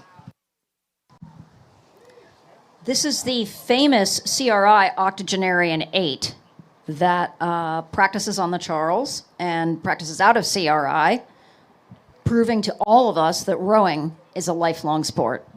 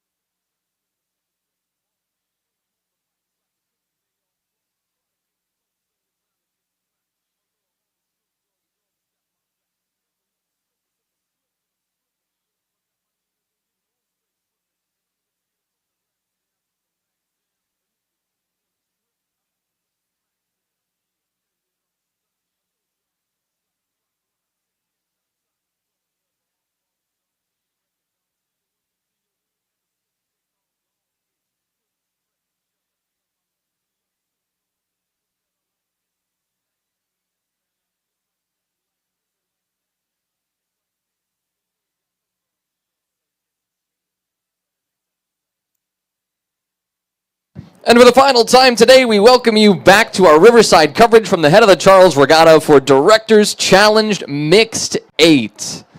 And our first boat of the event coming through.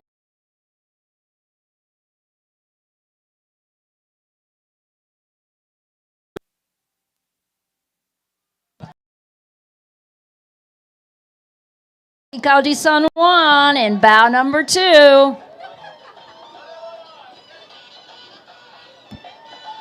They got the hats, they got the music, they're looking good.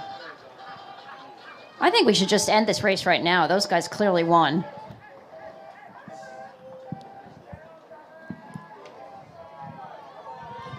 On the outside, bow number 3, it's Riverside! And hear those stripes. Here comes bow number 5, moving up another Team Susan boat. Neck and neck. Team Susan is cruising.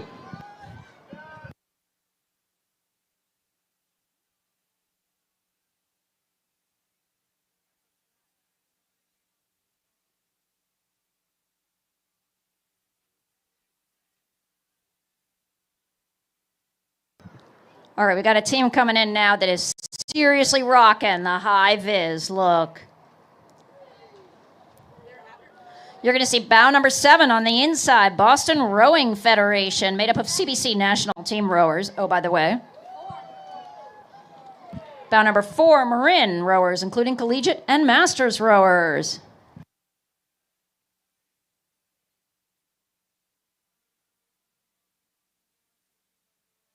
Coming in next at bow number 6, Carnegie Lake, Newcastle, and Riverfront recapture. Okay, gang, the unis are fire this year. Total fire. Nicely done. Rubber duck unis for the win. Here comes bow number 8 out of Nashville.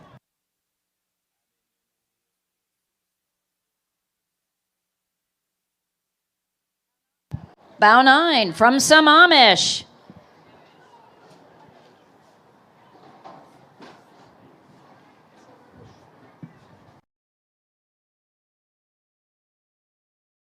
If I were in this race, I'd just want to keep up with Club San Juan, Nautico de San Juan.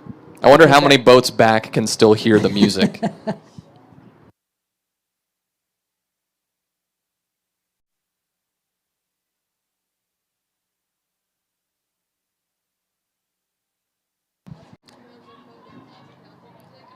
Bow number 10 from Willamette, which, as we know from an earlier entry, rhymes with damn it.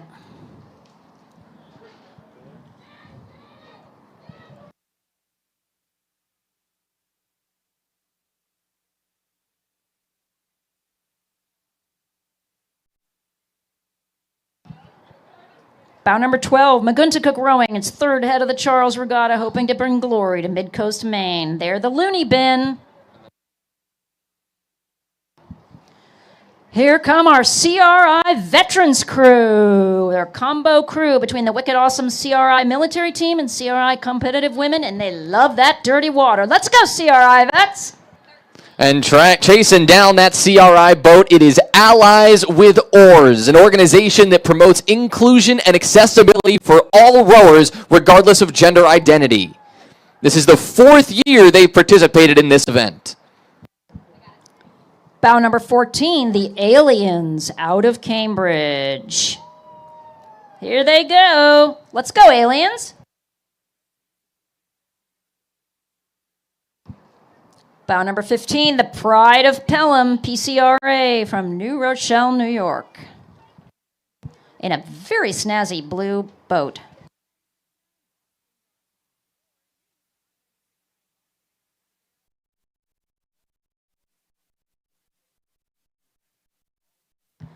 Bow number 17, the Mulligans, together again, from Narragansett.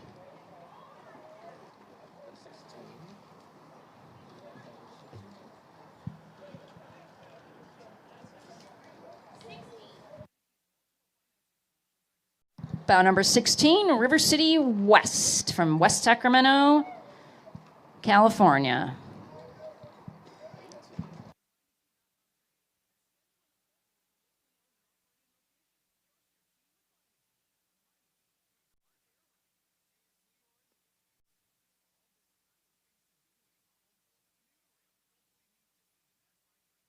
And bow number 18, Swan Creek Rowing Club.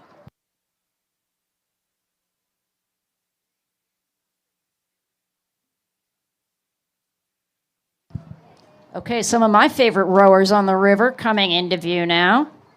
Here comes bow number 21, CRI Brighton, Military Veterans 8. Let's go, vets. Looking good. Here comes bow number 19 from CRI General Sweeps. There's Angie, Legs of Steel at stroke in bow number 19. Bow number 20, coxed by the legendary Melissa Ludke with a Nupa Burr at stroke. All these boats coached by Jim Quirk, one of our favorite coaches on the river.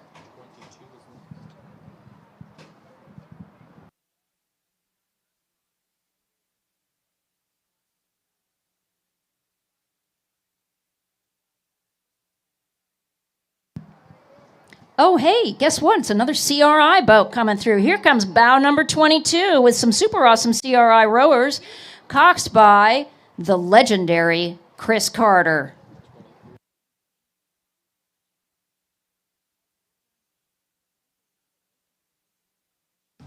Here comes bow number 23, another, CRI boat. Let's go, CRI, putting it down. But they must watch out for bow number 24. It's Duxbury Bay Maritime School, led by Jaden Chi in the coxswain seat. Back for another spin down the course. Oh, hey, Margie Elliott rowing for Duxbury, who used to row for CRI.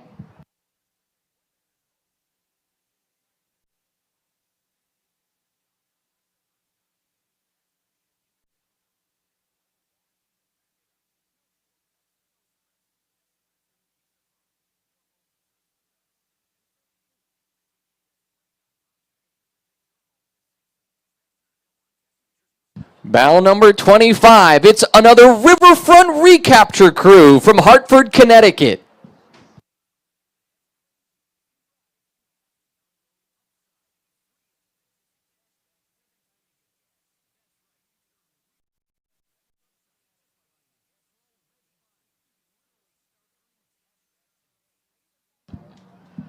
Here comes bow 29, Sammamish Rowing Association.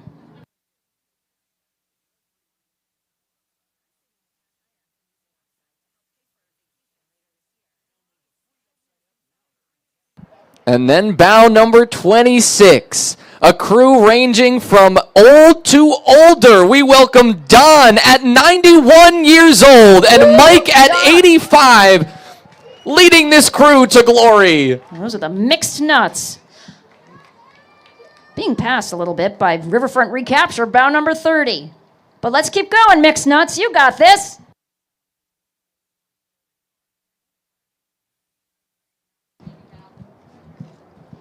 Did you think CRI was done with this day? They are not. Here comes another CRI boat at bow 28. Coxed by Jen Ellis and stroked by Denise. Kit, Kathleen, Tim, Hadley, John, Lisa, and Michelle. Let's get it, CRI.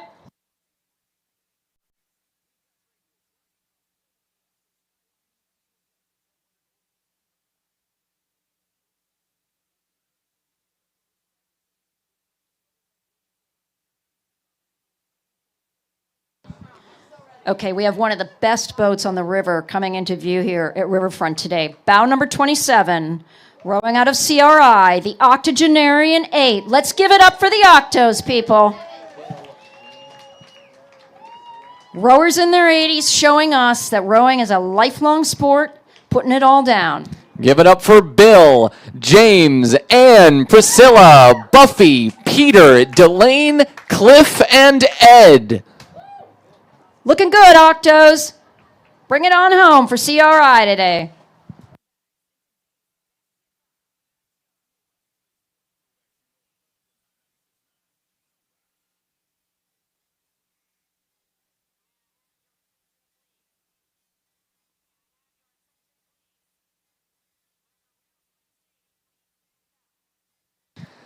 And that brings us to the end of Sunday racing from the 60th anniversary of the Head of the Charles Regatta. We want to thank everyone who's tuned in online to watch our Riverside stream, as well as our coverage all along the course, and everyone in person spectating to bring all the life and energy that this event deserves. This has been such an awesome weekend of racing. Beautiful weather, incredible rowing, fantastic people.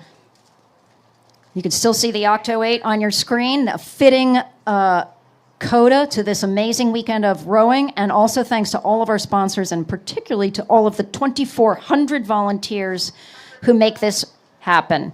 So we're waving goodbye to the refs as they sail back upstream. See you next year. For Lisa Laskin, I'm Jonas Willinger, saying thanks for watching, and we'll see you next year at the Head of the Charles.